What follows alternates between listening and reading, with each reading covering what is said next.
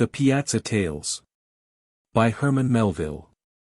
When I removed into the country, it was to occupy an old-fashioned farmhouse, which had no piazza, a deficiency the more regretted, because not only did I like piazzas, as somehow combining the coziness of indoors with the freedom of outdoors, and it is so pleasant to inspect your thermometer there, but the country round about was such a picture, that in berry time no boy climbs hill or crosses vale without coming upon easels planted in every nook, and sunburnt painters painting there.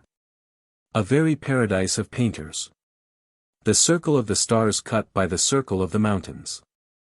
At least, so looks it from the house, though, once upon the mountains, no circle of them can you see.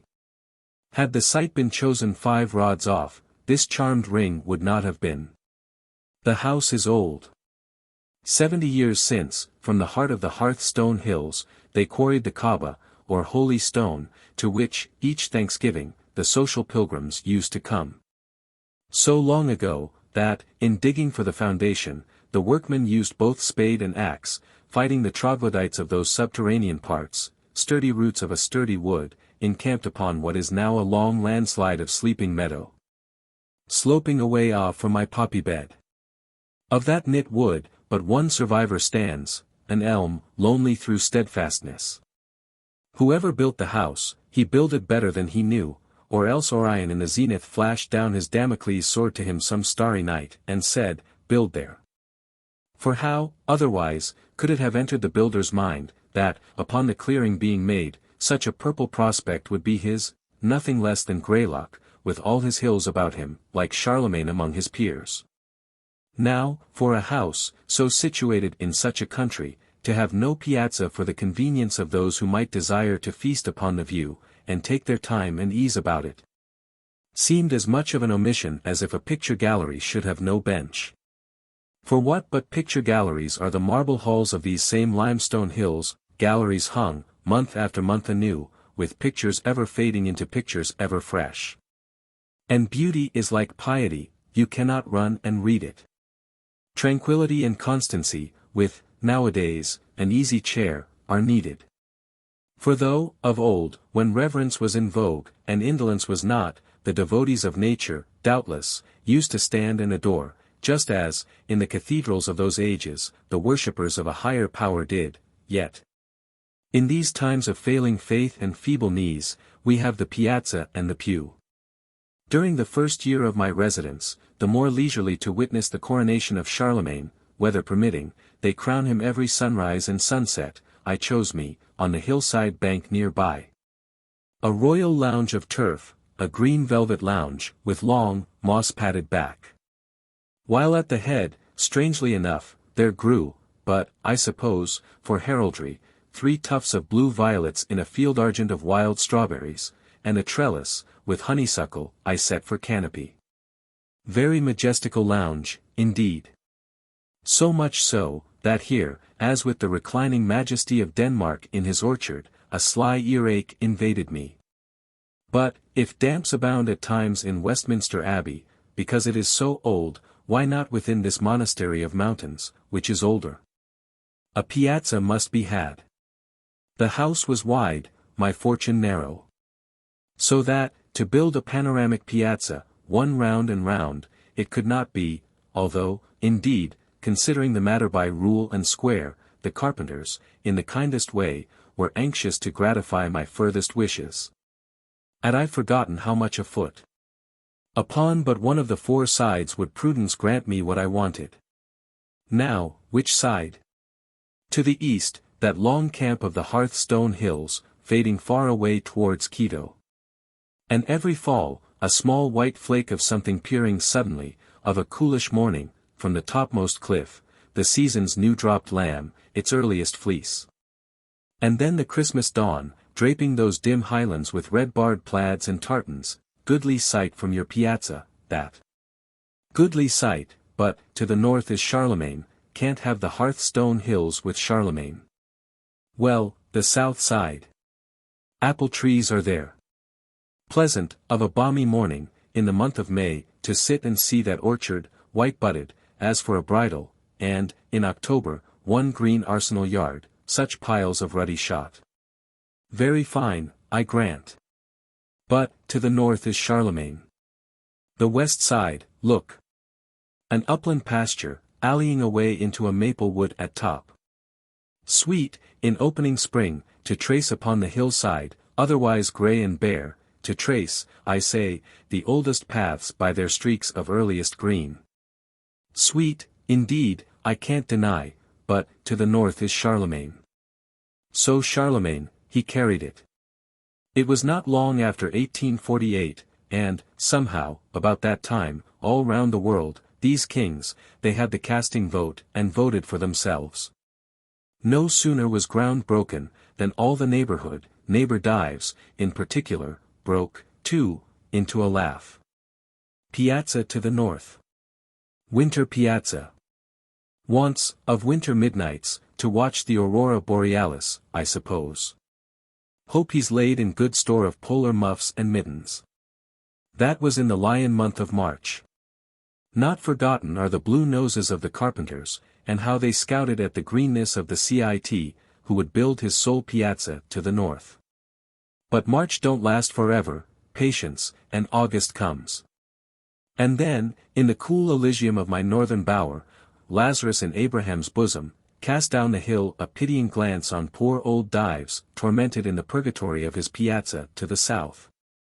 But, even in December, this northern piazza does not repel, nipping cold and gusty though it be, and the north wind, like any miller, bolting by the snow, in finest flour, for then, once more, with frosted beard, I paced the sleety deck.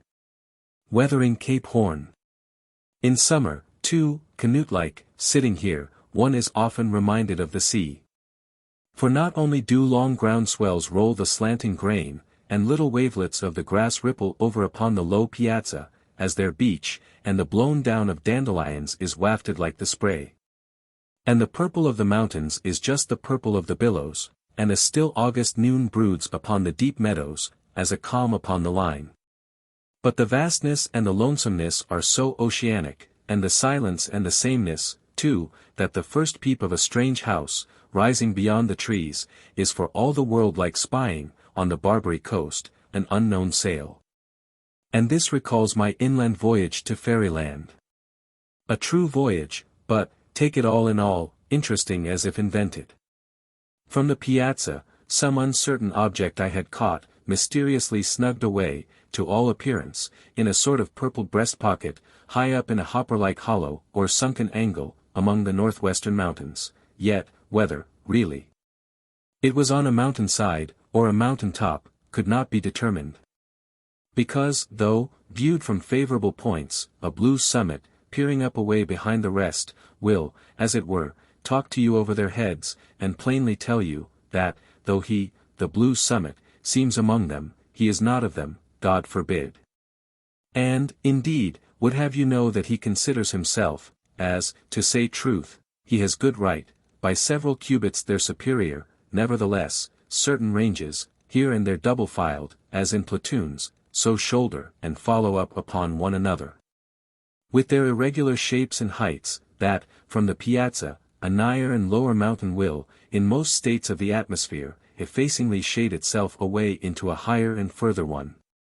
That an object, bleak on the former's crest, will, for all that, appear nested in the latter's flank.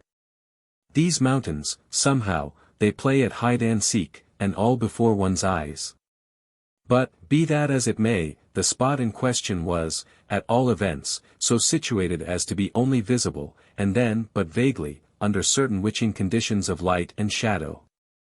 Indeed, for a year or more, I knew not there was such a spot, and might, perhaps, have never known, had it not been for a wizard afternoon in autumn, late in autumn, a mad poet's afternoon. When the turned maple woods in the broad basin below me, having lost their first vermilion tint, dully smoked, like smouldering towns, when flames expire upon their prey. And rumor had it, that this smokiness in the general air was not all Indian summer, which was not used to be so sick a thing, however mild, but, in great part, was blown from far-off forests, for weeks on fire, in Vermont. So that no wonder the sky was ominous as Hecate's cauldron, and two sportsmen, crossing a red stubble buckwheat field, seemed guilty Macbeth and foreboding Banquo. And the hermit's son, hut in an Adullam cave, well towards the south, according to his season, did little else but, by indirect reflection of narrow rays shot down a Simplon pass among the clouds, just steadily paint one small, round strawberry mole upon the wan cheek of northwestern hills. Signal as a candle. One spot of radiance, where all else was shade. Fairies there, thought I, some haunted ring where fairies dance.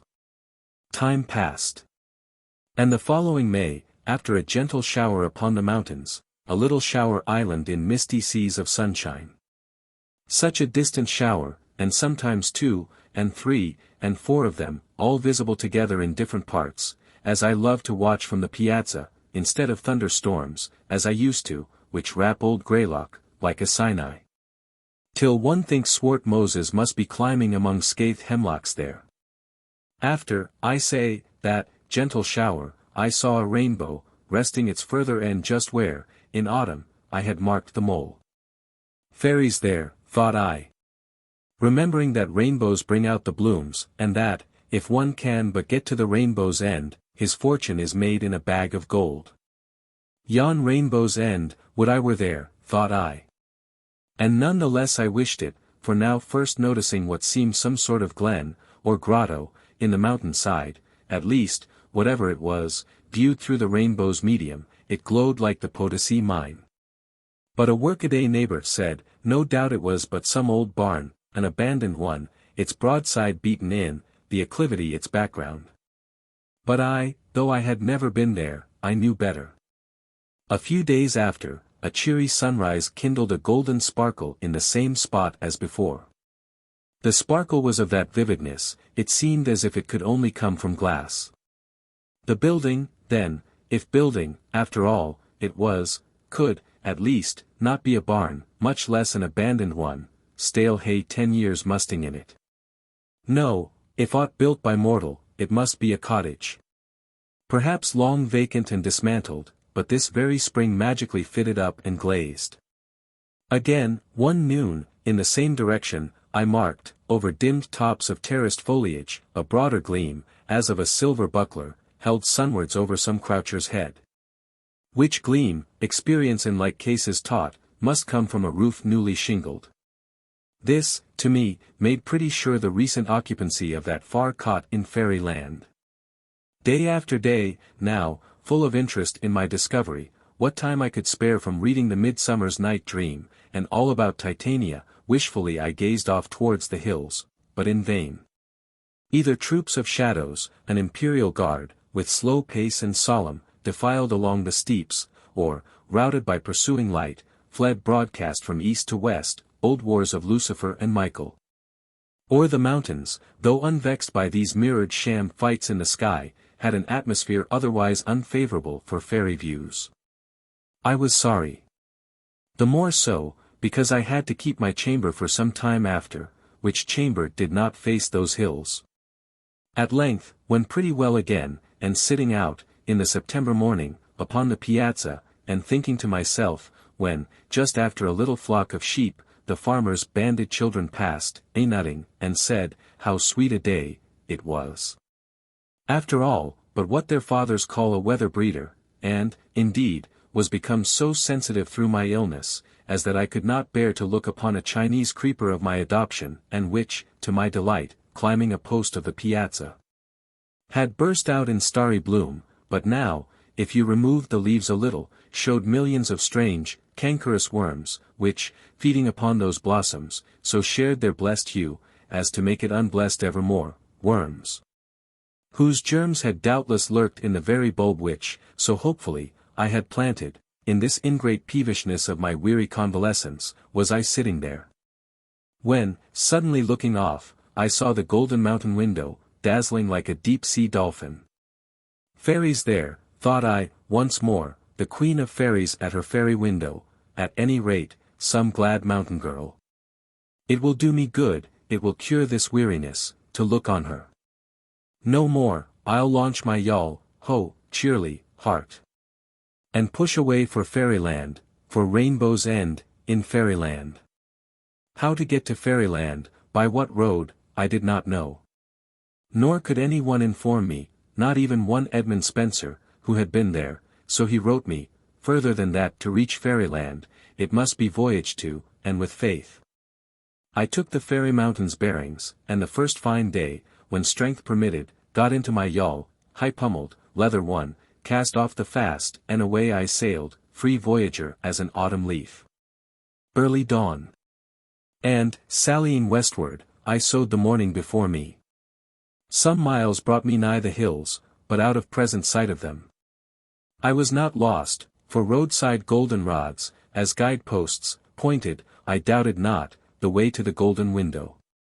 Following them, I came to a lone and languid region, where the grass-grown ways were travelled but by drowsy cattle, that, less waked than stirred by day, seemed to walk in sleep.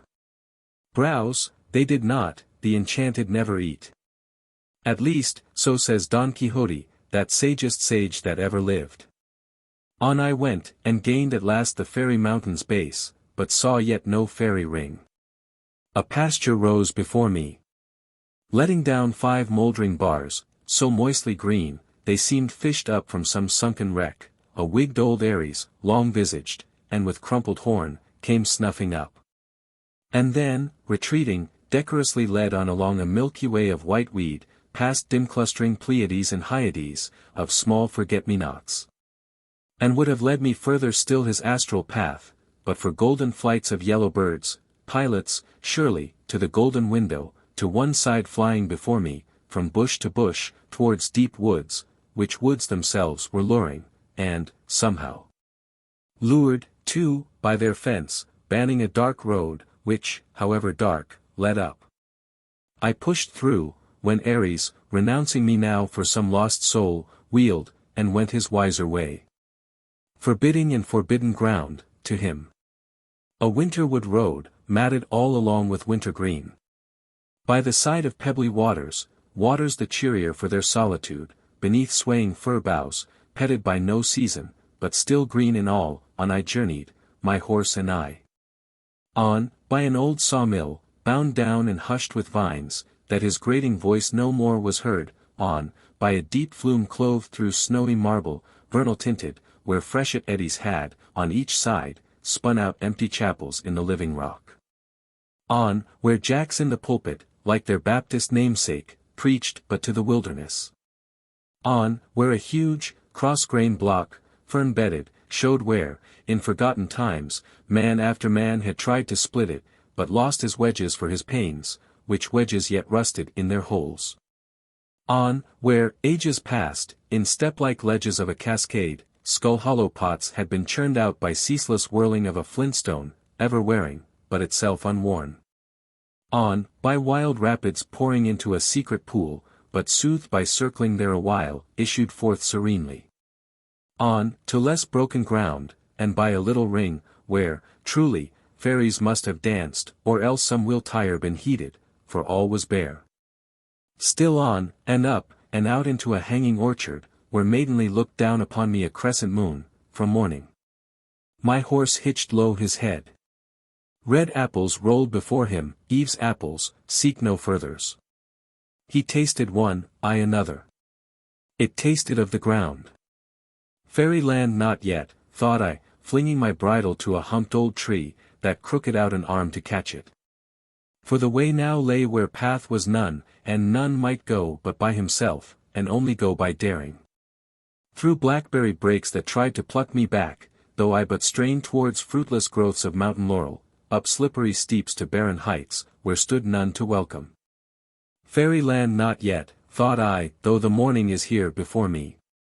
Footsore enough and weary, I gained not then my journey's end, but came ere long to a craggy pass, dipping towards growing regions still beyond. A zigzag road, half overgrown with blueberry bushes, here turned among the cliffs. A rent was in their ragged sides. Through it a little track branched off, which, upwards threading that short defile, came breezily out above, to where the mountain top, part sheltered northward, by a taller brother, sloped gently off a space, ere darkly plunging. And here, among fantastic rocks, reposing in a herd, the foot-track wound, half beaten, up to a little, low-storied, greyish cottage, capped, nun-like, with a peaked roof. On one slope, the roof was deeply weather-stained, and, nigh the turfy eaves trough, all velvet-napped, no doubt the snail-monks founded mossy priories there. The other slope was newly shingled. On the north side, doorless and windowless, the clapboards, innocent of paint, were yet green as the north side of lichened pines or copperless hulls of Japanese junks, becalmed. The whole base, like those of the neighboring rocks, was rimmed about with shaded streaks of richest sod, for, with hearthstones in fairyland, the natural rock, though housed, preserves to the last, just as in open fields, its fertilizing charm. Only, by necessity, working now at a remove, to the sward without. So, at least, says Oberon, grave authority in fairy lore. Though setting Oberon aside, certain it is, that, even in the common world, the soil, close up to farmhouses, as close up to pasture rocks, is, even though untended, ever richer than it is a few rods off, such gentle, nurturing heat is radiated there. But with this cottage, the shaded streaks were richest in its front and about its entrance, where the ground sill, and especially the door-sill had, through long eld, quietly settled down. No fence was seen, no enclosure. Nearby, ferns, ferns, ferns.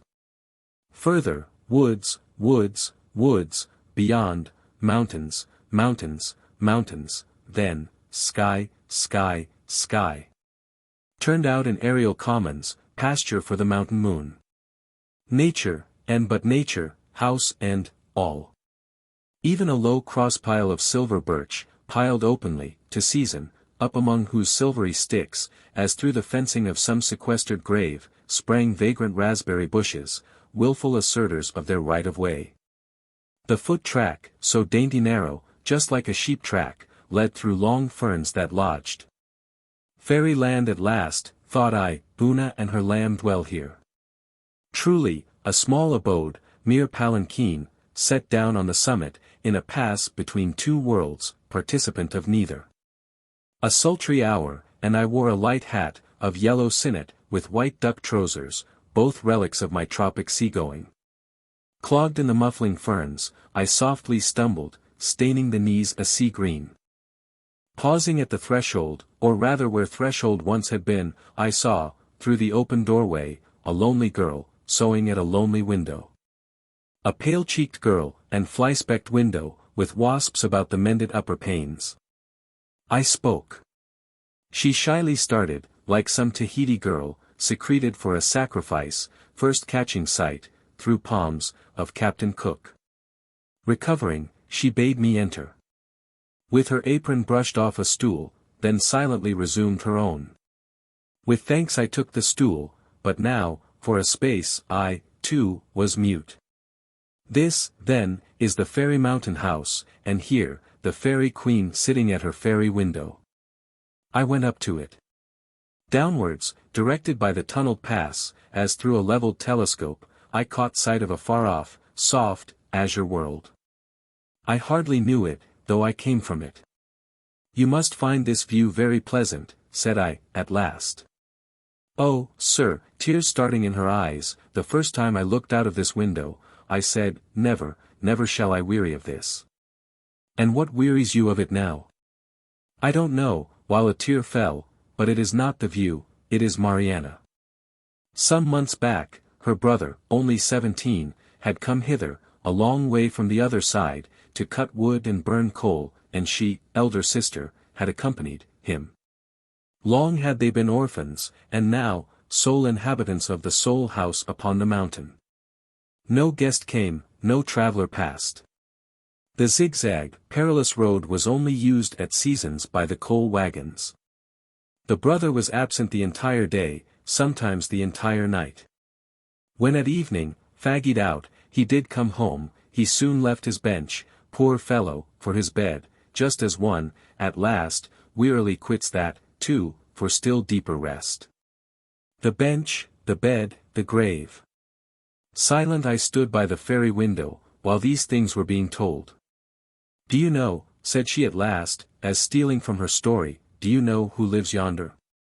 I have never been down into that country, away off there, I mean, that house, that marble one, pointing far across the lower landscape, have you not caught it?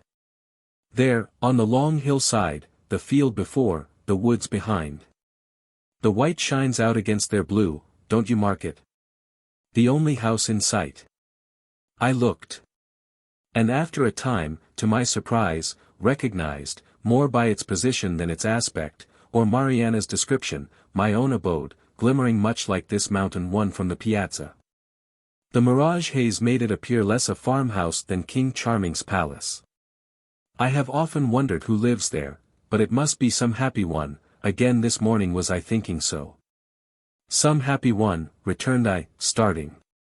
And why do you think that? You judge some rich one lives there. Rich or not, I never thought, but it looks so happy, I can't tell how, and it is so far away. Sometimes I think I do but dream it is there. You should see it in a sunset. No doubt the sunset gilds it finely, but not more than the sunrise does this house, perhaps. This house. The sun is a good sun, but it never gilds this house. Why should it? This old house is rotting. That makes it so mossy. In the morning, the sun comes in at this old window, to be sure, boarded up, when first we came. A window I can't keep clean, do what I may, and half burns, and nearly blinds me at my sewing, besides setting the flies and wasps astir, such flies and wasps as only lone mountain houses know. See, here is the curtain, this apron, I try to shut it out with then. It fades it, you see. Sun gild this house. Not that ever Mariana saw. Because when this roof is gilded most, then you stay here within. The hottest, weariest hour of day, you mean? Sir, the sun gilds not this roof. It leaked so, brother newly shingled all one side. Did you not see it? The north side, where the sun strikes most on what the rain has wetted. The sun is a good sun. But this roof, in first scorches, and then rots. An old house. They went west, and are long dead, they say, who built it. A mountain house. In winter no fox could den in it. That chimney place has been blocked up with snow, just like a hollow stump. Yours are strange fancies, Mariana. They but reflect the things. Then I should have said, these are strange things, rather than, yours are strange fancies. As you will, and took up her sewing. Something in those quiet words, or in that quiet act, it made me mute again. While, noting, through the fairy window, a broad shadow stealing on, as cast by some gigantic condor, floating at brooding poise on outstretched wings, I marked how, by its deeper and inclusive dusk, it wiped away into itself all lesser shades of rock or fern. You watch the cloud, said Mariana. No, a shadow, a cloud's, no doubt, though that I cannot see. How did you know it? Your eyes are on your work. It dusked my work. There, now the cloud is gone, Trey comes back. How? The dog, the shaggy dog. At noon, he steals off, of himself, to change his shape, returns, and lies down a while, nigh the door. Don't you see him? His head is turned round at you, though, when you came, he looked before him. Your eyes rest but on your work. What do you speak of? By the window, crossing. You mean this shaggy shadow, the nigh one? And, yes, now that I mark it, it is not unlike a large, black Newfoundland dog. The invading shadow gone, the invaded one returns. But I do not see what casts it. For that, you must go without. One of those grassy rocks, no doubt. You see his head, his face. The shadows? You speak as if you saw it, and all the time your eyes are on your work. Trey looks at you, still without glancing up, this is his hour, I see him. Have you then, so long sat at this mountain window, where but clouds and vapors pass, that, to you, shadows are as things, though you speak of them as of phantoms? That, by familiar knowledge, working like a second sight, you can, without looking for them, tell just where they are, though, as having mice-like feet, they creep about, and come and go. That, to you, these lifeless shadows are as living friends, who, though out of sight, are not out of mind, even in their faces, is it so? That way I never thought of it. But the friendliest one, that used to soothe my weariness so much, coolly quivering on the ferns, it was taken from me, never to return, as Trey did just now. The shadow of a birch. The tree was struck by lightning, and brother cut it up. You saw the cross pile outdoors, the buried root lies under it, but not the shadow. That is flown, and never will come back, nor ever anywhere stir again. Another cloud here stole along, once more blotting out the dog, and blackening all the mountain, while the stillness was so still, deafness might have forgot itself, or else believed that noiseless shadow spoke. Birds, Mariana, singing birds, I hear none, I hear nothing.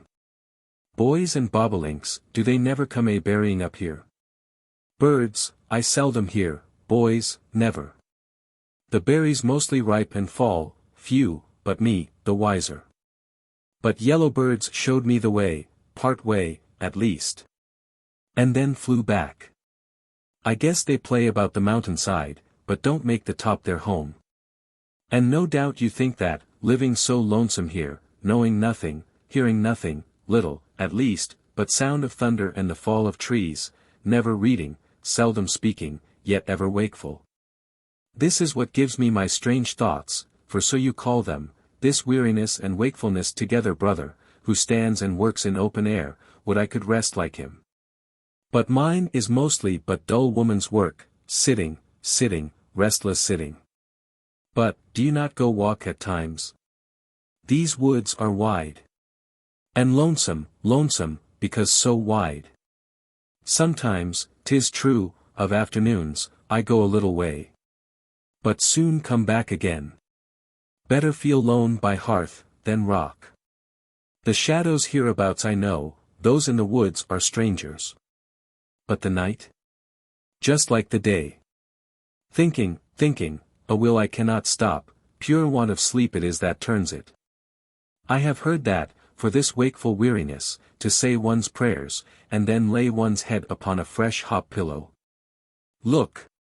Through the fairy window, she pointed down the steep to a small garden patch nearby, mere pot of rifled loam, half rounded in by sheltering rocks, where, side by side, some feet apart, nipped and puny, two hop vines climbed two poles, and, gaining their tip ends, would have then joined over in an upward clasp, but the baffled shoots, groping a while in empty air, trailed back whence they sprung.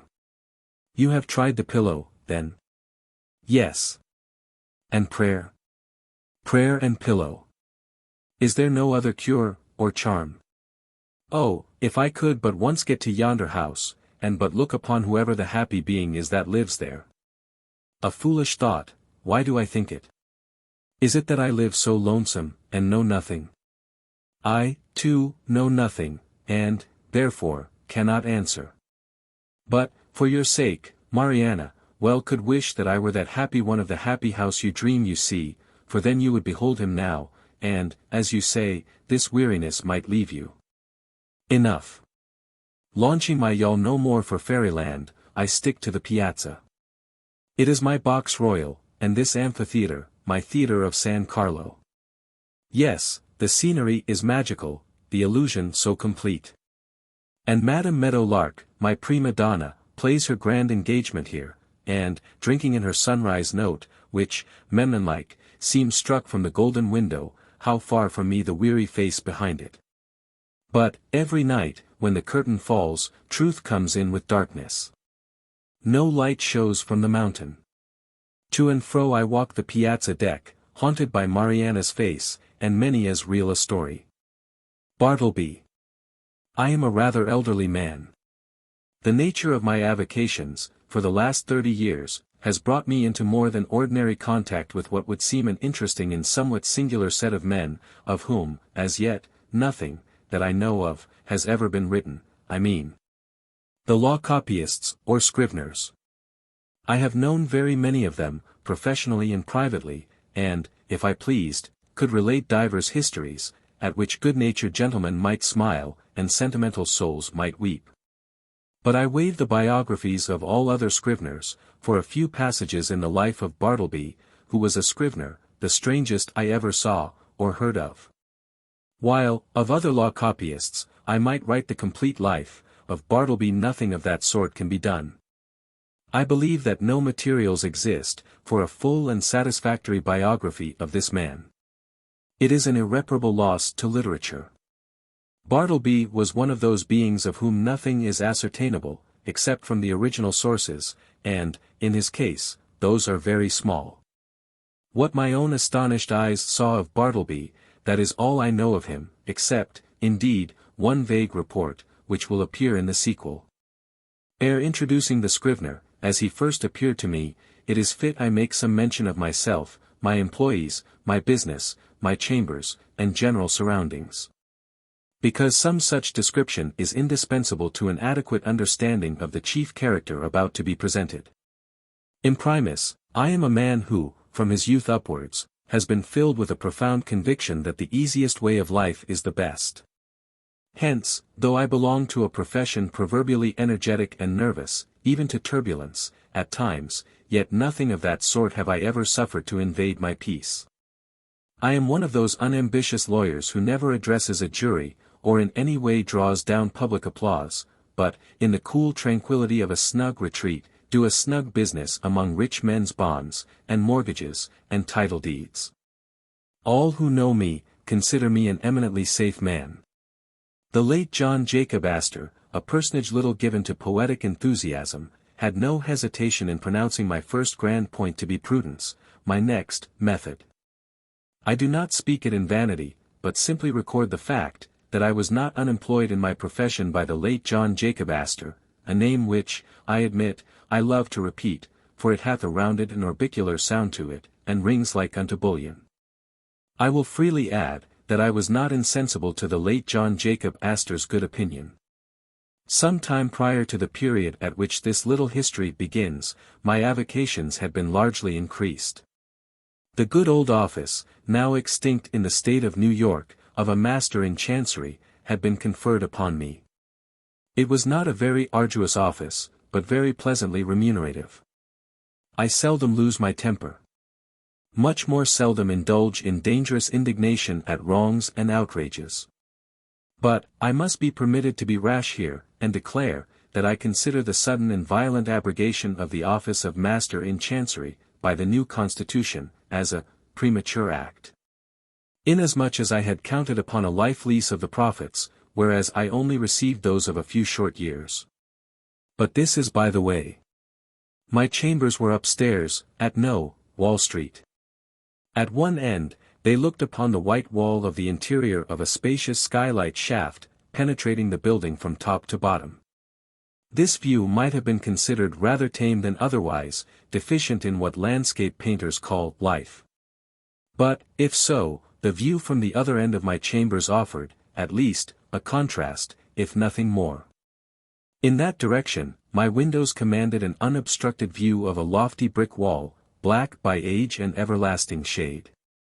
Which wall required no spyglass to bring out its lurking beauties, but, for the benefit of all nearsighted spectators, was pushed up to within 10 feet of my window panes. Owing to the great height of the surrounding buildings, and my chambers being on the second floor, the interval between this wall and mine not a little resembled a huge square cistern. At the period just preceding the advent of Bartleby, I had 2 persons as copyists in my employment, and a promising lad as an office boy.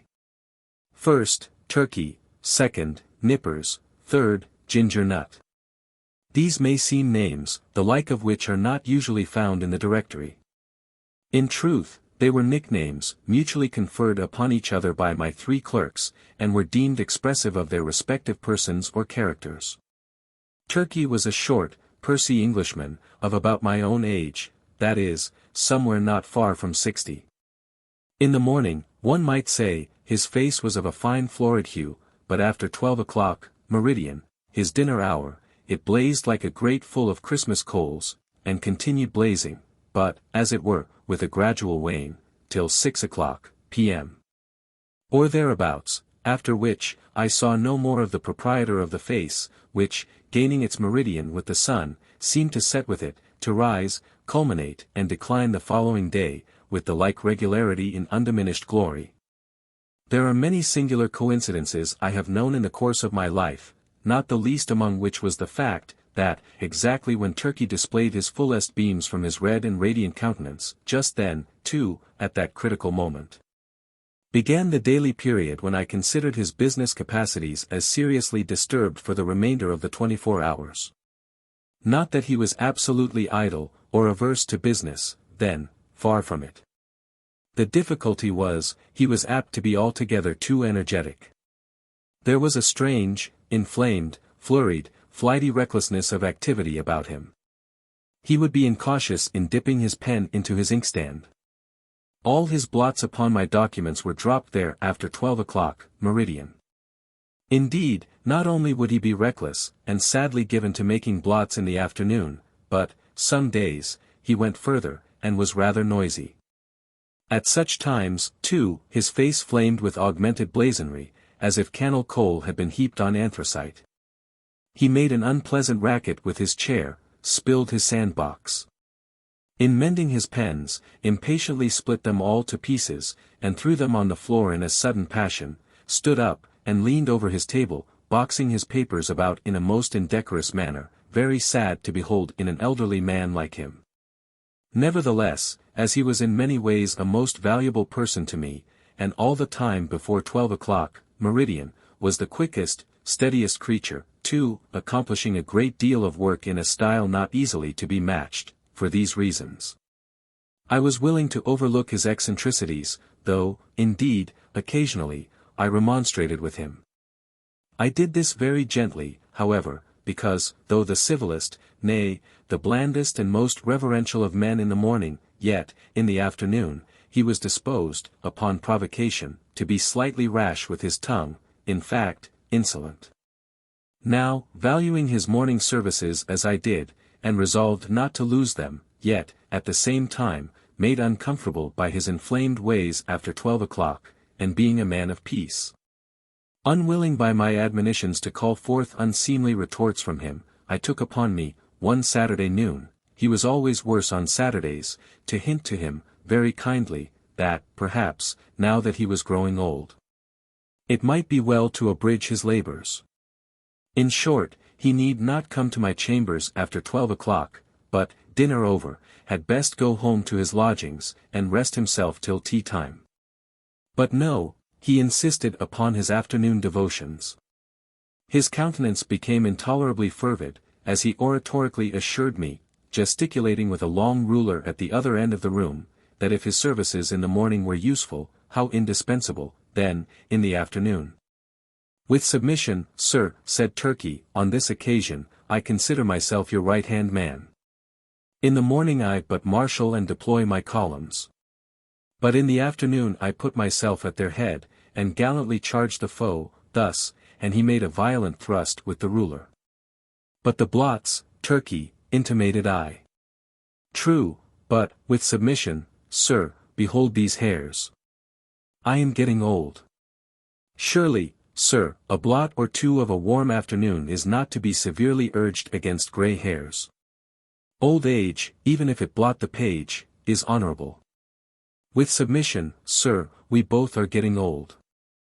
This appeal to my fellow feeling was hardly to be resisted. At all events, I saw that go he would not. So, I made up my mind to let him stay, resolving, nevertheless, to see to it that, during the afternoon, he had to do with my less important papers. Nippers, the second on my list, was a whiskered, sallow, and, upon the whole, rather piratical-looking young man, of about 25. I always deemed him the victim of two evil powers, ambition and indigestion. The ambition was evinced by a certain impatience of the duties of a mere copyist, an unwarrantable usurpation of strictly professional affairs, such as the original drawing up of legal documents. The indigestion seemed betokened in an occasional nervous testiness and grinning irritability, causing the teeth to audibly grind together over mistakes committed in copying. Unnecessary maledictions, hissed, rather than spoken, in the heat of business, and especially by a continual discontent with the height of the table where he worked. Though of a very ingenious mechanical turn, Nippers could never get this table to suit him.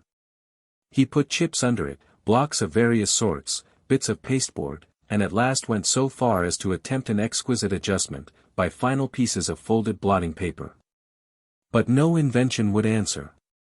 If, for the sake of easing his back, he brought the table lid at a sharp angle well up towards his chin, and wrote, there like a man using the steep roof of a Dutch house for his desk, then he declared that it stopped the circulation in his arms. If now he lowered the table to his waistbands, and stooped over it in writing, then there was a sore aching in his back. In short, the truth of the matter was, Nippers knew not what he wanted. Or, if he wanted anything, it was to be rid of a scrivener's table altogether. Among the manifestations of his diseased ambition was a fondness he had for receiving visits from certain ambiguous-looking fellows in seedy coats, whom he called his clients. Indeed, I was aware that not only was he, at times, considerable of a ward politician, but he occasionally did a little business at the justices' courts, and was not unknown on the steps of the tombs. I have good reason to believe, however, that one individual who called upon him at my chambers, and who, with a grand air, he insisted was his client, was no other than a dun, and the alleged title deed, a bill. But, with all his failings, and the annoyances he caused me, Nippers, like his compatriot Turkey, was a very useful man to me, wrote a neat, swift hand, and, when he chose, was not deficient in a gentlemanly sort of deportment. Added to this, he always dressed in a gentlemanly sort of way, and so, incidentally, reflected credit upon my chambers. Whereas, with respect to Turkey, I had much ado to keep him from being a reproach to me. His clothes were apt to look oily, and smell of eating-houses. He wore his pantaloons very loose and baggy in summer. His coats were execrable, his hat not to be handled. But while the hat was a thing of indifference to me, inasmuch as his natural civility and deference, as a dependent Englishman, always led him to doff it the moment he entered the room, yet his coat was another matter. Concerning his coats, I reasoned with him, but with no effect. The truth was, I suppose, that a man with so small an income could not afford to sport such a lustrous face and a lustrous coat at one and the same time. As Nippers once observed, Turkey's money went chiefly for red ink. One winter day, I presented Turkey with a highly respectable-looking coat of my own, a padded grey coat, of a most comfortable warmth, and which buttoned straight up from the knee to the neck. I thought Turkey would appreciate the favour, and abate his rashness and obstreperousness of afternoons. But no. I verily believe that buttoning himself up in so downy and blanket-like a coat had a pernicious effect upon him, upon the same principle that too much oats are bad for horses. In fact, precisely as a restive horse is said to feel his oats, so Turkey felt his coat. It made him insolent. He was a man whom prosperity harmed. Though, concerning the self-indulgent habits of Turkey, I had my own private surmises, yet, touching Nippers, I was well persuaded that, whatever might be his faults in other respects, he was, at least, a temperate young man. But, indeed, nature herself seemed to have been his vintner, and, at his birth, charged him so thoroughly with an irritable, brandy-like disposition, that all subsequent potations were needless. When I consider how, amid the stillness of my chambers, Nippers would sometimes impatiently rise from his seat, and stooping over his table, spread his arms wide apart, seize the whole desk, and move it and jerk it, with a grim, grinding motion on the floor, as if the table were a perverse voluntary agent, intent on thwarting and vexing him, I plainly perceive that, for Nippers, brandy and water were altogether superfluous.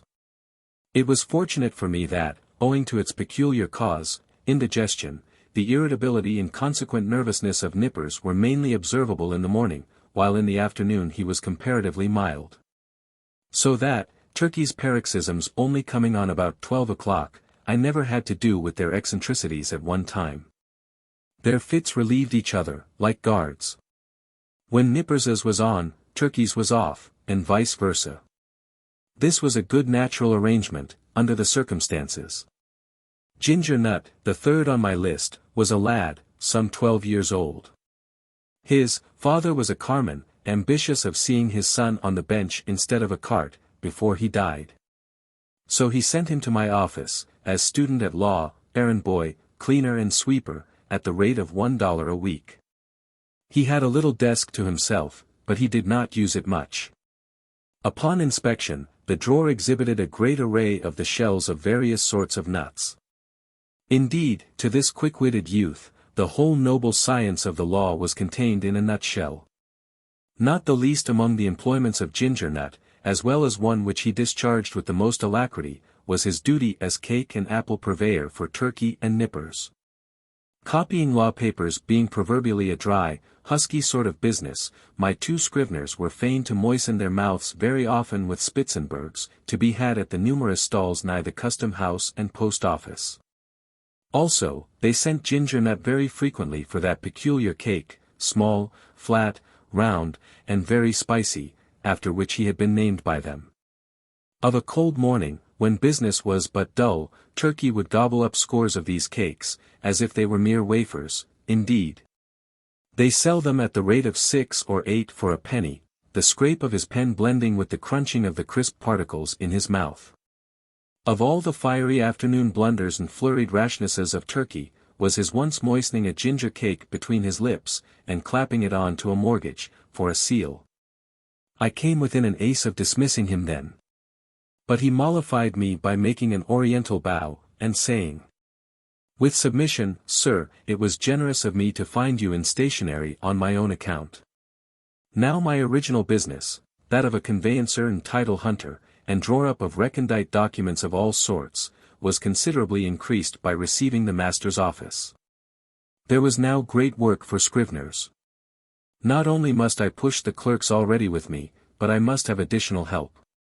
In answer to my advertisement, a motionless young man one morning stood upon my office threshold, the door being open, for it was summer. I can see that figure now, pallidly neat, pitiably respectable, incurably forlorn. It was Bartleby. After a few words touching his qualifications, I engaged him, glad to have among my corps of copyists a man of so singularly sedate an aspect, which I thought might operate beneficially upon the flighty temper of Turkey, and the fiery one of Nippers. I should have stated before that ground glass folding doors divided my premises into two parts, one of which was occupied by my scriveners, the other by myself. According to my humor, I threw open these doors, or closed them. I resolved to assign Bartleby a corner by the folding doors, but on my side of them, so as to have this quiet man within easy call, in case any trifling thing was to be done. I placed his desk close up to a small side window in that part of the room, a window which originally had afforded a lateral view of certain grimy backyards and bricks, but which, owing to subsequent erections, commanded at present no view at all, though it gave some light.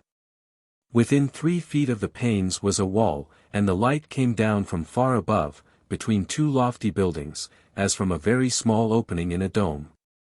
Still further to a satisfactory arrangement, I procured a high green folding screen, which might entirely isolate Bartleby from my sight, though not remove him from my voice. And thus, in a manner, privacy and society were conjoined. At first, Bartleby did an extraordinary quantity of writing. As if long famishing for something to copy, he seemed to gorge himself on my documents. There was no pause for digestion. He ran a day and night line, copying by sunlight and by candlelight. I should have been quite delighted with his application, had he been cheerfully industrious. But he wrote on silently, palely, mechanically. It is, of course, an indispensable part of a scrivener's business to verify the accuracy of his copy, word by word. Where there are 2 or more scriveners in an office, they assist each other in this examination, one reading from the copy, the other holding the original. It is a very dull, wearisome, and lethargic affair. I can readily imagine that, to some sanguine temperaments, it would be altogether intolerable. For example, I cannot credit that the meddlesome poet, Byron, would have contentedly sat down with Bartleby to examine a law document of, say 500 pages, closely written in a crimpy hand. Now and then, in the haste of business, it had been my habit to assist in comparing some brief document myself, calling Turkey or Nippers for this purpose. One object I had, in placing Bartleby so handy to me behind the screen, was, to avail myself of his services on such trivial occasions. It was on the third day, I think, of his being with me, and before any necessity had arisen for having his own writing examined, that, being much hurried to complete a small affair I had in hand, I abruptly called to Bartleby. In my haste and natural expectancy of instant compliance, I sat with my head bent over the original on my desk, and my right hand sideways, and somewhat nervously extended with the copy, so that, immediately upon emerging from his retreat, Bartleby might snatch it and proceed to business without the least delay. In this very attitude did I sit when I called to him, rapidly stating what it was I wanted him to do, namely, to examine a small paper with me. Imagine my surprise, nay, my consternation, when, without moving from his privacy, Bartleby, in a singularly mild, firm voice, replied, "I would prefer not to." I sat a while in perfect silence, rallying my stunned faculties. Immediately it occurred to me that my ears had deceived me, or Bartleby had entirely misunderstood my meaning. I repeated my request in the clearest tone I could assume, but in quite as clear a one came the previous reply, "I would prefer not to." "Prefer not to," echoed I, rising in high excitement, and crossing the room with a stride. "What do you mean? Are you moonstruck? I want you to help me compare this sheet here, take it," and I thrust it towards him. "I would prefer not to," said he. I looked at him steadfastly. His face was leanly composed, his grey eye dimly calm. Not a wrinkle of agitation rippled him. Had there been the least uneasiness, anger, impatience or impertinence in his manner? In other words, had there been anything ordinarily human about him, doubtless I should have violently dismissed him from the premises. But as it was, I should have as soon thought of turning my pale plaster of Paris bust of Cicero out of doors. I stood gazing at him a while, as he went on with his own writing, and then reseated myself at my desk. This is very strange, thought I. What had one best do? But my business hurried me. I concluded to forget the matter for the present, reserving it for my future leisure.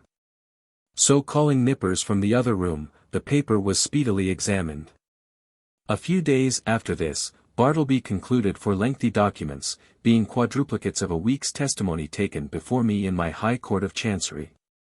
It became necessary to examine them. It was an important suit, and great accuracy was imperative. Having all things arranged, I called Turkey, Nippers and Ginger Nut, from the next room, meaning to place the 4 copies in the hands of my 4 clerks, while I should read from the original. Accordingly, Turkey, Nippers, and Ginger Nut had taken their seats in a row, each with his document in his hand, when I called to Bartleby to join this interesting group. "Bartleby! Quick, I am waiting." I heard a slow scrape of his chair legs on the uncarpeted floor, and soon he appeared standing at the entrance of his hermitage. "What is wanted?" said he, mildly. The copies," said I, hurriedly. "We are going to examine them. There," and I held towards him the 4th quadruplicate. "I would prefer not to," he said, and gently disappeared behind the screen. For a few moments I was turned into a pillar of salt, standing at the head of my seated column of clerks. Recovering myself, I advanced towards the screen, and demanded the reason for such extraordinary conduct. "Why do you refuse?" "I would prefer not to." With any other man I should have flown outright into a dreadful passion, scorned all further words, and thrust him ignominiously from my presence.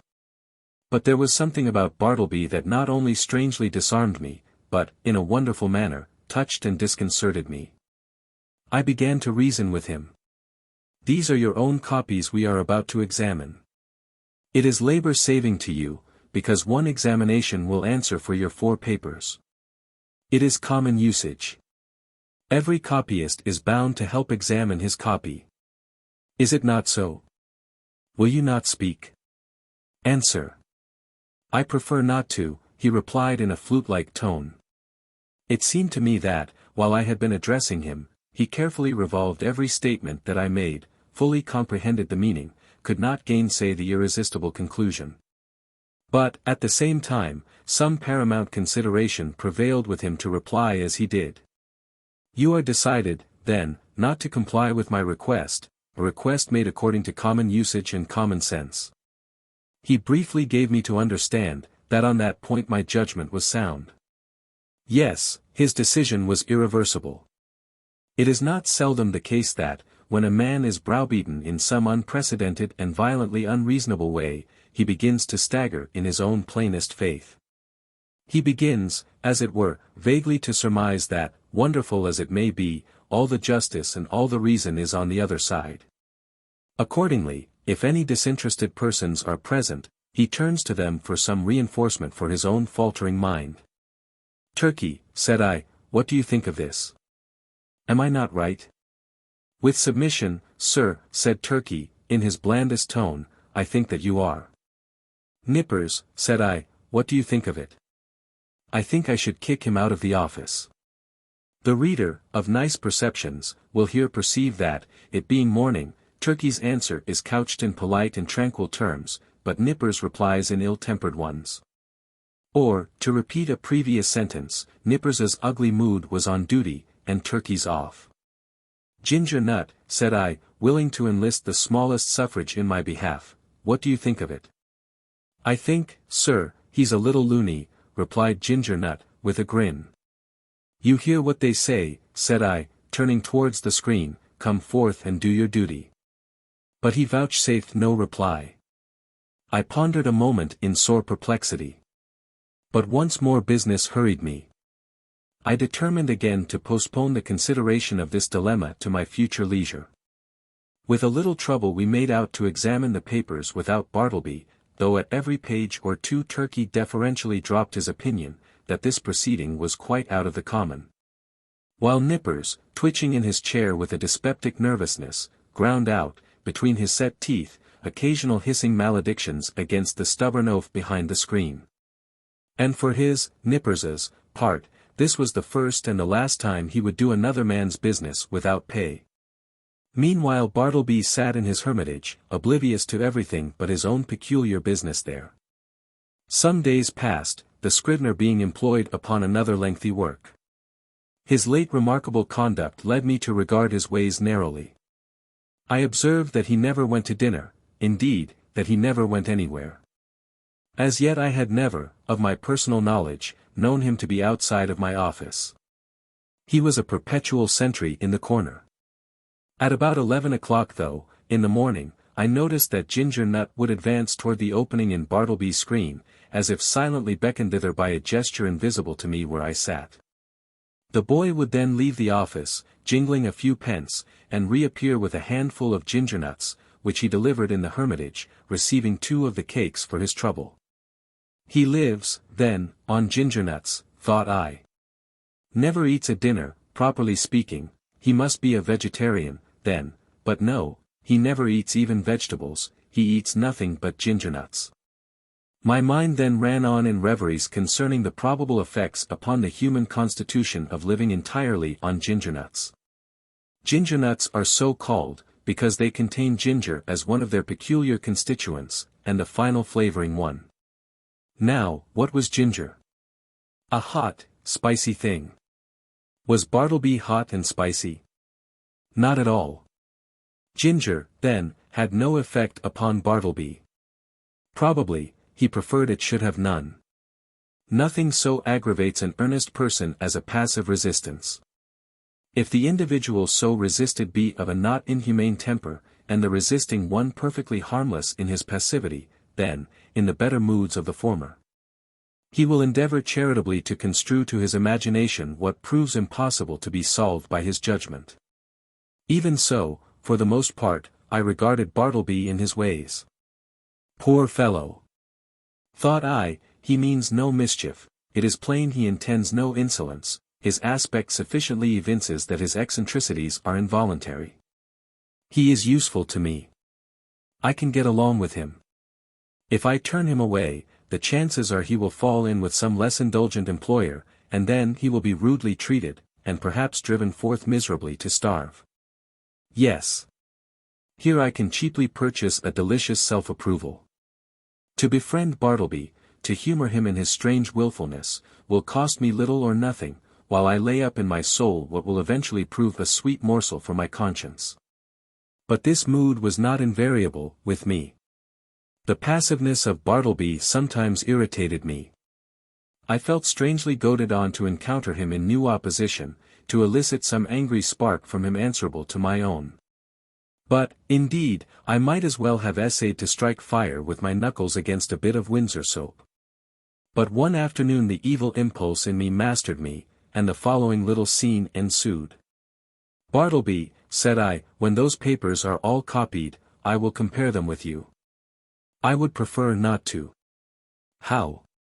Surely you do not mean to persist in that mulish vagary?" No answer. I threw open the folding doors nearby, and, turning upon Turkey in Nippers, exclaimed.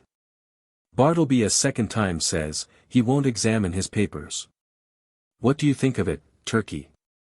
It was afternoon, be it remembered. Turkey sat glowing like a brass boiler, his bald head steaming, his hands reeling among his blotted papers. "Think of it?" roared Turkey. "I think I'll just step behind his screen, and black his eyes for him." So saying, Turkey rose to his feet and threw his arms into a pugilistic position. He was hurrying away to make good his promise, when I detained him, alarmed at the effect of incautiously rousing Turkey's combativeness after dinner. "Sit down, Turkey," said I, "and hear what Nippers has to say. What do you think of it, Nippers? Would I not be justified in immediately dismissing Bartleby?" "Excuse me, that is for you to decide, sir. I think his conduct quite unusual, and, indeed, unjust, as regards Turkey and myself. But it may only be a passing whim." "Ah," exclaimed I, "you have strangely changed your mind, then, you speak very gently of him now." "All beer," cried Turkey, "gentleness is effects of beer, Nippers and I dined together today. You see how gentle I am, sir. Shall I go and black his eyes?" "You refer to Bartleby, I suppose." "No, not today, Turkey," I replied, "pray, put up your fists." I closed the doors, and again advanced towards Bartleby. I felt additional incentives tempting me to my fate. I burned to be rebelled against again. I remembered that Bartleby never left the office. "Bartleby," said I, "Ginger Nut is away, just step around to the post office, won't you? It was but a 3 minutes walk, and see if there is anything for me." "I would prefer not to." "You will not?" "I prefer not." I staggered to my desk, and sat there in a deep study. My blind inveteracy returned. Was there any other thing in which I could procure myself to be ignominiously repulsed by this lean, penniless wight, my hired clerk? What added thing is there, perfectly reasonable, that he will be sure to refuse to do? "Bartleby." No answer. "Bartleby," in a louder tone. No answer. "Bartleby," I roared. Like a very ghost, agreeably to the laws of magical invocation, at the third summons, he appeared at the entrance of his hermitage. "Go to the next room, and tell Nippers to come to me." "I prefer not to," he respectfully and slowly said, and mildly disappeared. "Very good, Bartleby," said I, in a quiet sort of serenely severe self-possessed tone, intimating the unalterable purpose of some terrible retribution very close at hand. At the moment I half intended something of the kind. But upon the whole, as it was drawing towards my dinner hour, I thought it best to put on my hat and walk home for the day, suffering much from perplexity and distress of mind. Shall I acknowledge it? The conclusion of this whole business was, that it soon became a fixed fact of my chambers, that a pale young scrivener, by the name of Bartleby, had a desk there. That he copied for me at the usual rate of 4 cents a folio, 100 words. But he was permanently exempt from examining the work done by him, that duty being transferred to Turkey in Nippers, out of compliment, doubtless, to their superior acuteness. Moreover, said Bartleby was never, on any account, to be dispatched on the most trivial errand of any sort. And that even if entreated to take upon him such a matter, it was generally understood that he would prefer not to, in other words, that he would refuse point blank. As days passed on, I became considerably reconciled to Bartleby. His steadiness, his freedom from all dissipation, his incessant industry, except when he chose to throw himself into a standing reverie behind his screen, his great stillness, his unalterableness of demeanor under all circumstances, made him a valuable acquisition. One prime thing was this: he was always there, first in the morning, continually through the day, and the last at night. I had a singular confidence in his honesty. I felt my most precious papers perfectly safe in his hands. Sometimes, to be sure, I could not, for the very soul of me, avoid falling into sudden spasmodic passions with him. For it was exceeding difficult to bear in mind all the time those strange peculiarities, privileges, and unheard-of exemptions, forming the tacit stipulations on Bartleby's part under which he remained in my office. Now and then, in the eagerness of dispatching pressing business, I would inadvertently summon Bartleby, in a short, rapid tone, to put his finger, say, on the incipient tie of a bit of red tape with which I was about compressing some papers. Of course, from behind the screen the usual answer, "I prefer not to," was sure to come, and then, how could a human creature, with the common infirmities of our nature, refrain from bitterly exclaiming upon such perverseness, such unreasonableness? However, every added repulse of this sort which I received only tended to lessen the probability of my repeating the inadvertence. Here it must be said, that according to the custom of most legal gentlemen occupying chambers in densely populated law buildings, there were several keys to my door. One was kept by a woman residing in the attic, which person weekly scrubbed and daily swept and dusted my apartments. Another was kept by Turkey for convenience sake. The third I sometimes carried in my own pocket. The fourth I knew not who had. Now, one Sunday morning I happened to go to Trinity Church, to hear a celebrated preacher, and finding myself rather early on the ground I thought I would walk round to my chambers for a while. Luckily I had my key with me.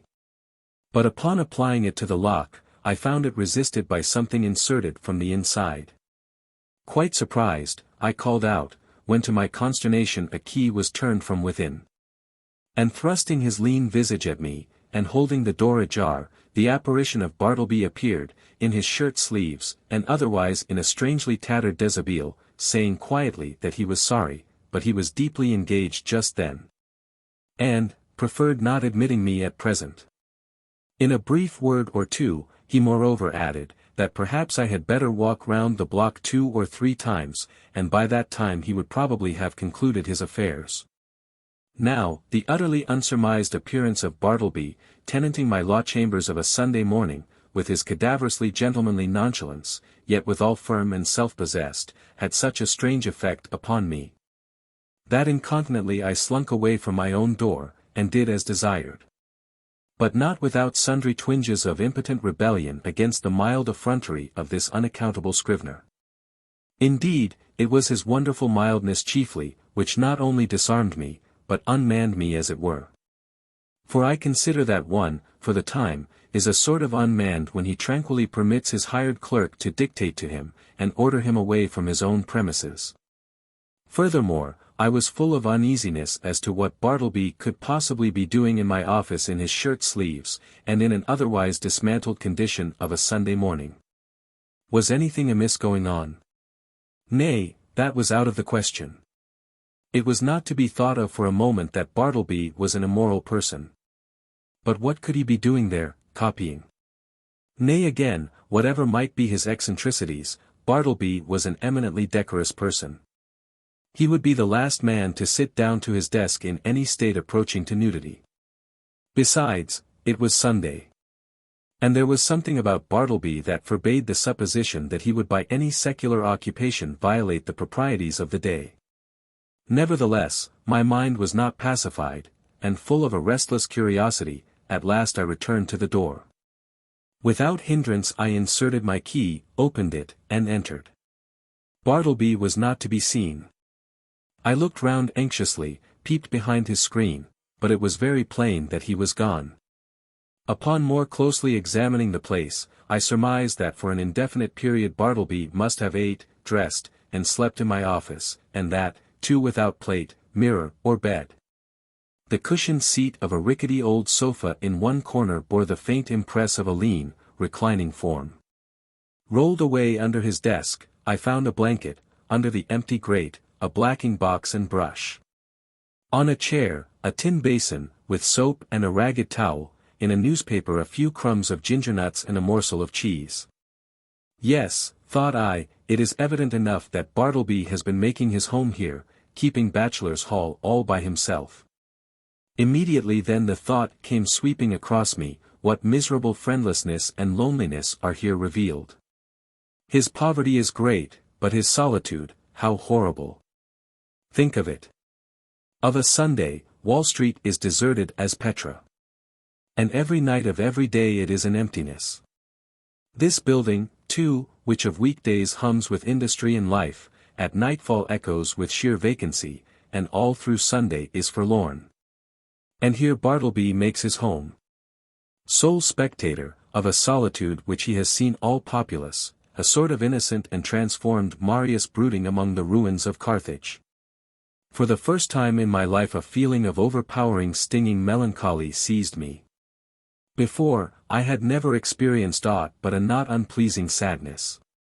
The bond of a common humanity now drew me irresistibly to gloom. A fraternal melancholy. For both I and Bartleby were sons of Adam. I remembered the bright silks and sparkling faces I had seen that day, in gala trim, swan-like sailing down the Mississippi of Broadway.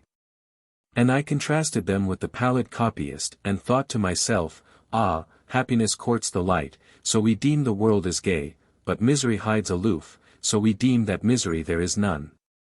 These sad fancyings, chimeras, doubtless, of a sick and silly brain, led on to other and more special thoughts, concerning the eccentricities of Bartleby. Presentiments of strange discoveries hovered round me. The scrivener's pale form appeared to me laid out, among uncaring strangers, in its shivering winding sheet. Suddenly I was attracted by Bartleby's closed desk, the key in open sight left in the lock. I mean no mischief, seek the gratification of no heartless curiosity, thought I, besides, the desk is mine, and its contents, too, so I will make bold to look within. Everything was methodically arranged, the papers smoothly placed. The pigeon-holes were deep, and removing the files of documents, I groped into their recesses. Presently I felt something there, and dragged it out. It was an old bandana handkerchief, heavy and knotted. I opened it, and saw it was a savings bank. I now recalled all the quiet mysteries which I had noted in the man. I remembered that he never spoke but to answer, that, though at intervals he had considerable time to himself, yet I had never seen him reading, no, not even a newspaper. That for long periods he would stand looking out, at his pale window behind the screen, upon the dead brick wall, I was quite sure he never visited any refectory or eating-house. While his pale face clearly indicated that he never drank beer like Turkey, or tea and coffee even, like other men, that he never went anywhere in particular that I could learn. Never went out for a walk, unless, indeed, that was the case at present, that he had declined telling who he was, or whence he came, or whether he had any relatives in the world, that though so thin and pale, he never complained of ill health. And more than all, I remembered a certain unconscious air of pallid, how shall I call it? Of pallid haughtiness, say, or rather an austere reserve about him, which had positively awed me into my tame compliance with his eccentricities, when I had feared to ask him to do the slightest incidental thing for me, even though I might know, from his long-continued motionlessness, that behind his screen he must be standing in one of those dead-wall reveries of his. Revolving all these things, and coupling them with the recently discovered fact, that he made my office his constant abiding place and home, and not forgetful of his morbid moodiness. Revolving all these things, a prudential feeling began to steal over me. My first emotions had been those of pure melancholy and sincerest pity. But just in proportion as the forlornness of Bartleby grew and grew to my imagination, did that same melancholy merge into fear, that pity into repulsion. So true it is, and so terrible, too, that up to a certain point the thought or sight of misery enlists our best affections, but, in certain special cases, beyond that point it does not. They err who would assert that invariably this is owing to the inherent selfishness of the human heart. It rather proceeds from a certain hopelessness of remedying excessive and organic ill. To a sensitive being, pity is not seldom pain. And when at last it is perceived that such pity cannot lead to effectual succor, common sense bids the soul be rid of it. What I saw that morning persuaded me that the scrivener was the victim of innate and incurable disorder. I might give alms to his body, but his body did not pain him, it was his soul that suffered, and his soul I could not reach. I did not accomplish the purpose of going to Trinity Church that morning. Somehow, the things I had seen disqualified me for the time from church going. I walked homeward, thinking what I would do with Bartleby. Finally, I resolved upon this: I would put certain calm questions to him the next morning, touching his history, etc. And if he declined to answer them openly and unreservedly, and I supposed he would prefer not, then to give him a $20 bill over and above whatever I might owe him, and tell him his services were no longer required. But that if in any other way I could assist him, I would be happy to do so, especially if he desired to return to his native place, wherever that might be, I would willingly help to defray the expenses. Moreover, if, after reaching home, he found himself at any time in want of aid, a letter from him would be sure of a reply. The next morning came. "Bartleby," said I, gently calling to him behind his screen. No reply. "Bartleby," said I, in a still gentler tone, "come here, I am not going to ask you to do anything you would prefer not to do, I simply wish to speak to you." Upon this he noiselessly slid into view. "Will you tell me, Bartleby, where you were born?" "I would prefer not to." "Will you tell me anything about yourself?" "I would prefer not to." "But what reasonable objection can you have to speak to me?" "I feel friendly towards you."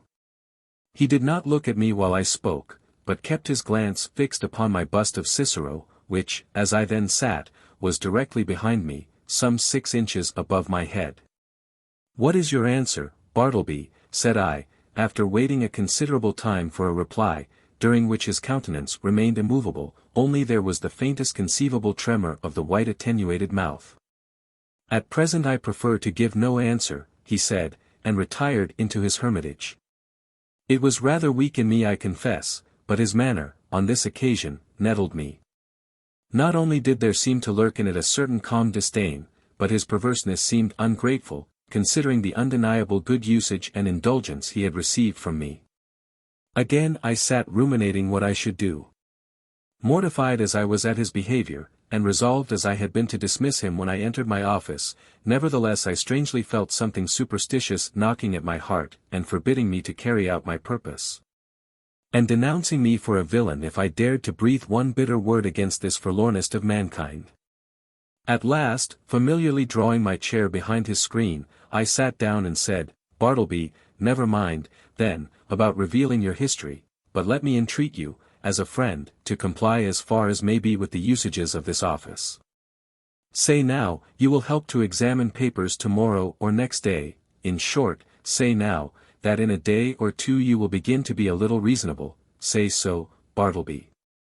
"At present I would prefer not to be a little reasonable," was his mildly cadaverous reply.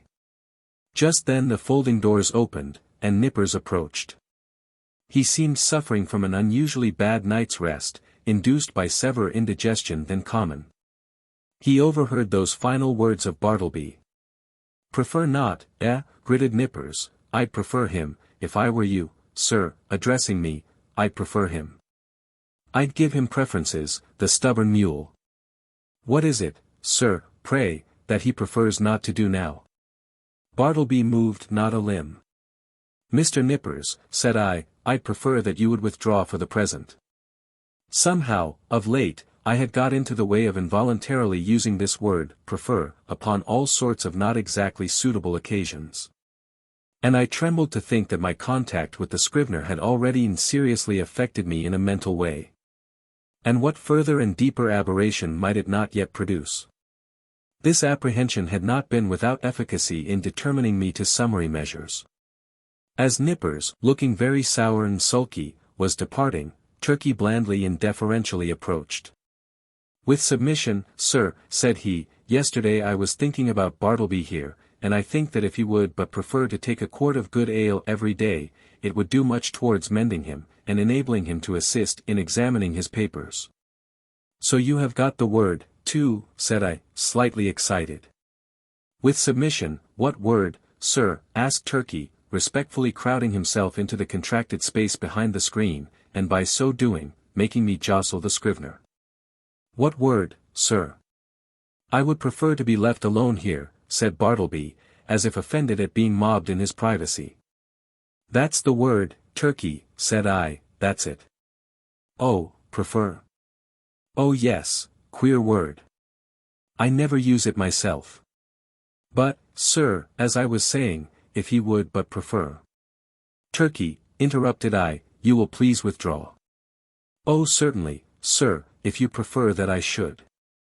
As he opened the folding door to retire, Nippers at his desk caught a glimpse of me, and asked whether I would prefer to have a certain paper copied on blue paper or white. He did not in the least roguishly accent the word prefer. It was plain that it involuntarily rolled from his tongue. I thought to myself, surely I must get rid of a demented man, who already has in some degree turned the tongues, if not the heads of myself and clerks. But I thought it prudent not to break the dismission at once. The next day I noticed that Bartleby did nothing but stand at his window in his dead-wall reverie. Upon asking him why he did not write, he said that he had decided upon doing no more writing. "Why, how now? What next?" exclaimed I, "do no more writing?" "No more. And what is the reason?" "Do you not see the reason for yourself?" he indifferently replied. I looked steadfastly at him, and perceived that his eyes looked dull and glazed. Instantly it occurred to me, that his unexampled diligence in copying by his dim window for the first few weeks of his stay with me might have temporarily imparted his vision. I was touched. I said something in condolence with him.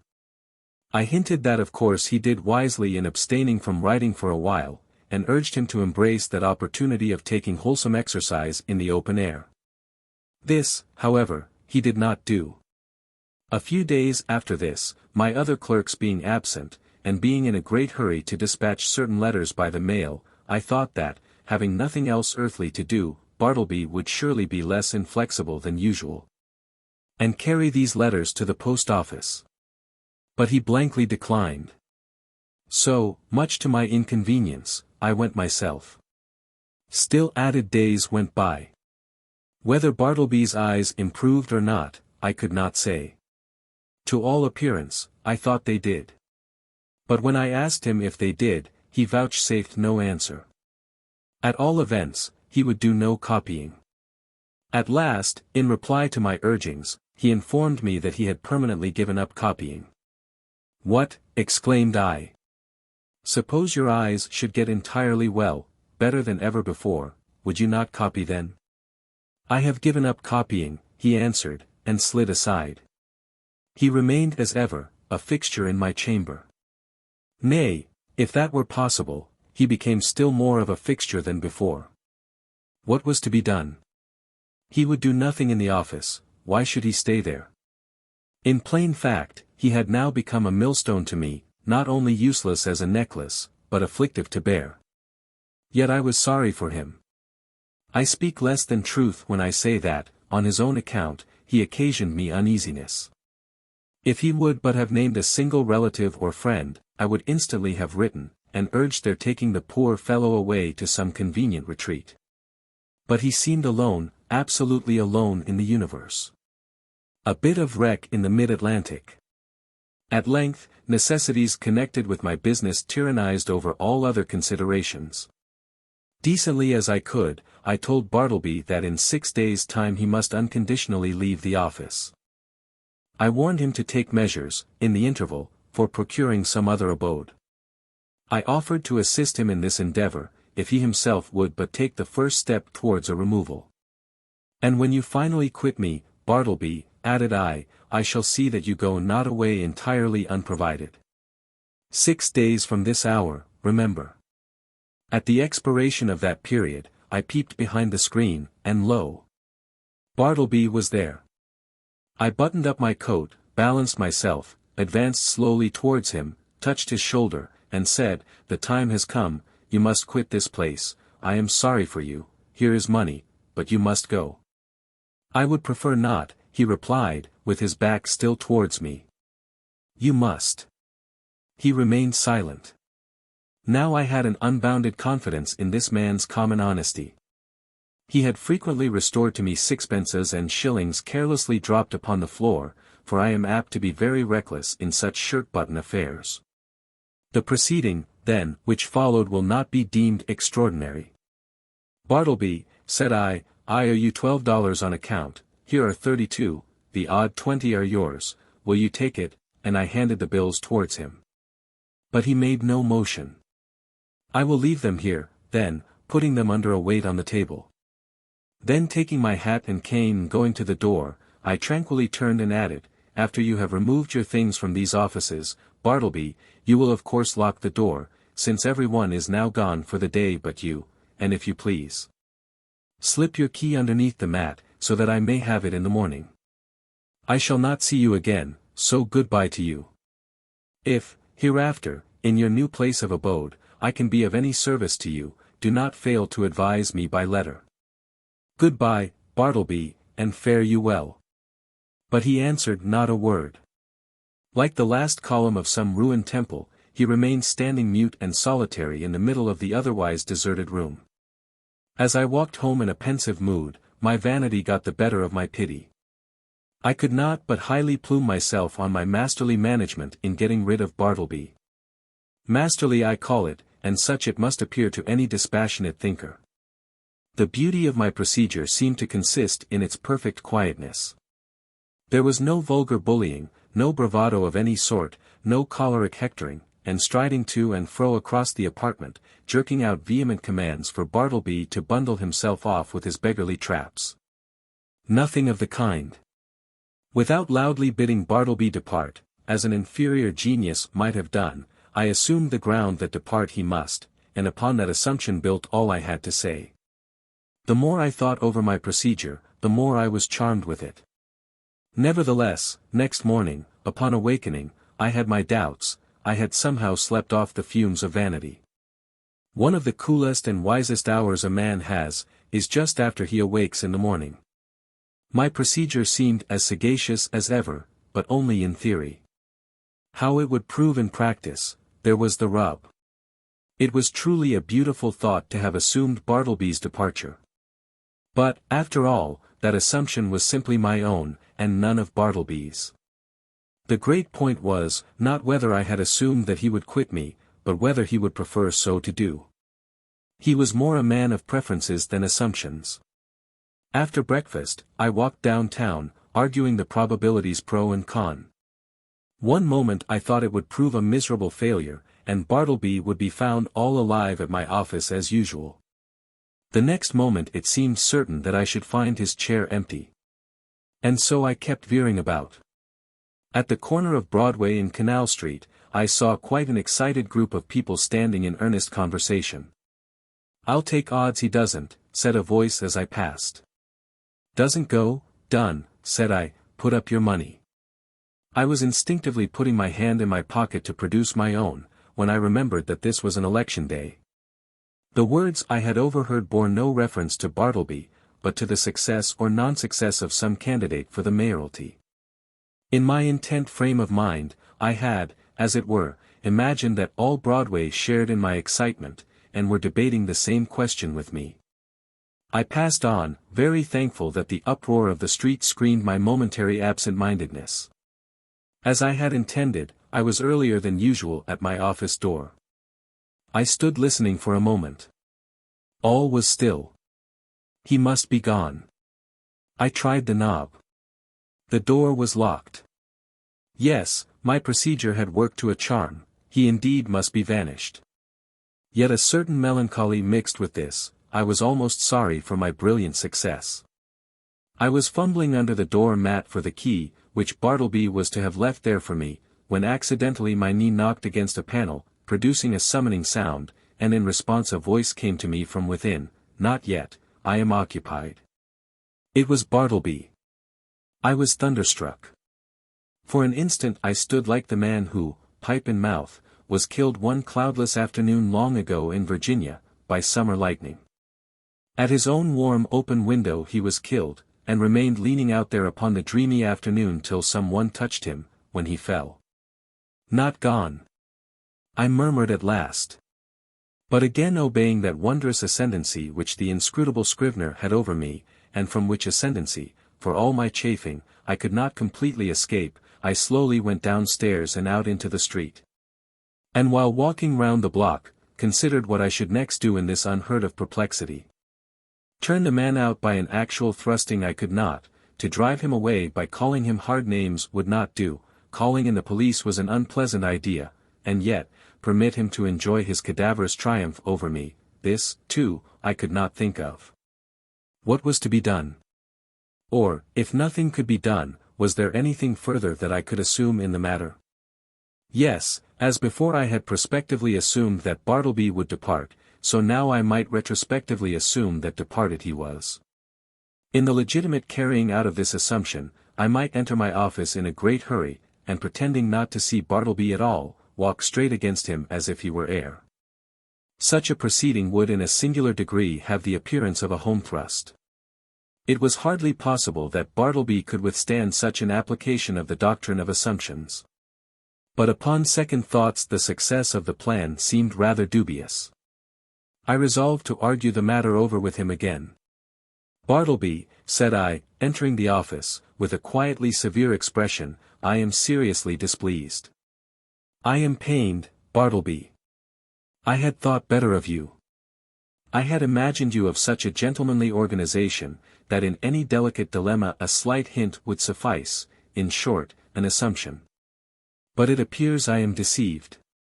Why," I added, unaffectedly starting, "you have not even touched that money yet," pointing to it, just where I had left it the evening previous. He answered nothing. "Will you, or will you not, quit me?" I now demanded in a sudden passion, advancing close to him. "I would prefer not to quit you," he replied gently emphasizing the not. "What earthly right have you to stay here? Do you pay any rent? Do you pay my taxes? Or is this property yours?" He answered nothing. "Are you ready to go on and write now? Are your eyes recovered? Could you copy a small paper for me this morning? Or help examine a few lines? Or step round to the post office?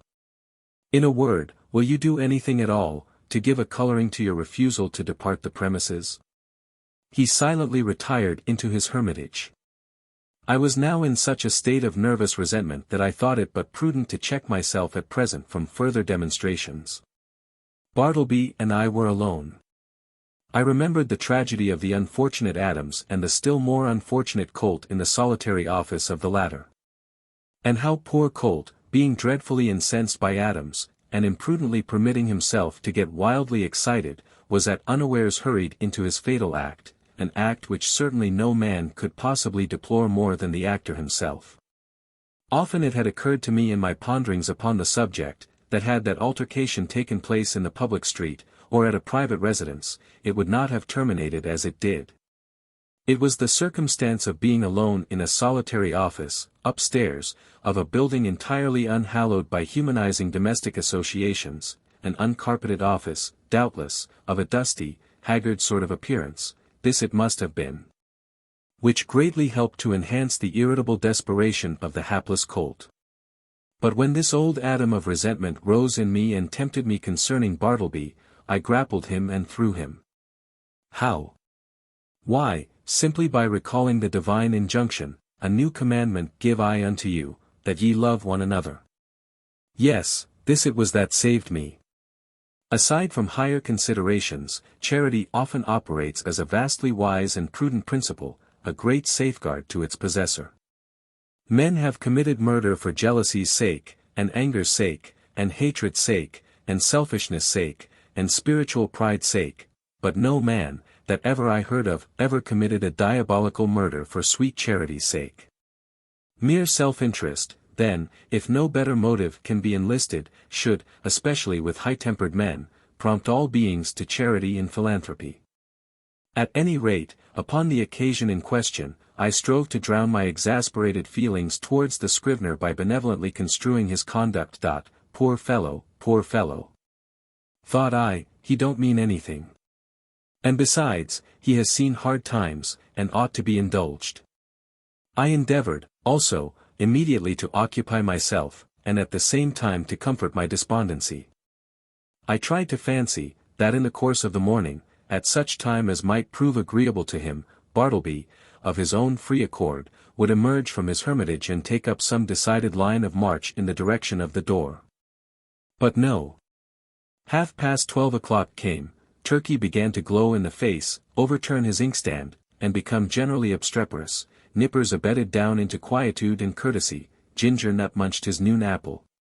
And Bartleby remained standing at his window in one of his profoundest dead-wall reveries. Will it be credited? Ought I to acknowledge it? That afternoon I left the office without saying one further word to him.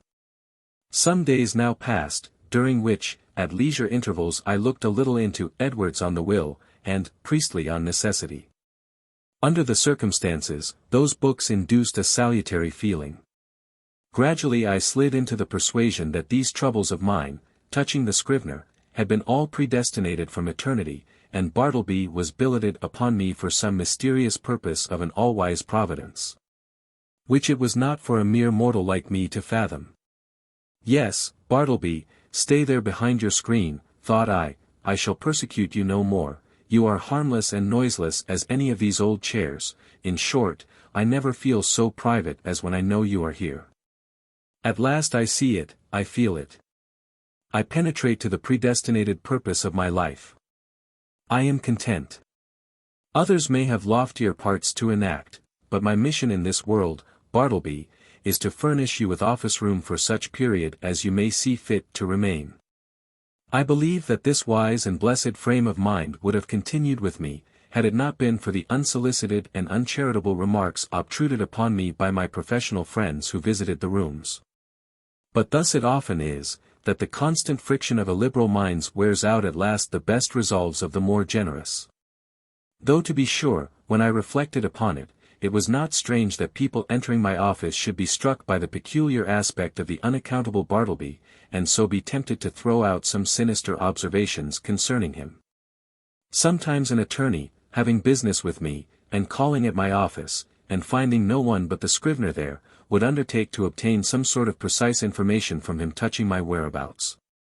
But without heeding his idle talk, Bartleby would remain standing immovable in the middle of the room. So after contemplating him in that position for a time, the attorney would depart, no wiser than he came. Also, when a reference was going on, and the room full of lawyers and witnesses, and business driving fast, some deeply occupied legal gentleman present, seeing Bartleby wholly unemployed, would request him to run round to the legal gentleman's, office and fetch some papers for him. Thereupon, Bartleby would tranquilly decline, and yet remain idle as before. Then the lawyer would give a great stare, and turn to me. And what could I say? At last I was made aware that all through the circle of my professional acquaintance, a whisper of wonder was running round, having reference to the strange creature I kept at my office. This worried me very much. And as the idea came upon me of his possibly turning out a long-lived man, and keep occupying my chambers, and denying my authority, and perplexing my visitors, and scandalizing my professional reputation, and casting a general gloom over the premises, keeping soul and body together to the last upon his savings, for doubtless he spent but half a dime a day, and in the end perhaps outlived me, and claimed possession of my office by right of his perpetual occupancy. As all these dark anticipations crowded upon me more and more, and my friends continually intruded their relentless remarks upon the apparition in my room, a great change was wrought in me. I resolved to gather all my faculties together, and forever rid me of this intolerable incubus. Ere revolving any complicated project, however, adapted to this end, I first simply suggested to Bartleby the propriety of his permanent departure. In a calm and serious tone, I commended the idea to his careful and mature consideration. But, having taken 3 days to meditate upon it, he apprised me, that his original determination remained the same, in short, that he still preferred to abide with me. What shall I do? I now said to myself, buttoning up my coat to the last button. What shall I do? What ought I to do? What does conscience say I should do with this man, or, rather, ghost? Rid myself of him, I must, go, he shall. But how? You will not thrust him, the poor, pale, passive mortal, you will not thrust such a helpless creature out of your door. You will not dishonor yourself by such cruelty. No, I will not, I cannot do that. Rather would I let him live and die here, and then mason up his remains in the wall. What, then, will you do? For all your coaxing, he will not budge. Bribes he leaves under your own paperweight on your table.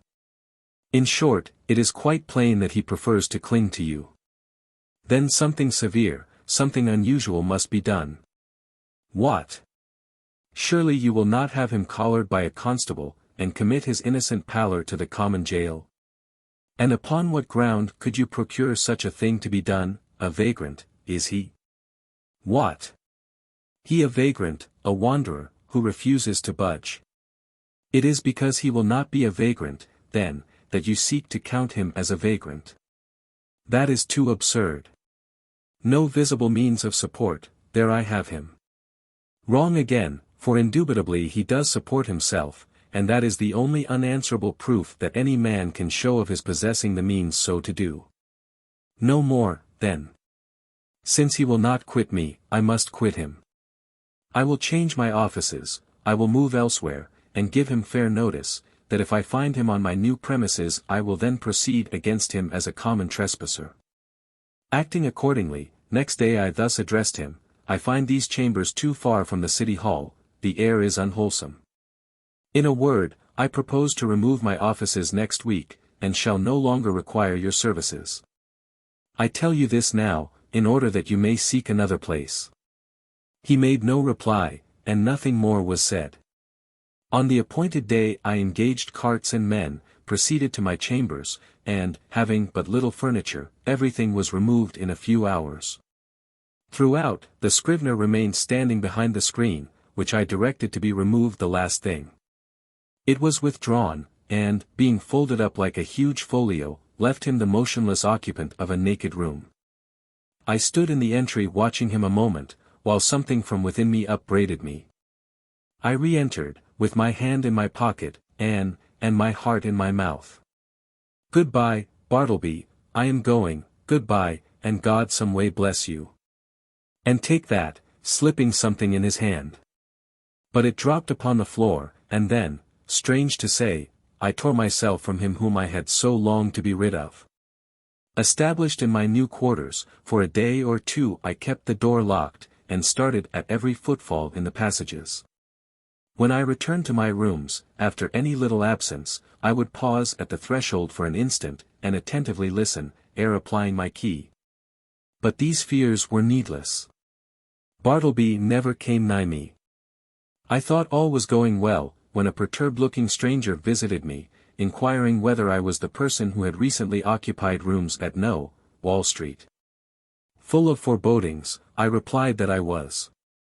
Then, sir, said the stranger, who proved a lawyer, you are responsible for the man you left there. He refuses to do any copying, he refuses to do anything, he says he prefers not to, and he refuses to quit the premises. I am very sorry, sir, said I, with assumed tranquility, but an inward tremor, but, really, the man you allude to is nothing to me, he is no relation or apprentice of mine, that you should hold me responsible for him. In mercy's name, who is he? I certainly cannot inform you. I know nothing about him. Formerly I employed him as a copyist, but he has done nothing for me now for some time past. I shall settle him, then, good morning, sir. Several days passed, and I heard nothing more, and, though I often felt a charitable prompting to call at the place and see poor Bartleby, yet a certain squeamishness, of I know not what, withheld me. All is over with him, by this time, thought I, at last, when, through another week, no further intelligence reached me. But, coming to my room the day after, I found several persons waiting at my door in a high state of nervous excitement. "That's the man, here he comes," cried the foremost one, whom I recognized as the lawyer who had previously called upon me alone. "You must take him away, sir, at once," cried a portly person among them, advancing upon me, and whom I knew to be the landlord of No. Wall Street. "These gentlemen, my tenants, cannot stand it any longer, Mr. B, pointing to the lawyer, has turned him out of his room, and he now persists in haunting the building generally, sitting upon the banisters of the stairs by day, and sleeping in the entry by night. Everybody is concerned. Clients are leaving the offices, some fears are entertained of a mob, something you must do, and that without delay." Aghast at this torrent, I fell back before it, and would fain have locked myself in my new quarters. In vain I persisted that Bartleby was nothing to me, no more than to anyone else. In vain, I was the last person known to have anything to do with him, and they held me to the terrible account.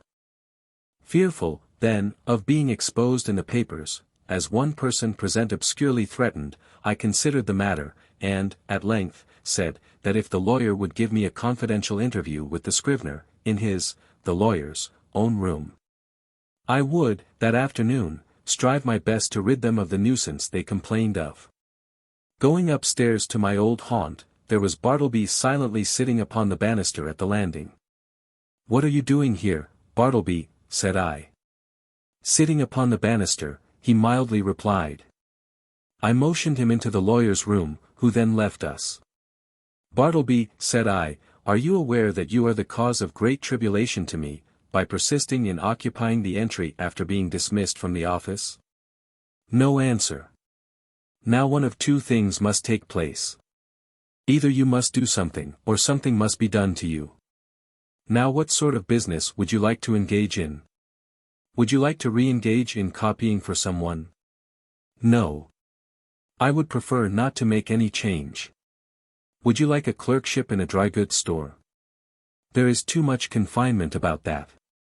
No, I would not like a clerkship, but I am not particular. Too much confinement, I cried, why you keep yourself confined all the time? I would prefer not to take a clerkship, he rejoined, as if to settle that little item at once.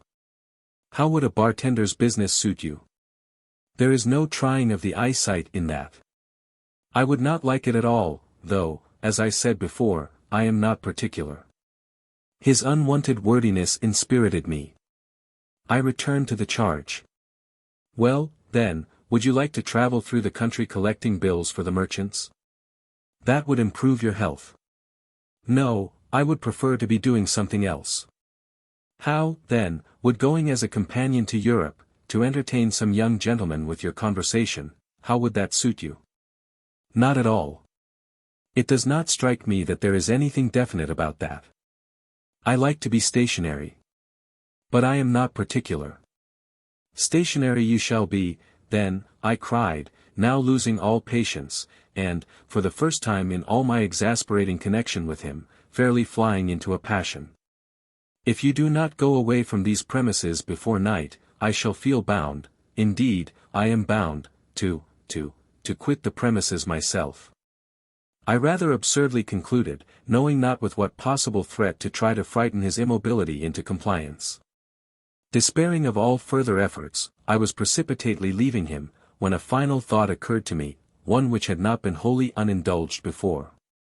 Bartleby, said I, in the kindest tone I could assume under such exciting circumstances, will you go home with me now, not to my office, but my dwelling, and remain there till we can conclude upon some convenient arrangement for you at our leisure? Come, let us start now, right away. No, at present I would prefer not to make any change at all. I answered nothing. But, effectually dodging every one by the suddenness and rapidity of my flight, rushed from the building, ran up Wall Street towards Broadway, and, jumping into the first omnibus, was soon removed from pursuit.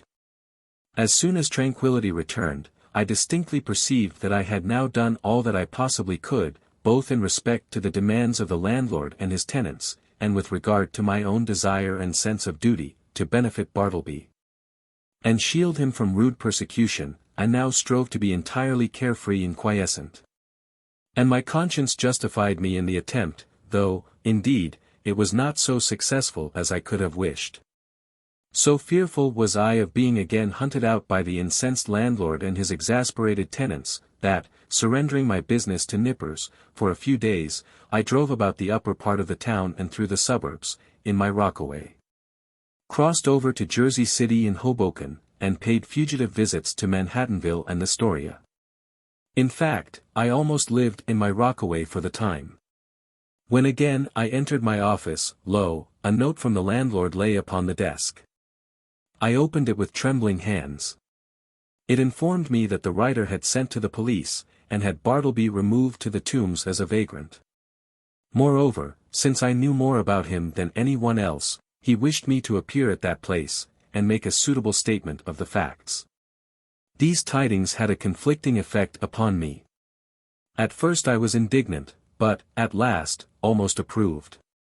The landlord's energetic, summary disposition, had led him to adopt a procedure which I do not think I would have decided upon myself, and yet, as a last resort, under such peculiar circumstances, it seemed the only plan.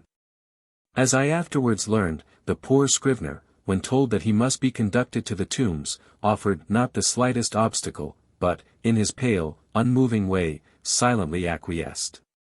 Some of the compassionate and curious bystanders joined the party, and headed by one of the constables arm in arm with Bartleby, the silent procession filed its way through all the noise, and heat, and joy of the roaring thoroughfares at noon. The same day I received the note, I went to the Tombs, or, to speak more properly, the halls of justice. Seeking the right officer, I stated the purpose of my call, and was informed that the individual I described was, indeed, within. I then assured the functionary that Bartleby was a perfectly honest man, and greatly to be compassionate, however unaccountably eccentric. I narrated all I knew and closed by suggesting the idea of letting him remain in as indulgent confinement as possible, till something less harsh might be done, though, indeed, I hardly knew what. At all events, if nothing else could be decided upon, the almshouse must receive him. I then begged to have an interview.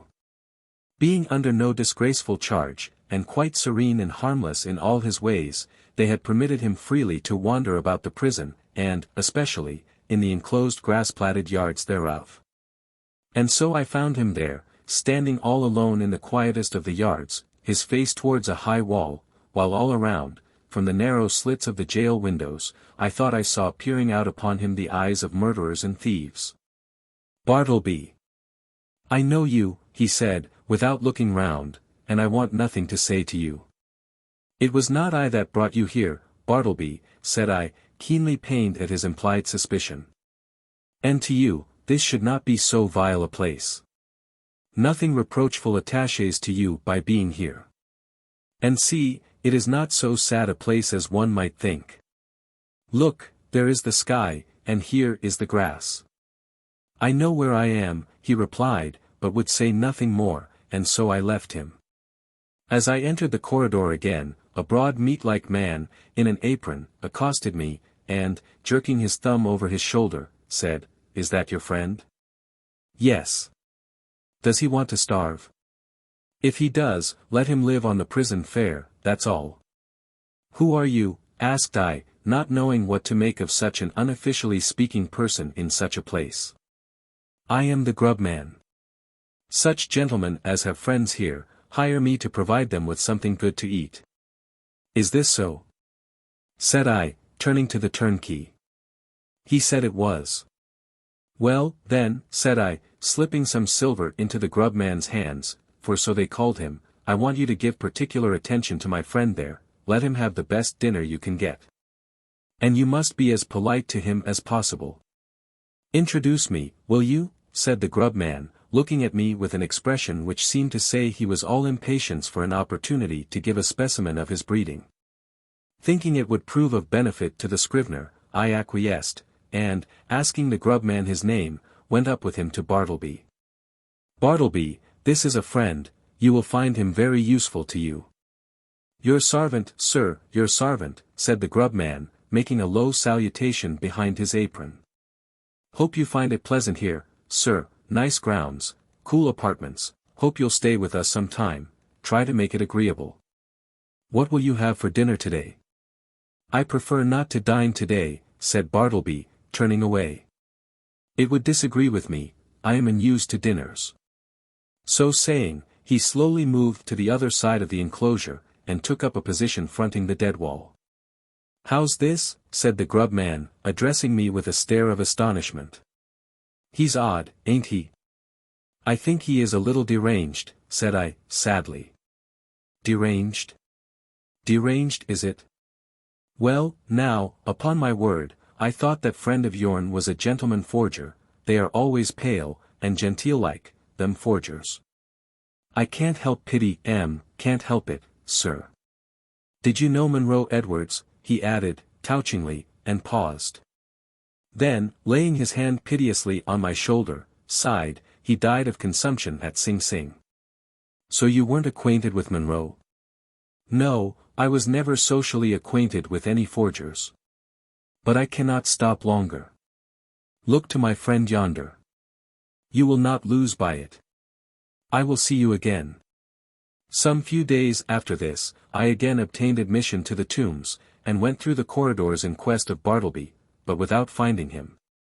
I saw him coming from his cell not long ago, said a turnkey, maybe he's gone to loiter in the yards. So I went in that direction. Are you looking for the silent man? Said another turnkey, passing me. Yonder he lies, sleeping in the yard there. 'Tis not 20 minutes since I saw him lie down. The yard was entirely quiet. It was not accessible to the common prisoners. The surrounding walls, of amazing thickness, kept off all sounds behind them. The Egyptian character of the masonry weighed upon me with its gloom. But a soft imprisoned turf grew underfoot. The heart of the eternal pyramids, it seemed, wherein, by some strange magic, through the clefts, grass seed, dropped by birds, had sprung. Strangely huddled at the base of the wall, his knees drawn up, and lying on his side, his head touching the cold stones, I saw the wasted Bartleby. But nothing stirred.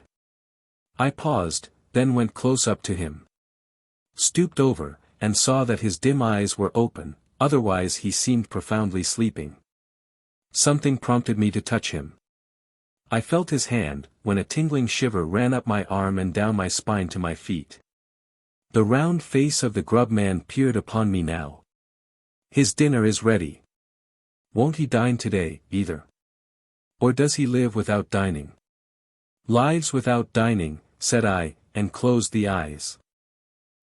He's asleep, ain't he? With kings and counselors, murmured I. There would seem little need for proceeding further in this history. Imagination will readily supply the meager recital of poor Bartleby's interment. But, ere parting with the reader, let me say, that if this little narrative has sufficiently interested him, to awaken curiosity as to who Bartleby was, and what manner of life he led prior to the present narrator's making his acquaintance, I can only reply, that in such curiosity I fully share, but am wholly unable to gratify it. Yet here I hardly know whether I should divulge one little item of rumor, which came to my ear a few months after the scrivener's decease. Upon what basis it rested, I could never ascertain, and hence, how true it is I cannot now tell.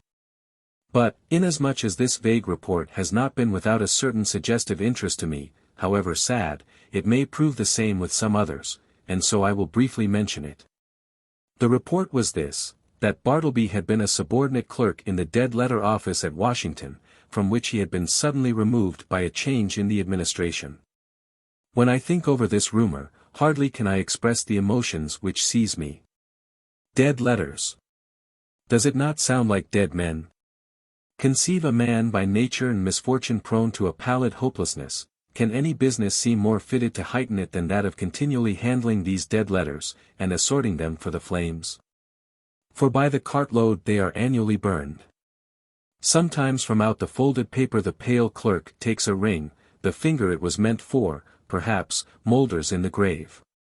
A banknote sent in swiftest charity, he whom it would relieve, nor eats nor hungers any more, pardon for those who died despairing, hope for those who died unhoping, good tidings for those who died stifled by unrelieved calamities. On errands of life, these letters speed to death. Ah, Bartleby! Ah, humanity! Benito Cereno. In the year 1799, Captain Amos Delano, of Duxbury, in Massachusetts, commanding a large sealer and general trader, lay at anchor with a valuable cargo, in the harbor of St. Maria, a small, desert, uninhabited island toward the southern extremity of the long coast of Chile. There he had touched for water. On the second day, not long after dawn, while lying in his berth, his mate came below, informing him that a strange sail was coming into the bay. Ships were then not so plenty in those waters as now. He rose, dressed, and went on deck. The morning was one peculiar to that coast. Everything was mute and calm, everything grey. The sea, though undulated into long roods of swells, seemed fixed, and was sleeked at the surface like waved lead that has cooled and set in the smelter's mold. The sky seemed a grey surtout. Flights of troubled grey fowl, kith and kin with flights of troubled grey vapours among which they were mixed, skimmed low and fitfully over the waters, as swallows over meadows before storms. Shadows present, foreshadowing deeper shadows to come. To Captain Delano's surprise, the stranger, viewed through the glass, showed no colours. Though to do so upon entering a haven, however uninhabited in its shores, where but a single other ship might be lying, was the custom among peaceful seamen of all nations. Considering the lawlessness and loneliness of the spot, and the sort of stories, at that day, associated with those seas, Captain Delano's surprise might have deepened into some uneasiness had he not been a person of a singularly undistrustful good nature, not liable, except on extraordinary and repeated incentives, and hardly then, to indulge in personal alarms. Any way involving the imputation of malign evil in man. Whether, in view of what humanity is capable, such a trait implies, along with a benevolent heart, more than ordinary quickness and accuracy of intellectual perception, may be left to the wise to determine. But whatever misgivings might have obtruded on first seeing the stranger, would almost, in any seaman's mind, have been dissipated by observing that, the ship, in navigating into the harbor, was drawing too near the land. A sunken reef making out off her bow. This seemed to prove her a stranger, indeed, not only to the sealer, but the island. Consequently, she could be no wonted freebooter on that ocean. With no small interest, Captain Delano continued to watch her, a proceeding not much facilitated by the vapours partly mantling the hull, through which the far matin light from her cabin streamed equivocally enough. Much like the sun, by this time hemisphered on the rim of the horizon, and, apparently, in company with the strange ship entering the harbour, which, wimpled by the same low, creeping clouds, showed not unlike a Lima intrigante's one sinister eye peering across the plaza from the Indian loophole of her dusk Sayaway manta. It might have been but a deception of the vapours, but, the longer the stranger was watched the more singular appeared her manoeuvres. Ere long it seemed hard to decide whether she meant to come in or no, what she wanted, or what she was about.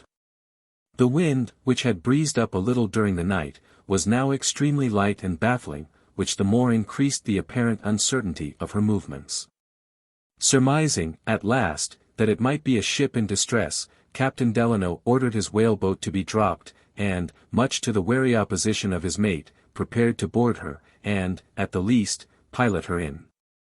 On the night previous, a fishing party of the seamen had gone a long distance to some detached rocks out of sight from the sealer, and, an hour or two before daybreak, had returned, having met with no small success. Presuming that the stranger might have been long off soundings, the good captain put several baskets of the fish, for presents, into his boat, and so pulled away. From her continuing too near the sunken reef, deeming her in danger, calling to his men, he made all haste to apprise those on board of their situation. But, some time ere the boat came up, the wind, light though it was, having shifted, had headed the vessel off, as well as partly broken the vapours from about her. Upon gaining a less remote view, the ship, when made signally visible on the verge of the leaden-hued swells, with the shreds of fog here and there raggedly furring her, appeared like a whitewashed monastery after a thunderstorm. Seen perched upon some dun cliff among the Pyrenees. But it was no purely fanciful resemblance which now, for a moment, almost led Captain Delano to think that nothing less than a shipload of monks was before him. Peering over the bulwarks were what really seemed, in the hazy distance, throngs of dark cowls, while, fitfully revealed through the open portholes, other dark moving figures were dimly descried, as of black friars pacing the cloisters. Upon a still nigher approach, this appearance was modified, and the true character of the vessel was plain, a Spanish merchantman of the first class, carrying Negro slaves, amongst other valuable freight, from one colonial port to another. A very large, and, in its time, a very fine vessel, such as in those days were at intervals encountered along that main. Sometimes superseded Acapulco treasure ships, or retired frigates of the Spanish king's navy, which, like superannuated Italian palaces, still, under a decline of masters, preserved signs of former state. As the whaleboat drew more and more nigh, the cause of the peculiar pipe-clayed aspect of the stranger was seen in the slovenly neglect pervading her. The spars, ropes, and great part of the bulwarks, looked woolly, from long unacquaintance with the scraper, tar, and the brush. Her keel seemed laid, her ribs put together, and she launched, from Ezekiel's valley of dry bones. In the present business in which she was engaged, the ship's general model and rig appeared to have undergone no material change from their original warlike and Froissart pattern. However, no guns were seen. The tops were large, and were railed about with what had once been octagonal network, all now in sad disrepair. These tops hung overhead like three ruinous aviaries, in one of which was seen, perched, on a ratlin, a white noddy, a strange fowl, so called from its lethargic, somnambulistic character, being frequently caught by hand at sea. Battered and mouldy, the castellated forecastle seemed some ancient turret, long ago taken by assault, and then left to decay. Toward the stern, two high-raised quarter galleries, the balustrades here and there covered with dry, tindery sea moss, opening out from the unoccupied state cabin, whose deadlights, for all the mild weather, were hermetically closed and caulked. These tenantless balconies hung over the sea as if it were the Grand Venetian Canal. But the principal relic of faded grandeur was the ample oval of the shield-like stern piece, intricately carved with the arms of Castile and Leon, medallioned about by groups of mythological or symbolical devices. Uppermost and central of which was a dark satyr in a mask, holding his foot on the prostrate neck of a writhing figure, likewise masked. Whether the ship had a figurehead, or only a plain beak, was not quite certain, owing to canvas wrapped about that part, either to protect it while undergoing a refurbishing, or else decently to hide its decay. Rudely painted or chalked, as in a sailor freak, along the forward side of a sort of pedestal below the canvas, was the sentence, Seguid vuestro jefe, follow your leader. While upon the tarnished headboards, near by, appeared, in stately capitals, once gilt, the ship's name, San Dominic, each letter streakingly corroded with tricklings of copper-spike rust.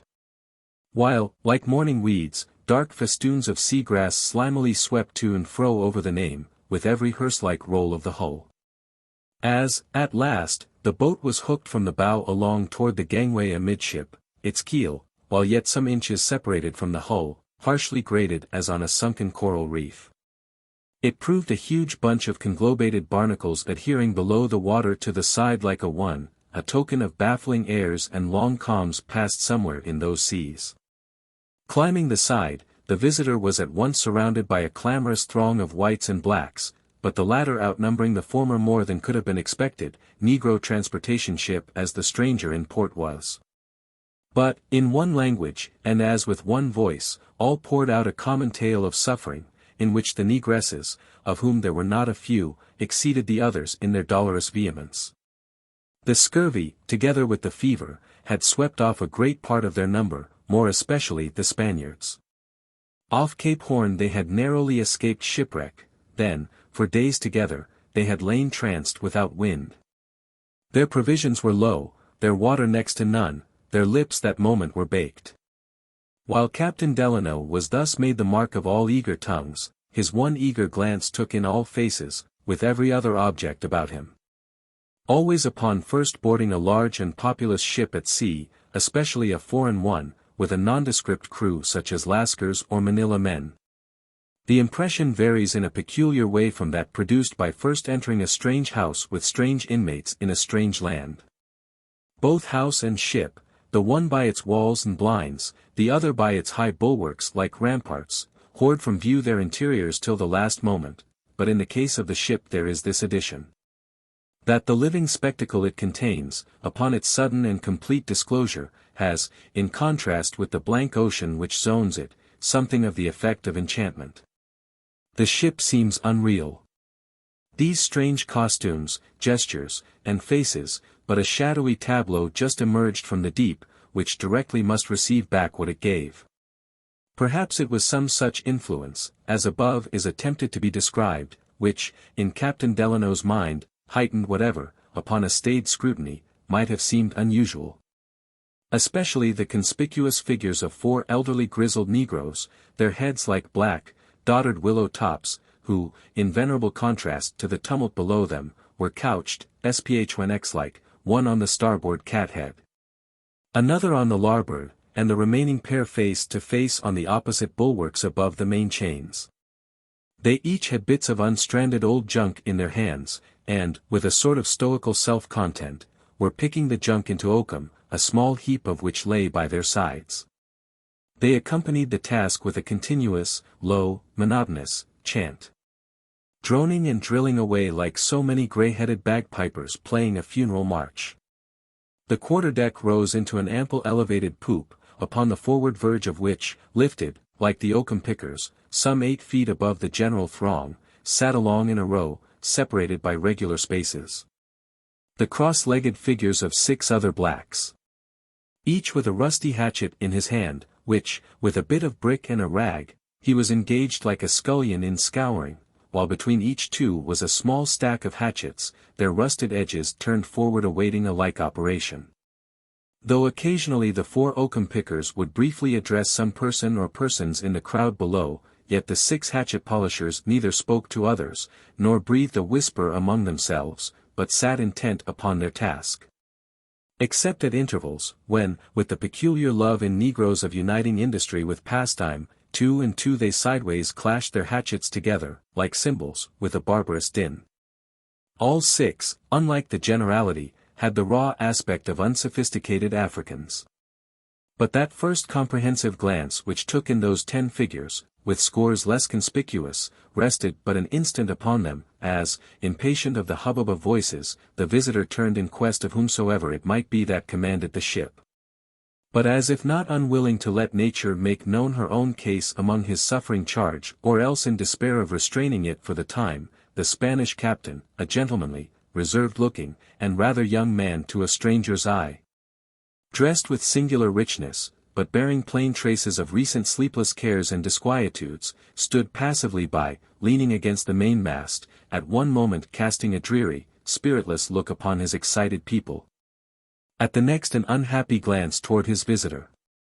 By his side stood a black of small stature, in whose rude face, as occasionally, like a shepherd's dog, he mutely turned it up into the Spaniard's, sorrow and affection were equally blended. Struggling through the throng, the American advanced to the Spaniard, assuring him of his sympathies, and offering to render whatever assistance might be in his power. To which the Spaniard returned for the present but grave and ceremonious acknowledgments, his national formality dusked by the saturnine mood of ill health. But losing no time in mere compliments, Captain Delano, returning to the gangway, had his basket of fish brought up. And as the wind still continued light, so that some hours at least must elapse ere the ship could be brought to the anchorage, he bade his men return to the sealer, and fetch back as much water as the whaleboat could carry. With whatever soft bread the steward might have, all the remaining pumpkins on board, with a box of sugar, and a dozen of his private bottles of cider. Not many minutes after the boat's pushing off, to the vexation of all, the wind entirely died away, and the tide turning, began drifting back the ship helplessly seaward.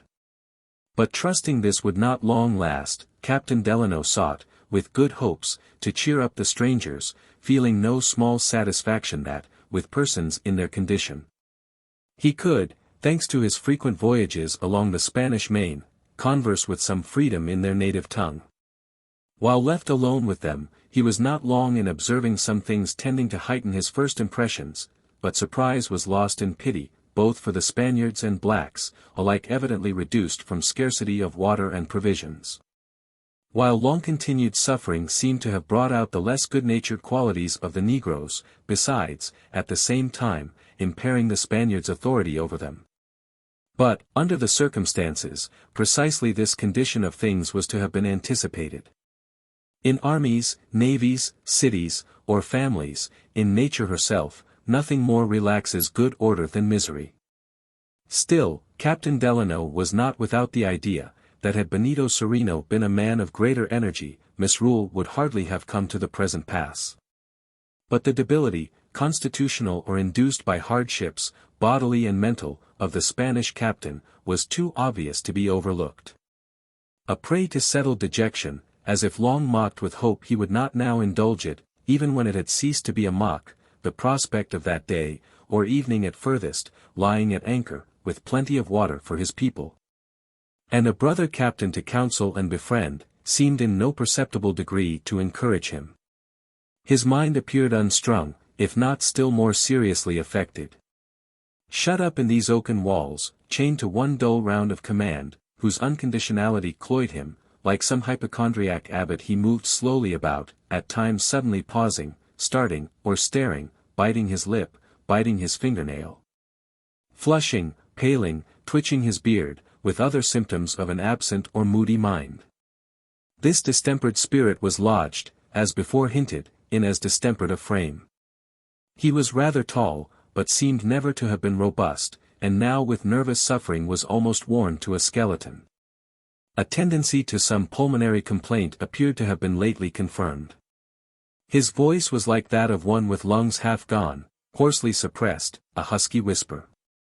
No wonder that, as in this state he tottered about, his private servant apprehensively followed him. Sometimes the negro gave his master his arm, or took his handkerchief out of his pocket for him. Performing these and similar offices with that affectionate zeal which transmutes into something filial or fraternal acts in themselves but menial, and which has gained for the negro the repute of making the most pleasing body servant in the world. One, too, whom a master need be on no stiffly superior terms with, but may treat with familiar trust, less a servant than a devoted companion. Marking the noisy indocility of the blacks in general, as well as what seemed the sullen inefficiency of the whites, it was not without humane satisfaction that Captain Delano witnessed the steady good conduct of Babwa. But the good conduct of Babwa, hardly more than the ill behavior of others, seemed to withdraw the half-lunatic Don Benito from his cloudy languor. Not that such precisely was the impression made by the Spaniard on the mind of his visitor. The Spaniard's individual unrest was, for the present, but noted as a conspicuous feature in the ship's general affliction. Still, Captain Delano was not a little concerned at what he could not help taking for the time to be Don Benito's unfriendly indifference towards himself. The Spaniard's manner, too, conveyed a sort of sour and gloomy disdain, which he seemed at no pains to disguise. But this the American in charity ascribed to the harassing effects of sickness, since, in former instances, he had noted that there are peculiar natures on whom prolonged physical suffering seems to cancel every social instinct of kindness. As if, forced to black bread themselves, they deemed it but equity that each person coming nigh them should, indirectly, by some slight or affront, be made to partake of their fare. But ere long Captain Delano bethought him that, indulgent as he was at the first, in judging the Spaniard, he might not, after all, have exercised charity enough. At bottom it was Don Benito's reserve which displeased him.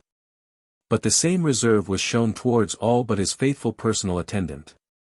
Even the formal reports which, according to sea usage, were, at stated times, made to him by some petty underling, either a white, mulatto, or black, he hardly had patience enough to listen to, without betraying contemptuous aversion. His manner upon such occasions was, in its degree, not unlike that which might be supposed to have been his imperial countryman's, Charles V, just previous to the anchoritish retirement of that monarch from the throne. This splenetic disrelish of his place was evinced in almost every function pertaining to it. Proud as he was moody, he condescended to no personal mandate. Whatever special orders were necessary, their delivery was delegated to his body servant, who in turn transferred them to their ultimate destination, through runners, alert Spanish boys or slave boys. Like pages or pilot fish within easy call continually hovering round Don Benito. So that to have beheld this undemonstrative invalid gliding about, apathetic and mute, no landsman could have dreamed that in him was lodged a dictatorship beyond which, while at sea, there was no earthly appeal. Thus, the Spaniard, regarded in his reserve, seemed the involuntary victim of mental disorder. But, in fact, his reserve might, in some degree, have proceeded from design. If so, then here was evinced the unhealthy climax of that icy though conscientious policy, more or less adopted by all commanders of large ships, which, except in signal emergencies, obliterates alike the manifestation of sway with every trace of sociality, transforming the man into a block, or rather into a loaded cannon, which, until there is call for thunder, has nothing to say. Viewing him in this light, it seemed but a natural token of the perverse habit induced by a long course of such hard self-restraint, that, notwithstanding the present condition of his ship, the Spaniard should still persist in a demeanor, which, however harmless, or, it may be, appropriate, in a well-appointed vessel, such as the San Dominick might have been at the outset of the voyage, was anything but judicious now. But the Spaniard, perhaps, thought that it was with captains as with gods, reserve, under all events, must still be their cue. But probably this appearance of slumbering dominion might have been but an attempted disguise to conscious imbecility, not deep policy, but shallow device. But be all this as it might, whether Don Benito's manner was designed or not, the more Captain Delano noted its pervading reserve, the less he felt uneasiness at any particular manifestation of that reserve towards himself. Neither were his thoughts taken up by the captain alone. Wonted to the quiet orderliness of the sealer's comfortable family of a crew, the noisy confusion of the San Dominick's suffering host repeatedly challenged his eye. Some prominent breaches, not only of discipline but of decency, were observed. These Captain Delano could not but ascribe, in the main, to the absence of those subordinate deck officers to whom, along with higher duties, is entrusted what may be styled the police department of a populous ship. True, the old oakum pickers appeared at times to act the part of monitorial constables to their countrymen, the blacks. But though occasionally succeeding in allaying trifling outbreaks now and then between man and man, they could do little or nothing toward establishing general quiet. The San Dominick was in the condition of a transatlantic emigrant ship, among whose multitude of living freight are some individuals, doubtless, as little troublesome as crates and bales. But the friendly remonstrances of such with their ruder companions are of not so much avail as the unfriendly arm of the mate. What the San Dominick wanted was, what the emigrant ship has, stern superior officers. But on these decks not so much as a fourth mate was to be seen. The visitor's curiosity was roused to learn the particulars of those mishaps which had brought about such absenteeism, with its consequences. Because, though deriving some inkling of the voyage from the whales which at the first moment had greeted him, yet of the details no clear understanding had been had. The best account would, doubtless, be given by the captain. Yet at first the visitor was loath to ask it, unwilling to provoke some distant rebuff. But plucking up courage, he at last accosted Don Benito, renewing the expression of his benevolent interest, adding, that did he, Captain Delano, but know the particulars of the ship's misfortunes, he would, perhaps, be better able in the end to relieve them. Would Don Benito favor him with the whole story? Don Benito faltered, then, like some somnambulist suddenly interfered with, vacantly stared at his visitor, and ended by looking down on the deck. He maintained this posture so long, that Captain Delano, almost equally disconcerted, and involuntarily almost as rude, turned suddenly from him, walking forward to accost one of the Spanish seamen for the desired information.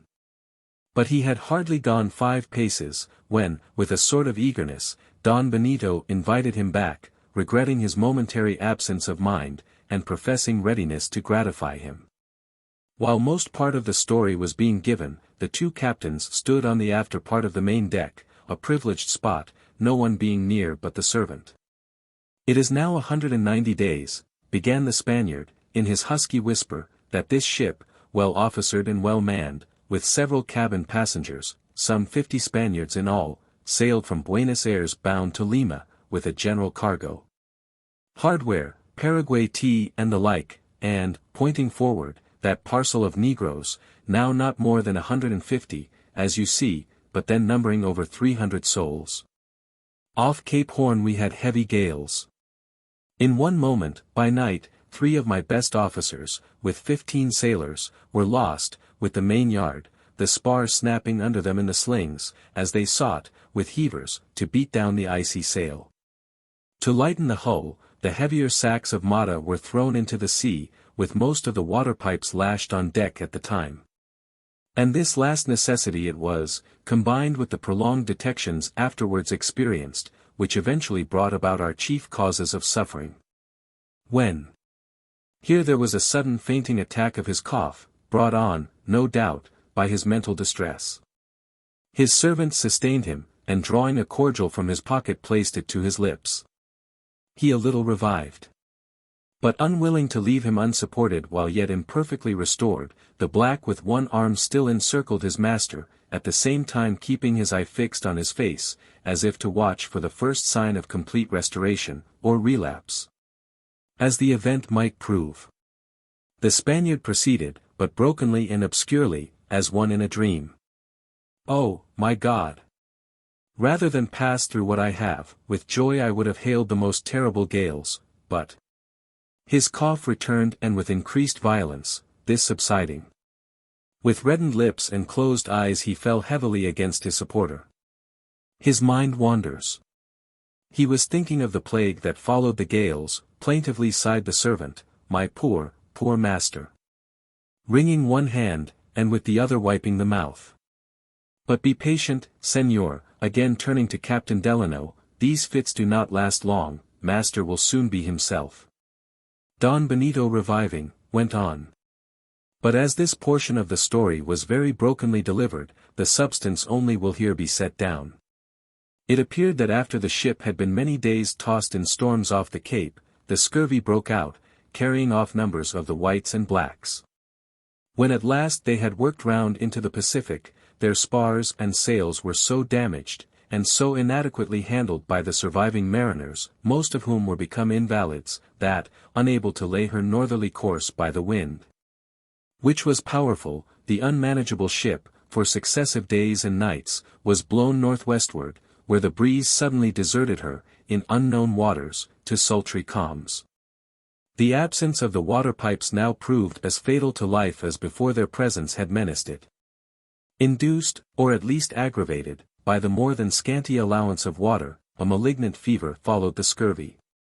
With the excessive heat of the lengthened calm, making such short work of it as to sweep away, as by billows, whole families of the Africans, and a yet larger number, proportionably, of the Spaniards, including, by a luckless fatality, every remaining officer on board.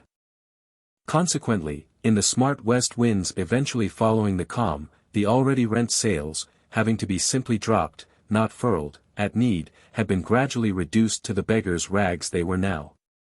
To procure substitutes for his lost sailors, as well as supplies of water and sails, the captain, at the earliest opportunity, had made for Baldivia, the southernmost civilized port of Chile in South America.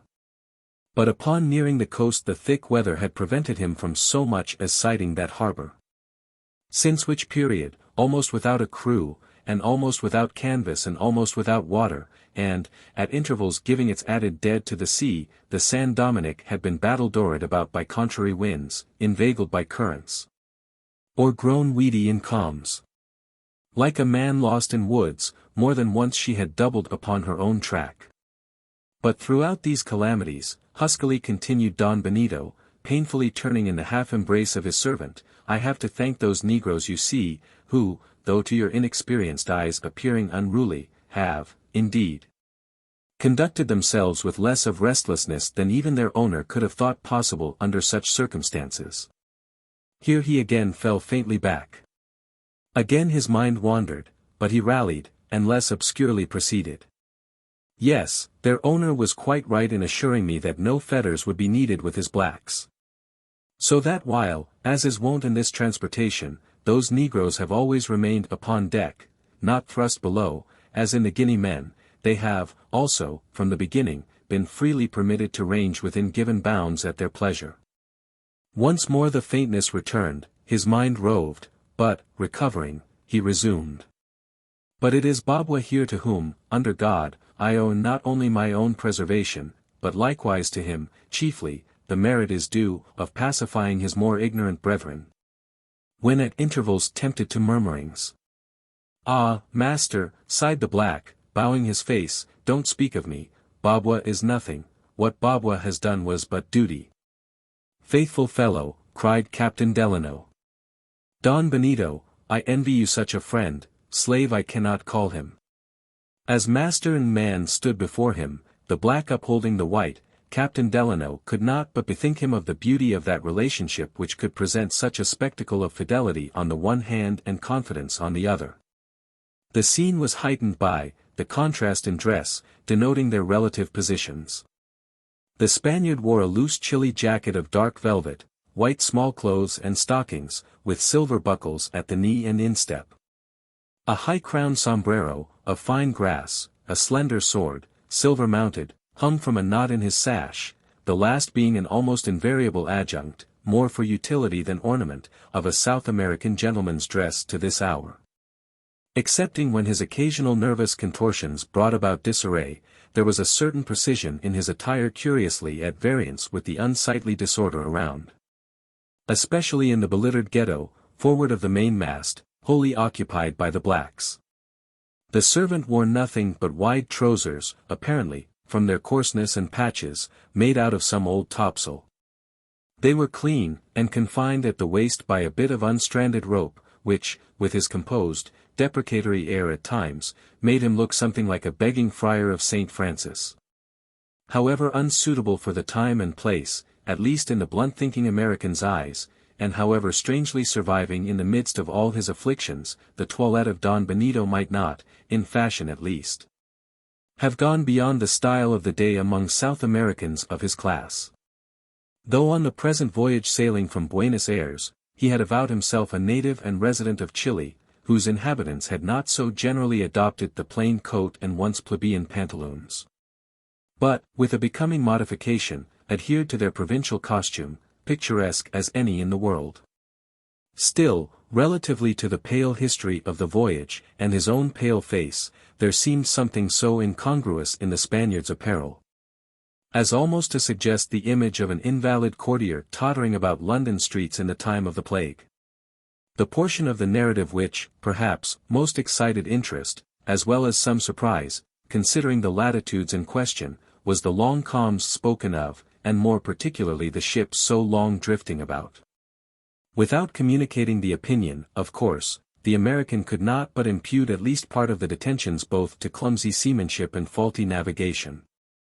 Eyeing Don Benito's small, yellow hands, he easily inferred that the young captain had not got into command at the hawse-hole, but the cabin window, and if so, why wonder at incompetence, in youth, sickness, and gentility united. But drowning criticism in compassion, after a fresh repetition of his sympathies, Captain Delano, having heard out his story, not only engaged, as in the first place, to see Don Benito and his people supplied in their immediate bodily needs, but also, now farther promised to assist him in procuring a large permanent supply of water, as well as some sails and rigging. And, though it would involve no small embarrassment to himself, yet he would spare 3 of his best seamen for temporary deck officers, so that without delay the ship might proceed to Conception, there fully to refit for Lima, her destined port. Such generosity was not without its effect, even upon the invalid. His face lighted up, eager and hectic, he met the honest glance of his visitor. With gratitude he seemed overcome. "This excitement is bad for master," whispered the servant, taking his arm, and with soothing words gently drawing him aside. When Don Benito returned, the American was pained to observe that his hopefulness, like the sudden kindling in his cheek, was but febrile and transient. Ere long, with a joyless mien, looking up towards the poop, the host invited his guest to accompany him there, for the benefit of what little breath of wind might be stirring. As, during the telling of the story, Captain Delano had once or twice started at the occasional cymbaling of the hatchet polishers, wondering why such an interruption should be allowed, especially in that part of the ship. And in the ears of an invalid. And moreover, as the hatchets had anything but an attractive look, and the handlers of them still less so, it was, therefore, to tell the truth, not without some lurking reluctance, or even shrinking, it may be, that Captain Delano, with apparent complaisance, acquiesced in his host's invitation. The more so, since, with an untimely caprice of punctilio, rendered distressing by his cadaverous aspect, Don Benito, with Castilian bows, solemnly insisted upon his guests preceding him up the ladder leading to the elevation, where, one on each side of the last step, sat for armorial supporters and sentries two of the ominous file. Gingerly enough stepped good Captain Delano between them, and in the instant of leaving them behind, like one running the gauntlet, he felt an apprehensive twitch in the calves of his legs. But when, facing about, he saw the whole file, like so many organ grinders, still stupidly intent on their work, unmindful of everything beside, he could not but smile at his late fidgety panic. Presently, while standing with his host, looking forward upon the decks below, he was struck by one of those instances of insubordination previously alluded to. 3 black boys, with 2 Spanish boys, were sitting together on the hatches, scraping a rude wooden platter, in which some scanty mess had recently been cooked. Suddenly, one of the black boys, enraged at a word dropped by one of his white companions, seized a knife, and, though called to forbear by one of the oakum pickers, struck the lad over the head, inflicting a gash from which blood flowed. In amazement, Captain Delano inquired what this meant. To which the pale Don Benito dully muttered, that it was merely the sport of the lad. Pretty serious sport, truly, rejoined Captain Delano. Had such a thing happened on board the Bachelor's Delight, instant punishment would have followed. At these words the Spaniard turned upon the American one of his sudden, staring, half-lunatic looks. Then, relapsing into his torpor, answered, doubtless, senor. Is it, thought Captain Delano, that this hapless man is one of those paper captains I've known, who by policy wink at what by power they cannot put down? I know no sadder sight than a commander who has little of command but the name. I should think, Don Benito, he now said, glancing towards the oakum picker who had sought to interfere with the boys, that you would find it advantageous to keep all your blacks employed, especially the younger ones. No matter at what useless task, and no matter what happens to the ship. Why, even with my little band, I find such a course indispensable. I once kept a crew on my quarterdeck thrumming mats for my cabin, when, for 3 days, I had given up my ship, mats, men, and all, for a speedy loss, owing to the violence of a gale, in which we could do nothing but helplessly drive before it. Doubtless, muttered Don Benito. But, continued Captain Delano, again glancing upon the oakum pickers and then at the hatchet polishers, near by, I see you keep some, at least, of your host employed. Yes, was again the vacant response. Those old men there, shaking their POWs from their pulpits, continued Captain Delano, pointing to the oakum pickers, seem to act the part of old dominies to the rest, little heeded as their admonitions are at times. Is this voluntary on their part, Don Benito, or have you appointed them shepherds to your flock of black sheep? What posts they fill, I appointed them, rejoined the Spaniard, in an acrid tone, as if resenting some supposed satiric reflection. And these others, these Ashanti conjurers here, continued Captain Delano, rather uneasily eyeing the brandished steel of the hatchet polishers, where, in spots, it had been brought to a shine, this seems a curious business they are at. Don Benito. In the gales we met, answered the Spaniard, what of our general cargo was not thrown overboard was much damaged by the brine. Since coming into calm weather, I have had several cases of knives and hatchets daily brought up for overhauling and cleaning. A prudent idea, Don Benito. You are part owner of ship and cargo, I presume, but none of the slaves, perhaps. I am owner of all you see, impatiently returned Don Benito, except the main company of blacks, who belonged to my late friend, Alexandro Aranda. As he mentioned this name, his air was heartbroken, his knees shook, his servants supported him. Thinking he divined the cause of such unusual emotion, to confirm his surmise, Captain Delano, after a pause, said, "And may I ask, Don Benito, whether, since a while ago you spoke of some cabin passengers, the friend, whose loss so afflicts you, at the outset of the voyage accompanied his blacks?" "Yes." "But died of the fever?" "Died of the fever." "Oh, could I but—" Again quivering, the Spaniard paused. "Pardon me," said Captain Delano, lowly, "but I think that, by a sympathetic experience, I conjecture, Don Benito, what it is that gives the keener edge to your grief. It was once my hard fortune to lose, at sea, a dear friend, my own brother, then supercargo. Assured of the welfare of his spirit, its departure I could have borne like a man. But that honest eye, that honest hand, both of which had so often met mine, and that warm heart, all, like scraps to the dogs, to throw all to the sharks. It was then I vowed never to have for fellow voyager a man I loved, unless, unbeknown to him, I had provided every requisite, in case of a fatality, for embalming his mortal part for interment on shore. Were your friend's remains now on board this ship, Don Benito, not thus strangely would the mention of his name affect you." "On board this ship," echoed the Spaniard. Then, with horrified gestures, as directed against some spectre, he unconsciously fell into the ready arms of his attendant, who, with a silent appeal toward Captain Delano, seemed beseeching him not again to broach a theme so unspeakably distressing to his master. "This poor fellow now," thought the pained American, "is the victim of that sad superstition which associates goblins with the deserted body of man, as ghosts with an abandoned house. How unlike are we made! What to me, in like case, would have been a solemn satisfaction, the bare suggestion, even, terrifies the Spaniard into this trance. Poor Alexandro Aranda! What would you say could you here see your friend, who, on former voyages, when you, for months, were left behind, has, I dare say, often longed, and longed for one peep at you, now transported with terror at the least thought of having you anyway nigh him.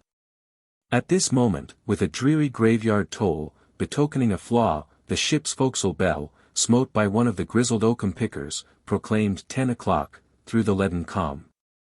When Captain Delano's attention was caught by the moving figure of a gigantic black, emerging from the general crowd below, and slowly advancing towards the elevated poop. An iron collar was about his neck, from which depended a chain, thrice wound round his body, the terminating links padlocked together at a broad band of iron, his girdle. "How like a mute Achifal moves," murmured the servant.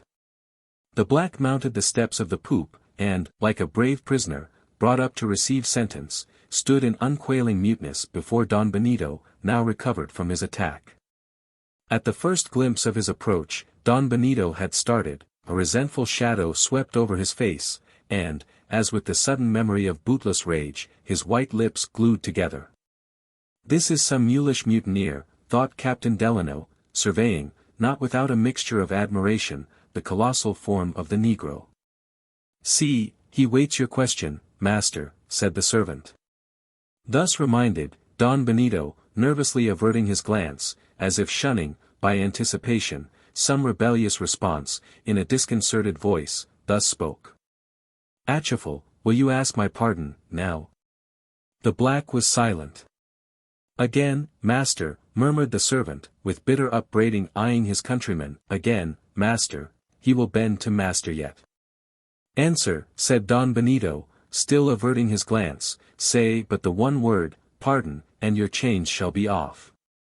Upon this, the black, slowly raising both arms, let them lifelessly fall, his links clanking, his head bowed, as much as to say, "No, I am content." "Go," said Don Benito, with inkept and unknown emotion. Deliberately as he had come, the black obeyed. "Excuse me, Don Benito," said Captain Delano, "but this scene surprises me. What means it, pray?" "It means that Negro alone, of all the band, has given me peculiar cause of offense. I have put him in chains, Here he paused, his hand to his head, as if there were a swimming there, or a sudden bewilderment of memory had come over him. But meeting his servant's kindly glance seemed reassured, and proceeded. I could not scourge such a form. But I told him he must ask my pardon. As yet he has not. At my command, every 2 hours he stands before me. And how long has this been? Some 60 days. And obedient in all else? And respectful? Yes. Upon my conscience, then, exclaimed Captain Delano, impulsively, he has a royal spirit in him, this fellow. He may have some right to it, bitterly returned Don Benito, he says he was king in his own land. Yes, said the servant, entering a word, those slits in Atchifal's ears once held wedges of gold. But poor Babwa here, in his own land, was only a poor slave, a black man's slave was Babwa, who now is the white's.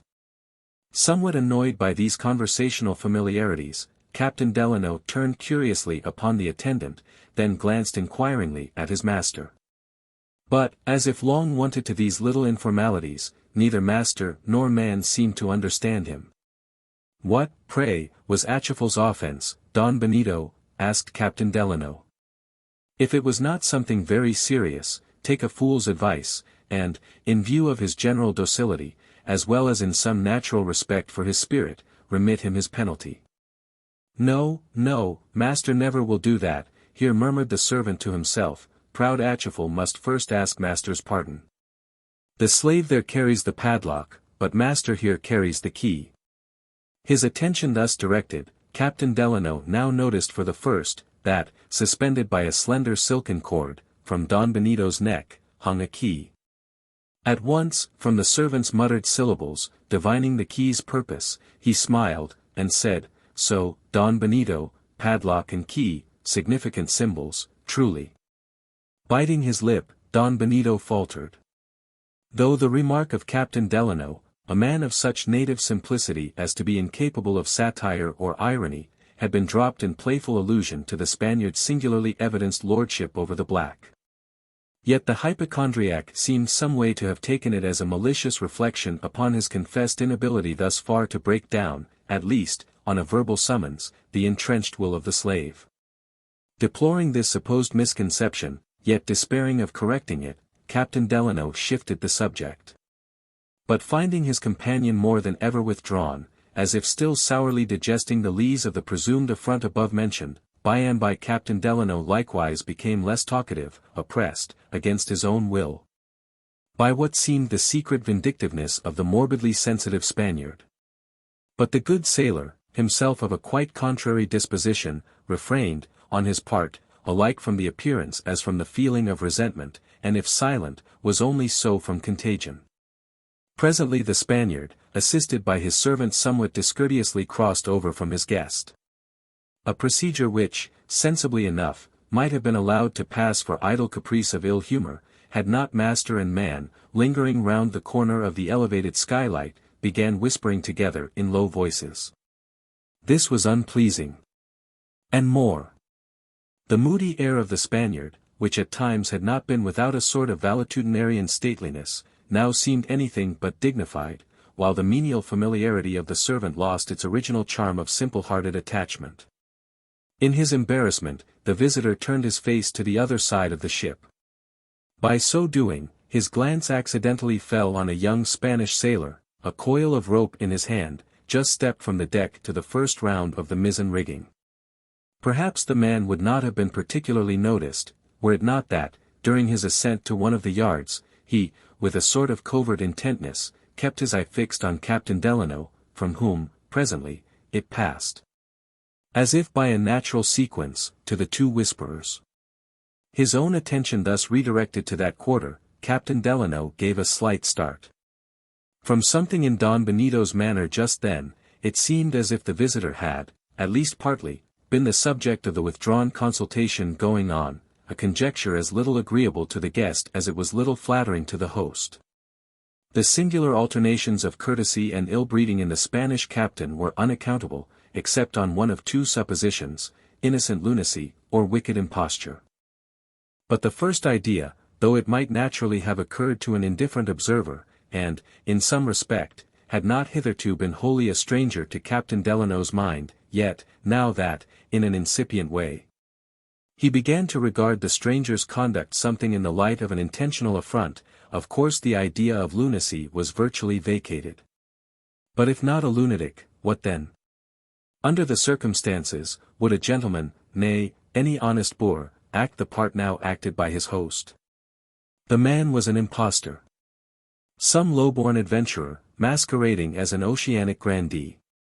Yet so ignorant of the first requisites of mere gentlemanhood as to be betrayed into the present remarkable indecorum. That strange ceremoniousness, too, at other times evinced, seemed not uncharacteristic of one playing a part above his real level. Benito Sereno, Don Benito Sereno, a sounding name. One, too, at that period, not unknown, in the surname, to supercargoes and sea captains trading along the Spanish Main, as belonging to one of the most enterprising and extensive mercantile families in all those provinces.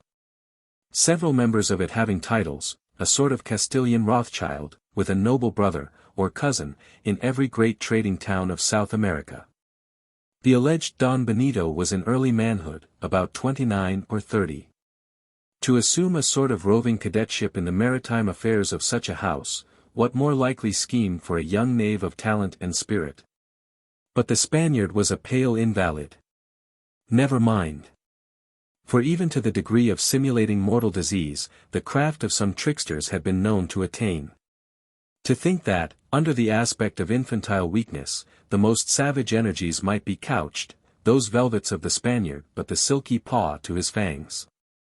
From no train of thought did these fancies come, not from within, but from without. Suddenly, too, and in one throng, like hoarfrost, yet as soon to vanish as the mild sun of Captain Delano's good nature regained its meridian. Glancing over once more towards his host, whose side face, revealed above the skylight, was now turned towards him, he was struck by the profile, whose clearness of cut was refined by the thinness, incident to ill health, as well as ennobled about the chin by the beard. Away with suspicion. He was a true offshoot of a true Hidalgo Sereno. Relieved by these and other better thoughts, the visitor, lightly humming a tune, now began indifferently pacing the poop, so as not to betray to Don Benito that he had at all mistrusted incivility, much less duplicity. For such mistrust would yet be proved illusory, and by the event, though, for the present, the circumstance which had provoked that distrust remained unexplained. But when that little mystery should have been cleared up, Captain Delano thought he might extremely regret it, did he allow Don Benito to become aware that he had indulged in ungenerous surmises. In short, to the Spaniard's black-letter text, it was best, for a while, to leave open margin. Presently, his pale face twitching and overcast, the Spaniard, still supported by his attendant, moved over towards his guest, when, with even more than his usual embarrassment, and a strange sort of intriguing intonation in his husky whisper, the following conversation began. "Señor, may I ask how long you have lain at this isle?" "Oh, but a day or two, Don Benito." "And from what port are you last?" "Canton."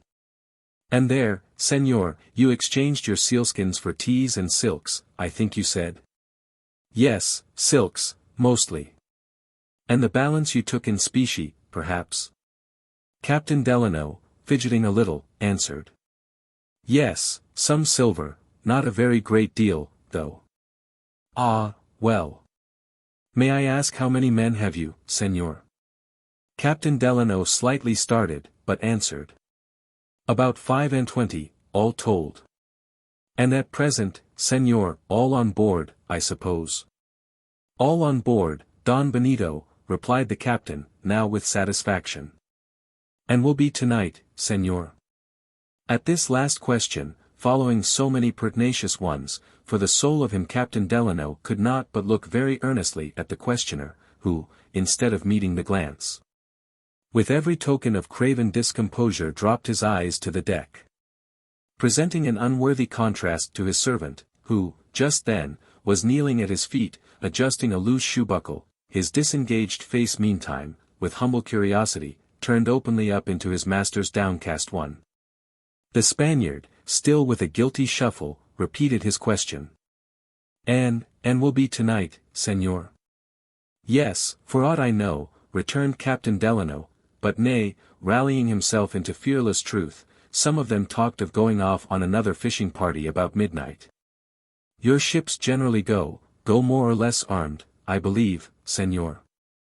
Oh, a 6-pounder or two, in case of emergency, was the intrepidly indifferent reply, with a small stock of muskets, sealing spears, and cutlasses, you know. As he thus responded, Captain Delano again glanced at Don Benito, but the latter's eyes were averted. While abruptly and awkwardly shifting the subject, he made some peevish allusion to the calm, and then, without apology, once more, with his attendant, withdrew to the opposite bulwarks, where the whispering was resumed. At this moment, and ere Captain Delano could cast a cool thought upon what had just passed, the young Spanish sailor, before mentioned, was seen descending from the rigging. In act of stooping over to spring inboard to the deck, his voluminous, unconfined frock, or shirt of coarse woolen, much spotted with tar, opened out far down the chest, revealing a soiled undergarment of what seemed the finest linen, edged about the neck, with a narrow blue ribbon, sadly faded and worn. At this moment the young sailor's eye was again fixed on the whisperers, and Captain Delano thought he observed a lurking significance in it, as if silent signs, of some Freemason sort, had that instant been interchanged. This once more impelled his own glance in the direction of Don Benito, and, as before, he could not but infer that himself formed the subject of the conference. He paused. The sound of the hatchet polishing fell on his ears. He cast another swift side look at the two. They had the air of conspirators. In connection with the late questionings, and the incident of the young sailor, these things now begot such return of involuntary suspicion, that the singular guilelessness of the American could not endure it.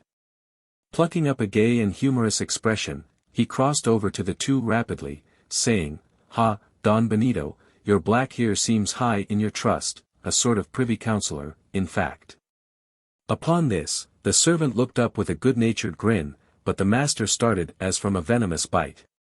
It was a moment or two before the Spaniard sufficiently recovered himself to reply. Which he did, at last, with cold constraint, "Yes, Señor, I have trust in Babua." Here Babua, changing his previous grin of mere animal humor into an intelligent smile, not ungratefully eyed his master. Finding that the Spaniard now stood silent and reserved, as if involuntarily, or purposely giving hint that his guest's proximity was inconvenient just then, Captain Delano, unwilling to appear uncivil even to incivility itself, made some trivial remark and moved off. Again and again turning over in his mind the mysterious demeanor of Don Benito Cereno. He had descended from the poop, and, wrapped in thought, was passing near a dark hatchway, leading down into the steerage, when, perceiving motion there, he looked to see what moved. The same instant there was a sparkle in the shadowy hatchway, and he saw one of the Spanish sailors, prowling there hurriedly placing his hand in the bosom of his frock, as if hiding something. Before the man could have been certain who it was that was passing, he slunk below out of sight. But enough was seen of him to make it sure that he was the same young sailor before noticed in the rigging. What was that which so sparkled? Thought Captain Delano. It was no lamp, no match, no live coal. Could it have been a jewel? But how come sailors with jewels, or with silk-trimmed undershirts either? Has he been robbing the trunks of the dead cabin passengers? But if so, he would hardly wear one of the stolen articles on board ship here. If, now, that was, indeed, a secret sign I saw passing between this suspicious fellow and his captain a while since. If I could only be certain that, in my uneasiness, my senses did not deceive me, then. Here, passing from one suspicious thing to another, his mind revolved the strange questions put to him concerning his ship. By a curious coincidence, as each point was recalled, the black wizards of Ashanti would strike up with their hatchets, as an ominous comment on the white stranger's thoughts. Pressed by such enigmas and portents, it would have been almost against nature, had not, even into the least distrustful heart, some ugly misgivings obtruded. Observing the ship, now helplessly fallen into a current, with enchanted sails, drifting with increased rapidity seaward. And noting that, from a lately intercepted projection of the land, the sealer was hidden, the stout mariner began to quake at thoughts which he barely durst confess to himself. Above all, he began to feel a ghostly dread of Don Benito. And yet, when he roused himself, dilated his chest, felt himself strong on his legs, and coolly considered it, what did all these phantoms amount to? Had the Spaniard any sinister scheme, it must have reference not so much to him, Captain Delano, as to his ship, the Bachelor's Delight. Hence the present drifting away of the one ship from the other, instead of favoring any such possible scheme, was, for the time, at least, opposed to it. Clearly any suspicion, combining such contradictions, must need be delusive. Beside, was it not absurd to think of a vessel in distress, a vessel by sickness almost dismembered of her crew, a vessel whose inmates were parched for water, was it not 1,000 times absurd that such a craft should, at present, be of a piratical character? Or her commander, either for himself or those under him, cherish any desire but for speedy relief and refreshment? But then, might not general distress, and thirst in particular, be affected? And might not that same undiminished Spanish crew, alleged to have perished off to a remnant, be at that very moment lurking in the hold? On heartbroken pretense of entreating a cup of cold water, fiends in human form had got into lonely dwellings, nor retired until a dark deed had been done. And among the Malay pirates, it was no unusual thing to lure ships after them into their treacherous harbors, or entice boarders from a declared enemy at sea, by the spectacle of thinly manned or vacant decks, beneath which prowled 100 spears with yellow arms ready to upthrust them through the mats. Not that Captain Delano had entirely credited such things. He had heard of them, and now, as stories, they recurred. The present destination of the ship was the anchorage. There she would be near his own vessel. Upon gaining that vicinity, might not the San Dominick, like a slumbering volcano, suddenly let loose energies now hid? He recalled the Spaniard's manner while telling his story. There was a gloomy hesitancy and subterfuge about it. It was just the manner of one making up his tale for evil purposes, as he goes. But if that story was not true, what was the truth? That the ship had unlawfully come into the Spaniard's possession. But in many of its details, especially in reference to the more calamitous parts, such as the fatalities among the seamen, the consequent prolonged beating about, the past sufferings from obstinate calms, and still continued suffering from thirst. In all these points, as well as others, Don Benito's story had corroborated not only the wailing ejaculations of the indiscriminate multitude, white and black, but likewise, what seemed impossible to be counterfeit, by the very expression and play of every human feature, which Captain Delano saw. If Don Benito's story was, throughout, an invention, then every soul on board, down to the youngest negress, was his carefully drilled recruit in the plot, an incredible inference. And yet, if there was ground for mistrusting his veracity, that inference was a legitimate one. But those questions of the Spaniard. There, indeed, one might pause. Did they not seem put with much the same object with which the burglar or assassin, by daytime, reconnoiters the walls of a house? But, with ill purposes, to solicit such information openly of the chief person endangered, and so, in effect, setting him on his guard, how unlikely a procedure was that? Absurd, then, to suppose that those questions had been prompted by evil designs. Thus, the same conduct, which, in this instance, had raised the alarm, served to dispel it. In short, scarce any suspicion or uneasiness, however apparently reasonable at the time, which was not now, with equal apparent reason, dismissed. At last he began to laugh at his former forebodings. And laugh at the strange ship for, in its aspect, some way siding with them, as it were, and laugh, too, at the odd-looking blacks, particularly those old scissors grinders, the Ashantis, and those bedridden old knitting women, the oakum pickers. And almost at the dark Spaniard himself, the central hobgoblin of all. For the rest, whatever in a serious way seemed enigmatical, was now good-naturedly explained away by the thought that, for the most part, the poor invalid scarcely knew what he was about. Either sulking in black vapors, or putting idle questions without sense or object.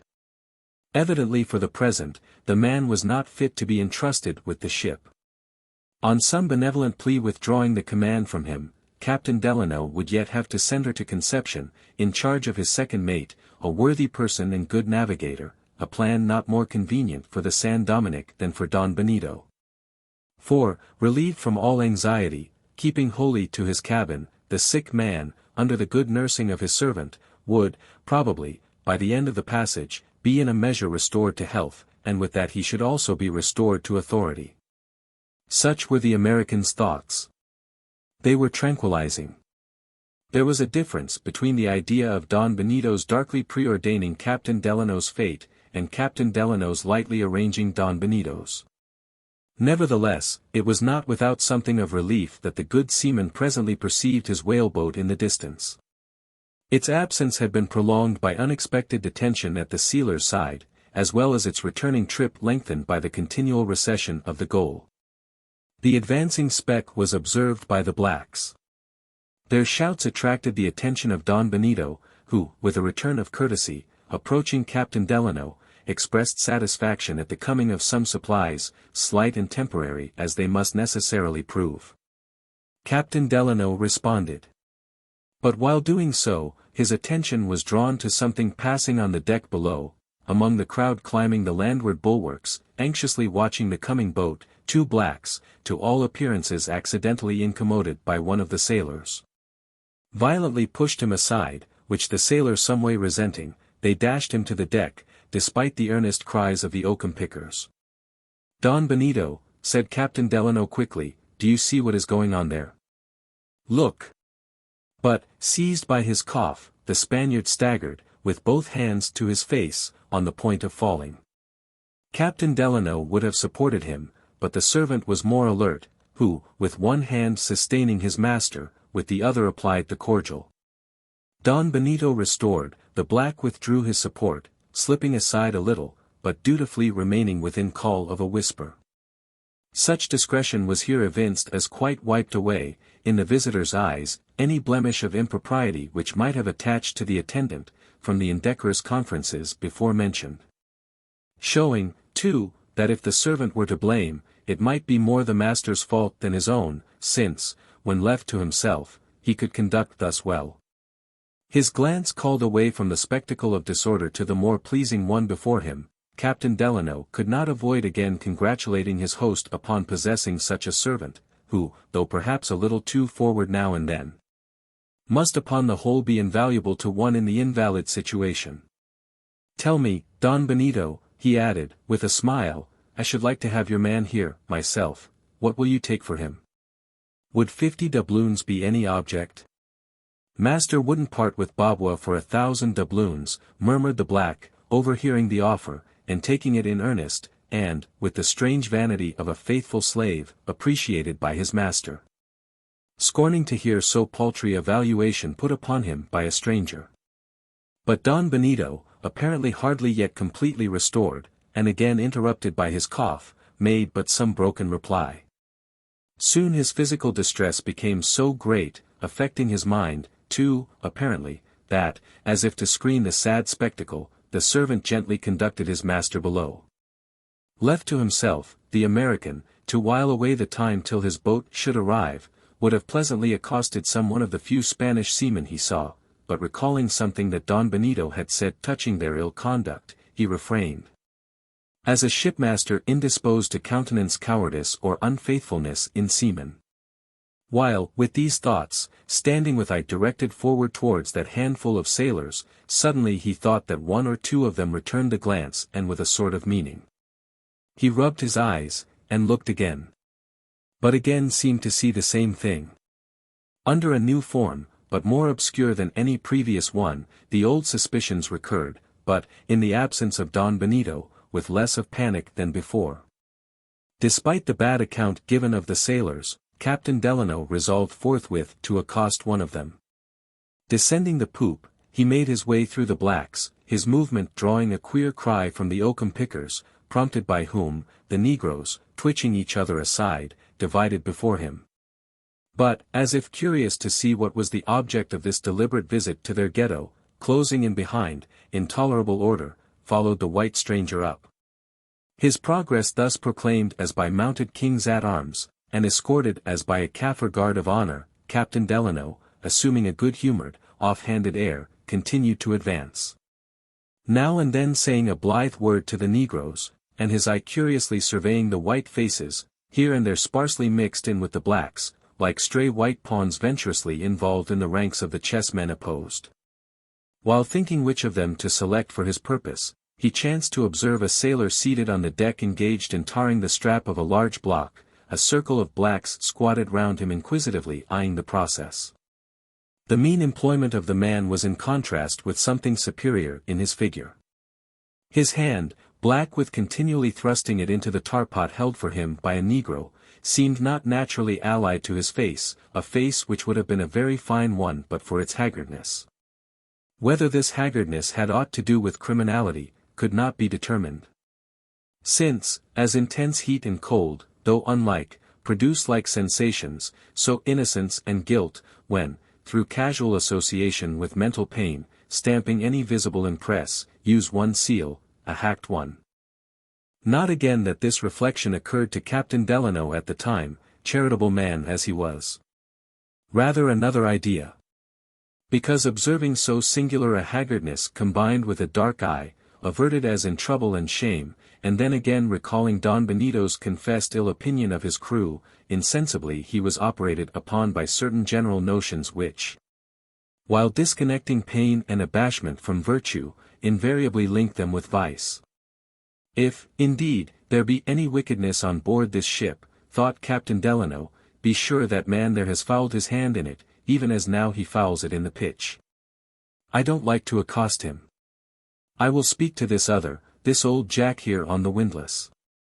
He advanced to an old Barcelona tar, in ragged red breeches and dirty nightcap, cheeks trenched and bronzed, whiskers dense as thorn hedges.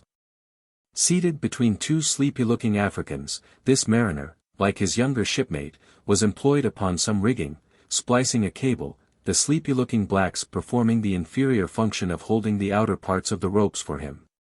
Upon Captain Delano's approach, the man at once hung his head below its previous level, the one necessary for business. It appeared as if he desired to be thought absorbed, with more than common fidelity, in his task. Being addressed, he glanced up, but with what seemed a furtive, diffident air, which sat strangely enough on his weather-beaten visage, much as if a grizzly bear, instead of growling and biting, should simper and cast sheep's eyes. He was asked several questions concerning the voyage, questions purposely referring to several particulars in Don Benito's narrative, not previously corroborated by those impulsive cries greeting the visitor on first coming on board. The questions were briefly answered, confirming all that remained to be confirmed of the story. The negroes about the windlass joined in with the old sailor. But, as they became talkative, he by degrees became mute, and at length quite glum, seemed morosely unwilling to answer more questions, and yet, all the while, this ursine air was somehow mixed with his sheepish one. Despairing of getting into unembarrassed talk with such a centaur, Captain Delano, after glancing round for a more promising countenance, but seeing none, spoke pleasantly to the blacks to make way for him. And so, amid various grins and grimaces, returned to the poop, feeling a little strange at first, he could hardly tell why, but upon the whole with regained confidence in Benito Cereno. How plainly, thought he, did that old whiskerando yonder betray a consciousness of ill desert. No doubt, when he saw me coming, he dreaded lest I, apprised by his captain of the crew's general misbehavior, came with sharp words for him, and so down with his head. And yet, now that I think of it, that very old fellow, if I err not, was one of those who seemed so earnestly eyeing me here a while since. Ah, these currents spin one's head round almost as much as they do the ship. Ha, there now's a pleasant sort of sunny sight, quite sociable, too. His attention had been drawn to a slumbering negress, partly disclosed through the lacework of some rigging, lying, with youthful limbs carelessly disposed, under the lee of the bulwarks, like a doe in the shade of a woodland rock. Sprawling at her lapped breasts, was her wide-awake fawn, stark naked, its black little body half lifted from the deck, crosswise with its dams, its hands, like two paws, clambering upon her. Its mouth and nose ineffectually rooting to get at the mark, and meantime giving a vexatious half-grunt, blending with the composed snore of the negress. The uncommon vigor of the child at length roused the mother. She started up, at a distance facing Captain Delano. But as if not at all concerned at the attitude in which she had been caught, delightedly she caught the child up, with maternal transports, covering it with kisses. "There's naked nature, now. Pure tenderness and love," thought Captain Delano, well pleased. This incident prompted him to remark the other negresses more particularly than before. He was gratified with their manners. Like most uncivilized women, they seemed at once tender of heart and tough of constitution, equally ready to die for their infants or fight for them. Unsophisticated as leopardesses, loving as doves. Ah! Thought Captain Delano, these, perhaps, are some of the very women whom Ledyard saw in Africa, and gave such a noble account of. These natural sights somehow insensibly deepened his confidence and ease. At last he looked to see how his boat was getting on, but it was still pretty remote. He turned to see if Don Benito had returned, but he had not. To change the scene, as well as to please himself with a leisurely observation of the coming boat, stepping over into the mizzen chains, he clambered his way into the starboard quarter gallery, one of those abandoned Venetian-looking water balconies previously mentioned, retreats cut off from the deck. As his foot pressed the half-damp, half-dry sea mosses matting the place, and a chance phantom cat's paw, an islet of breeze, unheralded, unfollowed, as this ghostly cat's paw came fanning his cheek. As his glance fell upon the row of small, round deadlights, all closed like coppered eyes of the coffined, and the state cabin door, once connecting with the gallery, even as the deadlights had once looked out upon it, but now cocked fast like a sarcophagus lid. And to a purple-black tarred-over, panel, threshold, and post. And he bethought him of the time, when that state cabin and this state balcony had heard the voices of the Spanish king's officers. And the forms of the Lima viceroy's daughters had perhaps leaned where he stood, as these and other images flitted through his mind, as the cat's paw through the calm, gradually he felt rising a dreamy inquietude. Like that of one who alone on the prairie feels unrest from the repose of the noon. He leaned against the carved balustrade, again looking off toward his boat, but found his eye falling upon the ribbon grass, trailing along the ship's waterline, straight as a border of green box. And parterres of seaweed, broad ovals and crescents, floating nigh and far, with what seemed long formal alleys between, crossing the terraces of swells, and sweeping round as if leading to the grottos below.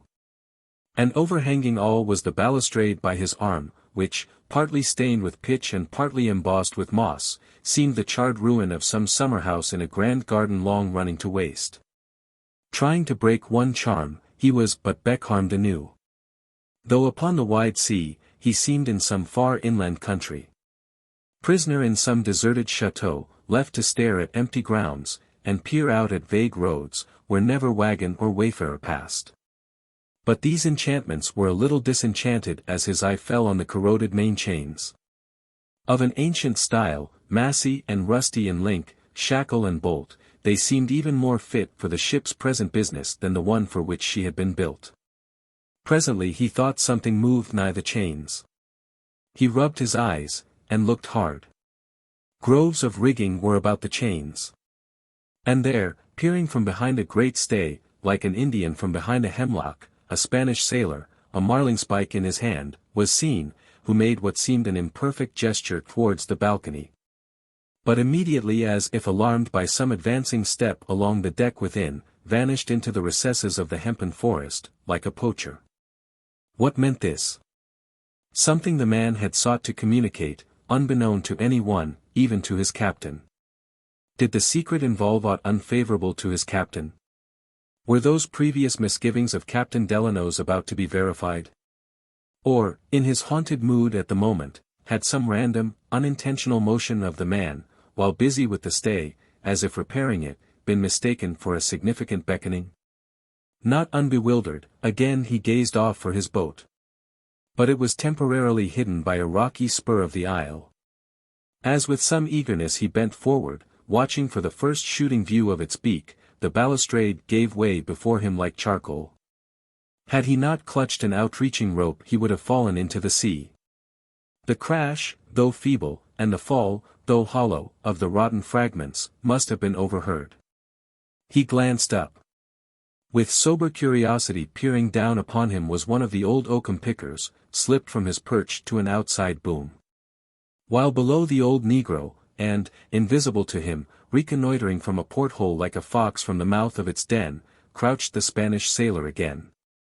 From something suddenly suggested by the man's air, the mad idea now darted into Captain Delano's mind, that Don Benito's plea of indisposition, in withdrawing below, was but a pretense, that he was engaged there maturing his plot. Of which the sailor, by some means gaining an inkling, had a mind to warn the stranger against. Incited, it may be, by gratitude for a kind word on first boarding the ship. Was it from foreseeing some possible interference like this, that Don Benito had, beforehand, given such a bad character of his sailors, while praising the negroes? Though, indeed, the former seemed as docile as the latter the contrary. The whites, too, by nature, were the shrewder race.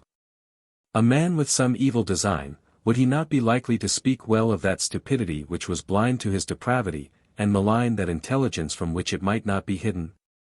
Not unlikely, perhaps. But if the whites had dark secrets concerning Don Benito, could then Don Benito be any way in complicity with the blacks? But they were too stupid. Besides, who ever heard of a white so far a renegade as to apostatize from his very species almost, by leaguing in against it with negroes? These difficulties recalled former ones. Lost in their mazes, Captain Delano, who had now regained the deck, was uneasily advancing along it, when he observed a new face, an aged sailor seated cross-legged near the main hatchway. His skin was shrunk up with wrinkles like a pelican's empty pouch, his hair frosted, his countenance grave and composed.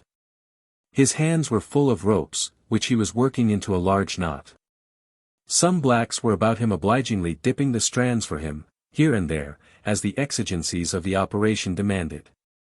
Captain Delano crossed over to him, and stood in silence surveying the knot.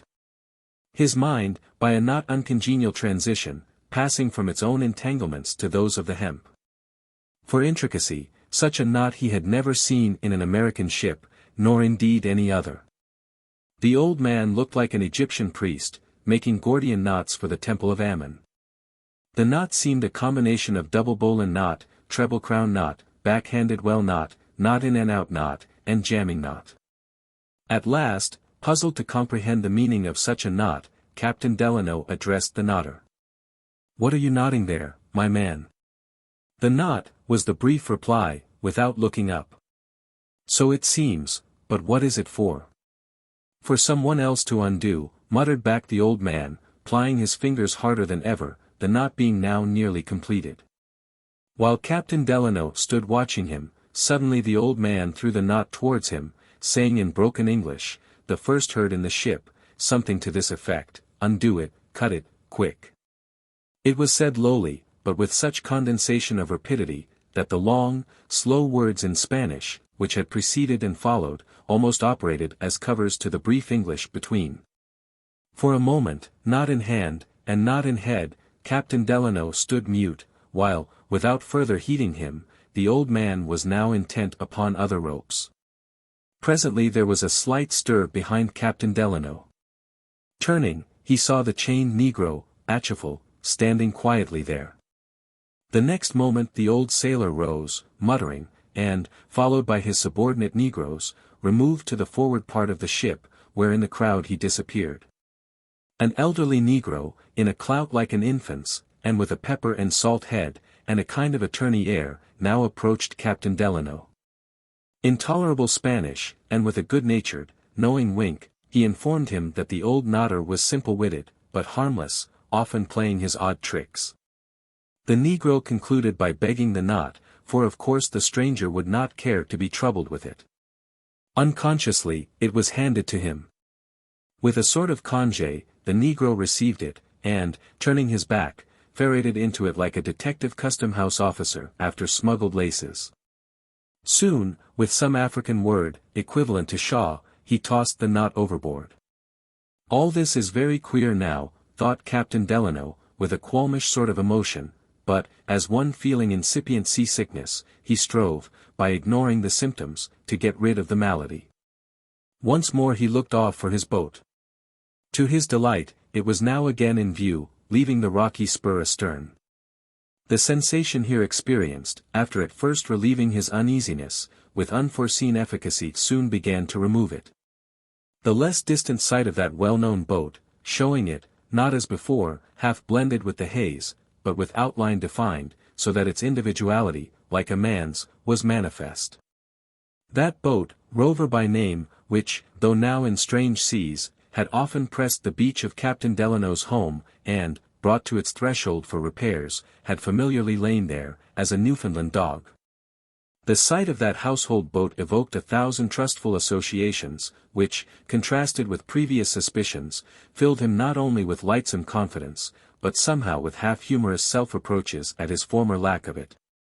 What, I, Amasa Delano, Jack of the Beach, as they called me when a lad, I, Amasa. The same that, duck satchel in hand, used to paddle along the waterside to the schoolhouse made from the old hulk, little Jack of the Beach, that used to go berrying with cousin Nat and the rest. I to be murdered here at the ends of the earth, on board a haunted pirate ship by a horrible Spaniard. Too nonsensical to think of. Who would murder Amasa Delano? His conscience is clean. There is someone above. Fie, Jack of the Beach. You are a child indeed, a child of the second childhood, old boy, you are beginning to dote and droll, I'm afraid. Light of heart and foot, he stepped aft, and there was met by Don Benito's servant, who, with a pleasing expression, responsive to his own present feelings, informed him that his master had recovered from the effects of his coughing fit, and had just ordered him to go present his compliments to his good guest, Don Amasa, and say that he, Don Benito, would soon have the happiness to rejoin him. There now, do you mark that? Again thought Captain Delano, walking the poop. What a donkey I was. This kind gentleman who here sends me his kind compliments, he, but 10 minutes ago, dark lantern in hand, was dodging round some old grindstone in the hold, sharpening a hatchet for me, I thought. Well. These long calms have a morbid effect on the mind, I've often heard, though I never believed it before. Ha! Glancing towards the boat, there's Rover, good dog, a white bone in her mouth. A pretty big bone though, seems to me. What? Yes, she has fallen afoul of the bubbling tide-rip there. It sets her the other way, too, for the time. Patience. It was now about noon, though, from the greyness of everything, it seemed to be getting towards dusk. The calm was confirmed. In the far distance, away from the influence of land, the leaden ocean seemed laid out and leaded up, its course finished, soul gone, defunct. But the current from landward, where the ship was, increased, silently sweeping her further and further towards the tranced waters beyond. Still, from his knowledge of those latitudes, cherishing hopes of a breeze, and a fair and fresh one, at any moment, Captain Delano, despite present prospects, buoyantly counted upon bringing the San Dominick safely to anchor ere night. The distance swept over was nothing, since, with a good wind, 10 minutes sailing would retrace more than 60 minutes, drifting. Meantime, one moment turning to mark Rover fighting the tide-rip, and the next to see Don Benito approaching, he continued walking the poop. Gradually he felt a vexation arising from the delay of his boat, this soon merged into uneasiness. And at last, his eye falling continually, as from a stage-box into the pit, upon the strange crowd before and below him, and by, recognizing there the face, now composed to indifference, of the Spanish sailor who had seemed to beckon from the main chains, something of his old trepidations returned. Ah, thought he, gravely enough, this is like the ague, because it went off, it follows not that it won't come back. Though ashamed of the relapse, he could not altogether subdue it. And so, exerting his good nature to the utmost, insensibly he came to a compromise. Yes, this is a strange craft, a strange history, too, and strange folks on board. But, nothing more. By way of keeping his mind out of mischief till the boat should arrive, he tried to occupy it with turning over and over, in a purely speculative sort of way, some lesser peculiarities of the captain and crew. Among others, 4 curious points recurred. First, the affair of the Spanish lad assailed with a knife by the slave boy, an act winked at by Don Benito. Second, the tyranny in Don Benito's treatment of Achifal, the black. As if a child should lead a bull of the Nile by the ring in his nose. Third, the trampling of the sailor by the 2 Negroes, a piece of insolence passed over without so much as a reprimand. Fourth, the cringing submission to their master, of all the ship's underlings, mostly blacks, as if by the least inadvertence they feared to draw down his despotic displeasure. Coupling these points, they seemed somewhat contradictory.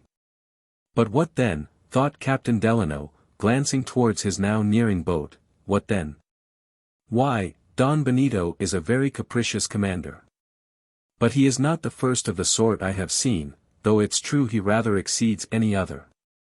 But as a nation, continued he in his reveries, these Spaniards are all an odd set, the very word Spaniard has a curious, conspirator, Guy Fawkish twang to it. And yet, I dare say, Spaniards in the main are as good folks as any in Duxbury, Massachusetts. Ah, good. At last Rover has come. As, with its welcome freight, the boat touched the side, the oakum pickers, with venerable gestures, sought to restrain the blacks, who, at the sight of 3 gurried water casks in its bottom, and a pile of wilted pumpkins in its bow, hung over the bulwarks in disorderly raptures. Don Benito, with his servant, now appeared, his coming, perhaps, hastened by hearing the noise. Of him Captain Delano sought permission to serve out the water, so that all might share alike, and none injure themselves by unfair excess. But sensible, and, on Don Benito's account, kind as this offer was, it was received with what seemed impatience.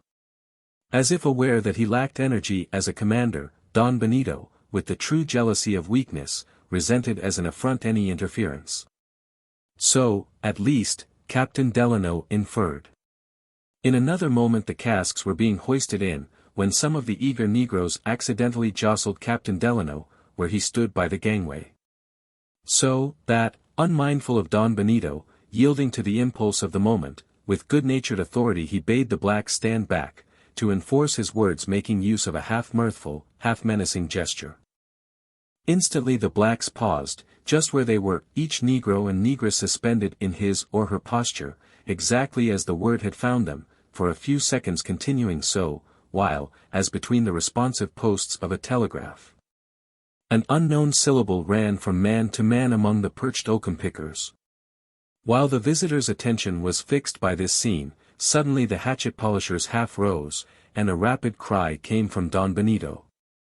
Thinking that at the signal of the Spaniard he was about to be massacred, Captain Delano would have sprung for his boat, but paused, as the oakum pickers, dropping down into the crowd with earnest exclamations, forced every white and every Negro back, at the same moment, with gestures friendly and familiar, almost jocose, bidding him, in substance, not be a fool.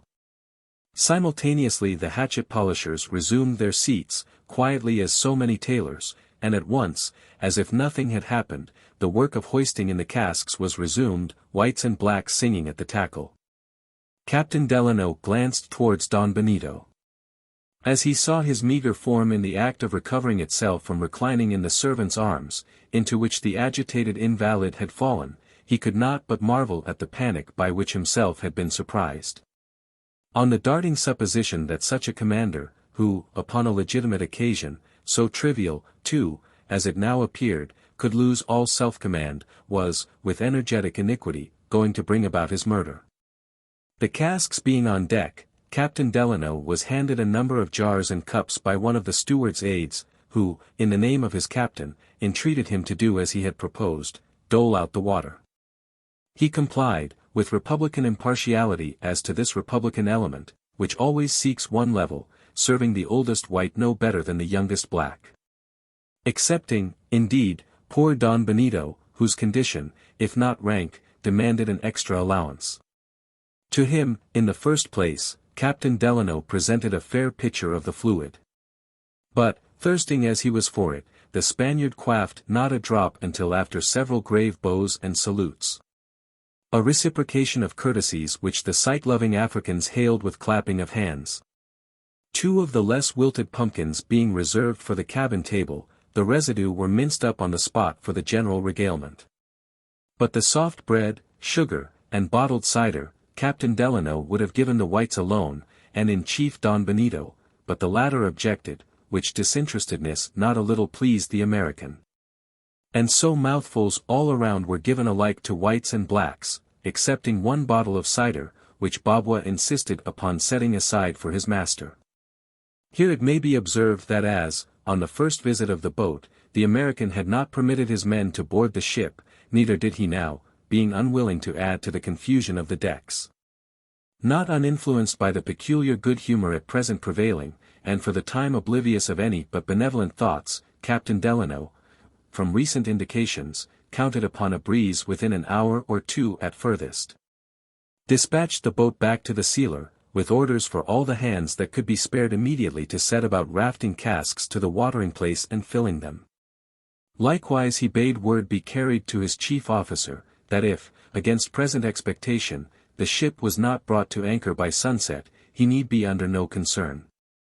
For as there was to be a full moon that night, he, Captain Delano, would remain on board ready to play the pilot, come the wind soon or late.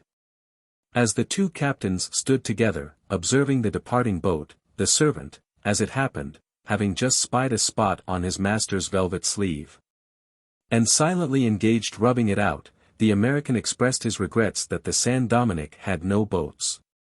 None, at least, but the unseaworthy old hulk of the longboat, which, warped as a camel's skeleton in the desert, and almost as bleached, lay potwise inverted amidships, one side a little tipped, furnishing a subterraneous sort of den for family groups of the blacks, mostly women and small children, who, squatting on old mats below, or perched above in the dark dome, on the elevated seats, were descried, some distance within, like a social circle of bats, sheltering in some friendly cave.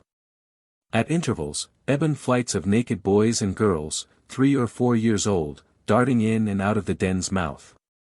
Had you 3 or 4 boats now, Don Benito, said Captain Delano, I think that, by tugging at the oars, your negroes here might help along matters some. Did you sail from port without boats, Don Benito? They were stove in the gales, senor. That was bad. Many men, too, you lost then. Boats and men. Those must have been hard gales, Don Benito. Past all speech, cringed the Spaniard. Tell me, Don Benito, continued his companion with increased interest, tell me, were these gales immediately off the pitch of Cape Horn? Cape Horn? Who spoke of Cape Horn? Yourself did, when giving me an account of your voyage, answered Captain Delano, with almost equal astonishment at this eating of his own words, even as he ever seemed eating his own heart, on the part of the Spaniard. You yourself, Don Benito, spoke of Cape Horn, he emphatically repeated. The Spaniard turned, in a sort of stooping posture, pausing an instant, as one about to make a plunging exchange of elements, as from air to water. At this moment a messenger boy, a white, hurried by, in the regular performance of his function carrying the last expired half-hour forward to the forecastle, from the cabin timepiece, to have it struck at the ship's large bell. Master, said the servant, discontinuing his work on the coat sleeve, and addressing the rapt Spaniard with a sort of timid apprehensiveness, as one charged with a duty, the discharge of which, it was foreseen, would prove irksome to the very person who had imposed it, and for whose benefit it was intended. Master told me never mind where he was, or how engaged, always to remind him to a minute, when shaving time comes. Miguel has gone to strike the half-hour afternoon. It is now, master. Will master go into the cuddy? Ah, yes, answered the Spaniard, starting, as from dreams into realities. Then turning upon Captain Delano, he said that ere long he would resume the conversation.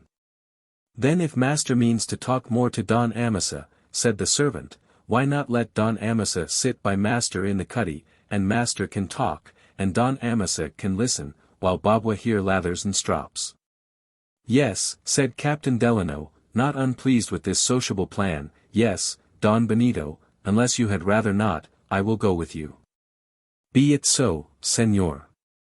As the three passed aft, the American could not but think it another strange instance of his host's capriciousness, this being shaved with such uncommon punctuality in the middle of the day. But he deemed it more than likely that the servant's anxious fidelity had something to do with the matter, inasmuch as the timely interruption served to rally his master from the mood which had evidently been coming upon him. The place called the cuddy was a light deck cabin formed by the poop, a sort of attic to the large cabin below. Part of it had formerly been the quarters of the officers. But since their death all the partitioning had been thrown down, and the whole interior converted into one spacious and airy marine hall. For absence of fine furniture and picturesque disarray of odd appurtenances, somewhat answering to the wide, cluttered hall of some eccentric bachelor squire in the country, who hangs his shooting jacket and tobacco pouch on deer antlers, and keeps his fishing rod, tongs, and walking stick in the same corner. The similitude was heightened, if not originally suggested, by glimpses of the surrounding sea, since, in one aspect, the country and the ocean seem cousins german. The floor of the cuddy was matted. Overhead, 4 or 5 old muskets were stuck into horizontal holes along the beams. On one side was a claw-footed old table lashed to the deck, a thumbed missal on it, and over it a small, meager crucifix attached to the bulkhead. Under the table lay a dented cutlass or two, with a hacked harpoon, among some melancholy old rigging, like a heap of poor friars' girdles. There were also 2 long, sharp-ribbed settees of Malacca cane, black with age, and uncomfortable to look at as inquisitors' racks, with a large, misshapen armchair, which, furnished with a rude barber's crotch at the back, working with a screw, seemed some grotesque engine of torment. A flag locker was in one corner, open, exposing various colored bunting, some rolled up, others half unrolled, still others tumbled. Opposite was a cumbrous washstand, of black mahogany, all of one block, with a pedestal, like a font, and over it a railed shelf, containing combs, brushes, and other implements of the toilet. A torn hammock of stained grass swung near. The sheets tossed, and the pillow wrinkled up like a brow, as if whoever slept here slept but illy, with alternate visitations of sad thoughts and bad dreams. The further extremity of the cuddy, overhanging the ship's stern, was pierced with 3 openings, windows or portholes, according as men or cannon might peer, socially or unsocially, out of them. At present neither men nor cannon were seen, though huge ringbolts and other rusty iron fixtures of the woodwork hinted of 24-pounders. Glancing towards the hammock as he entered, Captain Delano said, "You sleep here, Don Benito?" "Yes, senor, since we got into mild weather." "This seems a sort of dormitory, sitting room, sail loft, chapel, armory, and private closet all together, Don Benito," added Captain Delano, looking round. "Yes, senor. Events have not been favorable to much order in my arrangements." Here the servant, napkin on arm, made a motion as if waiting his master's good pleasure. Don Benito signified his readiness, when, seating him in the Malacca armchair, and for the guest's convenience drawing opposite one of the settees, the servant commenced operations by throwing back his master's collar and loosening his cravat. There is something in the Negro which, in a peculiar way, fits him for avocations about one's person. Most Negroes are natural valets and hairdressers, taking to the comb and brush congenially as to the castanets, and flourishing them apparently with almost equal satisfaction. There is, too, a smooth tact about them in this employment, with a marvelous, noiseless, gliding briskness, not ungraceful in its way, singularly pleasing to behold, and still more so to be the manipulated subject of. And above all is the great gift of good humor. Not the mere grin or laugh is here meant. Those were unsuitable. But a certain easy cheerfulness, harmonious in every glance and gesture, as though God had set the whole Negro to some pleasant tune. When to this is added the docility arising from the unaspiring contentment of a limited mind and that susceptibility of blind attachment sometimes inhering in indisputable inferiors, one readily perceives why those hypochondriacs. Johnson and Byron, it may be, something like the hypochondriac Benito Cereno, took to their hearts, almost to the exclusion of the entire white race, their serving men, the Negroes, Barber and Fletcher. But if there be that in the Negro which exempts him from the inflicted sourness of the morbid or cynical mind, how, in his most prepossessing aspects, must he appear to a benevolent one? When at ease with respect to exterior things, Captain Delano's nature was not only benign, but familiarly and humorously so. At home, he had often taken rare satisfaction in sitting in his door, watching some free man of color at his work or play. If on a voyage he chanced to have a black sailor, invariably he was on chatty and half-gamesome terms with him. In fact, like most men of a good, blithe heart, Captain Delano took to Negroes, not philanthropically, but genially, just as other men to Newfoundland dogs. Hitherto, the circumstances in which he found the San Dominick had repressed the tendency. But in the cuddy, relieved from his former uneasiness, and, for various reasons, more sociably inclined than at any previous period of the day, and seeing the colored servant, napkin on arm, so debonair about his master. In a business so familiar as that of shaving, too, all his old weakness for Negroes returned. Among other things, he was amused with an odd instance of the African love of bright colors and fine shows, in the blacks informally taking from the flag locker a great piece of bunting of all hues, and lavishly tucking it under his master's chin for an apron. The mode of shaving among the Spaniards is a little different from what it is with other nations. They have a basin, specifically called a barber's basin, which on one side is scooped out, so as accurately to receive the chin, against which it is closely held in lathering. Which is done, not with a brush, but with soap dipped in the water of the basin and rubbed on the face. In the present instance salt water was used for lack of better. And the parts lathered were only the upper lip, and low down under the throat, all the rest being cultivated beard. The preliminaries being somewhat novel to Captain Delano, he sat curiously eyeing them, so that no conversation took place, nor, for the present, did Don Benito appear disposed to renew any. Setting down his basin, the Negro searched among the razors, as for the sharpest, and having found it, gave it an additional edge by expertly strapping it on the firm, smooth, oily skin of his open palm. He then made a gesture as if to begin, but midway stood suspended for an instant, one hand elevating the razor, the other professionally dabbling among the bubbling suds on the Spaniard's lank neck.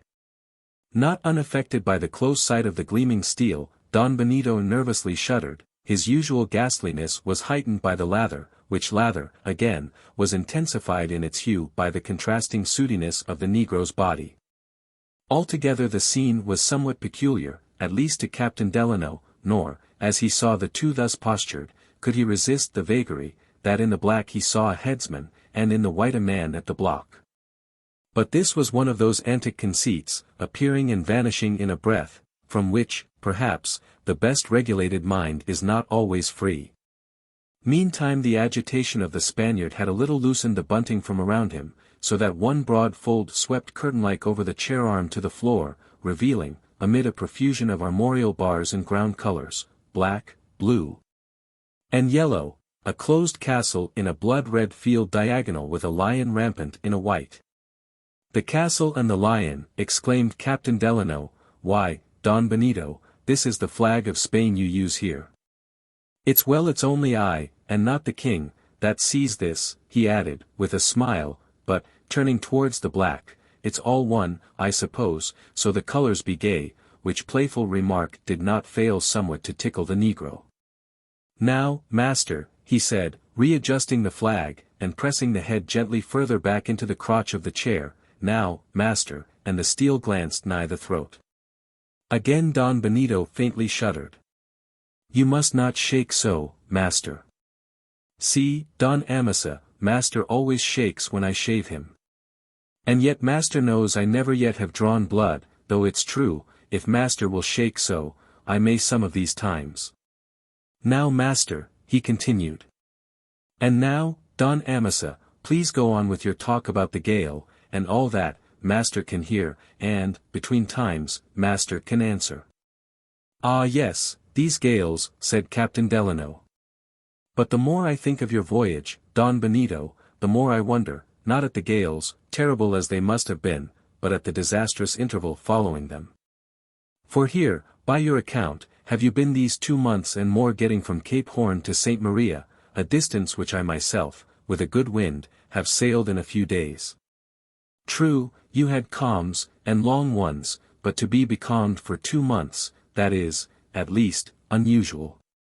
Why, Don Benito, had almost any other gentleman told me such a story, I should have been half disposed to a little incredulity.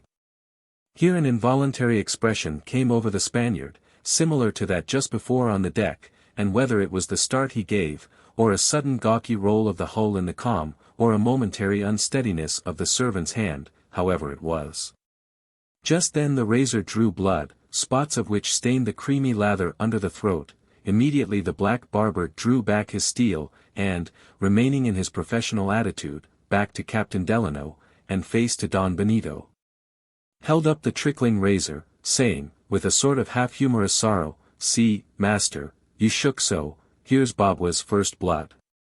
No sword drawn before James the First of England, no assassination in that timid king's presence, could have produced a more terrified aspect than was now presented by Don Benito. Poor fellow, thought Captain Delano, so nervous he can't even bear the sight of Barber's blood.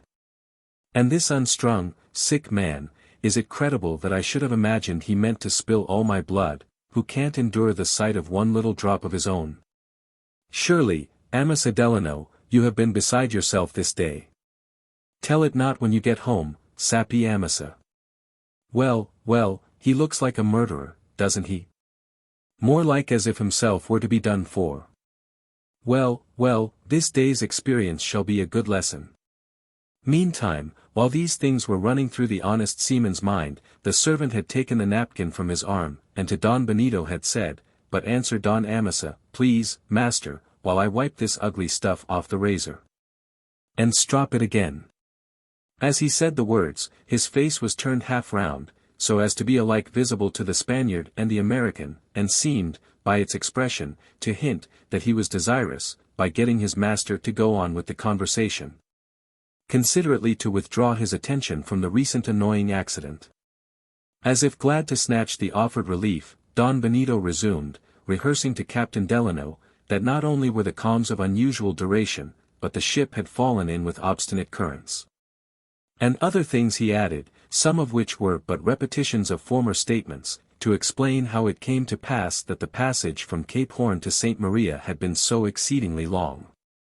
Now and then, mingling with his words, incidental praises, less qualified than before, to the blacks, for their general good conduct.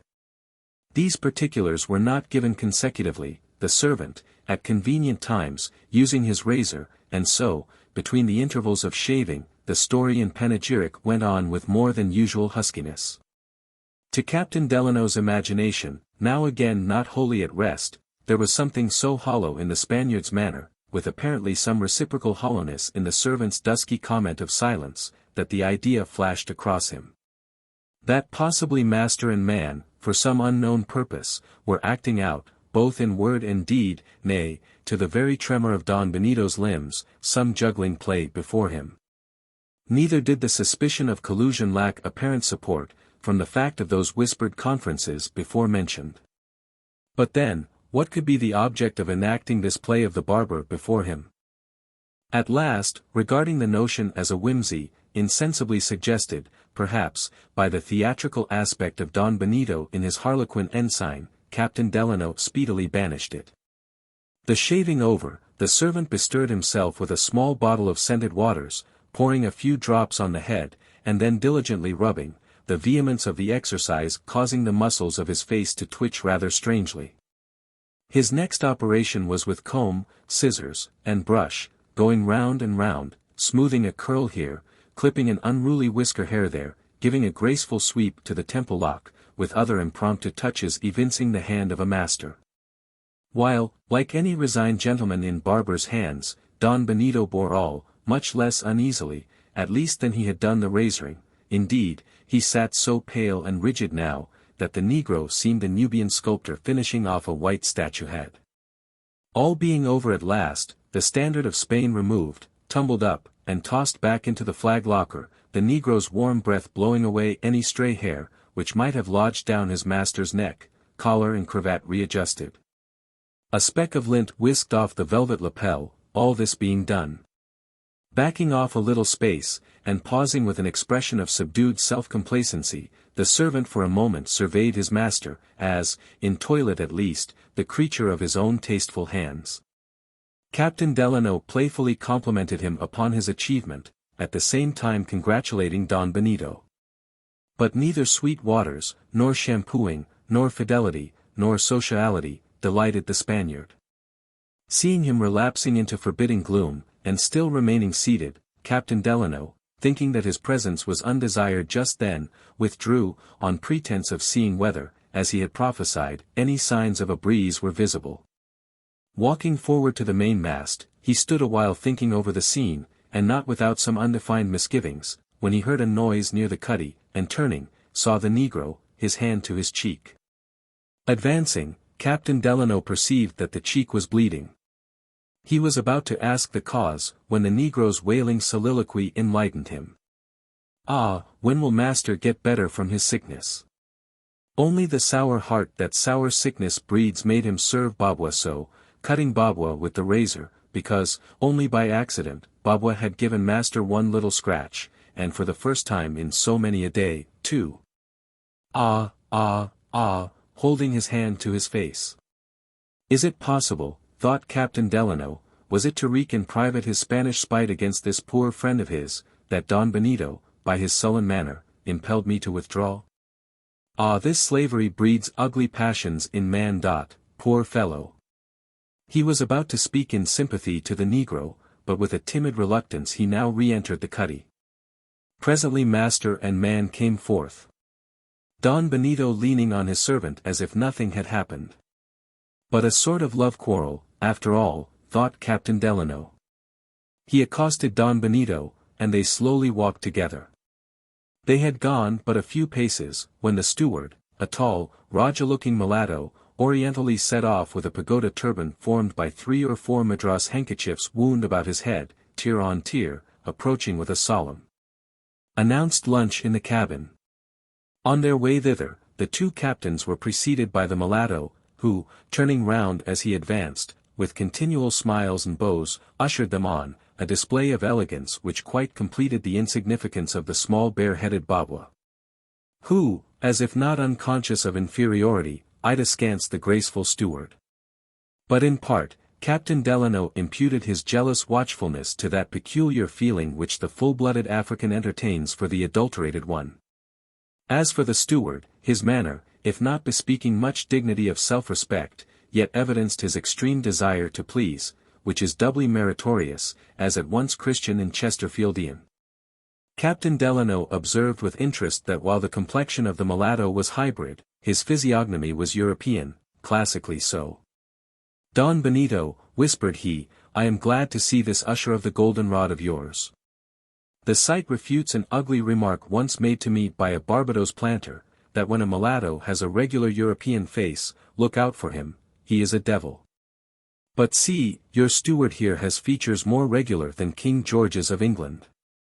And yet there he nods, and bows, and smiles, a king, indeed, the king of kind hearts and polite fellows. What a pleasant voice he has, too. He has, senor. But tell me, has he not, so far as you have known him, always proved a good, worthy fellow?" said Captain Delano, pausing, while with a final genuflection the steward disappeared into the cabin. "Come, for the reason just mentioned, I am curious to know." "Francesco is a good man," a sort of sluggishly responded Don Benito, like a phlegmatic appreciator, who would neither find fault nor flatter. "Ah, I thought so. For it were strange, indeed, and not very creditable to us white-skins, if a little of our blood mixed with the Africans, should, far from improving the latter's quality, have the sad effect of pouring vitriolic acid into black broth. Improving the hue, perhaps, but not the wholesomeness.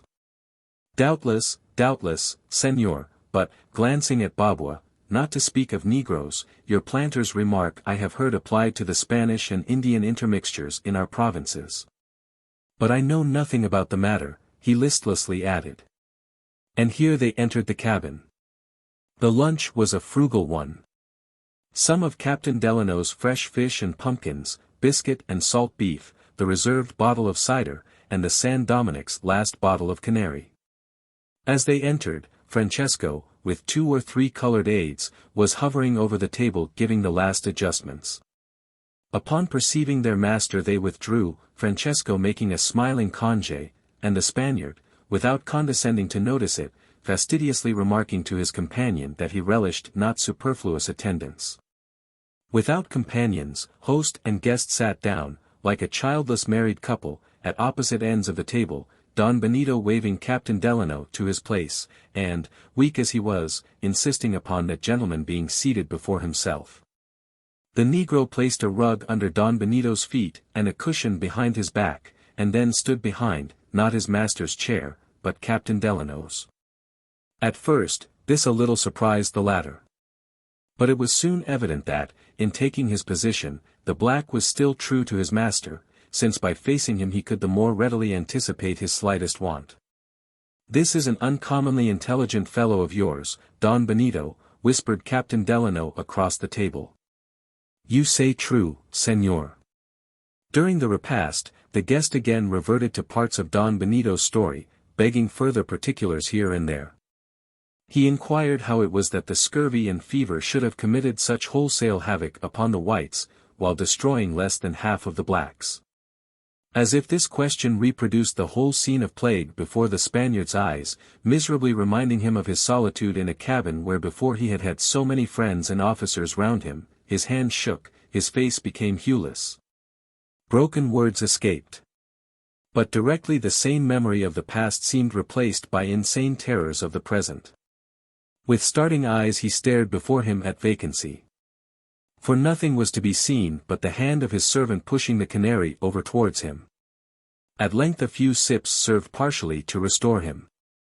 He made random reference to the different constitution of races, enabling one to offer more resistance to certain maladies than another. The thought was new to his companion.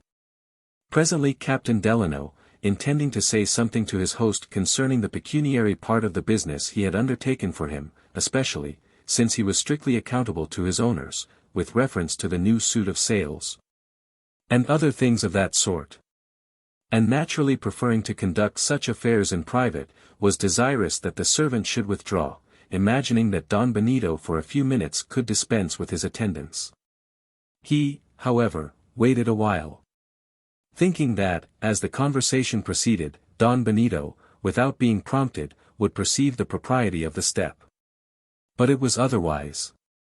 At last catching his host's eye, Captain Delano, with a slight backward gesture of his thumb, whispered, "Don Benito, pardon me, but there is an interference with the full expression of what I have to say to you."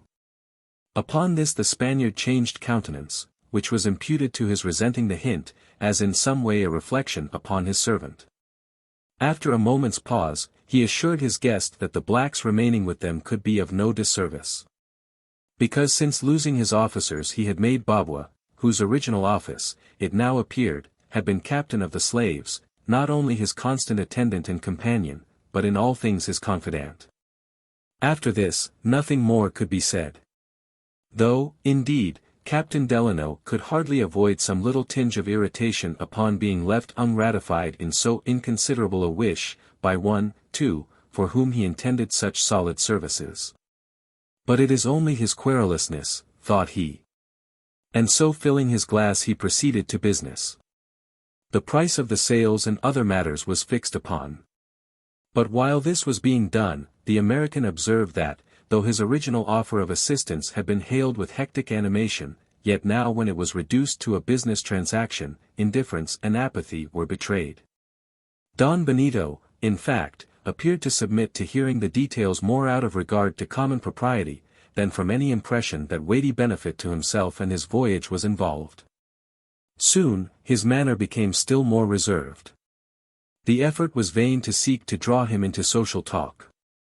Gnawed by his splenetic mood, he sat twitching his beard, while to little purpose the hand of his servant, mute as that on the wall, slowly pushed over the canary. Lunch being over, they sat down on the cushioned transom, the servant placing a pillow behind his master. The long continuance of the calm had now affected the atmosphere. Don Benito sighed heavily, as if for breath. "Why not adjourn to the cuddy?" said Captain Delano, "there is more air there." But the host sat silent and motionless. Meantime his servant knelt before him, with a large fan of feathers. And Francesco, coming in on tiptoes, handed the negro a little cup of aromatic waters, with which at intervals he chafed his master's brow, smoothing the hair along the temples as a nurse does a child's. He spoke no word. He only rested his eye on his master's, as if, amid all Don Benito's distress, a little to refresh his spirit by the silent sight of fidelity. Presently the ship's bell sounded 2 o'clock. And through the cabin windows a slight rippling of the sea was discerned, and from the desired direction.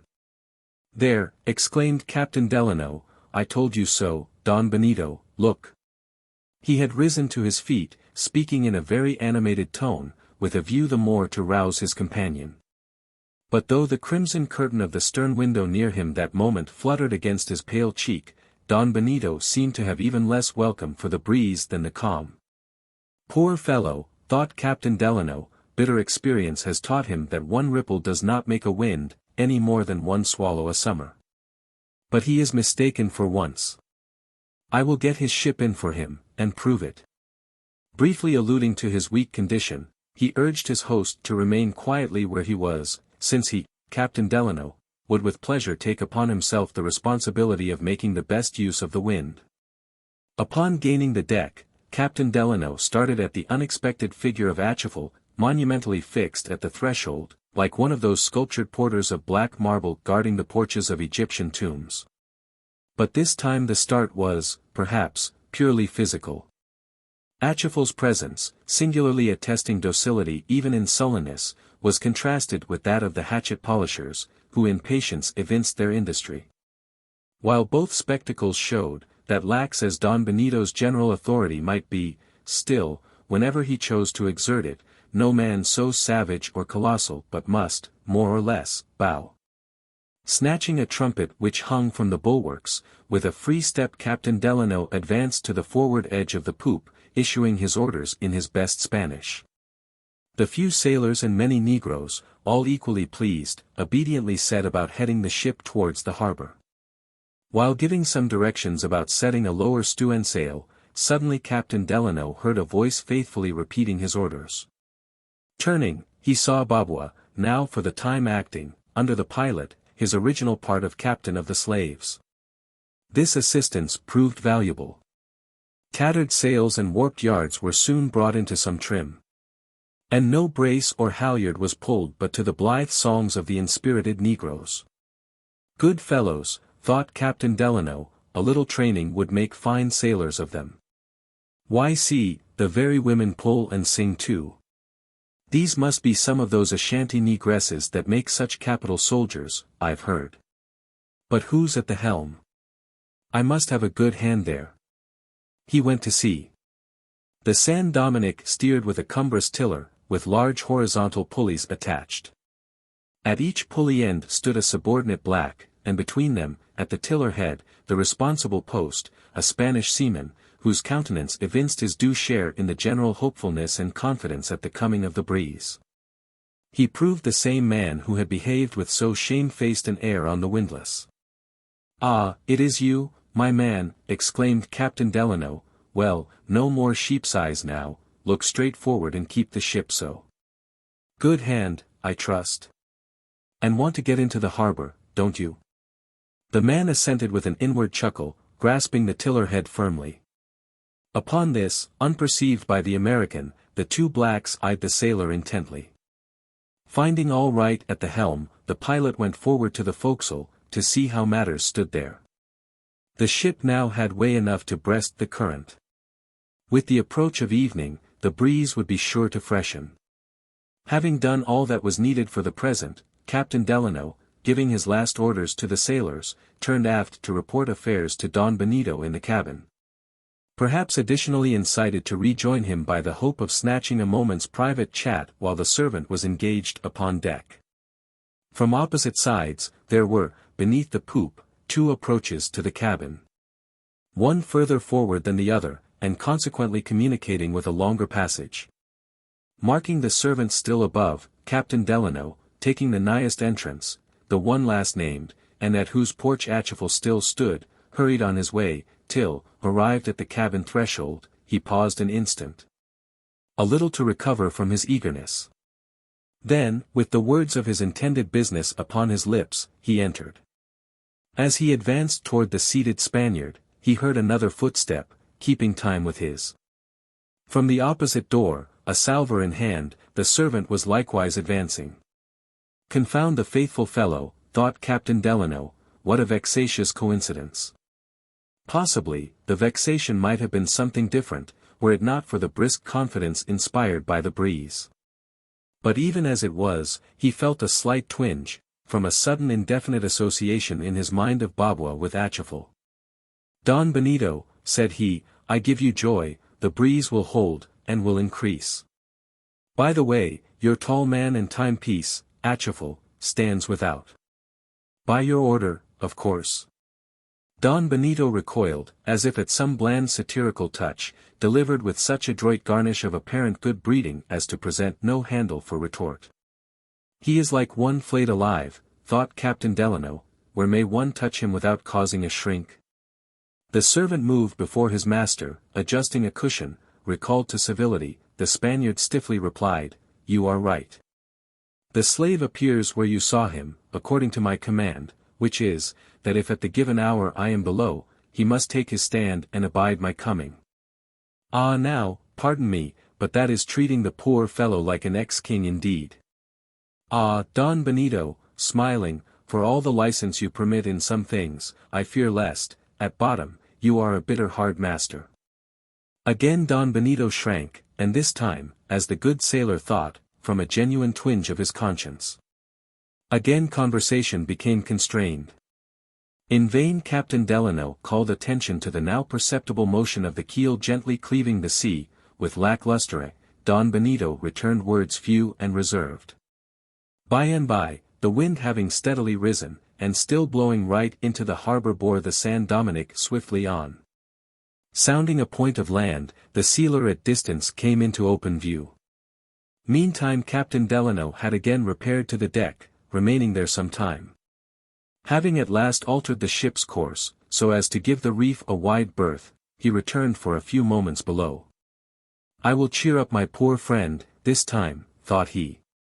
Better and better, Don Benito, he cried as he blithely re-entered, there will soon be an end to your cares, at least for a while. For when, after a long, sad voyage, you know, the anchor drops into the haven, all its vast weight seems lifted from the captain's heart. We are getting on famously, Don Benito. My ship is in sight. Look through this side light here, there she is. All est tonto. The bachelor's delight, my good friend. Ah, how this wind braces one up. Come, you must take a cup of coffee with me this evening. My old steward will give you as fine a cup as ever any sultan tasted. What say you, Don Benito, will you? At first, the Spaniard glanced feverishly up, casting a longing look towards the sealer, while with mute concern his servant gazed into his face. Suddenly the old ague of coldness returned, and dropping back to his cushions he was silent. You do not answer. Come, all day you have been my host, would you have hospitality all on one side? I cannot go, was the response. What? It will not fatigue you. The ships will lie together as near as they can, without swinging foul. It will be little more than stepping from deck to deck, which is but as from room to room. Come, come, you must not refuse me. I cannot go, decisively and repulsively repeated Don Benito. Renouncing all but the last appearance of courtesy, with a sort of cadaverous sullenness, and biting his thin nails to the quick, he glanced, almost glared, at his guest. As if impatient that a stranger's presence should interfere with the full indulgence of his morbid hour. Meantime the sound of the parted waters came more and more gurglingly and merrily in at the windows, as reproaching him for his dark spleen, as telling him that, sulk as he might and go mad with it, nature cared not a jot. Since, whose fault was it, pray? But the foul mood was now at its depth, as the fair wind at its height. There was something in the man so far beyond any mere unsociality or sourness previously evinced, that even the forbearing good nature of his guest could no longer endure it. Wholly at a loss to account for such demeanor, and deeming sickness with eccentricity, however extreme, no adequate excuse, well satisfied, too, that nothing in his own conduct could justify it, Captain Delano's pride began to be roused. Himself became reserved. But all seemed one to the Spaniard. Quitting him, therefore, Captain Delano once more went to the deck. The ship was now within less than 2 miles of the sealer. The whaleboat was seen darting over the interval. To be brief, the two vessels, thanks to the pilot's skill, ere long neighborly style lay anchored together. Before returning to his own vessel, Captain Delano had intended communicating to Don Benito the smaller details of the proposed services to be rendered. But, as it was, unwilling anew to subject himself to rebuffs, he resolved, now that he had seen the San Dominick safely moored, immediately to quit her, without further allusion to hospitality or business. Indefinitely postponing his ulterior plans, he would regulate his future actions according to future circumstances. His boat was ready to receive him, but his host still tarried below. Well, thought Captain Delano, if he has little breeding, the more need to show mine. He descended to the cabin to bid a ceremonious, and, it may be, tacitly rebukeful adieu. But to his great satisfaction, Don Benito, as if he began to feel the weight of that treatment with which his slighted guest had, not indecorously, retaliated upon him, now supported by his servant, rose to his feet. And grasping Captain Delano's hand, stood tremulous. Too much agitated to speak. But the good augury hence drawn was suddenly dashed, by his resuming all his previous reserve, with augmented gloom, as, with half-averted eyes, he silently reseated himself on his cushions. With a corresponding return of his own chilled feelings, Captain Delano bowed and withdrew. He was hardly midway in the narrow corridor, dim as a tunnel, leading from the cabin to the stairs, when a sound, as of the tolling for execution in some jail yard, fell on his ears. It was the echo of the ship's flawed bell, striking the hour, drearily reverberated in this subterranean vault. Instantly, by a fatality not to be withstood, his mind, responsive to the portent, swarmed with superstitious suspicions. He paused. In images far swifter than these sentences, the minutest details of all his former distrusts swept through him. Hitherto, credulous good nature had been too ready to furnish excuses for reasonable fears. Why was the Spaniard, so superfluously punctilious at times, now heedless of common propriety in not accompanying to the side his departing guest? Did indisposition forbid? Indisposition had not forbidden more irksome exertion that day. His last equivocal demeanor recurred. He had risen to his feet, grasped his guest's hand, motioned toward his hat, then, in an instant, all was eclipsed in sinister muteness and gloom. Did this imply one brief, repentant relenting at the final moment, from some iniquitous plot, followed by remorseless return to it? His last glance seemed to express a calamitous, yet acquiescent farewell to Captain Delano forever. Why decline the invitation to visit the sealer that evening? Or was the Spaniard less hardened than the Jew, who refrained not from supping at the board of him whom the same night he meant to betray? What imported all those day-long enigmas and contradictions, except they were intended to mystify, preliminary to some stealthy blow? Achifal, the pretended rebel, but punctual shadow, that moment lurked by the threshold without. He seemed a sentry, and more. Who, by his own confession, had stationed him there? Was the Negro now lying in wait? The Spaniard behind, his creature before, to rush from darkness to light was the involuntary choice. The next moment, with clenched jaw and hand, he passed Achifal, and stood unharmed in the light. As he saw his trim ship lying peacefully at anchor, and almost within ordinary call. As he saw his household boat, with familiar faces in it, patiently rising and falling, on the short waves by the San Dominic side, and then, glancing about the decks where he stood, saw the oakum pickers still gravely plying their fingers. And heard the low, buzzing whistle and industrious hum of the hatchet polishers, still bestirring themselves over their endless occupation, and more than all, as he saw the benign aspect of nature, taking her innocent repose in the evening. The screened sun in the quiet camp of the west shining out like the mild light from Abraham's tent, as charmed eye and ear took in all these, with the chained figure of the black, clenched jaw and hand relaxed. Once again he smiled at the phantoms which had mocked him, and felt something like a tinge of remorse, that, by harboring them even for a moment, he should, by implication, have betrayed an atheist doubt of the ever-watchful providence above. There was a few minutes' delay, while, in obedience to his orders, the boat was being hooked along to the gangway. During this interval, a sort of saddened satisfaction stole over Captain Delano, at thinking of the kindly offices he had that day discharged for a stranger. Ah, thought he, after good actions one's conscience is never ungrateful, however much so the benefited party may be. Presently, his foot, in the first act of descent into the boat, pressed the first round of the side ladder, his face presented inward upon the deck. In the same moment, he heard his name courteously sounded.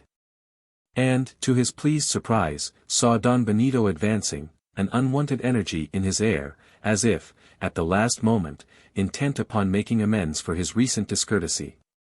With instinctive good feeling, Captain Delano, withdrawing his foot, turned and reciprocally advanced. As he did so, the Spaniard's nervous eagerness increased, but his vital energy failed. So that, the better to support him, the servant, placing his master's hand on his naked shoulder, and gently holding it there, formed himself into a sort of crutch. When the two captains met, the Spaniard again fervently took the hand of the American, at the same time casting an earnest glance into his eyes, but, as before, too much overcome to speak. "I have done him wrong," self-reproachfully thought Captain Delano, "his apparent coldness has deceived me, in no instance has he meant to offend." Meantime, as if fearful that the continuance of the scene might too much unstring his master, the servant seemed anxious to terminate it. And so, still presenting himself as a crutch, and walking between the two captains, he advanced with them towards the gangway.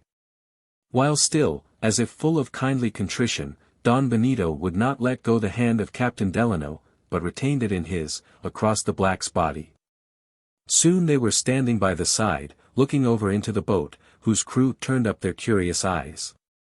Waiting a moment for the Spaniard to relinquish his hold, the now embarrassed Captain Delano lifted his foot, to overstep the threshold of the open gangway, but still Don Benito would not let go his hand. And yet, with an agitated tone, he said, "I can go no further, here I must bid you adieu." "Adieu, my dear, dear Don Amasa. Go, go," suddenly tearing his hand loose, "go, and God guard you better than me, my best friend." Not unaffected, Captain Delano would now have lingered, but catching the meekly admonitory eye of the servant, with a hasty farewell he descended into his boat, followed by the continual adieus of Don Benito, standing rooted in the gangway. Seating himself in the stern, Captain Delano, making a last salute, ordered the boat shoved off. The crew had their oars on end. The bowsmen pushed the boat a sufficient distance for the oars to be lengthwise dropped. The instant that was done, Don Benito sprang over the bulwarks, falling at the feet of Captain Delano, at the same time calling towards his ship, but in tones so frenzied, that none in the boat could understand him. But, as if not equally obtuse, 3 sailors, from 3 different and distant parts of the ship, splashed into the sea, swimming after their captain, as if intent upon his rescue. The dismayed officer of the boat eagerly asked what this meant. To which, Captain Delano, turning a disdainful smile upon the unaccountable Spaniard, answered that, for his part, he neither knew nor cared. But it seemed as if Don Benito had taken it into his head to produce the impression among his people that the boat wanted to kidnap him. Or else, give way for your lives, he wildly added, starting at a clattering hubbub in the ship, above which rang the tocsin of the hatchet polishers, and seizing Don Benito by the throat he added, this plotting pirate means murder. Here, in apparent verification of the words, the servant, a dagger in his hand, was seen on the rail overhead, poised, in the act of leaping, as if with desperate fidelity to befriend his master to the last. While, seemingly to aid the black, the 3 white sailors were trying to clamber into the hampered bow. Meantime, the whole host of Negroes, as if inflamed at the sight of their jeopardized captain, impended in one sooty avalanche over the bulwarks. All this, with what preceded, and what followed, occurred with such involutions of rapidity, that past, present, and future seemed one. Seeing the Negro coming, Captain Delano had flung the Spaniard aside, almost in the very act of clutching him, and, by the unconscious recoil, shifting his place, with arms thrown up, so promptly grappled the servant in his descent. That with dagger presented at Captain Delano's heart, the black seemed of purpose to have leaped there as to his mark. But the weapon was wrenched away, and the assailant dashed down into the bottom of the boat, which now, with disentangled oars, began to speed through the sea. At this juncture, the left hand of Captain Delano, on one side, again clutched the half-reclined Don Benito, heedless that he was in a speechless faint, while his right foot, on the other side, ground the prostrate Negro. And his right arm pressed for added speed on the after oar, his eye bent forward, encouraging his men to their utmost. But here, the officer of the boat, who had at last succeeded in beating off the towing sailors, and was now, with face turned aft, assisting the bowsman at his oar, suddenly called to Captain Delano, to see what the black was about. While a Portuguese oarsman shouted to him to give heed to what the Spaniard was saying. Glancing down at his feet, Captain Delano saw the freed hand of the servant aiming with a second dagger, a small one, before concealed in his wool. With this he was snakishly writhing up from the boat's bottom, at the heart of his master. His countenance lividly vindictive, expressing the centered purpose of his soul. While the Spaniard, half-choked, was vainly shrinking away, with husky words, incoherent to all but the Portuguese. That moment, across the long-benighted mind of Captain Delano, a flash of revelation swept, illuminating, in unanticipated clearness, his host's whole mysterious demeanor, with every enigmatic event of the day. As well as the entire past voyage of the San Dominick. He smote Bobwa's hand down, but his own heart smote him harder. With infinite pity he withdrew his hold from Don Benito. Not Captain Delano, but Don Benito, the black, in leaping into the boat, had intended to stab. Both the black's hands were held, as, glancing up towards the San Dominick, Captain Delano, now with scales dropped from his eyes, saw the Negroes, not in misrule, not in tumult, not as if frantically concerned for Don Benito, but with mask torn away, flourishing hatchets and knives, in ferocious piratical revolt. Like delirious black dervishes, the 6 Ashantis danced on the poop.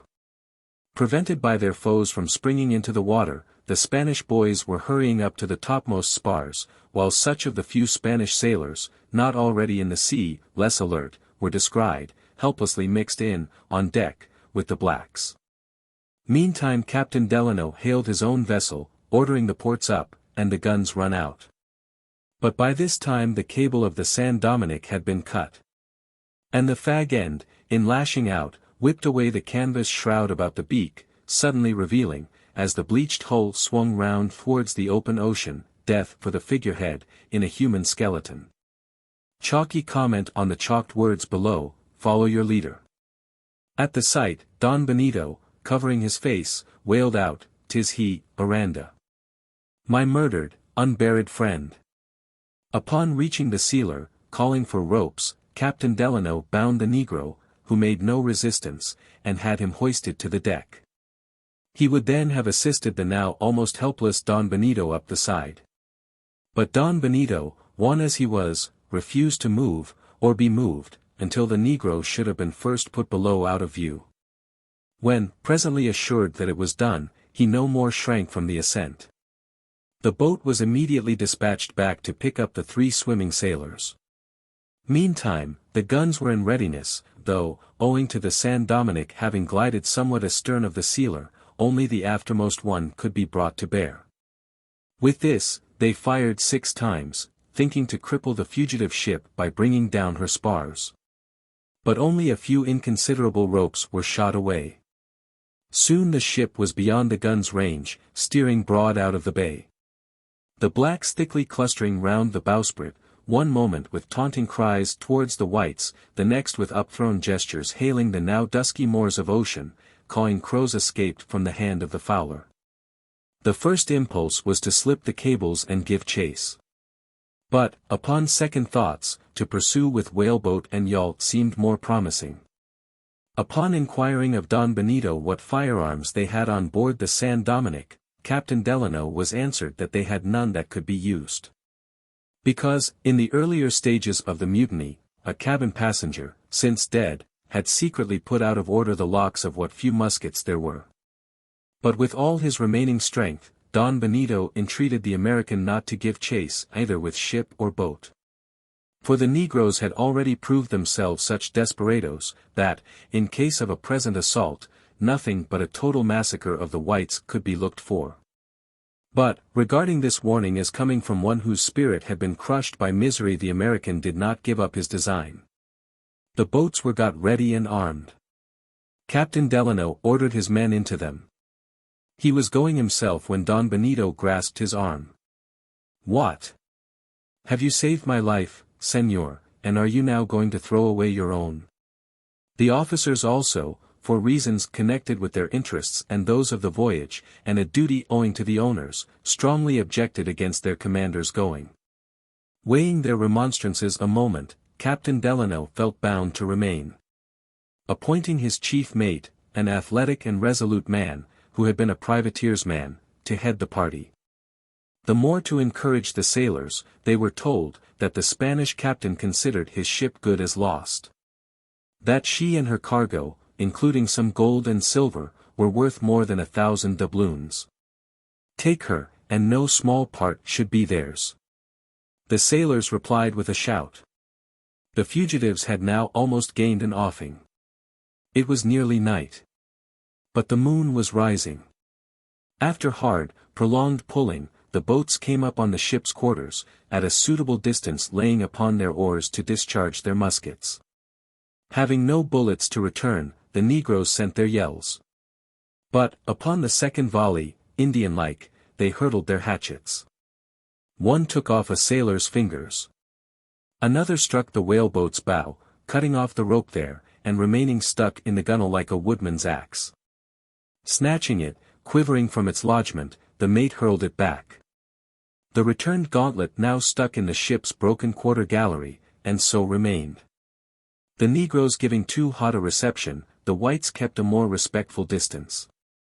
Hovering now just out of reach of the hurtling hatchets, they, with a view to the close encounter which must soon come, sought to decoy the blacks into entirely disarming themselves of their most murderous weapons in a hand-to-hand fight, by foolishly flinging them, as missiles, short of the mark, into the sea. But, ere long, perceiving the stratagem, the Negroes desisted, though not before many of them had to replace their lost hatchets with handspikes, an exchange which, as counted upon, proved, in the end, favorable to the assailants. Meantime, with a strong wind, the ship still clove the water, the boats alternately falling behind, and pulling up, to discharge fresh volleys. The fire was mostly directed towards the stern, since there, chiefly, the Negroes, at present, were clustering. But to kill or maim the Negroes was not the object. To take them, with the ship, was the object. To do it, the ship must be boarded. Which could not be done by boats while she was sailing so fast. A thought now struck the mate. Observing the Spanish boys still aloft, high as they could get, he called to them to descend to the yards, and cut adrift the sails. It was done. About this time, owing to causes hereafter to be shown, 2 Spaniards, in the dress of sailors, and conspicuously showing themselves, were killed, not by volleys, but by deliberate marksman's shots. While, as it afterwards appeared, by one of the general discharges, Atchafal, the black, and the Spaniard at the helm likewise were killed. What now, with the loss of the sails, and loss of leaders, the ship became unmanageable to the negroes. With creaking masts, she came heavily round to the wind, the prow slowly swinging into view of the boats, its skeleton gleaming in the horizontal moonlight and casting a gigantic ribbed shadow upon the water. One extended arm of the ghost seemed beckoning the whites to avenge it. "Follow your leader," cried the mate, and, one on each bow, the boats boarded. Sealing spears and cutlasses crossed hatchets and handspikes. Huddled upon the longboat amidships, the negresses raised a wailing chant, whose chorus was the clash of the steel. For a time, the attack wavered, the negroes wedging themselves to beat it back. The half-repelled sailors, as yet unable to gain a footing, fighting as troopers in the saddle, one leg sideways flung over the bulwarks, and one without, plying their cutlasses like carters' whips. But in vain. They were almost overborne, when, rallying themselves into a squad as one man, with a huzzah, they sprang inboard, where, entangled, they involuntarily separated again. For a few breaths' space, there was a vague, muffled, inner sound, as of submerged swordfish rushing hither and thither through shoals of blackfish. Soon, in a reunited band, and joined by the Spanish seamen, the whites came to the surface, irresistibly driving the negroes toward the stern. But a barricade of casks and sacks, from side to side, had been thrown up by the mainmast. Here the negroes faced about, and though scorning peace or truce, yet fain would have had respite. But, without pause, overleaping the barrier, the unflagging sailors again closed. Exhausted, the blacks now fought in despair. Their red tongues lolled, wolf-like, from their black mouths. But the pale sailors' teeth were set, not a word was spoken, and, in 5 minutes more, the ship was won.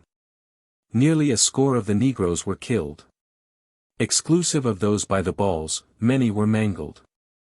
Their wounds, mostly inflicted by the long-edged sealing spears, resembling those shaven ones of the English at Preston Pans, made by the pulled scythes of the Highlanders. On the other side, none were killed, though several were wounded, some severely, including the mate. The surviving negroes were temporarily secured, and the ship, towed back into the harbor at midnight, once more lay anchored. Omitting the incidents and arrangements ensuing, suffice it that, after 2 days spent in refitting, the ship sailed in company for Conception, in Chile, and thence for Lima, in Peru. Where, before the vice-regal courts, the whole affair, from the beginning, underwent investigation. Though, midway on the passage, the ill-fated Spaniard, relaxed from constraint, showed some signs of regaining health with free will. Yet, agreeably to his own foreboding, shortly before arriving at Lima, he relapsed, finally becoming so reduced as to be carried ashore in arms. Hearing of his story and plight, one of the many religious institutions of the City of Kings opened an hospitable refuge to him, where both physician and priest were his nurses. And a member of the order volunteered to be his one special guardian and consoler, by night and by day. The following extracts, translated from one of the official Spanish documents, will, it is hoped, shed light on the preceding narrative, as well as, in the first place, reveal the true port of departure and true history of the San Dominic's voyage, down to the time of her touching at the island of St. Maria. But, ere the extracts come, it may be well to preface them with a remark. The document selected, from among many others, for partial translation, contains the deposition of Benito Sereno, the first taken in the case. Some disclosures therein were, at the time, held dubious for both learned and natural reasons. The tribunal inclined to the opinion that the deponent, not undisturbed in his mind by recent events, raved of some things which could never have happened. But subsequent depositions of the surviving sailors, bearing out the revelations of their captain in several of the strangest particulars, gave credence to the rest. So that the tribunal, in its final decision, rested its capital sentences upon statements which, had they lacked confirmation, it would have deemed it but duty to reject.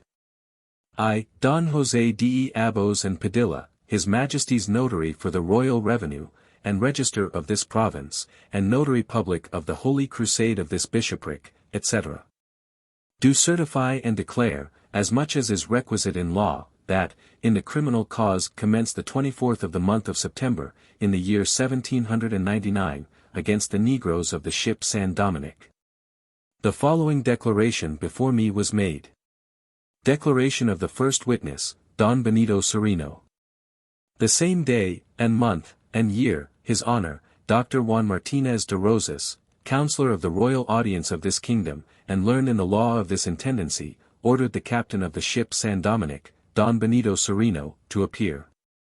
Which he did, in his litter, attended by the monk Infelez, of whom he received the oath, which he took by God, our Lord, and a sign of the cross, under which he promised to tell the truth of whatever he should know and should be asked. And being interrogated agreeably to the tenor of the act commencing the process, he said, that on the 20th of May last, he set sail with his ship from the port of Valparaiso, bound to that of Callao. Loaded with the produce of the country beside 30 cases of hardware and 160 blacks, of both sexes, mostly belonging to Don Alexandro Aranda, gentleman, of the city of Mendoza. That the crew of the ship consisted of 36 men, beside the persons who went as passengers. That the negroes were in part as follows. Here, in the original, follows a list of some 50 names, descriptions, and ages, compiled from certain recovered documents of Aranda's, and also from recollections of the deponent. From which portions only are extracted. 1. From about 18 to 19 years, named Jose, and this was the man that waited upon his master, Don Alexandro, and who speaks well the Spanish, having served him 4 or 5 years. A mulatto, named Francesco, the cabin steward, of a good person and voice, having sung in the Valparaiso churches, native of the province of Buenos Aires, aged about 35 years. A smart negro, named Dago, who had been for many years a grave digger among the Spaniards, aged 46 years. 4 old negroes, born in Africa, from 60 to 70, but sound, caulkers by trade, whose names are as follows. The first was named Murray, and he was killed, as was also his son named Diamolo, the second, Nacta. The third, Yola, likewise killed, the fourth, Goffin, and 6 full-grown negroes, aged from 30 to 45, all raw, and born among the Ashantis, Mataluki, Yen, Leche, Mapenda, Yambeo, Akim, 4 of whom were killed. A powerful negro named Achifal, who being supposed to have been a chief in Africa, his owner set great store by him. And a small negro of Senegal, but some years among the Spaniards, aged about 30, which negro's name was Babwa. That he does not remember the names of the others, but that still expecting the residue of Don Alexandra's papers will be found, will then take due account of them all, and remit to the court. And 39 women and children of all ages. The catalogue over, the deposition goes on. That all the negroes slept upon deck, as is customary in this navigation, and none wore fetters, because the owner, his friend Aranda, told him that they were all tractable. That on the 7th day after leaving port, at 3 o'clock in the morning, all the Spaniards being asleep except the 2 officers on the watch, who were the boatswain, Juan Robles, and the carpenter, Juan Bautista Gait. And the helmsman and his boy, the negroes revolted suddenly, wounded dangerously the boatswain and the carpenter, and successively killed 18 men of those who were sleeping upon deck, some with handspikes and hatchets. And others by throwing them alive overboard, after tying them. That of the Spaniards upon deck, they left about 7, as he thinks, alive and tied, to maneuver the ship, and 3 or 4 more, who hid themselves, remained also alive.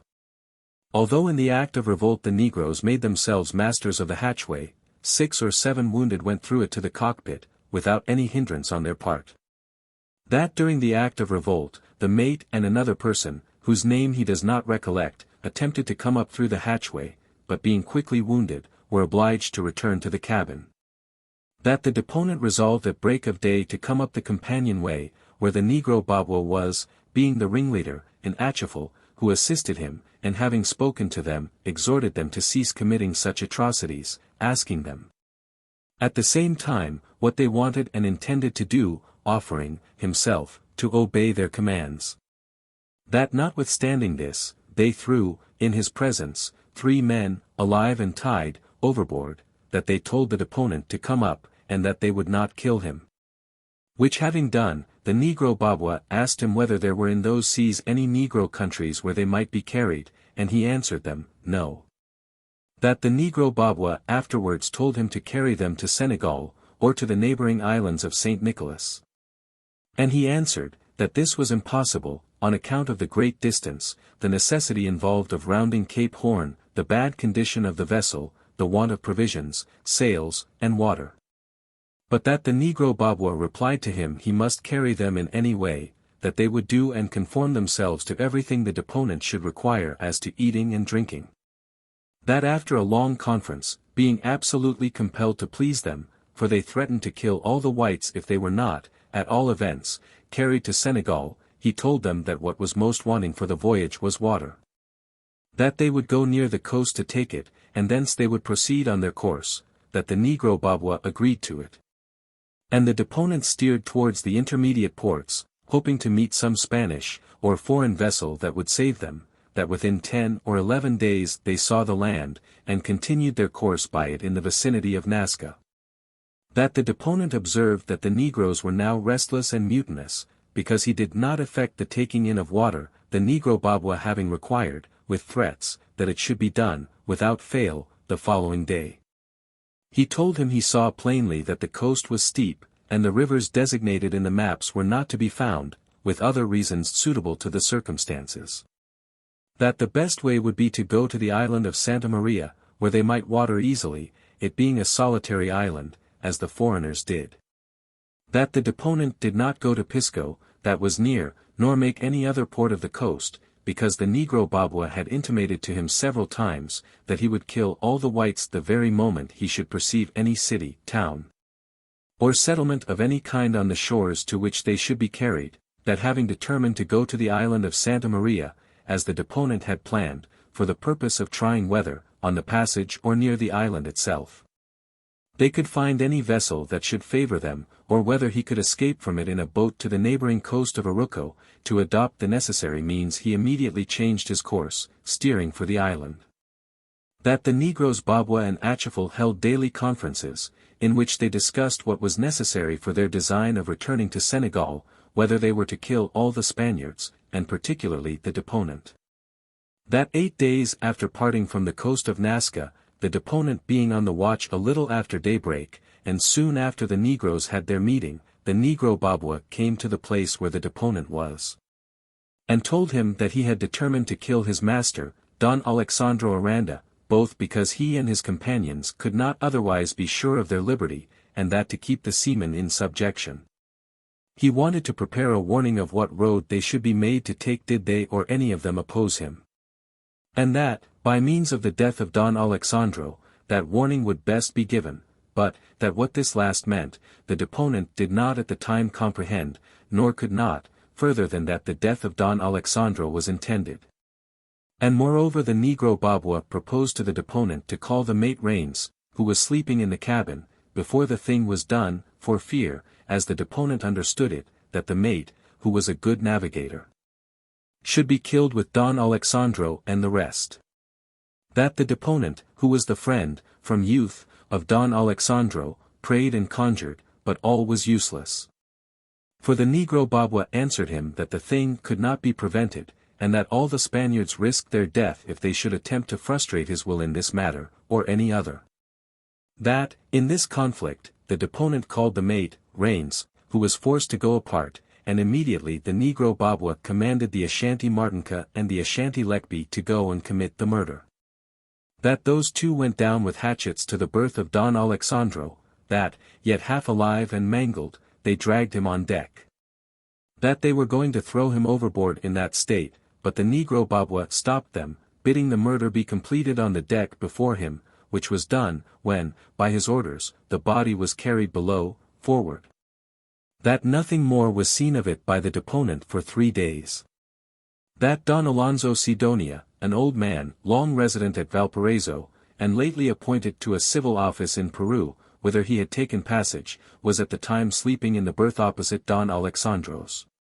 That awakening at his cries, surprised by them, and at the sight of the negroes with their bloody hatchets in their hands, he threw himself into the sea through a window which was near him, and was drowned, without it being in the power of the deponent to assist or take him up. That a short time after killing Aranda, they brought upon deck his German cousin, of middle age, Don Francisco Massa, of Mendoza, and the young Don Joaquin, Marquez de Arambo Alaza, then lately from Spain, with his Spanish servant Ponce. And the 3 young clerks of Aranda, José Moseri Lorenzo Vargas, and Hermenegildo Gondix, all of Cadiz. That Don Joaquin and Hermenegildo Gondix, the Negro Babua, for purposes hereafter to appear, preserved alive.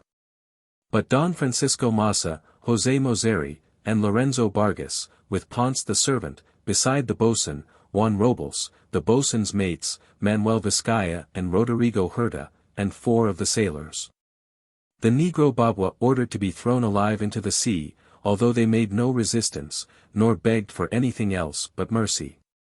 That the boatswain, Juan Robles, who knew how to swim, kept the longest above water, making acts of contrition, and, in the last words he uttered, charged this deponent to cause mass to be said for his soul to Our Lady of Succor, that during the 3 days which followed, the deponent, uncertain what fate had befallen the remains of Don Alexandro, frequently asked the Negro Babua where they were, and, if still on board, whether they were to be preserved for interment ashore, entreating him so to order it.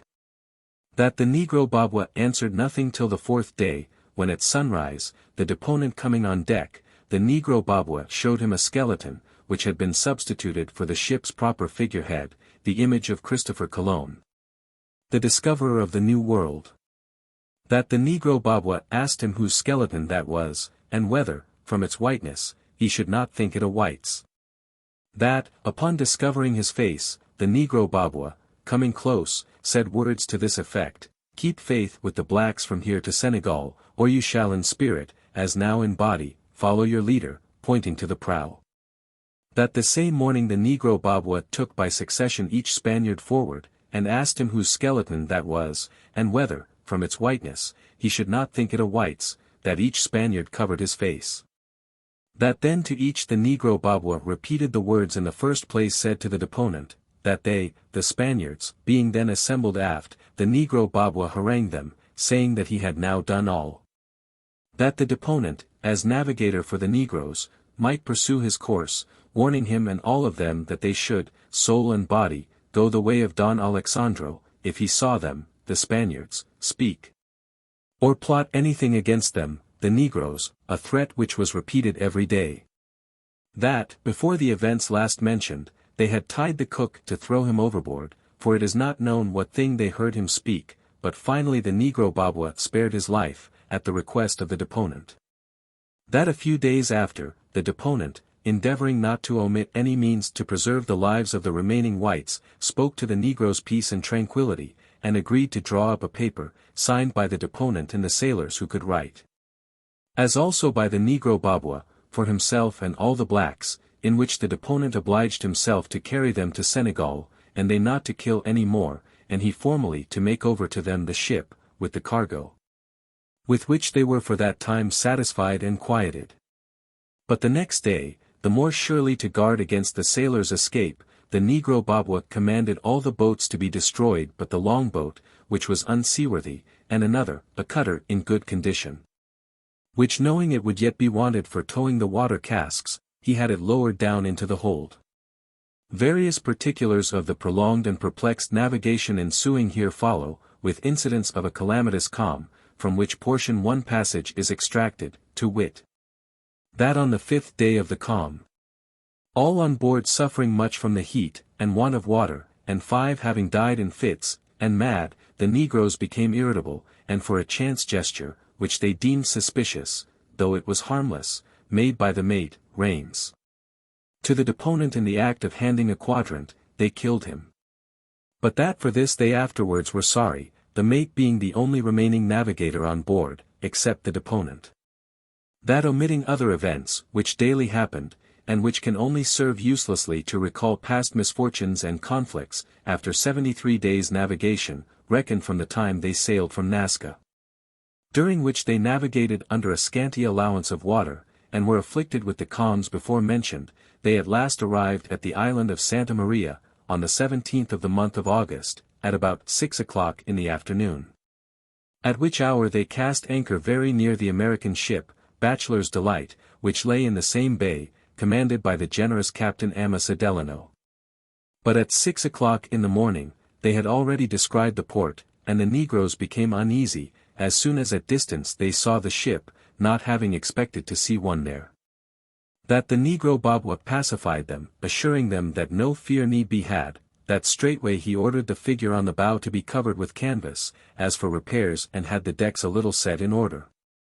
That for a time the negro Babwa and the negro Achifal conferred, that the negro Achifal was for sailing away, but the negro Babwa would not, and, by himself, cast about what to do. That at last he came to the deponent, proposing to him to say and do all that the deponent declares to have said and done to the American captain. That the negro Babwa warned him that if he varied in the least, or uttered any word, or gave any look that should give the least intimation of the past events or present state, he would instantly kill him, with all his companions. Showing a dagger, which he carried hid, saying something which, as he understood it, meant that that dagger would be alert as his eye. That the negro Babwa then announced the plan to all his companions, which pleased them, that he then, the better to disguise the truth, devised many expedients, in some of them uniting deceit and defense. That of this sort was the device of the 6 Ashantis before named, who were his bravos. That them he stationed on the break of the poop, as if to clean certain hatchets, in cases, which were part of the cargo, but in reality to use them, and distribute them at need, and at a given word he told them. That, among other devices, was the device of presenting Achifal, his right-hand man, as chained, though in a moment the chains could be dropped. That in every particular he informed the deponent what part he was expected to enact in every device, and what story he was to tell on every occasion, always threatening him with instant death if he varied in the least, that, conscious that many of the negroes would be turbulent, the negro Babwa appointed the 4 aged negroes, who were caulkers, to keep what domestic order they could on the decks. That again and again he harangued the Spaniards and his companions, informing them of his intent, and of his devices, and of the invented story that this deponent was to tell, charging them lest any of them varied from that story. That these arrangements were made and matured during the interval of 2 or 3 hours, between their first sighting the ship and the arrival on board of Captain Amos Delano. That this happened about 7:30 o'clock in the morning, Captain Amos Delano coming in his boat, and all gladly receiving him. That the deponent, as well as he could force himself, acting then the part of principal owner, and a free captain of the ship, told Captain Amos Delano, when called upon, that he came from Buenos Aires, bound to Lima, with 300 negroes. That off Cape Horn, and in a subsequent fever, many negroes had died, that also, by similar casualties, all the sea officers and the greatest part of the crew had died. And so the deposition goes on, circumstantially recounting the fictitious story dictated to the deponent by Babwa, and through the deponent imposed upon Captain Delano. And also recounting the friendly offers of Captain Delano, with other things, but all of which is here omitted. After the fictitious story, etc. The deposition proceeds. That the generous Captain Amos Delano remained on board all the day, till he left the ship anchored at 6 o'clock in the evening, deponent speaking to him always of his pretended misfortunes. Under the forementioned principles, without having had it in his power to tell a single word, or give him the least hint, that he might know the truth and state of things. Because the negro Babwa, performing the office of an officious servant with all the appearance of submission of the humble slave, did not leave the deponent one moment. That this was in order to observe the deponent's actions and words, for the negro Babwa understands well the Spanish, and besides, there were thereabout some others who were constantly on the watch and likewise understood the Spanish. That upon one occasion, while deponent was standing on the deck conversing with Amos Delano, by a secret sign the negro Babwa drew him, the deponent, aside, the act appearing as if originating with the deponent. That then, he being drawn aside, the negro Babwa proposed to him to gain from Amos Delano full particulars about his ship, and crew, and arms, that the deponent asked, for what, that the Negro Babwa answered he might conceive. That, grieved at the prospect of what might overtake the generous Captain Amos Adelano, the deponent at first refused to ask the desired questions, and used every argument to induce the Negro Babwa to give up this new design. That the Negro Babwa showed the point of his dagger. That, after the information had been obtained, the Negro Babwa again drew him aside, telling him that that very night he, the deponent, would be captain of 2 ships, instead of 1, for that great part of the American ship's crew being to be absent fishing, the 6 Ashantis, without anyone else, would easily take it. That at this time he said other things to the same purpose, that no entreaties availed. That, before Amos Adelano's coming on board, no hint had been given touching the capture of the American ship, that to prevent this project the deponent was powerless. That in some things his memory is confused, he cannot distinctly recall every event. That as soon as they had cast anchor at 6 o'clock in the evening, as has before been stated, the American captain took leave, to return to his vessel. That upon a sudden impulse, which the deponent believes to have come from God and his angels, he, after the farewell had been said, followed the generous Captain Amos Adelano as far as the gunwale, where he stayed, under pretense of taking leave, until Amos Adelano should have been seated in his boat. That on shoving off, the deponent sprang from the gunwale into the boat, and fell into it, he knows not how, God guarding him. That. Here, in the original, follows the account of what further happened at the escape, and how the San Dominick was retaken, and of the passage to the coast. Including in the recital many expressions of eternal gratitude to the generous Captain Amos Adelano. The deposition then proceeds with recapitulatory remarks, and a partial remuneration of the Negroes, making record of their individual part in the past events, with a view to furnishing, according to command of the court, the data whereon to found the criminal sentences to be pronounced. From this portion is the following. That he believes that all the Negroes, though not in the first place knowing to the design of revolt, when it was accomplished, approved it. That the Negro, Jose, 18 years old, and in the personal service of Don Alexandro, was the one who communicated the information to the Negro Babwa, about the state of things in the cabin, before the revolt. That this is known, because, in the preceding midnight, he used to come from his berth, which was under his master's, in the cabin, to the deck where the ringleader and his associates were, and had secret conversations with the Negro Babwa, in which he was several times seen by the mate. That, one night, the mate drove him away twice. That this same Negro Jose was the one who, without being commanded to do so by the Negro Babwa, as Lekby and Martinka were, stabbed his master, Don Alexandro, after he had been dragged half-lifeless to the deck. That the mulatto steward, Francesco, was of the first band of revolters, that he was, in all things, the creature and tool of the Negro Babwa. That, to make his court, he, just before a repast in the cabin, proposed, to the Negro Babwa, poisoning a dish for the generous Captain Amos Adelano. This is known and believed, because the Negroes have said it. But that the Negro Babwa, having another design, forbade Francesco, that the Ashanti Lekby was one of the worst of them. For that, on the day the ship was retaken, he assisted in the defense of her, with a hatchet in each hand, with one of which he wounded, in the breast, the chief mate of Amos Adelano, in the first act of boarding. This all knew. That, in sight of the deponent, Lekby struck, with a hatchet, Don Francisco Massa, when, by the Negro Babwa's orders, he was carrying him to throw him overboard, alive, beside participating in the murder, before mentioned, of Don Alexandro Aranda, and others of the cabin passengers. That, owing to the fury with which the Ashantis fought in the engagement with the boats, but this Lekby in Yen survived, that Yen was bad as Lekby. That Yen was the man who, by Babwa's command, willingly prepared the skeleton of Don Alexandro, in a way the Negroes afterwards told the deponent, but which he, so long as reason is left him, can never divulge. That Yen and Lekby were the two who, in a calm by night, riveted the skeleton to the bow. This also the Negroes told him, that the Negro Babwa was he who traced the inscription below it, that the Negro Babwa was the plotter from first to last. He ordered every murder, and was the helm and keel of the revolt, that Achifal was his lieutenant in all, but Achifal, with his own hand, committed no murder, nor did the Negro Babwa.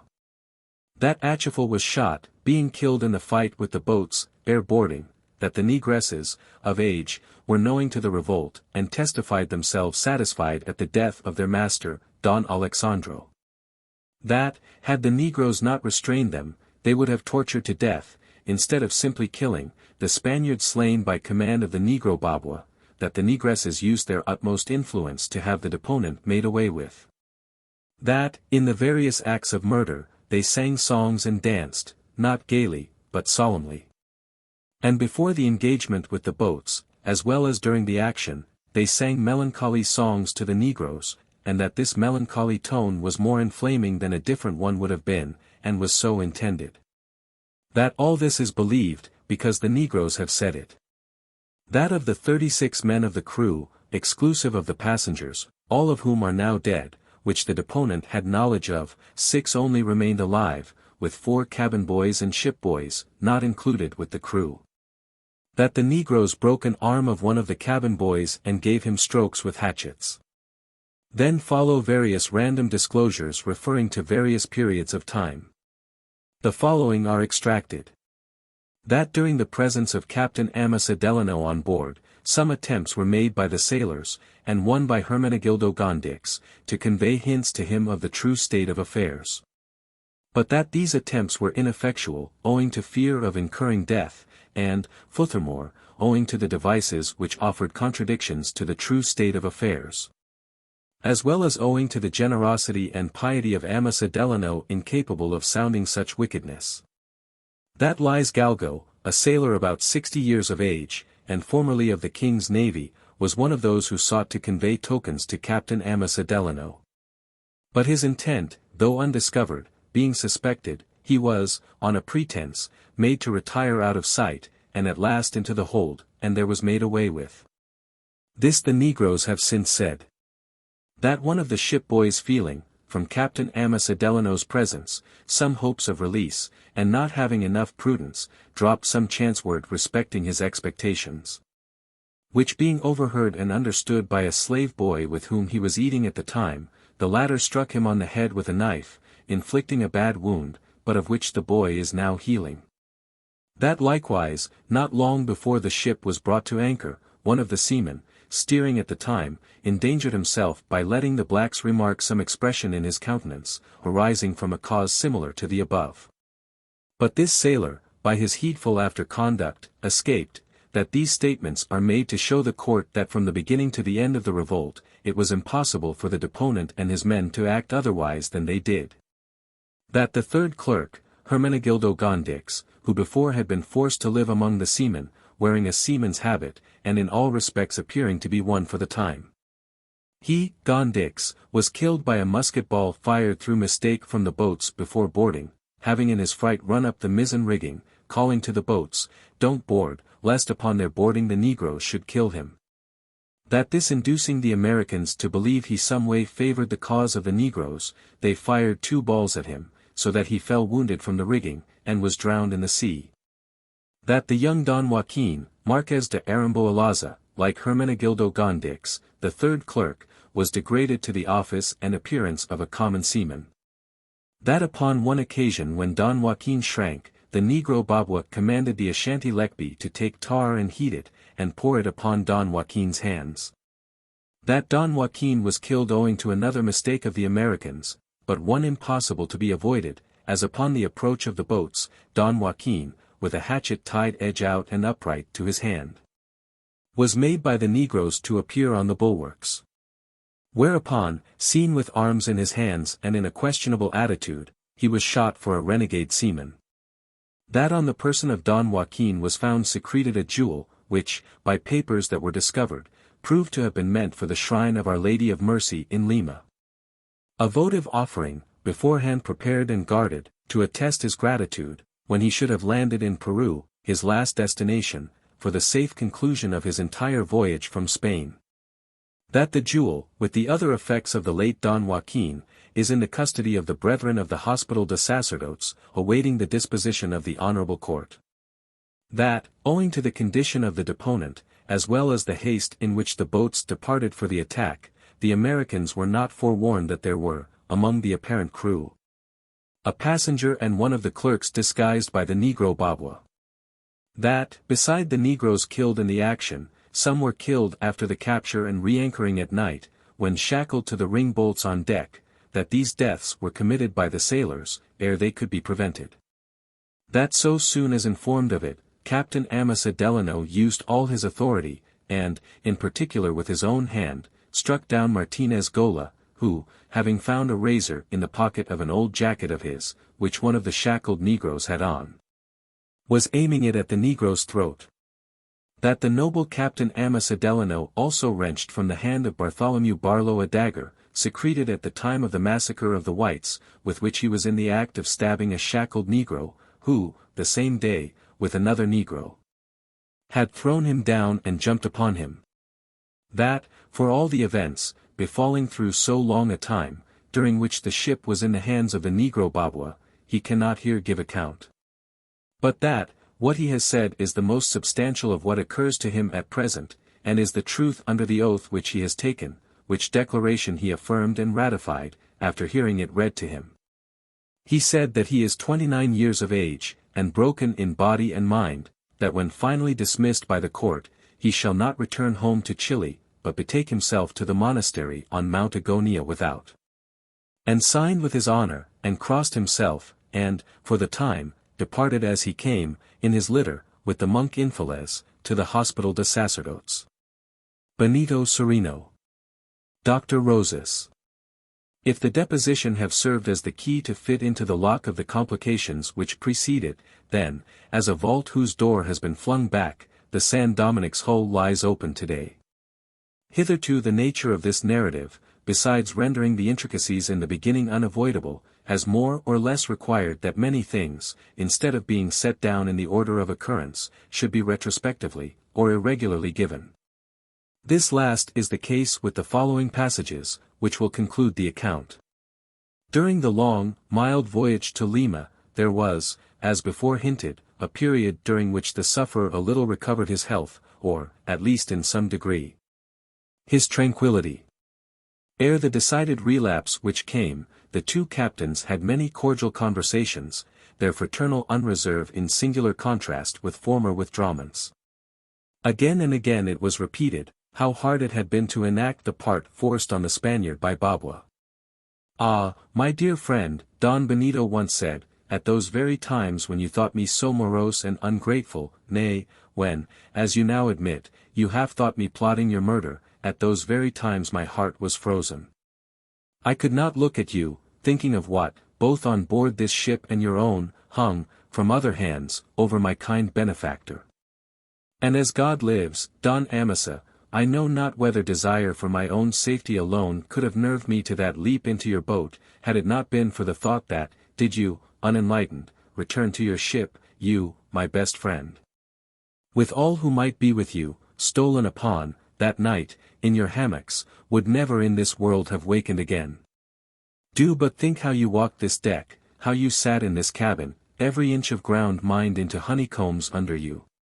Had I dropped the least hint, made the least advance towards an understanding between us, death, explosive death, yours as mine, would have ended the scene." "True, true," cried Captain Delano, starting, "you have saved my life, Don Benito, more than I yours, saved it, too, against my knowledge and will." "Nay, my friend," rejoined the Spaniard, courteous even to the point of religion, "God charmed your life, but you saved mine. To think of some things you did, those smilings and chattings, rash pointings and gesturings. For less than these, they slew my mate, Rains, but you had the Prince of Heaven safe conduct through all ambuscades. Yes, all is owing to Providence, I know, but the temper of my mind that morning was more than commonly pleasant, while the sight of so much suffering, more apparent than real, added to my good nature, compassion, and charity. Happily interweaving the three. Had it been otherwise, doubtless, as you hint, some of my interferences might have ended unhappily enough. Besides, those feelings I spoke of enabled me to get the better of momentary distrust, at times when acuteness might have cost me my life, without saving another's. Only at the end did my suspicions get the better of me, and you know how wide of the mark they then proved. Wide, indeed, said Don Benito, sadly. You were with me all day. Stood with me, sat with me, talked with me, looked at me, ate with me, drank with me, and yet, your last act was to clutch for a monster, not only an innocent man, but the most pitiable of all men. To such degree may malign machinations and deceptions impose. So far may even the best man err, in judging the conduct of one with the recesses of whose condition he is not acquainted. But you were forced to it, and you were in time undeceived. Would that, in both respects, it was so ever, and with all men. You generalize, Don Benito, and mournfully enough. But the past is past, why moralize upon it? Forget it. See, yon bright sun has forgotten it all, and the blue sea, and the blue sky, these have turned over new leaves. Because they have no memory, he dejectedly replied, because they are not human.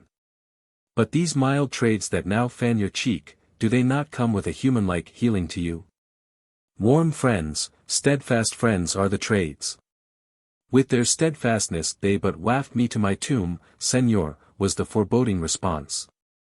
You are saved, cried Captain Delano, more and more astonished and pained. You are saved. What has cast such a shadow upon you? The Negro. There was silence, while the moody man sat, slowly and unconsciously gathering his mantle about him, as if it were a pall. There was no more conversation that day. But if the Spaniard's melancholy sometimes ended in muteness upon topics like the above, there were others upon which he never spoke at all, on which, indeed, all his old reserves were piled. Pass over the worst, and, only to elucidate, let an item or two of these be cited. The dress, so precise and costly, worn by him on the day whose events have been narrated, had not willingly been put on. And that silver-mounted sword, apparent symbol of despotic command, was not, indeed, a sword, but the ghost of one. The scabbard, artificially stiffened, was empty. As for the black, whose brain, not body, had schemed and led the revolt, with the plot, his slight frame, inadequate to that which it held, had at once yielded to the superior muscular strength of his captor, in the boat. Seeing all was over, he uttered no sound, and could not be forced to. His aspect seemed to say, since I cannot do deeds, I will not speak words. Put in irons in the hold, with the rest, he was carried to Lima. During the passage, Don Benito did not visit him. Nor then, nor at any time after, would he look at him. Before the tribunal he refused. When pressed by the judges he fainted. On the testimony of the sailors alone rested the legal identity of Babwa. Some months after, dragged to the gibbet at the tail of a mule, the black met his voiceless end. The body was burned to ashes, but for many days, the head, that hive of subtlety, fixed on a pole in the plaza, met, unabashed, the gaze of the whites. And across the plaza looked toward St. Bartholomew's Church, in whose vaults slept then, as now, the recovered bones of Aranda, and across the Rimac Bridge looked towards the monastery, on Mount Agonia without. Where, 3 months after being dismissed by the court, Benito Cereno, born on the bier, did, indeed, follow his leader. The lightning-rod man. What grand irregular thunder, thought, standing on my hearthstone among the Acroceronian hills, as the scattered bolts boomed overhead, and crashed down among the valleys, every bolt followed by zigzag irradiations. And swift slants of sharp rain, which audibly rang, like a charge of spear points, on my low shingled roof. I suppose, though, that the mountains hereabouts break and churn up the thunder, so that it is far more glorious here than on the plain. Hark, someone at the door. Who is this that chooses a time of thunder for making calls? And why don't he, man-fashion, use the knocker, instead of making that doleful undertaker's clatter with his fist against the hollow panel? But let him in. Ah, here he comes. Good day, sir, an entire stranger. Pray be seated. What is that strange-looking walking stick he carries? A fine thunderstorm, sir. Fine, awful. You are wet. Stand here on the hearth before the fire. Not for worlds. The stranger still stood in the exact middle of the cottage, where he had first planted himself. His singularity impelled a closer scrutiny. A lean, gloomy figure.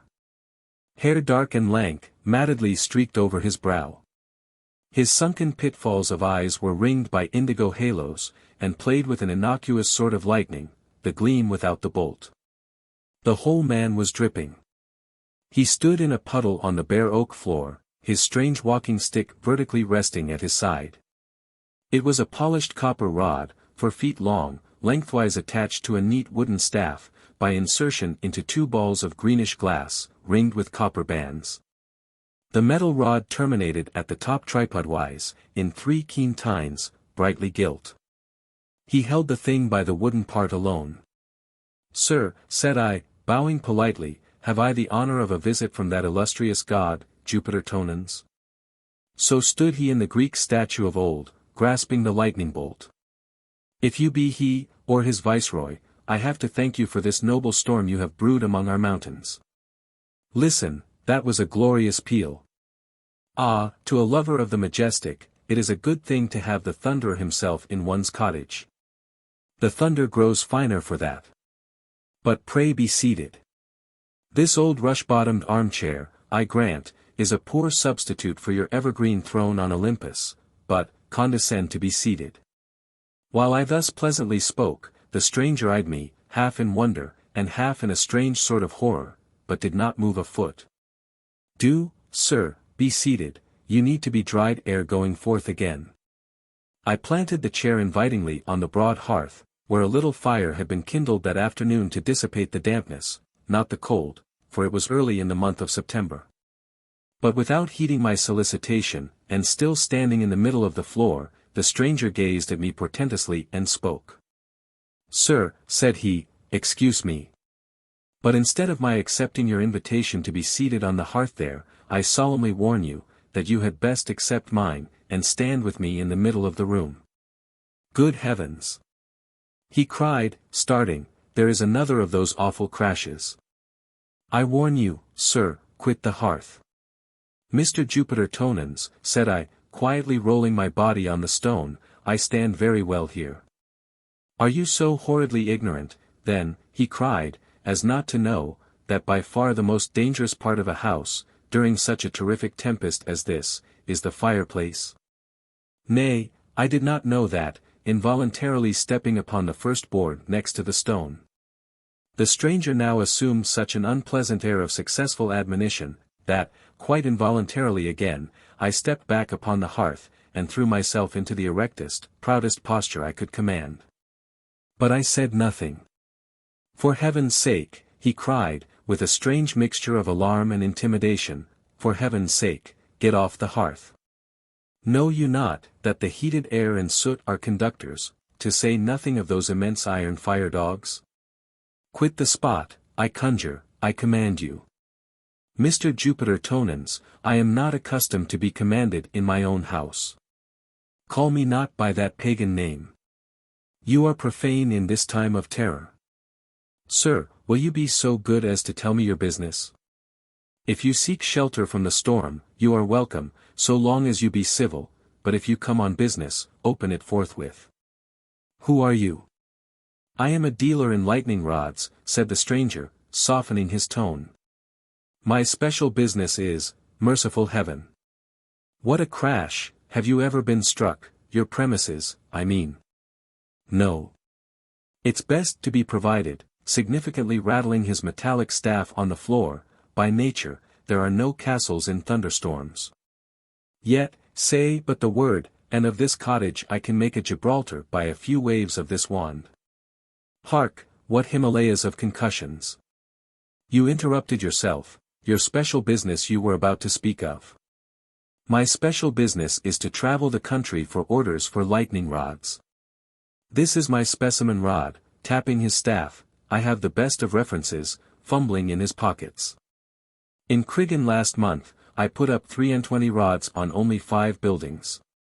Let me see. Was it not at Krigan last week, about midnight on Saturday, that the steeple, the big elm, and the assembly room cupola were struck? Any of your rods there? Not on the tree in cupola, but the steeple. Of what use is your rod, then?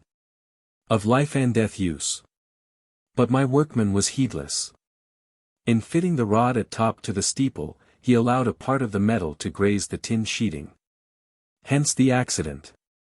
Not my fault, but his. Hark! Never mind. That clap burst quite loud enough to be heard without finger-pointing. Did you hear of the event at Montreal last year? A servant girl struck at her bedside with a rosary in her hand, the beads being metal. Does your bead extend into the Canadas?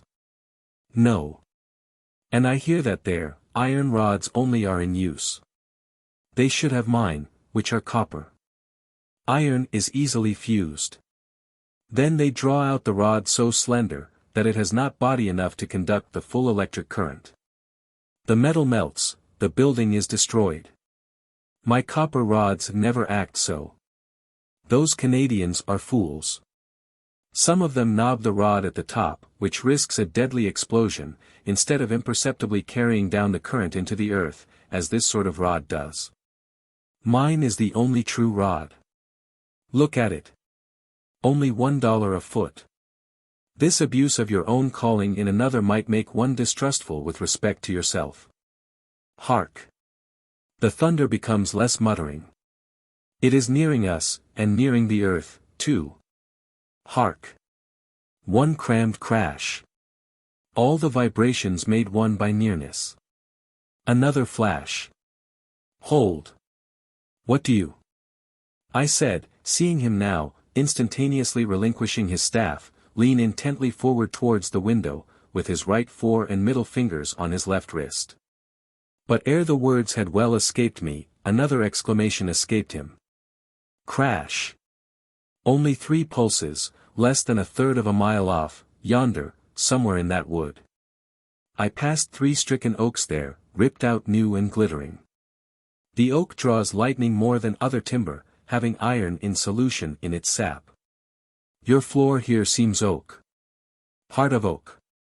From the peculiar time of your call upon me, I suppose you purposely select stormy weather for your journeys. When the thunder is roaring, you deem it an hour peculiarly favorable for producing impressions favorable to your trade. Hark, awful! For one who would arm others with fear you seem unbeseemingly timorous yourself. Common men choose fair weather for their travels, you choose thunderstorms, and yet. That I travel in thunderstorms, I grant, but not without particular precautions, such as only a lightning-rod man may know. Hark! Quick, look at my specimen rod. Only $1 a foot. A very fine rod, I dare say. But what are these particular precautions of yours? Yet first let me close yonder shutters, the slanting rain is beating through the sash. I will bar up. Are you mad? Know you not that yon iron bar is a swift conductor? Desist. I will simply close the shutters, then, and call my boy to bring me a wooden bar. Pray, touch the bell pull there. Are you frantic? That bell wire might blast you. Never touch bell wire in a thunderstorm, nor ring a bell of any sort. Nor those in belfries. Pray, will you tell me where and how one may be safe in a time like this? Is there any part of my house I may touch with hopes of my life? There is. But not where you now stand. Come away from the wall. The current will sometimes run down a wall, and, a man being a better conductor than a wall, it would leave the wall and run into him. Swoop! That must have fallen very nigh. That must have been globular lightning. Very probably. Tell me at once, which is, in your opinion, the safest part of this house? This room, and this one spot in it where I stand. Come hither. The reasons first. Hark! After the flash the gust, the sashes shiver, the house, come hither to me. The reasons, if you please. Come hither to me. Thank you again, I think I will try my old stand, the hearth. And now, Mr. Lightning Rod Man, in the pauses of the thunder, be so good as to tell me your reasons for esteeming this one room of the house the safest, and your own one standpoint there the safest spot in it. There was now a little cessation of the storm for a while. The lightning rod man seemed relieved, and replied. Your house is a one-storied house, with an attic and a cellar, this room is between. Hence its comparative safety. Because lightning sometimes passes from the clouds to the earth, and sometimes from the earth to the clouds. Do you comprehend? And I choose the middle of the room, because if the lightning should strike the house at all, it would come down the chimney or walls, so, obviously, the further you are from them, the better. Come hither to me, now. Presently. Something you just said, instead of alarming me, has strangely inspired confidence. What have I said? You said that sometimes lightning flashes from the earth to the clouds. Aye, the returning stroke, as it is called. When the earth, being overcharged with the fluid, flashes its surplus upward. The returning stroke, that is, from earth to sky. Better and better. But come here on the hearth and dry yourself. I am better here, and better wet. How? It is the safest thing you can do, hark, again, to get yourself thoroughly drenched in a thunderstorm. Wet clothes are better conductors than the body, and so, if the lightning strike, it might pass down the wet clothes without touching the body. The storm deepens again. Have you a rug in the house? Rugs are non-conductors. Get one, that I may stand on it here, and you, too. The skies blacken, it is dusk at noon. Hark, the rug, the rug. I gave him one. While the hooded mountains seemed closing and tumbling into the cottage. And now, since our being dumb will not help us, said I, resuming my place, let me hear your precautions in traveling during thunderstorms. Wait till this one is past. Nay, proceed with the precautions. You stand in the safest possible place according to your own account. Go on. Briefly, then. I avoid pine trees, high houses, lonely barns, upland pastures, running water, flocks of cattle and sheep, a crowd of men. If I travel on foot, as today, I do not walk fast, if in my buggy, I touch not its back or sides. If on horseback, I dismount and lead the horse. But of all things, I avoid tall men. Do I dream? Man avoid man. And in danger time, too. Tall men in a thunderstorm I avoid. Are you so grossly ignorant as not to know, that the height of a 6-footer is sufficient to discharge an electric cloud upon him? Are not lonely Kentuckians, plowing, smit in the unfinished furrow? Nay, if the 6-footer stand by running water, the cloud will sometimes select him as its conductor to that running water. Hark! Sure, yon black pinnacle is split. Yes, a man is a good conductor. The lightning goes through and through a man, but only peels a tree. But sir, you have kept me so long answering your questions, that I have not yet come to business. Will you order one of my rods? Look at this specimen one. See, it is of the best of copper. Copper's the best conductor. Your house is low, but being upon the mountains, that lowness does not one whit depress it. You mountaineers are most exposed. In mountainous countries the lightning rod man should have most business. Look at the specimen, sir. One rod will answer for a house so small as this. Look over these recommendations. Only one rod, sir, cost, only $20.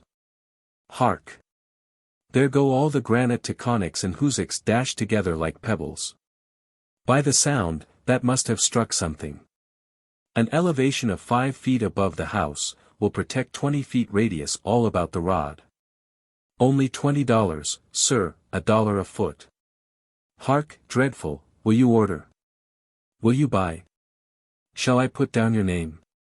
Think of being a heap of charred offal, like a haltered horse burnt in his stall, and all in one flash. You pretended envoy extraordinary and minister plenipotentiary to and from Jupiter Tonans, laughed I. You mere man who come here to put you and your pipestem between clay and sky, do you think that because you can strike a bit of green light from the Leyden jar, that you can thoroughly avert the supernal bolt?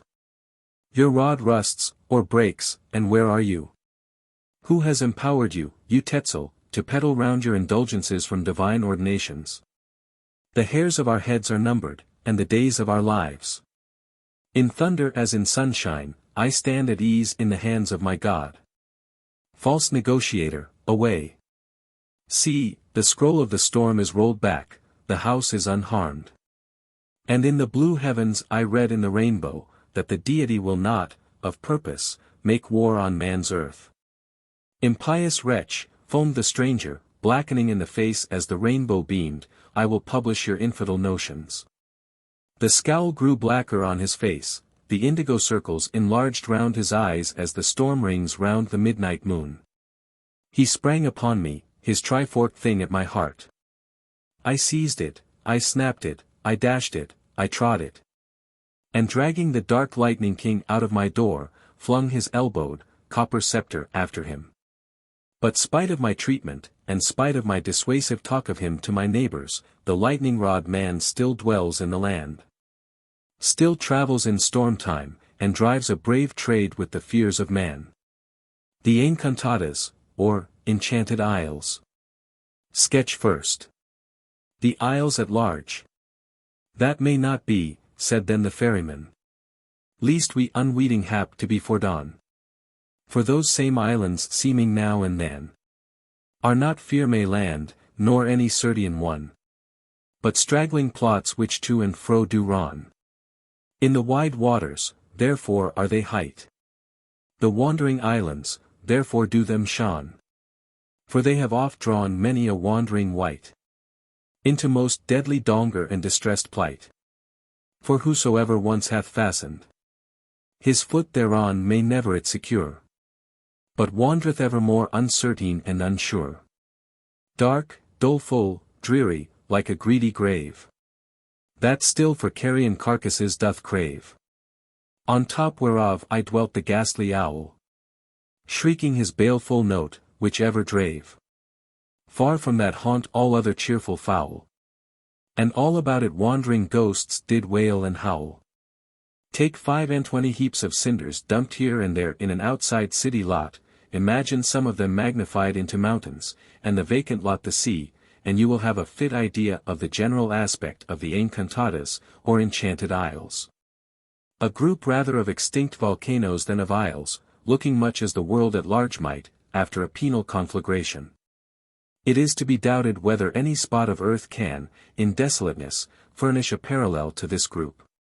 Abandoned cemeteries of long ago, old cities by piecemeal tumbling to their ruin, these are melancholy enough, but, like all else which has but once been associated with humanity, they still awaken in us some thoughts of sympathy, however sad. Hence, even the Dead Sea, along with whatever other emotions it may at times inspire, does not fail to touch in the pilgrim some of his less unpleasurable feelings. And as for solitariness, the great forests of the north, the expanses of unnavigated waters, the Greenland ice fields, are the profoundest of solitudes to a human observer, still the magic of their changeable tides and seasons mitigates their terror. Because, though unvisited by men, those forests are visited by the May, the remotest seas reflect familiar stars even as Lake Erie does, and in the clear air of a fine polar day, the irradiated, azure ice shows beautifully as malachite. But the special curse, as one may call it, of the Encantadas, that which exalts them in desolation above Idumea and the pole, is, that to them change never comes, neither the change of seasons nor of sorrows. Cut by the equator, they know not autumn, and they know not spring, while already reduced to the lees of fire, ruin itself can work little more upon them. The showers refresh the deserts, but in these isles, rain never falls. Like split Syrian gourds left withering in the sun, they are cracked by an everlasting drought beneath a torrid sky. Have mercy upon me, the wailing spirit of the Encantadas seems to cry, and send Lazarus that he may dip the tip of his finger in water and cool my tongue, for I am tormented in this flame. Another feature in these isles is their emphatic uninhabitableness. It is deemed a fit type of all-forsaken overthrow, that the jackal should den in the wastes of weedy Babylon, but the Encantadas refuse to harbor even the outcasts of the beasts. Man and wolf alike disown them. Little but reptile life is here found, tortoises, lizards, immense spiders, snakes, and that strangest anomaly of outlandish nature, the iguano. No voice, no low, no howl is heard. The chief sound of life here is a hiss. On most of the isles where vegetation is found at all, it is more ungrateful than the blankness of Aracama. Tangled thickets of wiry bushes, without fruit and without a name, springing up among deep fissures of calcined rock and treacherously masking them, or a parched growth of distorted cactus trees. In many places the coast is rock-bound, or, more properly, clinker-bound, tumbled masses of blackish or greenish stuff like the dross of an iron furnace, forming dark clefts and caves here and there, into which a ceaseless sea pours a fury of foam. Overhanging them with a swirl of grey, haggard mist, amidst which sail screaming flights of unearthly birds heightening the dismal din. However calm the sea without, there is no rest for these swells and those rocks. They lash and are lashed, even when the outer ocean is most at peace with itself. On the oppressive, clouded days, such as are peculiar to this part of the watery equator, the dark, vitrified masses, many of which raise themselves among white whirlpools and breakers in detached and perilous places off the shore, present a most Plutonian sight. In no world but a fallen one could such lands exist. Those parts of the strand free from the marks of fire, stretch away in wide level beaches of multitudinous dead shells, with here and there decayed bits of sugar cane, bamboos, and coconuts. Washed upon this other and darker world from the charming palm isles to the westward and southward. All the way from Paradise to Tartarus, while mixed with the relics of distant beauty you will sometimes see fragments of charred wood and mouldering ribs of wrecks.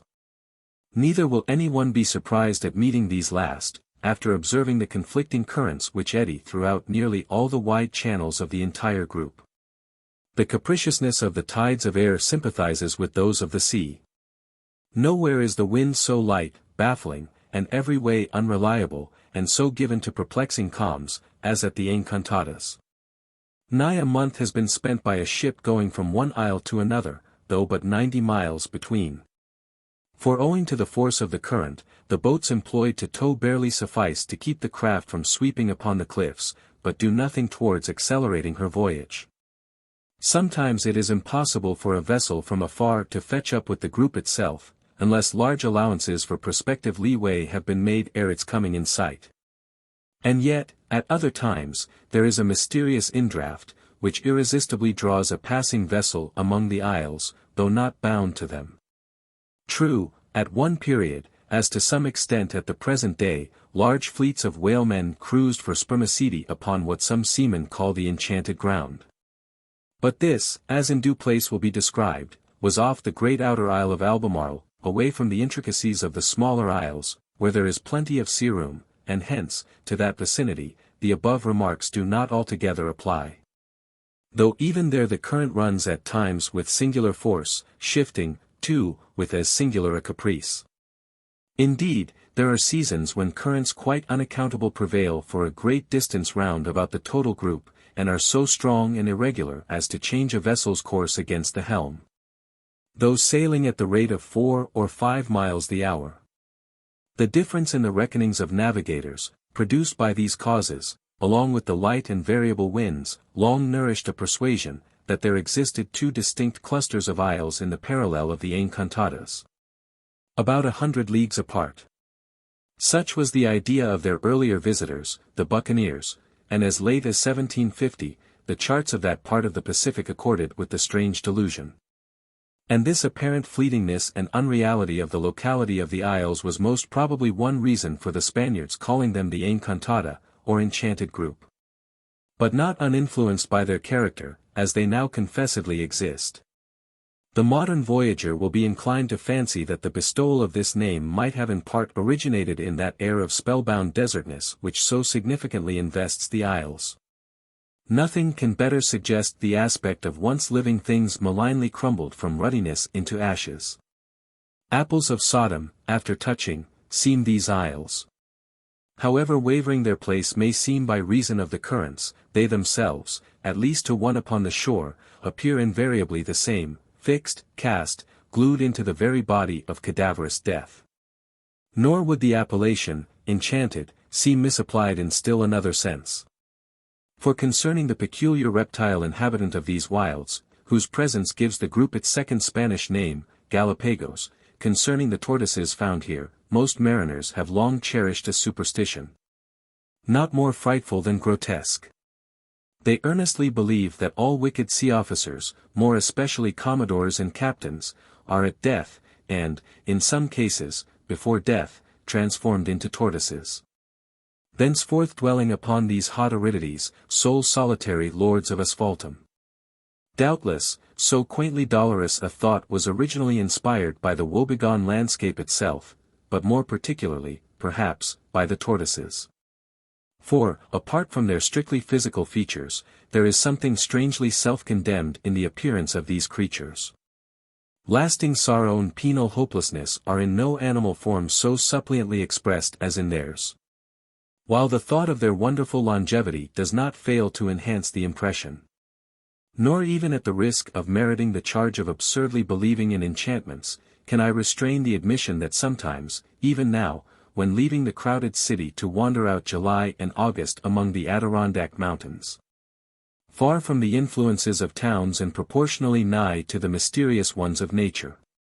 When at such times I sit me down in the mossy head of some deep-wooded gorge, surrounded by prostrate trunks of blasted pines and recall, as in a dream, my other and far distant rovings in the baked heart of the charmed isles, and remember the sudden glimpses of dusky shells, and long languid necks protruded from the leafless thickets.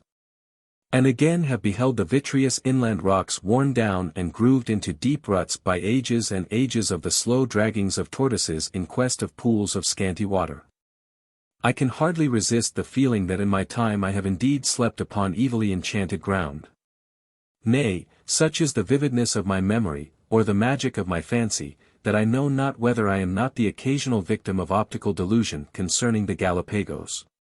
For, often in scenes of social merriment, and especially at revels held by candlelight in old-fashioned mansions, so that shadows are thrown into the further recesses of an angular and spacious room, making them put on a look of haunted undergrowth of lonely woods, I have drawn the attention of my comrades by my fixed gaze and sudden change of air, as I have seemed to see, slowly emerging from those imagined solitudes, and heavily crawling along the floor, the ghost of a gigantic tortoise, with memento burning in live letters upon his back. Sketch second. 2 sides to a tortoise. Most ugly shapes and horrible aspects, such as Dame Nature self mote fear to see, or shame, that ever should so foul defects from her most cunning hand escaped be. All dreadful portraits of deformity. No wonder if these do a man appall. For all that here at home we dreadful hold, be but as bugs to fear in babes withal, compared to the creatures in these isles entrawl. Fear not, then said the palmer, well avished. For these same monsters are not there indeed, but are into these fearful shapes disguised. And lifting up his virtuous staff on high, then all that dreadful army fast gone fly into great Zethy's bosom, where they hidden lie. In view of the description given, may one be gay upon the Encantadas? Yes, that is, find one the gaiety, and he will be gay. And, indeed, sackcloth and ashes as they are, the isles are not perhaps unmitigated gloom. For while no spectator can deny their claims to a most solemn and superstitious consideration, no more than my firmest resolutions can decline to behold the spectre tortoise when emerging from its shadowy recess. Yet even the tortoise, dark and melancholy as it is upon the back, still possesses a bright side, its callipee or breastplate being sometimes of a faint yellowish or golden tinge. Moreover, every one knows that tortoises as well as turtle are of such a make, that if you but put them on their backs you thereby expose their bright sides without the possibility of their recovering themselves, and turning into view the other. But after you have done this, and because you have done this, you should not swear that the tortoise has no dark side. Enjoy the bright, keep it turned up perpetually if you can, but be honest, and don't deny the black. Neither should he, who cannot turn the tortoise from its natural position so as to hide the darker and expose his livelier aspect, like a great October pumpkin in the sun, for that cause declare the creature to be one total inky blot. The tortoise is both black and bright. But let us to particulars. Some months before my first stepping ashore upon the group, my ship was cruising in its close vicinity. One noon we found ourselves off the south head of Albemarle, and not very far from the land. Partly by way of freak, and partly by way of spying out so strange a country, a boat's crew was sent ashore, with orders to see all they could, and besides, bring back whatever tortoises they could conveniently transport. It was after sunset, when the adventurers returned.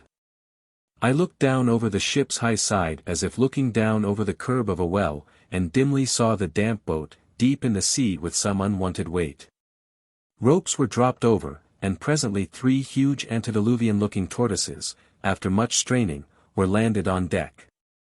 They seemed hardly of the seed of earth.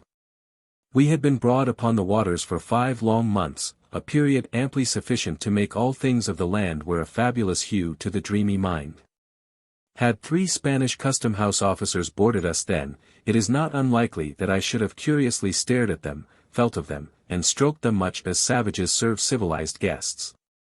But instead of 3 custom-house officers, behold these really wondrous tortoises, none of your schoolboy mud turtles, but black as widowers' weeds, heavy as chests of plate, with vast shells medallioned and orbed like shields. And dented and blistered like shields that have breasted a battle, shaggy, too, here and there, with dark green moss, and slimy with the spray of the sea. These mystic creatures, suddenly translated by night from unutterable solitudes to our peopled deck, affected me in a manner not easy to unfold. They seemed newly crawled forth from beneath the foundations of the world. Yea, they seemed the identical tortoises whereon the Hindu plants this total sphere. With a lantern I inspected them more closely. Such worshipful venerableness of aspect. Such furry greenness mantling the rude peelings and healing the fissures of their shattered shells. I no more saw 3 tortoises. They expanded, became transfigured. I seemed to see 3 Roman Colosseums in magnificent decay. Ye oldest inhabitants of this, or any other isle, said I, pray, give me the freedom of your 3-walled towns. The great feeling inspired by these creatures was that of age, dateless, indefinite endurance. And in fact that any other creature can live and breathe as long as the tortoise of the Encantadas, I will not readily believe. Not to hint of their known capacity of sustaining life, while going without food for an entire year, consider that impregnable armor of their living male. What other bodily being possesses such a citadel wherein to resist the assaults of time? As, lantern in hand, I scraped among the moss and beheld the ancient scars of bruises received in many a sullen fall among the marly mountains of the isle, scars strangely widened, swollen, half obliterate. And yet distorted like those sometimes found in the bark of very hoary trees, I seemed an antiquary of a geologist, studying the bird tracks and ciphers upon the exhumed slates trod by incredible creatures whose very ghosts are now defunct. As I lay in my hammock that night, overhead I heard the slow weary draggings of the 3 ponderous strangers along the encumbered deck. Their stupidity or their resolution was so great, that they never went aside for any impediment. One ceased his movements altogether just before the mid-watch. At sunrise I found him butted like a battering ram against the immovable foot of the foremast, and still striving, tooth and nail, to force the impossible passage. That these tortoises are the victims of a penal, or malignant, or perhaps a downright diabolical enchanter, seems in nothing more likely than in that strange infatuation of hopeless toil which so often possesses them. I have known them in their journeyings ram themselves heroically against rocks, and long abide there, nudging, wriggling, wedging, in order to displace them, and so hold on their inflexible path. Their crowning curse is their drudging impulse to straightforwardness in a belittered world. Meeting with no such hindrance as their companion did, the other tortoises merely fell foul of small stumbling blocks, buckets, blocks, and coils of rigging, and at times in the act of crawling over them would slip with an astounding rattle to the deck. Listening to these draggings and concussions, I thought me of the haunt from which they came. An isle full of metallic ravines and gulches, sunk bottomlessly into the hearts of splintered mountains, and covered for many miles with inextricable thickets. I then pictured these three straightforward monsters, century after century, writhing through the shades, grim as blacksmiths. Crawling so slowly and ponderously, that not only did toadstools and all fungus things grow beneath their feet, but a sooty moss sprouted upon their backs. With them I lost myself in volcanic mazes, brushed away endless boughs of rotting thickets. Till finally in a dream I found myself sitting cross-legged upon the foremost, a Brahmin similarly mounted upon either side, forming a tripod of foreheads which upheld the universal cope. Such was the wild nightmare begot by my first impression of the Encantada's tortoise. But next evening, strange to say, I sat down with my shipmates, and made a merry repast from tortoise steaks and tortoise stews. And supper over, out knife, and helped convert the three mighty concave shells into three fanciful soup tureens, and polished the three flat yellowish calipes into three gorgeous salvers. Sketch third. Rock Rodondo. For they this tight the rock of vile reproach. A dangerous and dreadful place. To which nor fish nor fowl did once approach. But yelling mees with seagulls hoarse and base. And cormorants with birds of ravenous race. Which still sit waiting on that dreadful cliff. With that the rolling sea resounding soft. In his big bass them fitly answered. And on the rock, the waves breaking aloft. A solemn ineen unto them measured. Then he the boatman bade row easily. And let him hear some part of that rare melody. Suddenly an innumerable flight of harmful fowls about them fluttering cried. And with their wicked wings them oft did smite. And sore annoyed, groping in that griesly night. Even all the nation of unfortunate and fatal birds about them flocked were. To go up into a high stone tower is not only a very fine thing in itself, but the very best mode of gaining a comprehensive view of the region round about. It is all the better if this tower stand solitary and alone, like that mysterious Newport one, or else be sole survivor of some perished castle. Now, with reference to the Enchanted Isles, we are fortunately supplied with just such a noble point of observation in a remarkable rock, from its peculiar figure called of old by the Spaniards, Rock Rodondo, or Round Rock. Some 250 feet high, rising straight from the sea 10 miles from land, with the whole mountainous group to the south and east. Rock Rodondo occupies, on a large scale, very much the position which the famous campanile or detached bell tower of St. Mark does with respect to the tangled group of hoary edifices around it. Ere ascending, however, to gaze abroad upon the Encantadas, this sea tower itself claims attention. It is visible at the distance of 30 miles.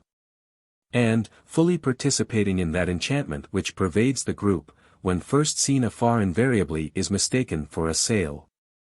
For leagues away, of a golden, hazy noon, it seems some Spanish admiral's ship, stacked up with glittering canvas. Sail ho! Sail ho! Sail ho! From all three masts. But coming nigh, the enchanted frigate is transformed apace into a craggy keep. My first visit to the spot was made in the grey of the morning. With a view of fishing, we had lowered 3 boats and pulling some 2 miles from our vessel, found ourselves just before dawn of day close under the moon shadow of Rodondo. Its aspect was heightened, and yet softened, by the strange double twilight of the hour. The great full moon burnt in the low west like a half-spent beacon, casting a soft mellow tinge upon the sea like that cast by a waning fire of embers upon a midnight hearth. While along the entire east the invisible sun sent pallid intimations of his coming. The wind was light, the waves languid, the stars twinkled with a faint effulgence. All nature seemed supine with the long night watch, and half suspended in jaded expectation of the sun. This was the critical hour to catch Rodondo in his perfect mood. The twilight was just enough to reveal every striking point, without tearing away the dim investiture of wonder. From a broken stair-like base, washed, as the steps of a water palace, by the waves, the tower rose in entablatures of strata to a shaven summit. These uniform layers, which compose the mass, form its most peculiar feature. For at their lines of junction they project flatly into encircling shelves, from top to bottom, rising one above another in graduated series. And as the eaves of any old barn or abbey are alive with swallows, so were all these rocky ledges with unnumbered seafowl. Eaves upon eaves, and nests upon nests. Here and there were long birdlime streaks of a ghostly white staining the tower from sea to air, readily accounting for its sail-like look afar. All would have been bewitchingly quiescent, were it not for the demoniac din created by the birds.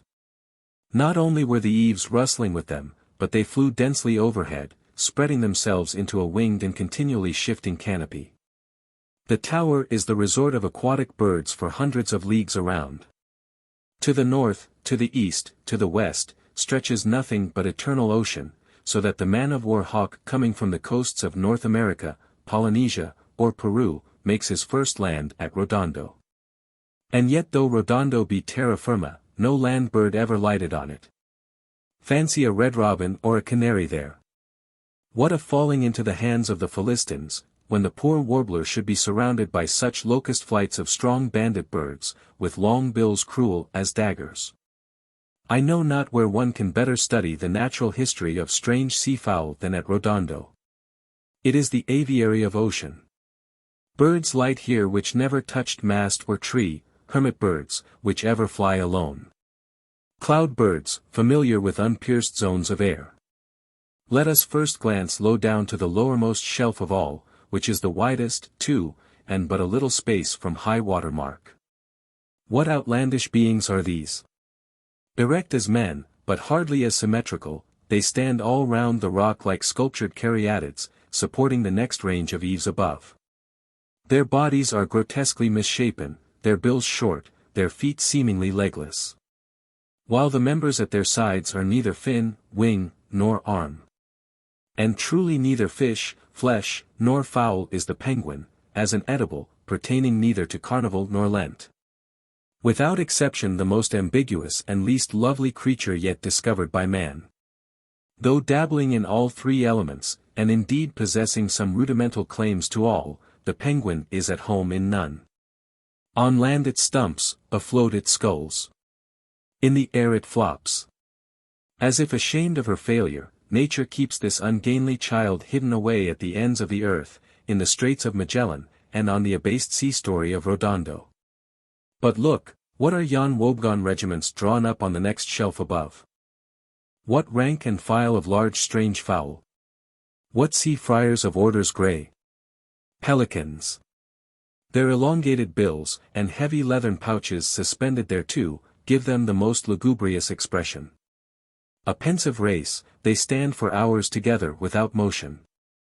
Their dull, ashy plumage imparts an aspect as if they had been powdered over with cinders.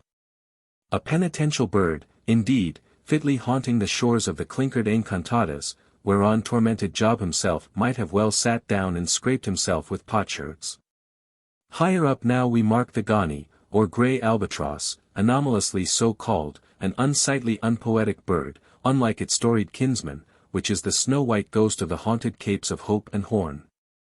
As we still ascend from shelf to shelf, we find the tenants of the tower serially disposed in order of their magnitude: gannets, black and speckled haglets, jays, sea-hens, sperm whalebirds, gulls of all varieties, thrones, princedoms, powers, dominating one above another in senatorial array.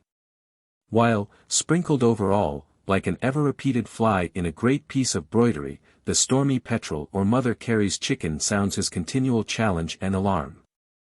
That this mysterious hummingbird of ocean, which, had it but brilliancy of hue, might, from its evanescent liveliness, be almost called its butterfly. Yet whose chirp under the stern is ominous to mariners as to the peasant the death-tick sounding from behind the chimney jamb, should have its special haunt at the encantadas, contributes, in the seaman's mind, not a little to their dreary spell. As day advances the dissonant din augments. With ear-splitting cries the wild birds celebrate their matins. Each moment, flights push from the tower, and join the aerial choir hovering overhead, while their places below are supplied by darting myriads. But down through all this discord of commotion, I hear clear, silver, bugle-like notes unbrokenly falling, like oblique lines of swift slanting rain in a cascading shower. I gaze far up, and behold a snow-white angelic thing, with one long, lance-like feather thrust out behind. It is the bright, inspiriting chanticleer of ocean, the beauteous bird, from its bestirring whistle of musical invocation, fitly styled the boatswain's mate. The winged, life-clouding Rodondo had its full counterpart in the finny hosts which peopled the waters at its base. Below the water line, the rock seemed one honeycomb of grottos, affording labyrinthine lurking places for swarms of fairy fish. All were strange, many exceedingly beautiful, and would have well graced the costliest glass globes in which goldfish are kept for a show. Nothing was more striking than the complete novelty of many individuals of this multitude. Here hues were seen as yet unpainted, and figures which are unengraved. To show the multitude, avidity, and nameless fearlessness and tameness of these fish, let me say, that often, marking through clear spaces of water, temporarily made so by the concentric dartings of the fish above the surface, certain larger and less unwary whites, which swam slow and deep, our anglers would cautiously essay to drop their lines down to these last. But in vain, there was no passing the uppermost zone. No sooner did the hook touch the sea, than 100 infatuates contended for the honor of capture. Poor fish of Rodondo! In your victimized confidence, you are of the number of those who inconsiderately trust, while they do not understand, human nature. But the dawn is now fairly day. Band after band, the seafowls sail away to forage the deep for their food. The tower is left solitary save the fish caves at its base. Its birdlime gleams in the golden rays like the whitewash of a tall lighthouse, or the lofty sails of a cruiser. This moment, doubtless, while we know it to be a dead desert rock, other voyagers are taking oaths it is a glad populous ship. But ropes now, and let us ascend. Yet soft, this is not so easy. Sketch forth a Pisgah view from the rock. That done, he leads him to the highest mount, from whence, far off he unto him did show. If you seek to ascend rock Rodondo, take the following prescription. Go 3 voyages round the world as a main royal man of the tallest frigate that floats, then serve a year or 2 apprenticeship to the guides who conduct strangers up the peak of Tenerife. And as many more respectively to a rope dancer, an Indian juggler, and a chamois. This done, come and be rewarded by the view from our tower. How we get there, we alone know. If we sought to tell others, what the wiser were they. Suffice it, that here at the summit you and I stand. Does any balloonist, does the outlooking man in the moon, take a broader view of space? Much thus, one fancies, looks the universe from Milton's celestial battlements. A boundless watery Kentucky. Here Daniel Boone would have dwelt content. Never heed for the present yonder burnt district of the enchanted isles, look edgeways, as it were, past them, to the south. You see nothing. But permit me to point out the direction, if not the place, of certain interesting objects in the vast sea, which, kissing this tower's base, we behold unscrolling itself towards the Antarctic pole. We stand now 10 miles from the equator. Yonder, to the east, some 600 miles, lies the continent, this rock being just about on the parallel of Quito. Observe another thing here. We are at one of 3 uninhabited clusters, which, at pretty nearly uniform distances from the main, sentinel, at long intervals from each other, the entire coast of South America.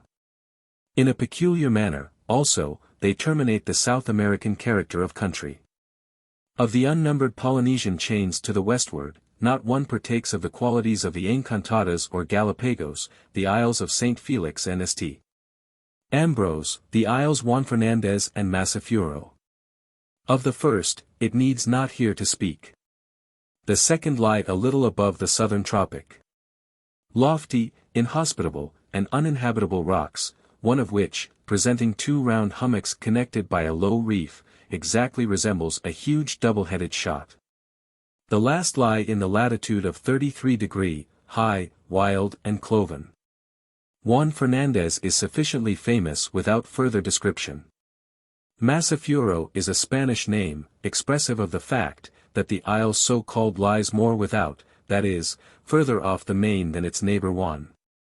This isle Massafuero has a very imposing aspect at a distance of 8 or 10 miles. Approached in one direction, in cloudy weather, its great overhanging height and rugged contour, and more especially a peculiar slope of its broad summits, give it much the air of a vast iceberg drifting in tremendous poise. Its sides are split with dark cavernous recesses, as an old cathedral with its gloomy lateral chapels. Drawing nigh one of these gorges from sea, after a long voyage, and beholding some tatterdemalion outlaw, staff in hand, descending its steep rocks toward you, conveys a very queer emotion to a lover of the picturesque. On fishing parties from ships, at various times, I have chanced to visit each of these groups. The impression they give to the stranger pulling close up in his boat under their grim cliffs is, that surely he must be their first discoverer. Such, for the most part, is the unimpaired silence and solitude. And here, by the way, the mode in which these isles were really first lighted upon by Europeans is not unworthy of mention, especially as what is about to be said, likewise applies to the original discovery of our Encantadas. Prior to the year 1563, the voyages made by Spanish ships from Peru to Chile were full of difficulty. Along this coast, the winds from the south most generally prevail. And it had been an invariable custom to keep close in with the land, from a superstitious conceit on the part of the Spaniards, that were they to lose sight of it, the eternal trade wind would waft them into unending waters, from whence would be no return. Here, involved among tortuous capes and headlands, shoals and reefs, beating, too, against a continual head wind, often light and sometimes for days and weeks sunk into utter calm, the provincial vessels, in many cases, suffered the extremest hardships, in passages, which at the present day seem to have been incredibly protracted. There is on record in some collections of nautical disasters, an account of one of these ships, which, starting on a voyage whose duration was estimated at 10 days, spent 4 months at sea, and indeed never again entered harbor. For in the end she was cast away. Singular to tell, this craft never encountered a gale, but was the vexed sport of malicious calms and currents. Thrice, out of provisions, she put back to an intermediate port, and started afresh, but only yet again to return. Frequent fogs enveloped her, so that no observation could be had of her place, and once, when all hands were joyously anticipating sight of their destination, lo! The vapors lifted and disclosed the mountains from which they had taken their first departure. In the like deceptive vapors she at last struck upon a reef, whence ensued a long series of calamities too sad to detail.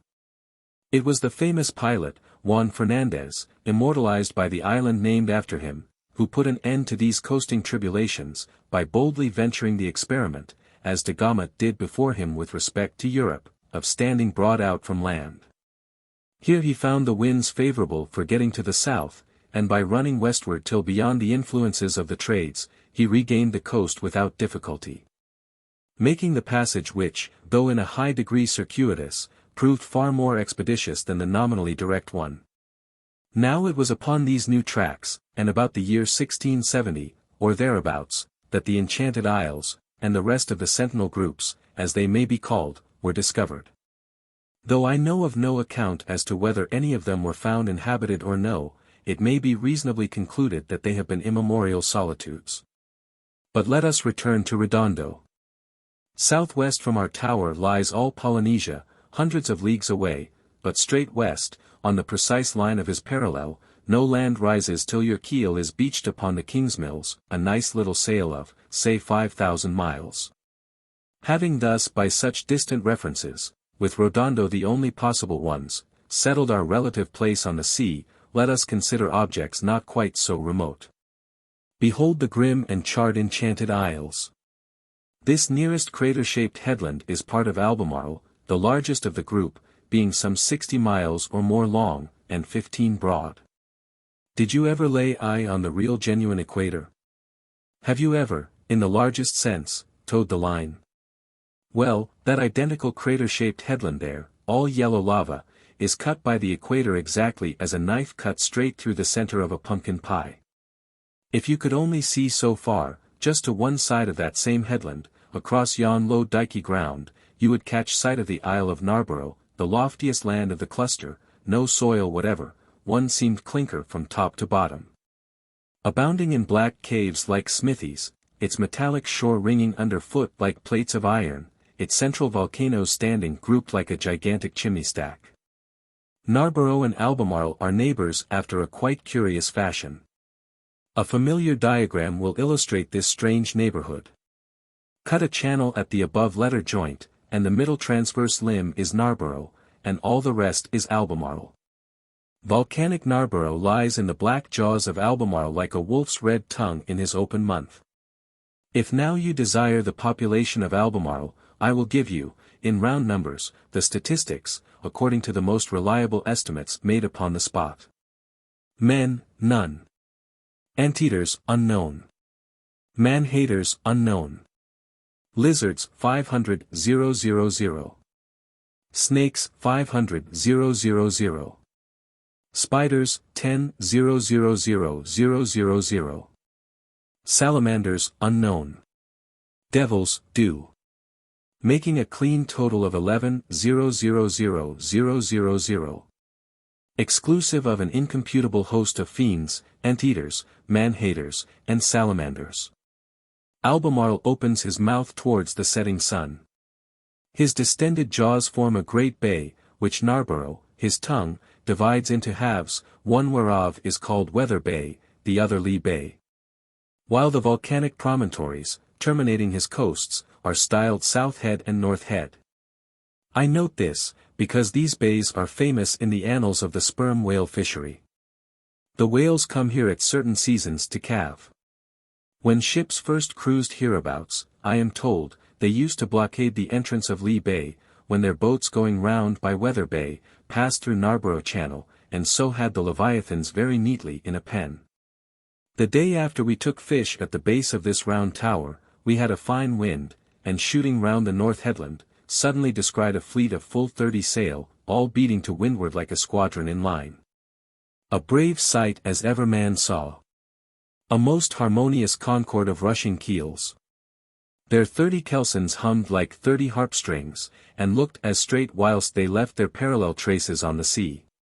But there proved too many hunters for the game. The fleet broke up, and went their separate ways out of sight, leaving my own ship and 2 trim gentlemen of London. These last, finding no luck either, likewise vanished, and Lee Bay, with all its appurtenances, and without a rival, devolved to us. The way of cruising here is this. You keep hovering about the entrance of the bay, in one beat and out the next. But at times, not always, as in other parts of the group, a racehorse of a current sweeps right across its mouth. So, with all sails set, you carefully ply your tacks. How often, standing at the foremast head at sunrise, with our patient prow pointed in between these isles, did I gaze upon that land, not of cakes, but of clinkers, not of streams of sparkling water, but arrested torrents of tormented lava. As the ship runs in from the open sea, Narborough presents its side in one dark craggy mass, soaring up some 5,000 or 6,000 feet, at which point it hoods itself in heavy clouds, whose lowest level fold is as clearly defined against the rocks as the snow line against the Andes. There is dire mischief going on in that upper dark. There toil the demons of fire, who, at intervals, irradiate the nights with a strange spectral illumination for miles and miles around, but unaccompanied by any further demonstration. Or else, suddenly announce themselves by terrific concussions, and the full drama of a volcanic eruption. The blacker that cloud by day, the more may you look for light by night. Often whalemen have found themselves cruising nigh that burning mountain when all aglow with a ballroom blaze. Or, rather, glass works, you may call this same vitreous Isle of Narborough, with its tall chimney stacks. Where we still stand, here on Rodondo, we cannot see all the other isles, but it is a good place from which to point out where they lie. Yonder, though, to the ENE, I mark a distant dusky ridge. It is Abington Isle, one of the most northerly of the group, so solitary, remote, and blank, it looks like no man's land seen off our northern shore. I doubt whether two human beings ever touched upon that spot.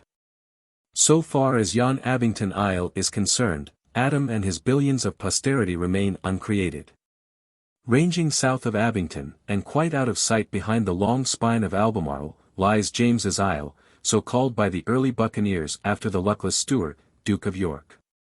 Observe here, by the way, that, excepting the isles particularized in comparatively recent times, and which mostly received the names of famous admirals, the Encantadas were first christened by the Spaniards.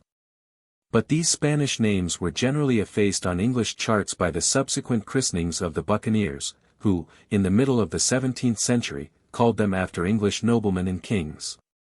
Of these loyal freebooters and the things which associate their name with the Encantadas, we shall hear anon. Nay, for one little item, immediately. For between James's Isle and Albemarle, lies a fantastic islet, strangely known as Cowley's Enchanted Isle. But, as all the group is deemed enchanted, the reason must be given for the spell within a spell involved by this particular designation. The name was bestowed by that excellent buccaneer himself, on his first visit here. Speaking in his published voyages of this spot, he says, "My fancy led me to call it Cowley's Enchanted Isle, for, we having had a sight of it upon several points of the compass, it appeared always in so many different forms. Sometimes like a ruined fortification, upon another point like a great city, etc. No wonder though, that among the Encantadas all sorts of ocular deceptions and mirages should be met. That Cowley linked his name with this self-transforming and bemocking isle, suggests the possibility that it conveyed to him some meditative image of himself. At least, as is not impossible, if he were any relative of the mildly thoughtful and self-upbraiding poet Cowley, who lived about his time, the conceit might seem unwarranted. For that sort of thing evinced in the naming of this isle runs in the blood, and may be seen in pirates as in poets. Still south of James's Isle lie Jervis Isle, Duncan Isle, Grossman's Isle, Brattle Isle, Wood's Isle, Chatham Isle, and various lesser isles, for the most part an archipelago of aridities, without inhabitant, history, or hope of either in all time to come. But not far from these are rather notable isles, Barrington, Charles's, Norfolk, and Hood's. Succeeding chapters will reveal some ground for their notability. Sketch 5th. The frigate and ship Flyaway. Looking far forth into the ocean wide. A goodly ship with banners bravely dight, and flag in her top gallant I espied, through the main sea making her merry flight. Ere quitting Rodondo, it must not be omitted that here, in 1813, the U.S. frigate Essex, Captain David Porter, came near leaving her bones. Lying becalmed one morning with a strong current setting her rapidly towards the rock, a strange sail was descried, which, not out of keeping with alleged enchantments of the neighborhood, seemed to be staggering under a violent wind, while the frigate lay lifeless as if spellbound. But a light air springing up, all sail was made by the frigate in chase of the enemy, as supposed, he being deemed an English whale ship, but the rapidity of the current was so great, that soon all sight was lost of him. And, at meridian, the Essex, spite of her drags, was driven so close under the foam-lashed cliffs of Rodondo that, for a time, all hands gave her up. A smart breeze, however, at last helped her off, though the escape was so critical as to seem almost miraculous. Thus saved from destruction herself, she now made use of that salvation to destroy the other vessel, if possible. Renewing the chase in the direction in which the stranger had disappeared, sight was caught of him the following morning. Upon being descried he hoisted American colors and stood away from the Essex. A calm ensued. When, still confident that the stranger was an Englishman, Porter dispatched a cutter, not to board the enemy, but drive back his boats engaged in towing him. The cutter succeeded. Cutters were subsequently sent to capture him. The stranger now showing English colors in place of American. But, when the frigate's boats were within a short distance of their hoped-for prize, another sudden breeze sprang up. The stranger, under all sail, bore off to the westward, and, ere night, was hull down ahead of the Essex, which, all this time, lay perfectly becalmed. This enigmatic craft, American in the morning, and English in the evening, her sails full of wind in a calm, was never again beheld. An enchanted ship no doubt. So, at least, the sailors swore.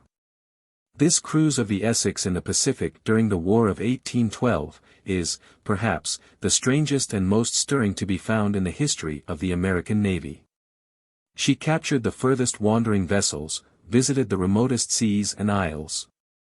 Long hovered in the charmed vicinity of the enchanted group, and, finally, valiantly gave up the ghost-fighting 2 English frigates in the harbor of Valparaiso. Mention is made of her here for the same reason that the buccaneers will likewise receive record, because, like them, by long cruising among the isles, tortoise hunting upon their shores, and generally exploring them. For these and other reasons, the Essex is peculiarly associated with the Encantadas. Here be it said that you have but 3 eyewitness authorities worth mentioning touching the Enchanted Isles: Cowley, the buccaneer, 1684. Colnett the whaling ground explorer, 1798, Porter, the post captain, 1813. Other than these you have but barren, bootless allusions from some few passing voyagers or compilers. Sketch 6th. Barrington Isle and the Buccaneers. Let us all servile base subjection scorn. And as we be sons of the earth so wide, let us our fathers' heritage divide, and challenge to ourselves our portions due. Of all the patrimony, which a few hold on hugger-mugger in their hand, lords of the world, and so will wander free, whereso us listeth, uncontrolled of any. How bravely now we live, how jocund, how near the first inheritance, without fear, how free from little troubles. Near 2 centuries ago Barrington Isle was the resort of that famous wing of the West Indian buccaneers, which, upon their repulse from the Cuban waters, crossing the Isthmus of Darien, ravaged the Pacific side of the Spanish colonies, and, with the regularity and timing of a modern mail, waylaid the royal treasure ships plying between Manila and Acapulco. After the toils of piratic war, here they came to say their prayers, enjoy their free and easies, count their crackers from the cask, their doubloons from the keg, and measure their silks of Asia with long Toledos for their yardsticks. As a secure retreat, an undiscoverable hiding place, no spot in those days could have been better fitted. In the center of a vast and silent sea, but very little traversed, surrounded by islands, whose inhospitable aspect might well drive away the chance navigator, and yet within a few days' sail of the opulent countries which they made their prey, the unmolested buccaneers found here that tranquility which they fiercely denied to every civilized harbor in that part of the world. Here, after stress of weather, or a temporary drubbing at the hands of their vindictive foes, or in swift flight with golden booty, those old marauders came, and lay snugly out of all harm's reach. But not only was the place a harbor of safety, and a bower of ease, but for utility and other things it was most admirable. Barrington Isle is, in many respects, singularly adapted to careening, refitting, refreshing, and other seamen's purposes. Not only has it good water, and good anchorage, well sheltered from all winds by the high land of Albemarle, but it is the least unproductive isle of the group. Tortoises good for food, trees good for fuel, and long grass good for bedding, abound here, and there are pretty natural walks, and several landscapes to be seen. Indeed, though in its locality belonging to the Enchanted Group, Barrington Isle is so unlike most of its neighbors, that it would hardly seem of kin to them. I once landed on its western side, says a sentimental voyager long ago, where it faces the black buttress of Albemarle. I walked beneath groves of trees, not very lofty, and not palm trees, or orange trees, or peach trees, to be sure, but, for all that, after long seafaring, very beautiful to walk under, even though they supplied no fruit. And here, in calm spaces at the heads of glades, and on the shaded tops of slopes commanding the most quiet scenery, what do you think I saw? Seats which might have served Brahmins and presidents of peace societies. Fine old ruins of what had once been symmetric lounges of stone and turf, they bore every mark both of artificialness and age, and were, undoubtedly, made by the buccaneers. One had been a long sofa, with back and arms, just such a sofa as the poet Gray might have loved to throw himself upon, his crebolin in hand. Though they sometimes tarried here for months at a time, and used the spot for a storing place for spare spars, sails, and casks, yet it is highly improbable that the buccaneers ever erected dwelling houses upon the isle.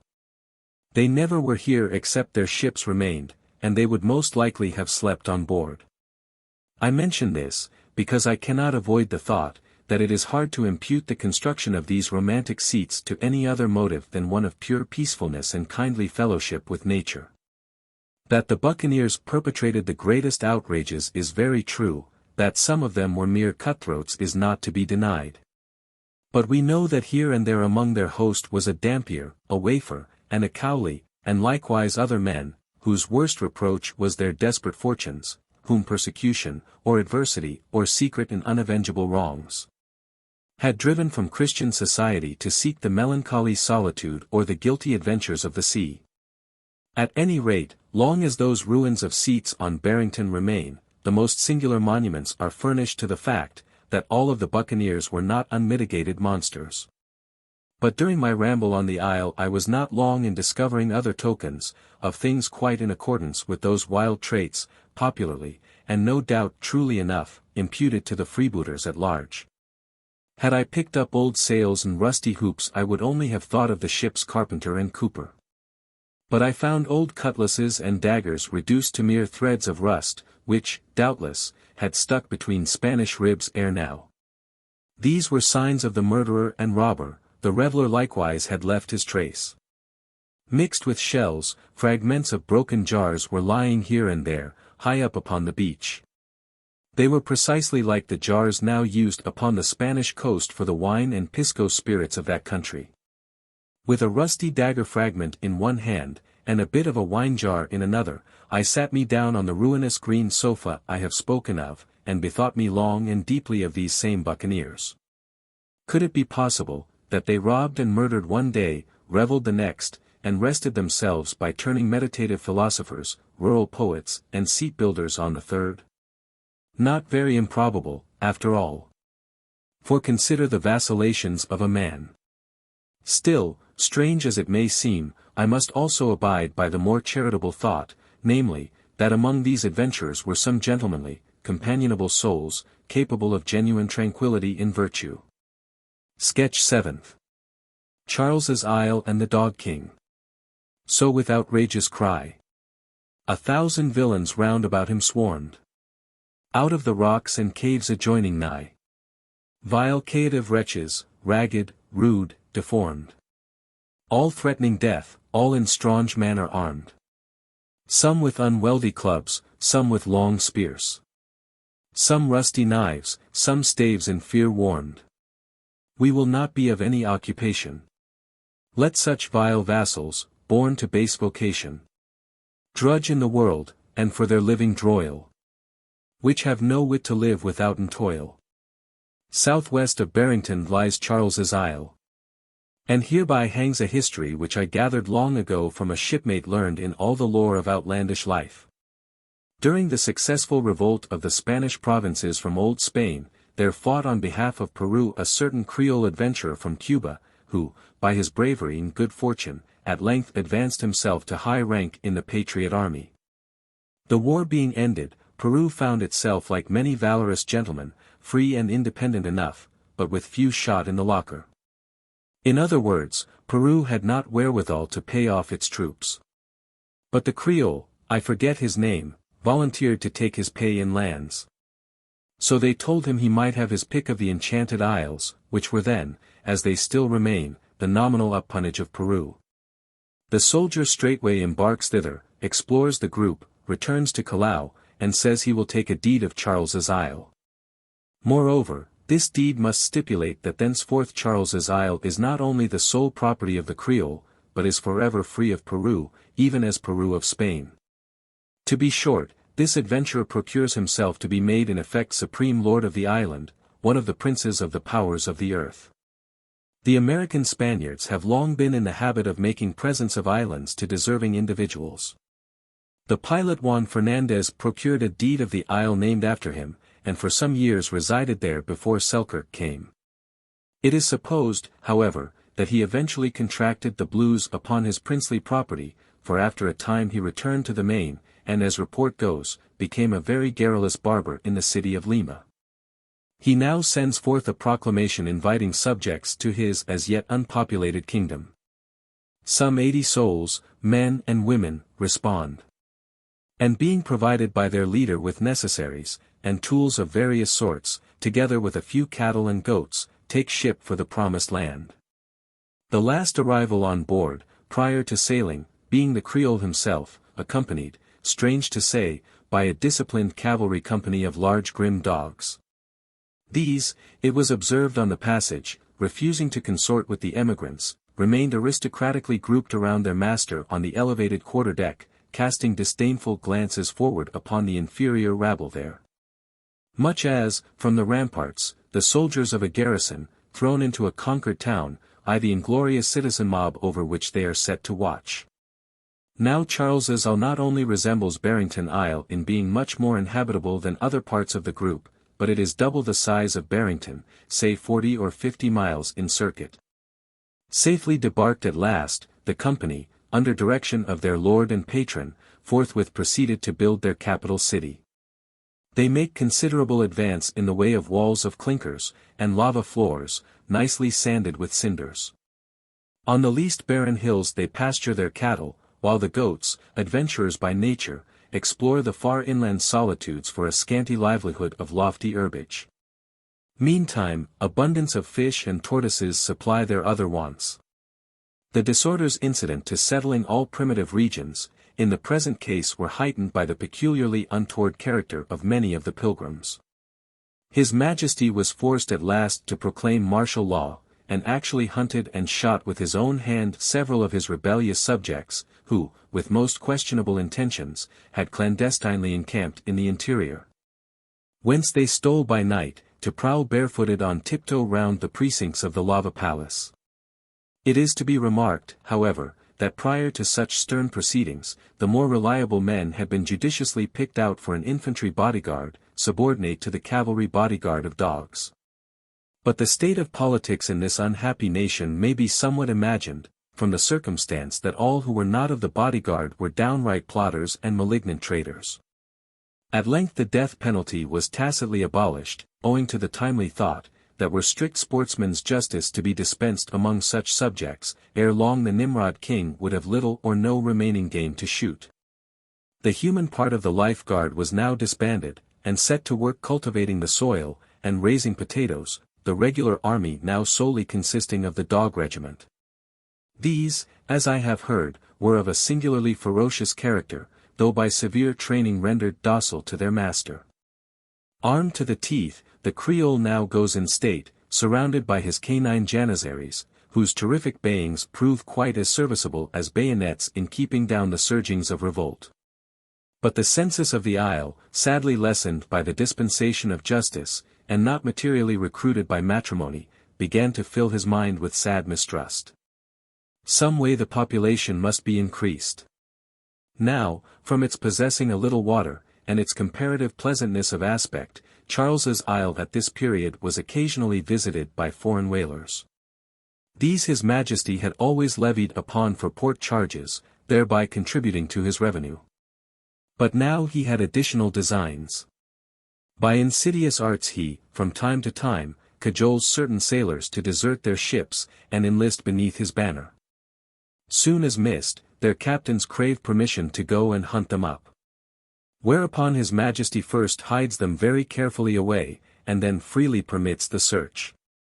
In consequence, the delinquents are never found, and the ships retire without them. Thus, by a two-edged policy of this crafty monarch, foreign nations were crippled in the number of their subjects, and his own were greatly multiplied. He particularly petted these renegado strangers. But alas for the deep-laid schemes of ambitious princes, and alas for the vanity of glory. As the foreign-born Praetorians, unwisely introduced into the Roman state, and still more unwisely made favorites of the emperors, at last insulted and overturned the throne, even so these lawless mariners. With all the rest of the bodyguard and all the populace, broke out into a terrible mutiny, and defied their master. He marched against them with all his dogs. A deadly battle ensued upon the beach. It raged for 3 hours, the dogs fighting with determined valor, and the sailors reckless of everything but victory. 3 men and 13 dogs were left dead upon the field, many on both sides were wounded, and the king was forced to fly with the remainder of his canine regiment. The enemy pursued, stoning the dogs with their master into the wilderness of the interior. Discontinuing the pursuit, the victors returned to the village on the shore, stove the spirit casks, and proclaimed a republic. The dead men were interred with the honors of war, and the dead dogs ignominiously thrown into the sea. At last, forced by stress of suffering, the fugitive Creole came down from the hills and offered to treat for peace. But the rebels refused it on any other terms than his unconditional banishment. Accordingly, the next ship that arrived carried away the ex-king to Peru. The history of the King of Charles's Island furnishes another illustration of the difficulty of colonizing barren islands with unprincipled pilgrims.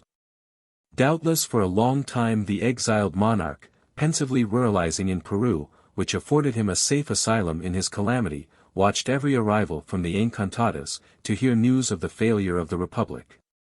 The consequent penitence of the rebels, and his own recall to royalty. Doubtless he deemed the Republic but a miserable experiment which would soon explode. But no, the insurgents had confederated themselves into a democracy neither Grecian, Roman, nor American. Nay, it was no democracy at all, but a permanent riotocracy, which gloried in having no law but lawlessness. Great inducements being offered to deserters, their ranks were swelled by accessions of scamps from every ship which touched their shores. Charles's Island was proclaimed the asylum of the oppressed of all navies. Each runaway tar was hailed as a martyr in the cause of freedom, and became immediately installed a ragged citizen of this universal nation. In vain the captains of absconding seamen strove to regain them. Their new compatriots were ready to give any number of ornamental eyes in their behalf. They had few cannon, but their fists were not to be trifled with. So at last it came to pass that no vessels acquainted with the character of that country durst touch there, however sorely in want of refreshment. It became anathema, a sea Alsatia, the unassailed lurking place of all sorts of desperadoes, who in the name of liberty did just what they pleased. They continually fluctuated in their numbers. Sailors, deserting ships at other islands, or in boats at sea anywhere in that vicinity, steered for Charles's Isle, as to their sure home of refuge. While, sated with the life of the isle, numbers from time to time crossed the water to the neighboring ones, and there presenting themselves to strange captains as shipwrecked seamen. Often succeeded in getting on board vessels bound to the Spanish coast, and having a compassionate purse made up for them on landing there. One warm night during my first visit to the group, our ship was floating along in languid stillness, when someone on the forecastle shouted, "Light ho!" We looked and saw a beacon burning on some obscure land off the beam. Our third mate was not intimate with this part of the world. Going to the captain he said, "Sir, shall I put off in a boat? These must be shipwrecked men." The captain laughed rather grimly, as, shaking his fist towards the beacon, he rapped out an oath, and said, "No, no, you precious rascals, you don't juggle one of my boats ashore this blessed night. You do well, you thieves, you do benevolently to hoist a light yonder as on a dangerous shoal. It tempts no wise man to pull off and see what's the matter, but bids him steer small and keep off shore, that is Charles's Island. Brace up, Mr. Mate, and keep the light astern." Sketch 8th. Norfolk Isle and the Chola Widow. At last they in an island did espy a seemly woman sitting by the shore, that with great sorrow and sad agony seemed some great misfortune to deplore, and loud to them for succor called evermore. Black his eye as the midnight sky, white his neck as the driven snow, red his cheek as the morning light, cold he lies in the ground below. My love is dead, gone to his deathbed, yes. All under the cactus tree. Each lonely scene shall thee restore. For thee the tear be duly shed. Beloved till life can charm no more. And mourn till pity's self be dead. Far to the northeast of Charles's Isle, sequestered from the rest, lies Norfolk Isle, and, however insignificant to most voyagers, to me, through sympathy, that lone island has become a spot made sacred by the strangest trials of humanity. It was my first visit to the Encantadas. 2 days had been spent ashore in hunting tortoises. There was not time to capture many, so on the third afternoon we loosed our sails. We were just in the act of getting under way, the uprooted anchor yet suspended and invisibly swaying beneath the wave, as the good ship gradually turned her heel to leave the isle behind. When the seaman who heaved with me at the windlass paused suddenly, and directed my attention to something moving on the land, not along the beach, but somewhat back, fluttering from a height. In view of the sequel of this little story, be it here narrated how it came to pass, that an object which partly from its being so small was quite lost to every other man on board, still caught the eye of my handspike companion. The rest of the crew, myself included, merely stood up to our spikes in heaving, whereas, unwontedly exhilarated, at every turn of the ponderous windlass, my belted comrade leaped atop of it, with might and main giving a downward, perpendicular heave, his raised eye bent in cheery animation upon the slowly receding shore. Being high lifted above all others was the reason he perceived the object, otherwise unperceivable, and this elevation of his eye was owing to the elevation of his spirits. And this again, for truth must out, to a dram of Peruvian pisco, in guerdon for some kindness done, secretly administered to him that morning by our mulatto steward. Now, certainly, pisco does a deal of mischief in the world. Yet seeing that, in the present case, it was the means, though indirect, of rescuing a human being from the most dreadful fate, must we not also needs admit that sometimes pisco does a deal of good? Glancing across the water in the direction pointed out, I saw some white thing hanging from an inland rock, perhaps half a mile from the sea. It is a bird, a white-winged bird, perhaps no, it is a handkerchief. A handkerchief. Echoed my comrade, and with a louder shout apprised the captain. Quickly now, like the running out and training of a great gun, the long cabin spyglass was thrust through the mizzen rigging from the high platform of the poop. Whereupon a human figure was plainly seen upon the inland rock, eagerly waving towards us what seemed to be the handkerchief. Our captain was a prompt, good fellow. Dropping the glass, he lustily ran forward, ordering the anchor to be dropped again. Hands to stand by a boat, and lower away. In a half-hour's time the swift boat returned. It went with 6 and came with 7, and the 7th was a woman. It is not artistic heartlessness, but I wish I could but draw in crayons. For this woman was a most touching sight, and crayons, tracing softly melancholy lines, would best depict the mournful image of the dark damasked Chola widow. Her story was soon told, and though given in her own strange language was as quickly understood, for our captain, from long trading on the Chilean coast, was well versed in the Spanish. A Cholo, or half-breed Indian woman of Payta in Peru, 3 years gone by, with her young new-wedded husband Felipe, of pure Castilian blood, and her one only Indian brother, Truxell, Hunilla had taken passage on the main in a French whaler, commanded by a joyous man. Which vessel, bound to the cruising grounds beyond the Enchanted Isles, proposed passing close by their vicinity. The object of the little party was to procure tortoise oil, a fluid which for its great purity and delicacy is held in high estimation wherever known, and it is well known all along this part of the Pacific coast. With a chest of clothes, tools, cooking utensils, a rude apparatus for trying out the oil, some casks of biscuit and other things, not omitting 2 favorite dogs, of which faithful animal all the Cholos are very fond. Hunilla and her companions were safely landed at their chosen place. The Frenchman, according to the contract made ere sailing, engaged to take them off upon returning from a 4 months' cruise in the westward seas, which interval the 3 adventurers deemed quite sufficient for their purposes. On the isle's lone beach they paid him in silver for their passage out, the stranger having declined to carry them at all except upon that condition, though willing to take every means to ensure the due fulfillment of his promise. Felipe had striven hard to have this payment put off to the period of the ship's return. But in vain.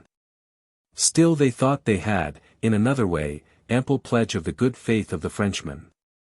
It was arranged that the expenses of the passage home should not be payable in silver, but in tortoises, 100 tortoises ready captured to the returning captain's hand. These the cholos meant to secure after their own work was done, against the probable time of the Frenchman's coming back. And no doubt in prospect already felt, that in those 100 tortoises, now somewhere ranging the isle's interior, they possessed 100 hostages. Enough, the vessel sailed, the gazing three on shore answered the loud glee of the singing crew. And ere evening, the French craft was hull down in the distant sea, its masts 3 faintest lines which quickly faded from Hunilla's eye. The stranger had given a blithesome promise, and anchored it with oaths. But oaths and anchors equally will drag, naught else abides on fickle earth but unkept promises of joy. Contrary winds from out unstable skies, or contrary moods of his more varying mind, or shipwreck and sudden death in solitary waves. Whatever was the cause, the blithe stranger never was seen again. Yet, however dire a calamity was here in store, misgivings of it ere due time never disturbed the cholo's busy mind, now all intent upon the toilsome matter which had brought them hither. Nay, by swift doom coming like the thief at night, ere 7 weeks went by, 2 of the little party were removed from all anxieties of land or sea. No more they sought to gaze with feverish fear, or still more feverish hope, beyond the present's horizon line, but into the furthest future their own silent spirits sailed. By persevering labor beneath that burning sun, Felipe and Truxell had brought down to their hut many scores of tortoises, and tried out the oil, when, elated with their good success, and to reward themselves for such hard work, they, too hastily, made a catamaran, or Indian raft, much used on the Spanish Main, and merrily started on a fishing trip, just without a long reef with many jagged gaps, running parallel with the shore, about half a mile from it. By some bad tide or hap, or natural negligence of joyfulness, for though they could not be heard, yet by their gestures they seemed singing at the time, forced in deep water against that iron bar, the ill-made catamaran was overset, and came all to pieces. When dashed by broad-chested swells between their broken logs and the sharp teeth of the reef, both adventurers perished before Hunilla's eyes. Before Hunilla's eyes they sank. The real woe of this event passed before her sight as some sham tragedy on the stage.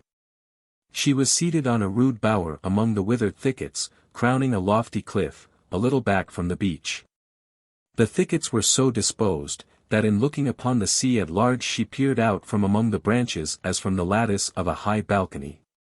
But upon the day we speak of here, the better to watch the adventure of those 2 hearts she loved, Hunilla had withdrawn the branches to one side, and held them so. They formed an oval frame, through which the bluely boundless sea rolled like a painted one.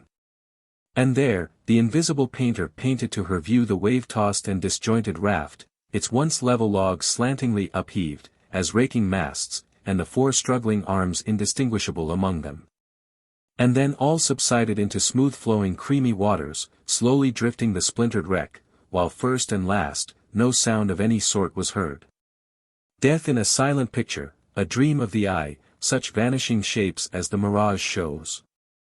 So instant was the scene, so trance-like its mild pictorial effect, so distant from her blasted bower and her common sense of things, that Hunilla gazed and gazed, nor raised a finger or a wail. But as good to sit thus dumb, in stupor staring on that dumb show, for all that otherwise might be done. With half a mile of sea between, how could her 2 enchanted arms aid those 4 fated ones? The distance long, the time one sand. After the lightning is beheld, what fool shall stay the thunderbolt? Felipe's body was washed ashore, but Truxell's never came. Only his gay, braided hat of golden straw, that same sunflower thing he waved to her, pushing from the strand, and now, to the last gallant, it still saluted her. But Felipe's body floated to the marge, with one arm encirclingly outstretched. Lockjawed in grim death, the lover-husband softly clasped his bride, true to her even in death's dream. Ah, heaven, when man thus keeps his faith, wilt thou be faithless who created the faithful one? But they cannot break faith who never plighted it. It needs not to be said what nameless misery now wrapped the lonely widow. In telling her own story she passed this almost entirely over, simply recounting the event. Construe the comment of her features as you might, from her mere words little would you have weened that Hunilla was herself the heroine of her tale. But not thus did she defraud us of our tears. All hearts bled that grief could be so brave. She but showed us her soul's lid, and the strange ciphers thereon engraved, all within, with pride's timidity, was withheld. Yet was there one exception. Holding out her small olive hand before her captain, she said in mild and slowest Spanish, "Señor, I buried him." Then paused, struggled as against the writhed coilings of a snake, and cringing suddenly, leaped up, repeating in impassioned pain, "I buried him, my life, my soul." Doubtless, it was by half-unconscious, automatic motions of her hands, that this heavy-hearted one performed the final office for Felipe, and planted a rude cross of withered sticks, no green ones might be had, at the head of that lonely grave. Where rested now in lasting uncomplaint and quiet haven he whom untranquil seas had overthrown. But some dull sense of another body that should be interred, of another cross that should hallow another grave, unmade as yet, some dull anxiety and pain touching her undiscovered brother, now haunted the oppressed Hunilla. Her hands fresh from the burial earth, she slowly went back to the beach, with unshaped purposes wandering there, her spellbound eye bent upon the incessant waves. But they bore nothing to her but a dirge, which maddened her to think that murderers should mourn. As time went by, and these things came less dreamingly to her mind, the strong persuasions of her Romish faith, which sets peculiar store by consecrated urns, prompted her to resume in waking earnest that pious search which had but been begun as in somnambulism. Day after day, week after week, she trod the cindery beach, till at length a double motive edged every eager glance. With equal longing she now looked for the living and the dead, the brother and the captain, alike vanished, never to return. Little accurate note of time had Hunilla taken under such emotions as were hers, and little, outside herself, served for calendar or dial. As to poor Crusoe in the selfsame sea, no saint's bell pealed forth the lapse of week or month. Each day went by unchallenged, no chanticleer announced those sultry dawns, no lowing herds those poisonous nights. All wanted in steadily recurring sounds, human, or humanized by sweet fellowship with man, but one stirred that torrid trance, the cry of dogs, save which naught but the rolling sea invaded it, an all-pervading monotone. And to the widow that was the least loved voice she could have heard. No wonder, that as her thoughts now wandered to the unreturning ship, and were beaten back again, the hope against hope so struggled in her soul, that at length she desperately said, "Not yet, my foolish heart runs on too fast." So she forced patience for some further weeks. But to those whom earth's sure indraft draws, patience or impatience is still the same. Hunilla now sought to settle precisely in her mind, to an hour, how long it was since the ship had sailed. And then, with the same precision, how long a space remained to pass. But this proved impossible. What present day or month it was she could not say. Time was her labyrinth, in which Hunilla was entirely lost. And now follows. Against my own purposes a pause descends upon me here. One knows not whether nature doth not impose some secrecy upon him who has been privy to certain things. At least, it is to be doubted whether it be good to blazon such. If some books are deemed most baneful and their sale forbid, how, then, with deadlier facts, not dreams of doting men? Those whom books will hurt will not be proof against events. Events, not books, should be forbid. But in all things man sows upon the wind, which bloweth just there whither it listeth, for ill or good, man cannot know. Often ill comes from the good, as good from ill. When Hunilla. Dire sight it is to see some silken beast long dally with a golden lizard ere she devour. More terrible, to see how feline fate will sometimes dally with a human soul, and by a nameless magic make it repulse a sane despair with a hope which is but mad. Unwittingly I imp this cat-like thing, sporting with the heart of him who reads. For if he feel not he reads in vain. The ship sails this day, today, at last said Hunilla to herself, this gives me certain time to stand on, without certainty I go mad. In loose ignorance I have hoped and hoped. Now in firm knowledge I will but wait. Now I live and no longer perish in bewilderings. Holy Virgin, aid me. Thou wilt waft back the ship. Oh, past length of weary weeks, all to be dragged over, to buy the certainty of today, I freely give ye, though I tear ye from me. As mariners, tossed in tempest on some desolate ledge, patch them a boat out of the remnants of their vessel's wreck, and launch it in the self-same waves, see here Hunilla, this lone shipwrecked soul, out of treachery invoking trust. Humanity, thou strong thing, I worship thee, not in the laureled victor, but in this vanquished one. Truly Hunilla leaned upon a reed, a real one, no metaphor, a real eastern reed. A piece of hollow cane, drifted from unknown isles, and found upon the beach, its once jagged ends rubbed smoothly even as by sandpaper, its golden glazing gone. Long ground between the sea and land, upper and nether stone, the unvarnished substance was filed bare, and wore another polish now, one with itself, the polish of its agony. Circular lines at intervals cut all round this surface, divided it into 6 panels of unequal length. In the first were scored the days, each 10th one marked by a longer and deeper notch. The second was scored for the number of seafowl eggs for sustenance, picked out from the rocky nests, the third, how many fish had been caught from the shore, the fourth, how many small tortoises found inland, the fifth, how many days of sun. The sixth, of clouds, which last, of the two, was the greater one. Long night of busy numbering, misery's mathematics, to weary her too wakeful soul to sleep, yet sleep for that was none. The panel of the days was deeply worn, the long 10th notches half effaced, as alphabets of the blind. 10,000 times the longing widow had traced her finger over the bamboo, dull flute, which played, on, gave no sound, as if counting birds flown by in air would hasten tortoises creeping through the woods. After the 180th day no further mark was seen, that last one was the faintest, as the first the deepest. There were more days, said our captain, many, many more, why did you not go on and notch them, too, Hunilla? Señor, ask me not. And meantime, did no other vessel pass the isle? Nay, Señor, but. You do not speak, but what, Hunilla? Ask me not, Señor. You saw ships pass, far away, you waved to them, they passed on, was that it, Hunilla? Señor, be it as you say. Braced against her woe, Hunilla would not, durst not trust the weakness of her tongue. Then when our captain asked whether any whaleboats had. But no, I will not file this thing complete for scoffing souls to quote, and call it firm proof upon their side. The half shall here remain untold. Those 2 unnamed events which befell Hunilla on this isle, let them abide between her and her God. In nature, as in law, it may be libelous to speak some truths.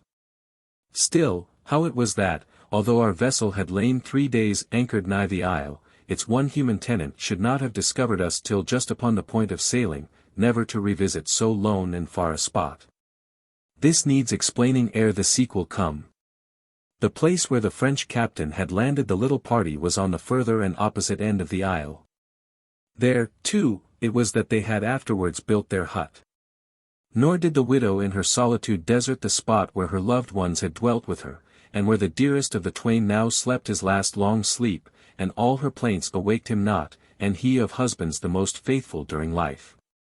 Now, high, broken land rises between the opposite extremities of the isle. A ship anchored at one side is invisible from the other. Neither is the isle so small, but a considerable company might wander for days through the wilderness of one side, and never be seen, or their halloos heard, by any stranger holding aloof on the other. Hence Hunilla, who naturally associated the possible coming of ships with her own part of the isle, might to the end have remained quite ignorant of the presence of our vessel, were it not for a mysterious presentiment, borne to her. So our mariners averred, by this isle's enchanted air. Nor did the widow's answer undo the thought. "How did you come to cross the isle this morning, then, Hunilla?" said our captain. "Señor, something came flitting by me. It touched my cheek, my heart, señor." "What do you say, Hunilla?" "I have said, señor, something came through the air." It was a narrow chance. For when in crossing the isle Hunilla gained the high land in the center, she must then for the first have perceived our masts, and also marked that their sails were being loosed, perhaps even heard the echoing chorus of the windlass song.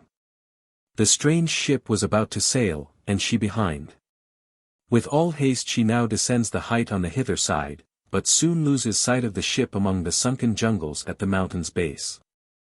She struggles on through the withered branches, which seek at every step to bar her path, till she comes to the isolated rock, still some way from the water.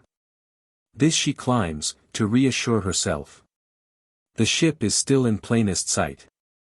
But now, worn out with overtension, Hunilla all but faints. She fears to step down from her giddy perch. She is fain to pause, there where she is, and as a last resort catches the turban from her head, unfurls and waves it over the jungles towards us. During the telling of her story the mariners formed a voiceless circle round Hunilla and the captain. And when at length the word was given to man the fastest boat, and pull round to the isle's thither side, to bring away Hunilla's chest and the tortoise oil, such alacrity of both cheery and sad obedience seldom before was seen. Little ado was made. Already the anchor had been recommitted to the bottom, and the ship swung calmly to it. But Hunilla insisted upon accompanying the boat as indispensable pilot to her hidden hut. So being refreshed with the best the steward could supply, she started with us. Nor did ever any wife of the most famous admiral, in her husband's barge, receive more silent reverence of respect than poor Hunilla from this boat's crew. Rounding many a vitreous cape and bluff, in 2 hours' time we shot inside the fatal reef, wound into a secret cove, looked up along a green many-gabled lava wall, and saw the island's solitary dwelling. It hung upon an impending cliff, sheltered on 2 sides by tangled thickets, and half-screened from view in front by juttings of the rude stairway, which climbed the precipice from the sea. Built of canes, it was thatched with long, mildewed grass. It seemed an abandoned hayrick, whose haymakers were now no more. The roof inclined but one way, the eaves coming to within 2 feet of the ground. And here was a simple apparatus to collect the dews, or rather doubly distilled and finest winnowed rains, which, in mercy or in mockery, the night skies sometimes drop upon these blighted encantadas. All along beneath the eaves, a spotted sheet, quite weather-stained, was spread, pinned to short, upright stakes, set in the shallow sand.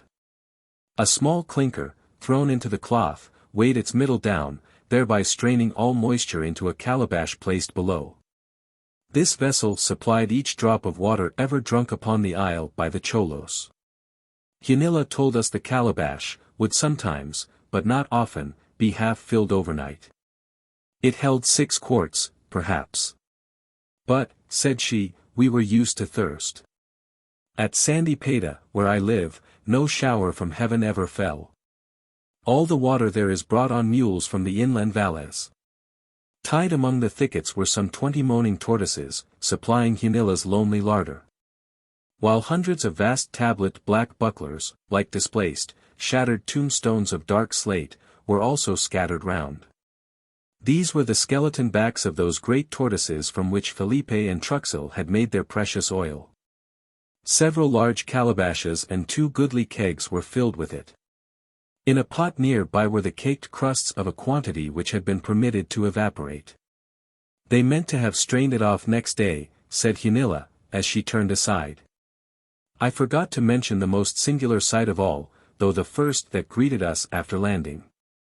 Some 10 small, soft-haired, ringlet dogs, of a beautiful breed, peculiar to Peru, set up a concert of glad welcomings when we gained the beach, which was responded to by Hunilla. Some of these dogs had, since her widowhood, been born upon the isle, the progeny of the 2 brought from Peta. Owing to the jagged steeps and pitfalls, tortuous thickets, sunken clefts and perilous intricacies of all sorts in the interior, Hunilla, admonished by the loss of one favorite among them, Never allowed these delicate creatures to follow her in her occasional bird's nests climbs and other wanderings.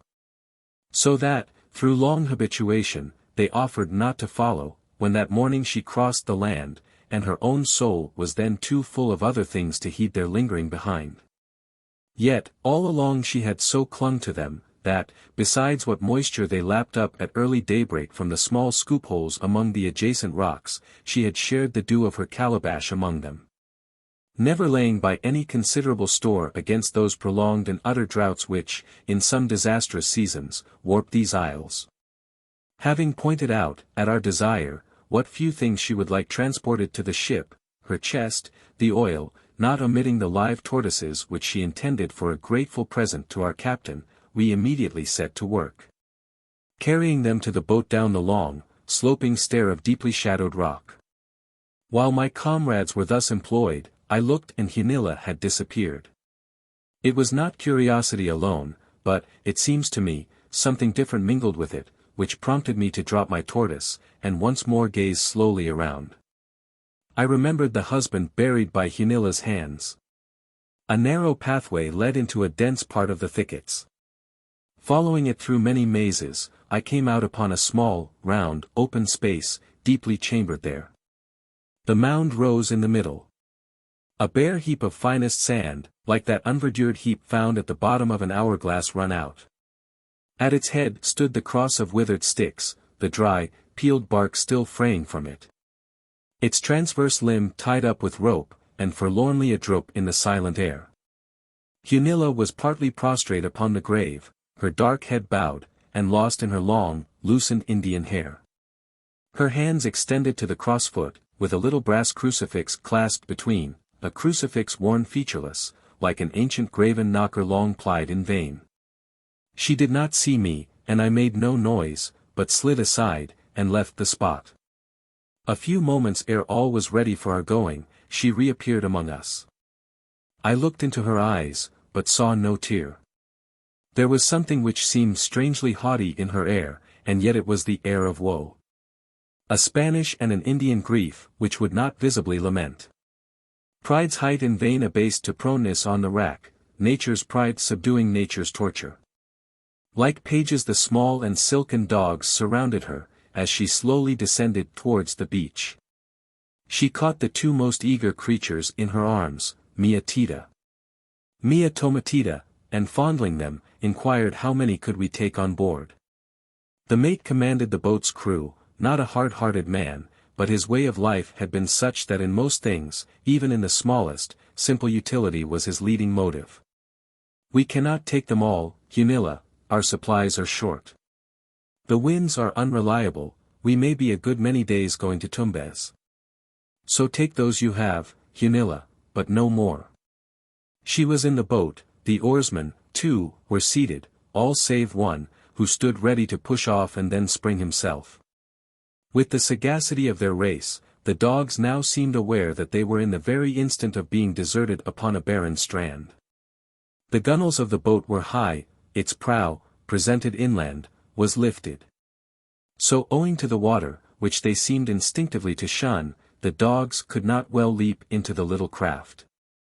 But their busy paws hard scraped the prow, as it had been some farmer's door shutting them out from shelter in a winter storm. A clamorous agony of alarm. They did not howl, or whine, they all but spoke. Push off. Give way, cried the mate. The boat gave one heavy drag and lurch, and next moment shot swiftly from the beach, turned on her heel, and sped. The dogs ran howling along the water's marge, now pausing to gaze at the flying boat, then motioning as if to leap in chase, but mysteriously withheld themselves, and again ran howling along the beach. Had they been human beings, hardly would they have more vividly inspired the sense of desolation. The oars were plied as Confederate feathers of two wings. No one spoke. I looked back upon the beach, and then upon Hunilla, but her face was set in a stern dusky calm. The dogs crouching in her lap vainly licked her rigid hands. She never looked behind her, but sat motionless, till we turned a promontory of the coast and lost all sights and sounds astern. She seemed as one who, having experienced the sharpest of mortal pangs, was henceforth content to have all lesser heartstrings riven, one by one. To Hunilla, pain seemed so necessary, that pain in other beings, though by love and sympathy made her own, was unrepiningly to be borne. A heart of yearning in a frame of steel. A heart of earthly yearning, frozen by the frost which falleth from the sky. The sequel is soon told. After a long passage, vexed by calms and baffling winds, we made the little port of Tumbes in Peru, there to recruit the ship. Paita was not very distant. Our captain sold the tortoise oil to a Tumbes merchant, and adding to the silver a contribution from all hands, gave it to our silent passenger, who knew not what the mariners had done. The last scene of lone Hunilla, she was passing into Paita town, riding upon a small grey ass, and before her on the ass's shoulders, she eyed the jointed workings of the beast's armorial cross. Sketch 9th. Hood's Isle and the Hermit OBERLUS. That darksome glen they enter, where they find that cursed man low sitting on the ground, musing full sadly in his sullen mind. His griesly locks long grown and unbound, disordered hung about his shoulders round, and hid his face, through which his hollow eyne looked deadly dull, and stared as astound. His raw-boned cheeks, through penury and pine, were shrunk into the jaws, as he did never dine. His garments naught but many ragged clouts, with thorns together pinned and patched reeds, the which his naked sides he wrapped abouts. Southeast of Crossman's Isle lies Hood's Isle, or McCain's beclouded isle, and upon its south side is a vitreous cove with a wide strand of dark pounded black lava, called Black Beach or Oberlus's Landing. It might fitly have been styled Charon's. It received its name from a wild white creature who spent many years here, in the person of a European, bringing into this savage region qualities more diabolical than are to be found among any of the surrounding cannibals. About half a century ago, Oberlus deserted at the above-named island, then, as now, a solitude. He built himself a den of lava and clinkers, about a mile from the landing, subsequently called after him, in a vale, or expanded gulch, containing here and there among the rocks about 2 acres of soil capable of rude cultivation. The only place on the isle not too blasted for that purpose. Here he succeeded in raising a sort of degenerate potatoes and pumpkins, which from time to time he exchanged with needy whalemen passing, for spirits or dollars. His appearance, from all accounts, was that of the victim of some malignant sorceress. He seemed to have drunk of Circe's cup, beast-like, rags insufficient to hide his nakedness, his befreckled skin blistered by continual exposure to the sun. Nose flat, countenance contorted, heavy, earthy, hair and beard unshorn, profuse, and of fiery red. He struck strangers much as if he were a volcanic creature thrown up by the same convulsion which exploded into sight the isle. All bepatched and coiled asleep in his lonely lava den among the mountains, he looked, they say, as a heaped drift of withered leaves, torn from autumn trees. And so left in some hidden nook by the whirling halt for an instant of a fierce night wind, which then ruthlessly sweeps on, somewhere else to repeat the capricious act. It is also reported to have been the strangest sight, this same Oberlus, of a sultry, cloudy morning, hidden under his shocking old black tarpaulin hat, hoeing potatoes among the lava. So warped and crooked was his strange nature, that the very handle of his hoe seemed gradually to have shrunk and twisted in his grasp, being a wretched bent stick, elbowed more like a savage's war sickle than a civilized hoe handle. It was his mysterious custom upon a first encounter with a stranger ever to present his back, possibly, because that was his better side, since it revealed the least. If the encounter chanced in his garden, as it sometimes did, the new-landed strangers going from the seaside straight through the gorge, to hunt up the queer greengrocer reported doing business here, Oberlus for a time hoed on. Unmindful of all greeting, jovial or bland. As the curious stranger would turn to face him, the recluse, hoe in hand, as diligently would avert himself, bowed over, and sullenly revolving round his Murphy Hill. Thus far for hoeing. When planting, his whole aspect and all his gestures were so malevolently and uselessly sinister and secret, that he seemed rather in act of dropping poison into wells than potatoes into soil. But among his lesser and more harmless marvels was an idea he ever had, that his visitors came equally as well led by longings to behold the mighty hermit OBERLUS in his royal state of solitude, as simply, to obtain potatoes. Or find whatever company might be upon a barren isle.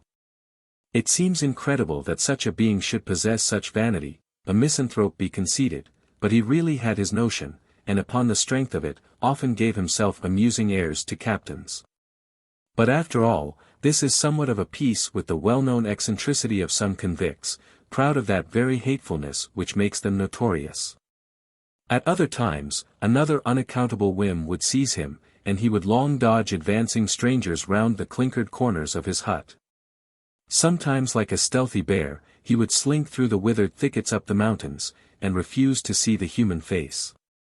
Except his occasional visitors from the sea, for a long period, the only companions of OBERLUS were the crawling tortoises.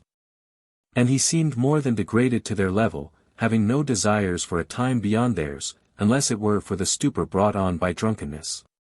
But sufficiently debased as he appeared, there yet lurked in him, only awaiting occasion for discovery, a still further proneness. Indeed, the sole superiority of OBERLUS over the tortoises was his possession of a larger capacity of degradation. And along with that, something like an intelligent will to it. Moreover, what is about to be revealed, perhaps will show, that selfish ambition, or the love of rule for its own sake, far from being the peculiar infirmity of noble minds, is shared by beings which have no mind at all. No creatures are so selfishly tyrannical as some brutes, as anyone who has observed the tenants of the pasture must occasionally have observed. "This island's mine by Sycorax my mother," said OBERLUS to himself, glaring round upon his haggard solitude. By some means, barter or theft, for in those days ships at intervals still kept touching at his landing, he obtained an old musket, with a few charges of powder and ball. Possessed of arms, he was stimulated to enterprise, as a tiger that first feels the coming of its claws. The long habit of sole dominion over every object round him, his almost unbroken solitude, his never encountering humanity except on terms of misanthropic independence, or mercantile craftiness, and even such encounters being comparatively but rare. All this must have gradually nourished in him a vast idea of his own importance, together with a pure animal sort of scorn for all the rest of the universe. The unfortunate Creole, who enjoyed his brief term of royalty at Charles's Isle, was perhaps in some degree influenced by not unworthy motives, such as prompt other adventurous spirits to lead colonists into distant regions and assume political preeminence over them. His summary execution of many of his Peruvians is quite pardonable, considering the desperate characters he had to deal with. While his offering canine battle to the banded rebels seems under the circumstances altogether just. But for this King OBERLUS and what shortly follows, no shade of palliation can be given. He acted out of mere delight in tyranny and cruelty, by virtue of a quality in him inherited from Sycorax his mother. Armed now with that shocking blunderbuss, strong in the thought of being master of that horrid isle, he panted for a chance to prove his potency upon the first specimen of humanity which should fall unbefriended into his hands. Nor was he long without it. One day he spied a boat upon the beach, with one man, a negro, standing by it. Some distance off was a ship, and OBERLUS immediately knew how matters stood. The vessel had put in for wood, and the boat's crew had gone into the thickets for it. From a convenient spot he kept watch of the boat, till presently a straggling company appeared loaded with billets. Throwing these on the beach, they again went into the thickets, while the negro proceeded to load the boat.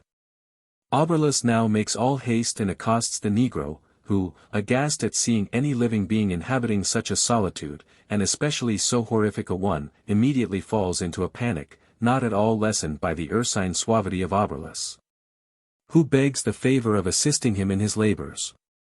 The negro stands with several billets on his shoulder, in act of shouldering others, and OBERLUS, with a short cord concealed in his bosom, kindly proceeds to lift those other billets to their place. In so doing, he persists in keeping behind the negro, who, rightly suspicious of this, in vain dodges about to gain the front of OBERLUS, but OBERLUS dodges also.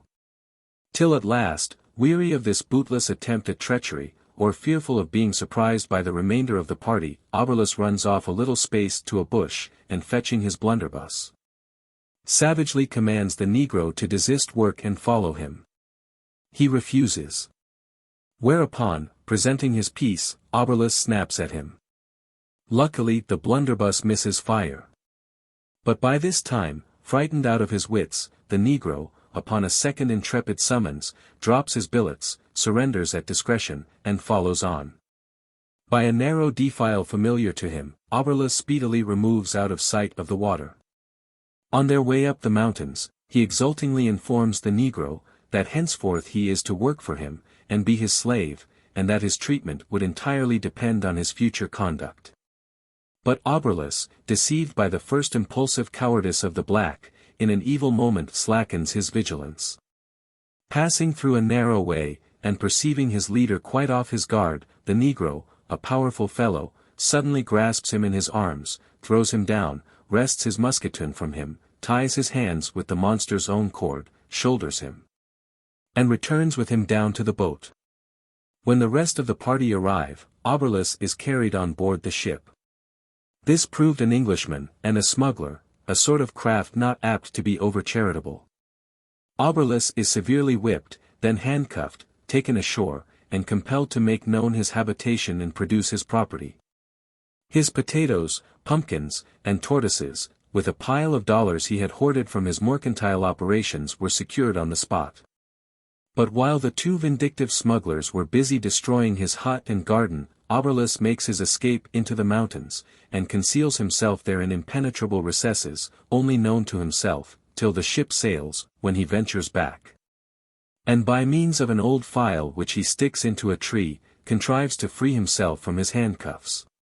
Brooding among the ruins of his hut, and the desolate clinkers and extinct volcanoes of this outcast isle, the insulted misanthrope now meditates a signal revenge upon humanity, but conceals his purposes.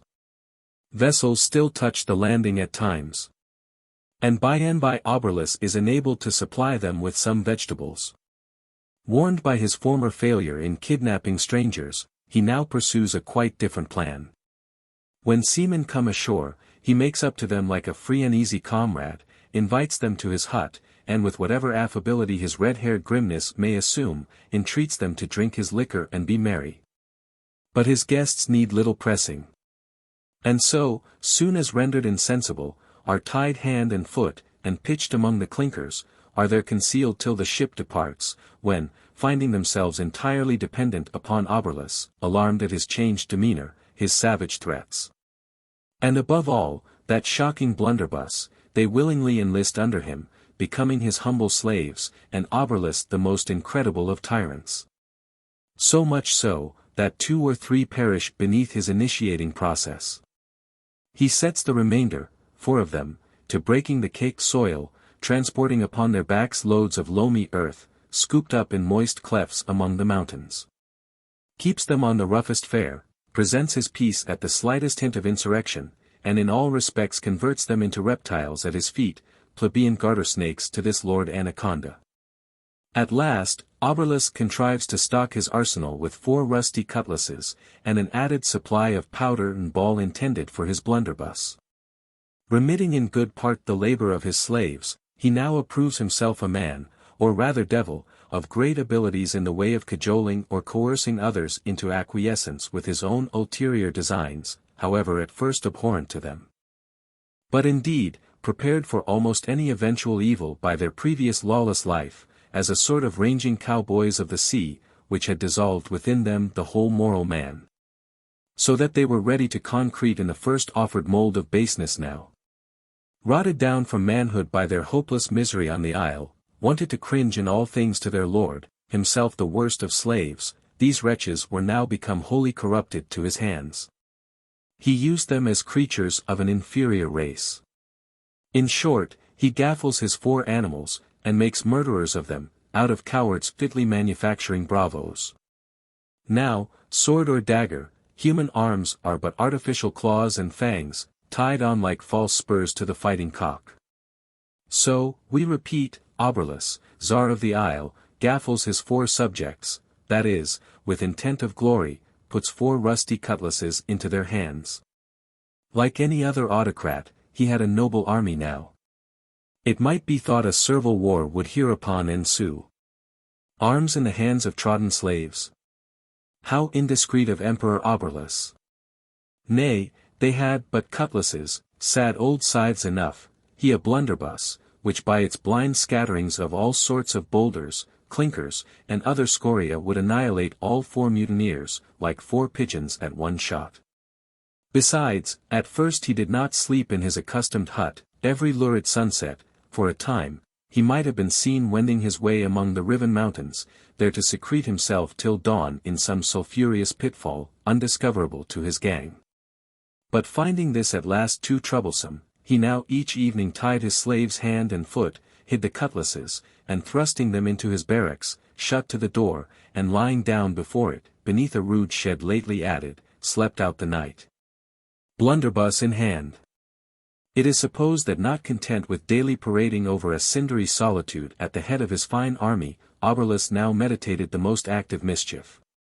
His probable object being to surprise some passing ship touching at his dominions, massacre the crew, and run away with her to parts unknown. While these plans were simmering in his head, 2 ships touch in company at the isle, on the opposite side to his, when his designs undergo a sudden change. The ships are in want of vegetables, which Oberlus promises in great abundance, provided they send their boats round to his landing, so that the crews may bring the vegetables from his garden. Informing the 2 captains, at the same time, that his rascals, slaves and soldiers, had become so abominably lazy and good-for-nothing of late, that he could not make them work by ordinary inducements. And did not have the heart to be severe with them. The arrangement was agreed to, and the boats were sent and hauled upon the beach. The crews went to the lava hut, but to their surprise nobody was there. After waiting till their patience was exhausted, they returned to the shore, when lo, some stranger, not the Good Samaritan either, seems to have very recently passed that way. 3 of the boats were broken in 1,000 pieces, and the 4th was missing. By hard toil over the mountains and through the clinkers, some of the strangers succeeded in returning to that side of the isle where the ships lay, when fresh boats are sent to the relief of the rest of the hapless party. However, amazed at the treachery of Oberlus, the 2 captains, afraid of new and still more mysterious atrocities, and indeed, half imputing such strange events to the enchantments associated with these isles, perceived no security but in instant flight. Leaving Oberlus and his army in quiet possession of the stolen boat. On the eve of sailing they put a letter in a keg, giving the Pacific Ocean intelligence of the affair, and moored the keg in the bay. Some time subsequent, the keg was opened by another captain chancing to anchor there, but not until after he had dispatched a boat round to Oberlus's landing. As may be readily surmised, he felt no little inquietude till the boat's return, when another letter was handed him, giving Oberlus's version of the affair.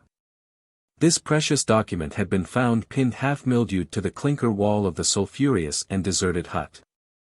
It ran as follows, showing that Oberlus was at least an accomplished writer, and no mere boor. And what is more, was capable of the most tristful eloquence. Sir, I am the most unfortunate ill-treated gentleman that lives. I am a patriot, exiled from my country by the cruel hand of tyranny.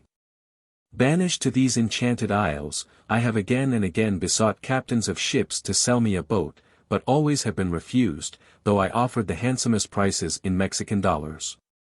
At length an opportunity presented of possessing myself of one, and I did not let it slip. I have been long endeavoring, by hard labor and much solitary suffering, to accumulate something to make myself comfortable in a virtuous though unhappy old age, but at various times have been robbed and beaten by men professing to be Christians. Today I sail from the enchanted group in the good boat Charity bound to the Fiji Isles. Fatherless Oberlus. P.S. Behind the clinkers, nigh the oven, you will find the old fowl. Do not kill it, be patient, I leave it setting. If it shall have any chicks, I hereby bequeath them to you, whoever you may be. But don't count your chicks before they are hatched. The fowl proved a starveling rooster, reduced to a sitting posture by sheer debility. OBERLUS declares that he was bound to the Fiji Isles, but this was only to throw pursuers on a false scent. For, after a long time, he arrived, alone in his open boat, at Guayaquil. As his miscreants were never again beheld on Hood's Isle, it is supposed, either that they perished for want of water on the passage to Guayaquil, or, what is quite as probable, were thrown overboard by OBERLUS. When he found the water growing scarce. From Guayaquil OBERLUS proceeded to Payta, and there, with that nameless witchery peculiar to some of the ugliest animals, wound himself into the affections of a tawny damsel, prevailing upon her to accompany him back to his enchanted isle. Which doubtless he painted as a paradise of flowers, not a Tartarus of clinkers. But unfortunately for the colonization of Hood's Isle with a choice variety of animated nature, the extraordinary and devilish aspect of OBERLUS made him to be regarded in Payta as a highly suspicious character. So that being found concealed one night, with matches in his pocket, under the hull of a small vessel just ready to be launched, he was seized and thrown into jail.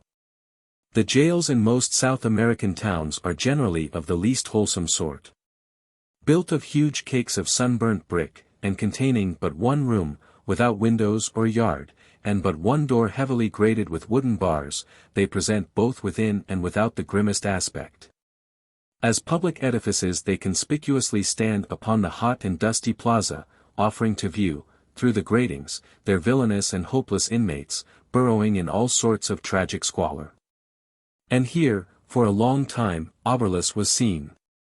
The central figure of a mongrel and assassin band, a creature whom it is religion to detest, since it is philanthropy to hate a misanthrope.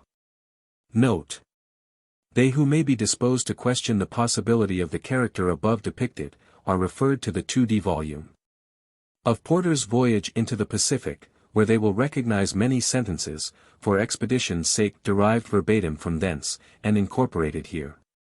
The main difference, save a few passing reflections, between the two accounts being, that the present writer has added to Porter's facts accessory ones picked up in the Pacific from reliable sources. And where facts conflict, has naturally preferred his own authorities to Porter's. As, for instance, his authorities place OBERLUS on Hood's Isle, Porter's, on Charles's Isle. The letter found in the hut is also somewhat different. For while at the Encantadas he was informed that, not only did it evince a certain clerkliness, but was full of the strangest satiric effrontery which does not adequately appear in Porter's version. I accordingly altered it to suit the general character of its author. Sketch 10th. Runaways, castaways, solitaries, gravestones, etc. And all about old stalks and stubs of trees, whereon nor fruit nor leaf was ever seen, did hang upon ragged knotty knees, on which had many wretches hanged been. Some relics of the hut of OBERLUS partially remain to this day at the head of the clinkered valley. Nor does the stranger, wandering among other of the enchanted isles, fail to stumble upon still other solitary abodes, long abandoned to the tortoise and the lizard. Probably few parts of earth have, in modern times, sheltered so many solitaries. The reason is, that these isles are situated in a distant sea, and the vessels which occasionally visit them are mostly all whalers, or ships bound on dreary and protracted voyages, exempting them in a good degree from both the oversight and the memory of human law. Such is the character of some commanders and some seamen, that under these untoward circumstances, it is quite impossible but that scenes of unpleasantness and discord should occur between them. A sullen hatred of the tyrannic ship will seize the sailor, and he gladly exchanges it for isles, which, though blighted as by a continual sirocco and burning breeze, still offer him, in their labyrinthine interior, a retreat beyond the possibility of capture. To flee the ship in any Peruvian or Chilean port, even the smallest and most rustical, is not unattended with great risk of apprehension, not to speak of jaguars. A reward of 5 pesos sends 50 dastardly Spaniards into the wood, who, with long knives, scour them day and night in eager hopes of securing their prey. Neither is it, in general, much easier to escape pursuit at the Isles of Polynesia. Those of them which have felt a civilizing influence present the same difficulty to the runaway with the Peruvian ports, the advanced natives being quite as mercenary and keen of knife and scent as the retrograde Spaniards. While, owing to the bad odor in which all Europeans lie, in the minds of aboriginal savages who have chanced to hear aught of them, to desert the ship among primitive Polynesians, is, in most cases, a hope not unforlorn. Hence the Enchanted Isles become the voluntary tarrying places of all sorts of refugees, some of whom too sadly experience the fact, that flight from tyranny does not of itself ensure a safe asylum, far less a happy home. Moreover, it has not seldom happened that hermits have been made upon the isles by the accidents incident to tortoise hunting. The interior of most of them is tangled and difficult of passage beyond description, the air is sultry and stifling. An intolerable thirst is provoked, for which no running stream offers its kind relief. In a few hours, under an equatorial sun, reduced by these causes to entire exhaustion, woe betide the straggler at the Enchanted Isles.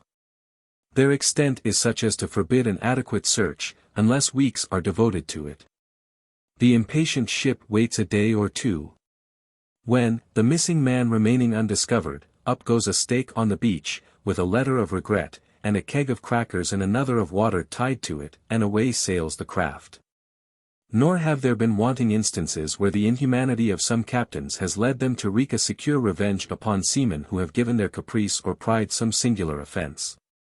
Thrust ashore upon the scorching marl, such mariners are abandoned to perish outright, unless by solitary labours they succeed in discovering some precious driblets of moisture oozing from a rock or stagnant in a mountain pool. I was well acquainted with a man, who, lost upon the Isle of Narborough, was brought to such extremes by thirst, that at last he only saved his life by taking that of another being. A large hair seal came upon the beach. He rushed upon it, stabbed it in the neck, and then throwing himself upon the panting body quaffed at the living wound, the palpitations of the creature's dying heart injected life into the drinker. Another seaman, thrust ashore in a boat upon an isle at which no ship ever touched, owing to its peculiar sterility and the shoals about it, and from which all other parts of the group were hidden, this man, feeling that it was sure death to remain there, and that nothing worse than death menaced him in quitting it, killed seals, and inflating their skins, made a float, upon which he transported himself to Charles's Island, and joined the Republic there.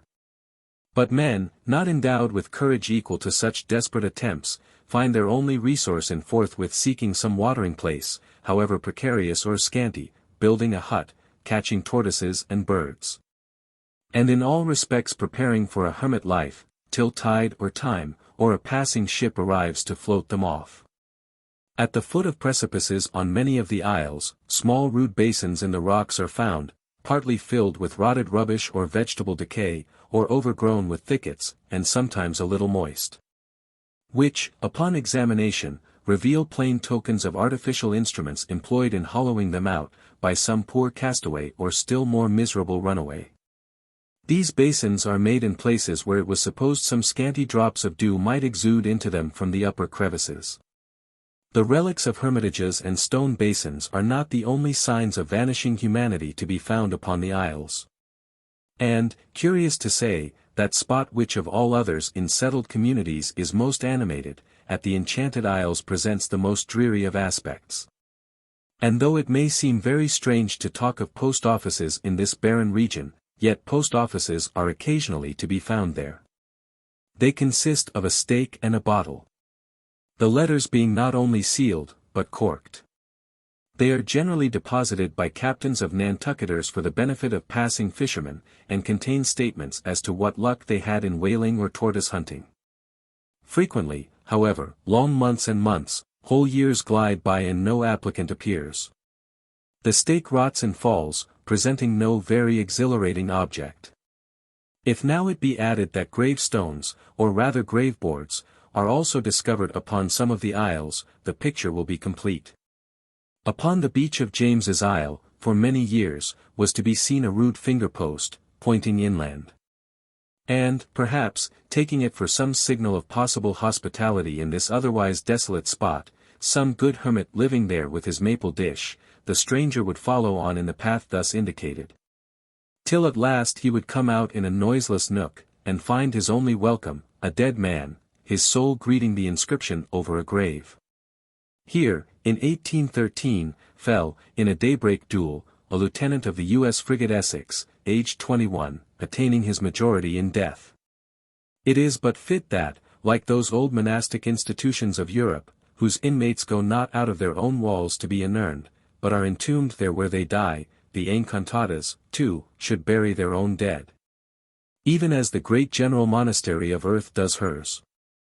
It is known that burial in the ocean is a pure necessity of seafaring life, and that it is only done when land is far astern, and not clearly visible from the bow.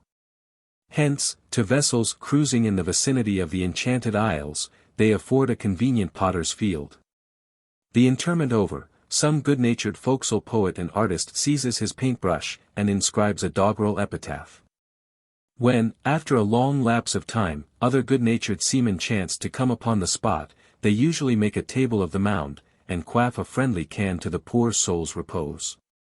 As a specimen of these epitaphs, take the following, found in a bleak gorge of Chatham Isle. Oh, brother Jack, as you pass by. As you are now, so once was I. Just so game, and just so gay. But now, alack, they've stopped my pay. No more I peep out of my blinkers. Here I be, tucked in with clinkers. The Bell Tower. In the south of Europe, nigh a once frescoed capital, now with dank mold cankering its bloom, central in a plain, stands what, at distance, seems the black mossed stump of some immeasurable pine, fallen, in forgotten days, with Anak and the Titan. As all along where the pine tree falls, its dissolution leaves a mossy mound, last flung shadow of the perished trunk, never lengthening, never lessening, unsubject to the fleet falsities of the sun. Shade immutable, and true gauge which cometh by prostration, so westward from what seems the stump, one steadfast spear of lichened ruin banes the plain. From that tree-top, what bird chimes of silver throats had rung? A stone pine. A metallic aviary in its crown, the bell tower, built by the great mechanician, the unblessed foundling, Banadonna. Like Babel's, its base was laid in a high hour of renovated earth, following the second deluge, when the waters of the dark ages had dried up, and once more the green appeared. No wonder that, after so long and deep submersion, the jubilant expectation of the race should, as with Noah's sons, soar into Shinar aspiration. In firm resolve, no man in Europe at that period went beyond Banadonna. Enriched through commerce with the Levant, the state in which he lived voted to have the noblest bell tower in Italy. His repute assigned him to be architect. Stone by stone, month by month, the tower rose. Higher, higher. Snail-like in pace, but torch or rocket in its pride. After the masons would depart, the builder, standing alone upon its ever-ascending summit, at close of every day, saw that he overtopped still higher walls and trees. He would tarry till a late hour there, wrapped in schemes of other and still loftier piles. Those who of saints' days thronged the spot, hanging to the rude poles of scaffolding, like sailors on yards, or bees on boughs, unmindful of lime and dust, and falling chips of stone, their homage not the less inspirited him to self-esteem. At length the holiday of the tower came. To the sound of viols, the climax stone slowly rose in air, and, amid the firing of ordnance, was laid by Banadonna's hands upon the final course. Then mounting it, he stood erect, alone, with folded arms, gazing upon the white summits of blue inland Alps, and whiter crests of bluer Alps offshore, sights invisible from the plain. Invisible, too, from thence was that eye he turned below, when, like the cannon booms, came up to him the people's combustions of applause. That which stirred them so was, seeing with what serenity the builder stood 300 feet in air, upon an unrailed perch. This none but he durst do. But his periodic standing upon the pile, in each stage of its growth, such discipline had its last result. Little remained now but the bells.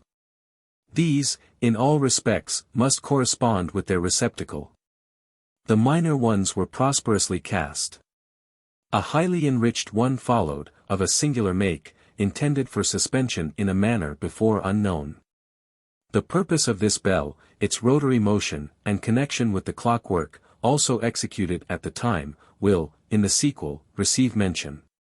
In the one erection, bell tower and clock tower were united, though, before that period, such structures had commonly been built distinct, as the campanili in Torre del Orologio of St. Mark to this day attest.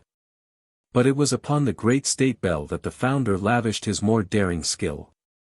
In vain did some of the less elated magistrates here caution him, saying that though truly the tower was titanic, yet limit should be set to the dependent weight of its swaying masses. But undeterred, he prepared his mammoth mold, dented with mythological devices, kindled his fires of balsamic firs, melted his tin and copper, and, throwing in much plate, contributed by the public spirit of the nobles, let loose the tide. The unleashed metals bayed like hounds. The workmen shrunk. Through their fright, fatal harm to the bell was dreaded. Fearless as Shadrach, Banadonna, rushing through the glow, smote the chief culprit with his ponderous ladle. From the smitten part, a splinter was dashed into the seething mass, and at once was melted in. Next day a portion of the work was heedfully uncovered. All seemed right. Upon the third morning, with equal satisfaction, it was bared still lower. At length, like some old Theban king, the whole cooled casting was disinterred. All was fair except in one strange spot. But as he suffered no one to attend him in these inspections, he concealed the blemish by some preparation which none knew better to devise. The casting of such a mass was deemed no small triumph for the caster, one, too, in which the state might not scorn to share. The homicide was overlooked. By the charitable that deed was but imputed to sudden transports of aesthetic passion, not to any flagitious quality. A kick from an Arabian charger, not sign of vice, but blood. His felony remitted by the judge, absolution given him by the priest, what more could even a sickly conscience have desired? Honoring the tower and its builder with another holiday, the Republic witnessed the hoisting of the bells and clockwork amid shows and pomp superior to the former. Some months of more than usual solitude on Banadonna's part ensued. It was not unknown that he was engaged upon something for the belfry, intended to complete it, and surpass all that had gone before. Most people imagined that the design would involve a casting like the bells. But those who thought they had some further insight, would shake their heads, with hints, that not for nothing did the mechanician keep so secret. Meantime, his seclusion failed not to invest his work with more or less of that sort of mystery pertaining to the forbidden. Ere long he had a heavy object hoisted to the belfry, wrapped in a dark sack or cloak, a procedure sometimes had in the case of an elaborate piece of sculpture, or statue, which, being intended to grace the front of a new edifice, the architect does not desire exposed to critical eyes, till set up, finished, in its appointed place. Such was the impression now. But, as the object rose, a statuary present observed, or thought he did, that it was not entirely rigid, but was, in a manner, pliant. At last, when the hidden thing had attained its final height, and, obscurely seen from below, seemed almost of itself to step into the belfry, as if with little assistance from the crane, a shrewd old blacksmith present ventured the suspicion that it was but a living man. This surmise was thought a foolish one, while the general interest failed not to augment. Not without demur from Banadonna, the chief magistrate of the town, with an associate, both elderly men, followed what seemed the image up the tower. But, arrived at the belfry, they had little recompense.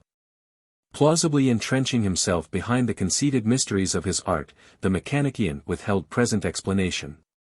The magistrates glanced toward the cloaked object, which, to their surprise, seemed now to have changed its attitude, or else had before been more perplexingly concealed by the violent muffling action of the wind without. It seemed now seated upon some sort of frame, or chair, contained within the domino. They observed that nigh the top, in a sort of square, the web of the cloth, either from accident or design, had its warp partly withdrawn, and the cross threads plucked out here and there, so as to form a sort of woven grating. Whether it were the low wind or no, stealing through the stone lattice work, or only their own perturbed imaginations, is uncertain, but they thought they discerned a slight sort of fitful, spring-like motion, in the domino. Nothing, however incidental or insignificant, escaped their uneasy eyes. Among other things, they pried out, in a corner, an earthen cup, partly corroded and partly encrusted, and one whispered to the other, that this cup was just such a one as might, in mockery, be offered to the lips of some brazen statue, or, perhaps, still worse. But, being questioned, the mechanician said, that the cup was simply used in his founder's business, and described the purpose, in short, a cup to test the condition of metals in fusion. He added, that it had got into the belfry by the merest chance. Again, and again, they gazed at the domino, as at some suspicious incognito at a Venetian mask. All sorts of vague apprehensions stirred them. They even dreaded lest, when they should descend, the mechanician, though without a flesh and blood companion, for all that, would not be left alone. Affecting some merriment at their disquietude, he begged to relieve them, by extending a coarse sheet of workman's canvas between them and the object. Meantime he sought to interest them in his other work. Nor, now that the domino was out of sight, did they long remain insensible to the artistic wonders lying round them, wonders hitherto beheld but in their unfinished state. Because, since hoisting the bells, none but the caster had entered within the belfry. It was one trait of his, that, even in details, he would not let another do what he could, without too great loss of time, accomplish for himself. So, for several preceding weeks, whatever hours were unemployed in his secret design, had been devoted to elaborating the figures on the bells. The clock bell, in particular, now drew attention. Under a patient chisel, the latent beauty of its enrichments, before obscured by the cloudings incident to casting, that beauty in its shyest grace, was now revealed. Round and round the bell, 12 figures of gay girls, garlanded, hand in hand, danced in a choral ring, the embodied hours. "Banadonna," said the chief, "this bell excels all else. No added touch could here improve. Hark!" Hearing a sound, was that the wind? "The wind, Eccellenza," was the light response. "But the figures, they are not yet without their faults. They need some touches yet. When those are given, and the block yonder, pointing towards the canvas screen, when Haman there, as I merrily call him, I mean, when Haman is fixed on this, his lofty tree, then, gentlemen, will I be most happy to receive you here again." The equivocal reference to the object caused some return of restlessness. However, on their part, the visitors forbore further allusion to it, unwilling, perhaps, to let the foundling see how easily it lay within his plebeian art to stir the placid dignity of nobles. "Well, Banadonna," said the chief, "how long ere you are ready to set the clock going, so that the hour shall be sounded? Our interest in you, not less than in the work itself, makes us anxious to be assured of your success. The people, too, why, they are shouting now. Say the exact hour when you will be ready. Tomorrow, Eccellenza, if you listen for it, or should you not, all the same, strange music will be heard. The stroke of one shall be the first from yonder bell," pointing to the bell adorned with girls and garlands, "that stroke shall fall there, where the hand of Una clasps Dua's.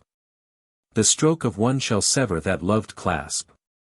Tomorrow, then, at 1 o'clock, as struck here, precisely here, advancing and placing his finger upon the clasp, the poor mechanic will be most happy once more to give you liege audience, in this his littered shop. Farewell till then, illustrious magnificos, and hark ye for your vassal's stroke." His still, volcanic face hiding its burning brightness like a forge, he moved with ostentatious deference towards the scuttle, as if so far to escort their exit. But the junior magistrate, a kind-hearted man, troubled at what seemed to him a certain sardonical disdain, lurking beneath the foundling's humble mien, and in Christian sympathy more distressed at it on his account than on his own. Dimly surmising what might be the final fate of such a cynic solitaire, nor perhaps uninfluenced by the general strangeness of surrounding things, this good magistrate had glanced sadly, sideways from the speaker. And thereupon his foreboding eye had started at the expression of the unchanging face of the hour Una. How is this, Banadonna? He lowly asked. Una looks unlike her sisters. In Christ's name, Banadonna, impulsively broke in the chief, his attention, for the first attracted to the figure, by his associate's remark. Una's face looks just like that of Deborah, the prophetess, as painted by the Florentine, Del Fonca. Surely, Banadonna, lowly resumed the milder magistrate, you meant the 12 should wear the same jocundly abandoned air. But see, the smile of Una seems but a fatal one. 'Tis different. While his mild associate was speaking, the chief glanced, inquiringly, from him to the caster, as if anxious to mark how the discrepancy would be accounted for. As the chief stood, his advanced foot was on the scuttle's curb. Banadonna spoke. Excellenza, now that, following your keener eye, I glance upon the face of Una, I do, indeed perceive some little variance. But look all round the bell, and you will find no two faces entirely correspond. Because there is a law in art, but the cold wind is rising more, these lattices are but a poor defense. Suffer me, magnificos, to conduct you, at least, partly on your way. Those in whose well-being there is a public stake, should be heedfully attended. Touching the look of Una, you were saying, Banadonna, that there was a certain law in art, observed the chief, as the three now descended the stone shaft. Pray, tell me, then. Pardon, another time, Excellenza, the tower is damp. Nay, I must rest, and hear it now. Here is a wide landing, and through this leeward slit, no wind, but ample light. Tell us of your law, and at large. Since, Excellenza, you insist, know that there is a law in art, which bars the possibility of duplicates. Some years ago, you may remember, I graved a small seal for your republic, bearing, for its chief device, the head of your own ancestor, its illustrious founder. It becoming necessary, for the customs use, to have innumerable impressions for bales and boxes, I graved an entire plate, containing 100 of the seals.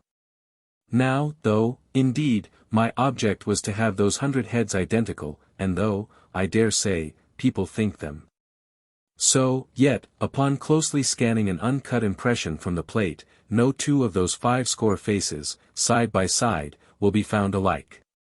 Gravity is the air of all, but, diversified in all.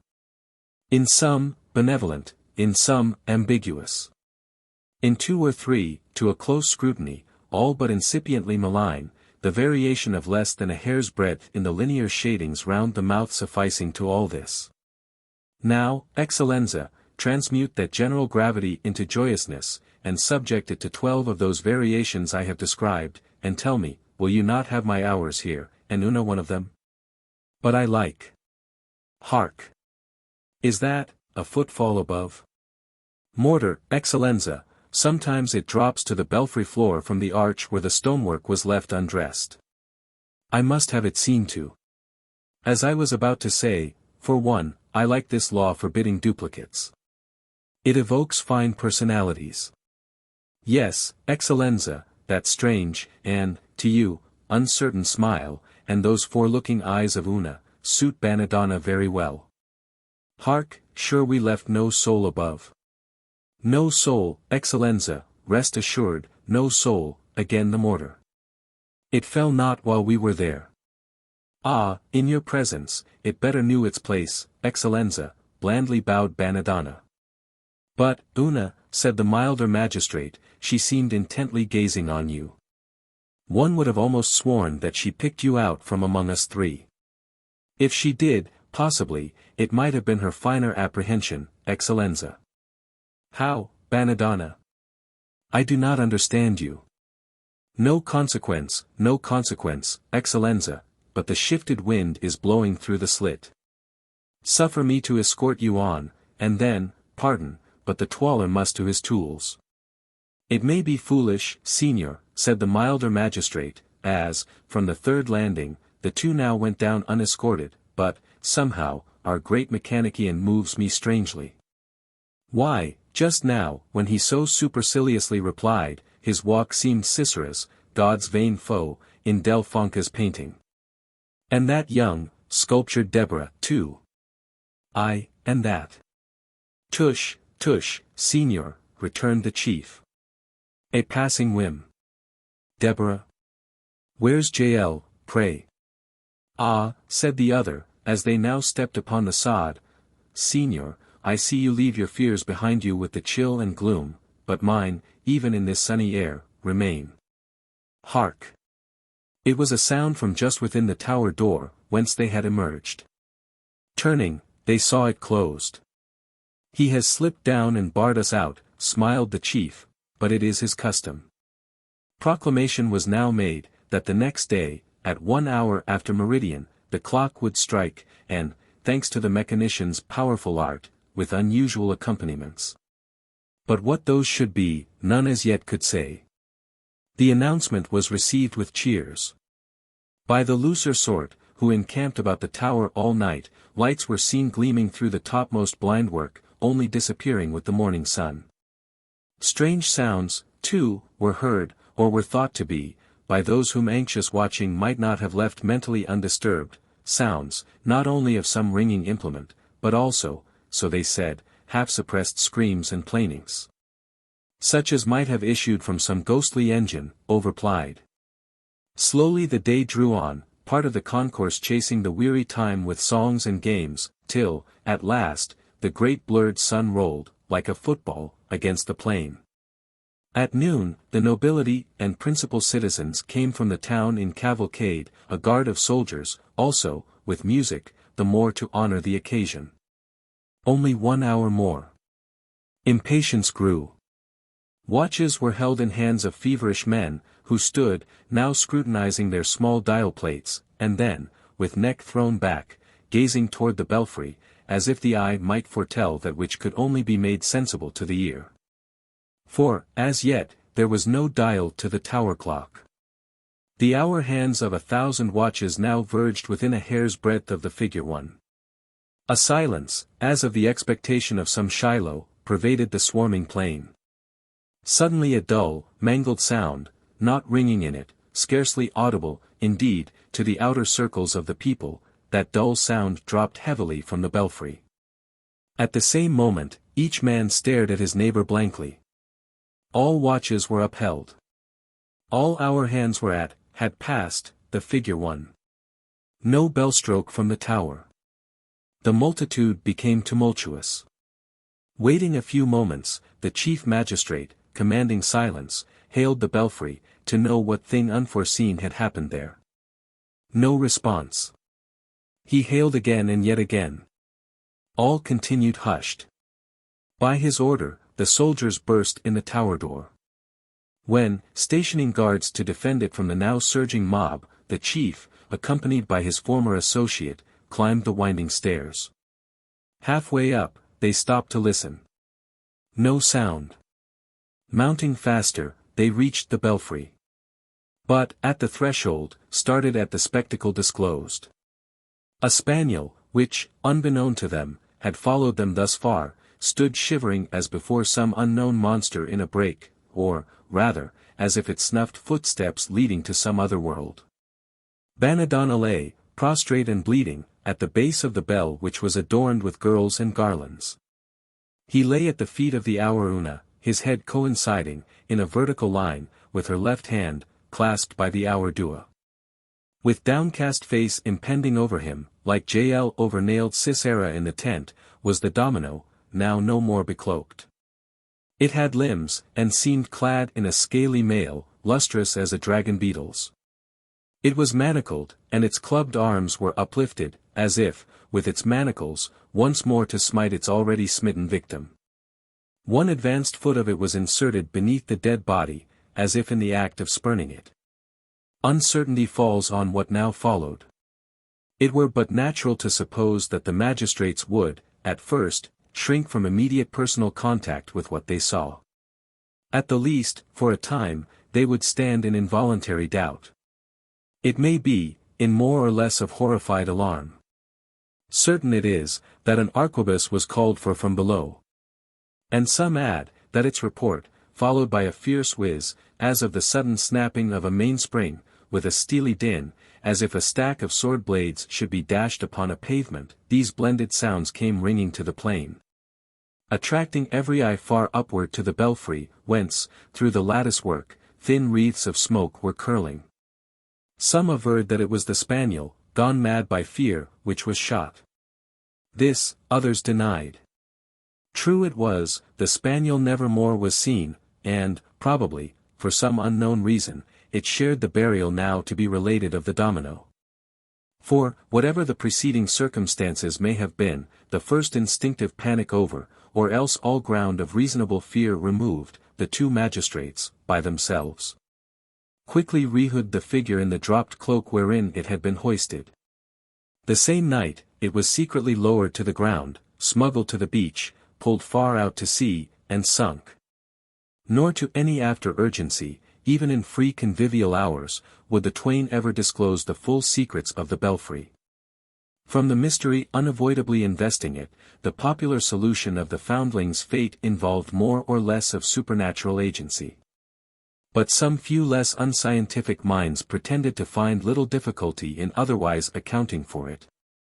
In the chain of circumstantial inferences drawn, there may, or may not, have been some absent or defective links. But, as the explanation in question is the only one which tradition has explicitly preserved, in dearth of better, it will here be given. But, in the first place, it is requisite to present the supposition entertained as to the entire motive and mode, with their origin, of the secret design of Bannadonna. The minds above mentioned assuming to penetrate as well into his soul as into the event. The disclosure will indirectly involve reference to peculiar matters, none of, the clearest, beyond the immediate subject.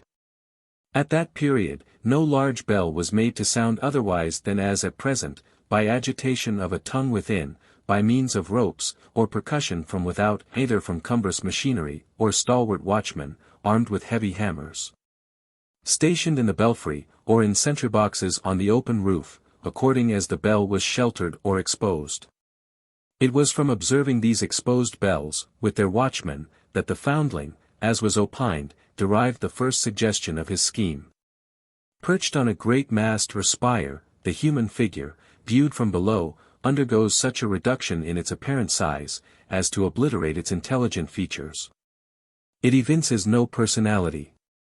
Instead of bespeaking volition, its gestures rather resemble the automatic ones of the arms of a telegraph.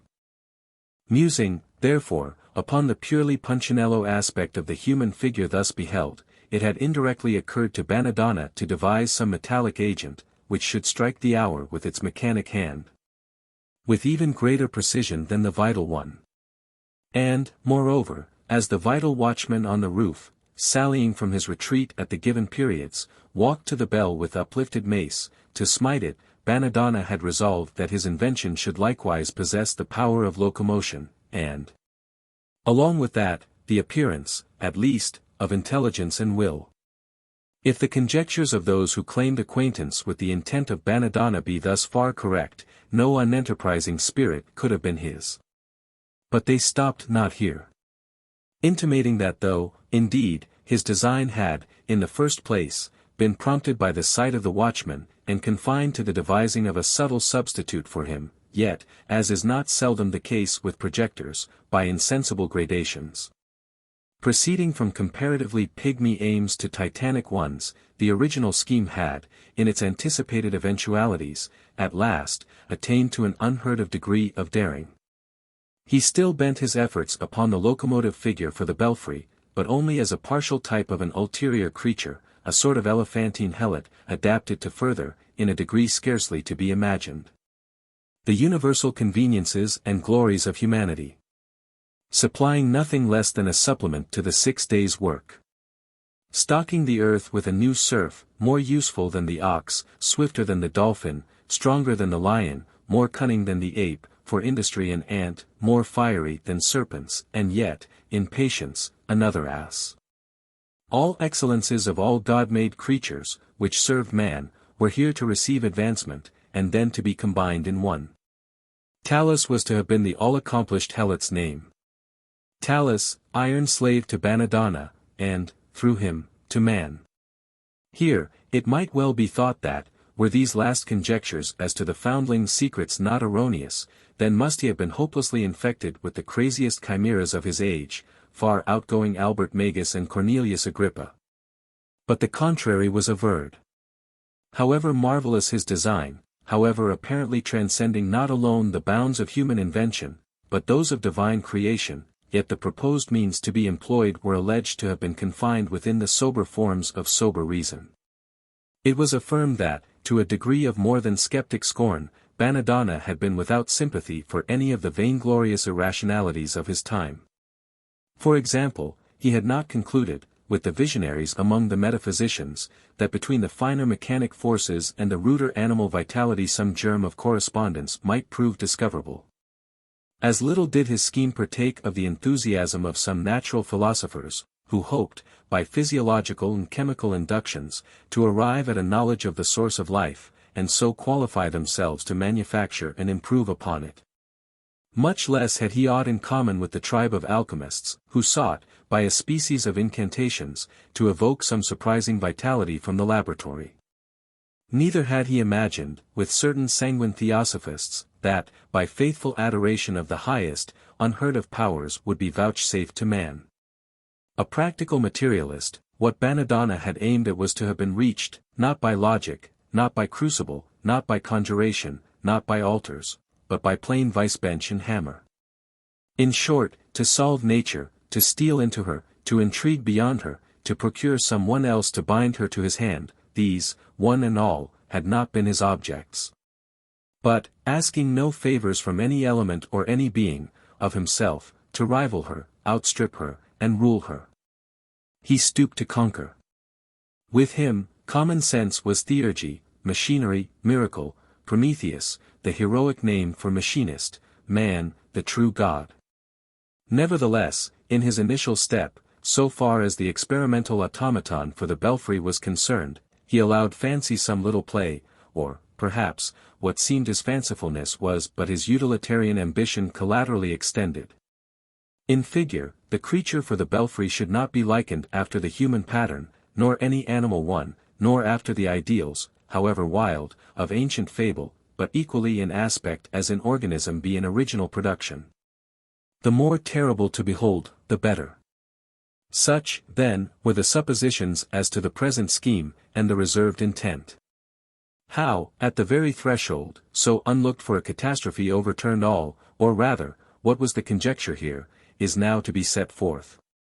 It was thought that on the day preceding the fatality, his visitors having left him, Bonadonna had unpacked the belfry image, adjusted it, and placed it in the retreat provided, a sort of sentry box in one corner of the belfry. In short, throughout the night, and for some part of the ensuing morning, he had been engaged in arranging everything connected with the domino, the issuing from the sentry box each 60 minutes, sliding along a grooved way, like a railway. Advancing to the clock bell, with uplifted manacles, striking it at one of the 12 junctions of the 24 hands. Then wheeling, circling the bell, and retiring to its post, there to bide for another 60 minutes, when the same process was to be repeated. The bell, by a cunning mechanism, meantime turning on its vertical axis, so as to present, to the descending mace, the clasped hands of the next two figures, when it would strike 2, 3, and so on, to the end. The musical metal in this time bell being so managed in the fusion, by some art, perishing with its originator, that each of the clasps of the 24 hands should give forth its own peculiar resonance when parted. But on the magic metal, the magic and metallic stranger never struck but that one stroke, drove but that one nail, served but that one clasp, by which Bonadonna clung to his ambitious life. For, after winding up the creature in the sentry box, so that, for the present, skipping the intervening hours, it should not emerge till the hour of 1, but should then infallibly emerge, and after deftly oiling the grooves whereon it was to slide, it was surmised that the mechanician must then have hurried to the bell, to give his final touches to its sculpture.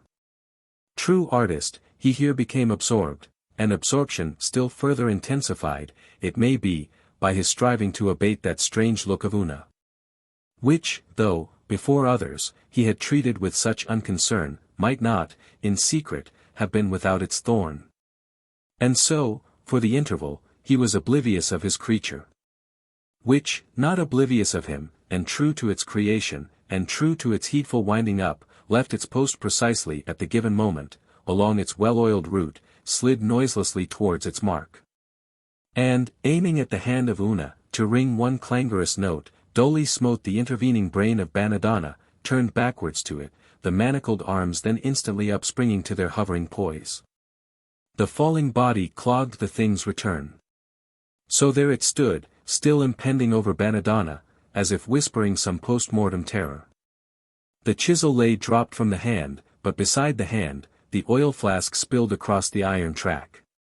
In his unhappy end, not unmindful of the rare genius of the mechanician, the Republic decreed him a stately funeral. It was resolved that the great bell, the one whose casting had been jeopardized through the timidity of the ill-starred workman, should be rung upon the entrance of the bier into the cathedral. The most robust man of the country round was assigned the office of bell-ringer.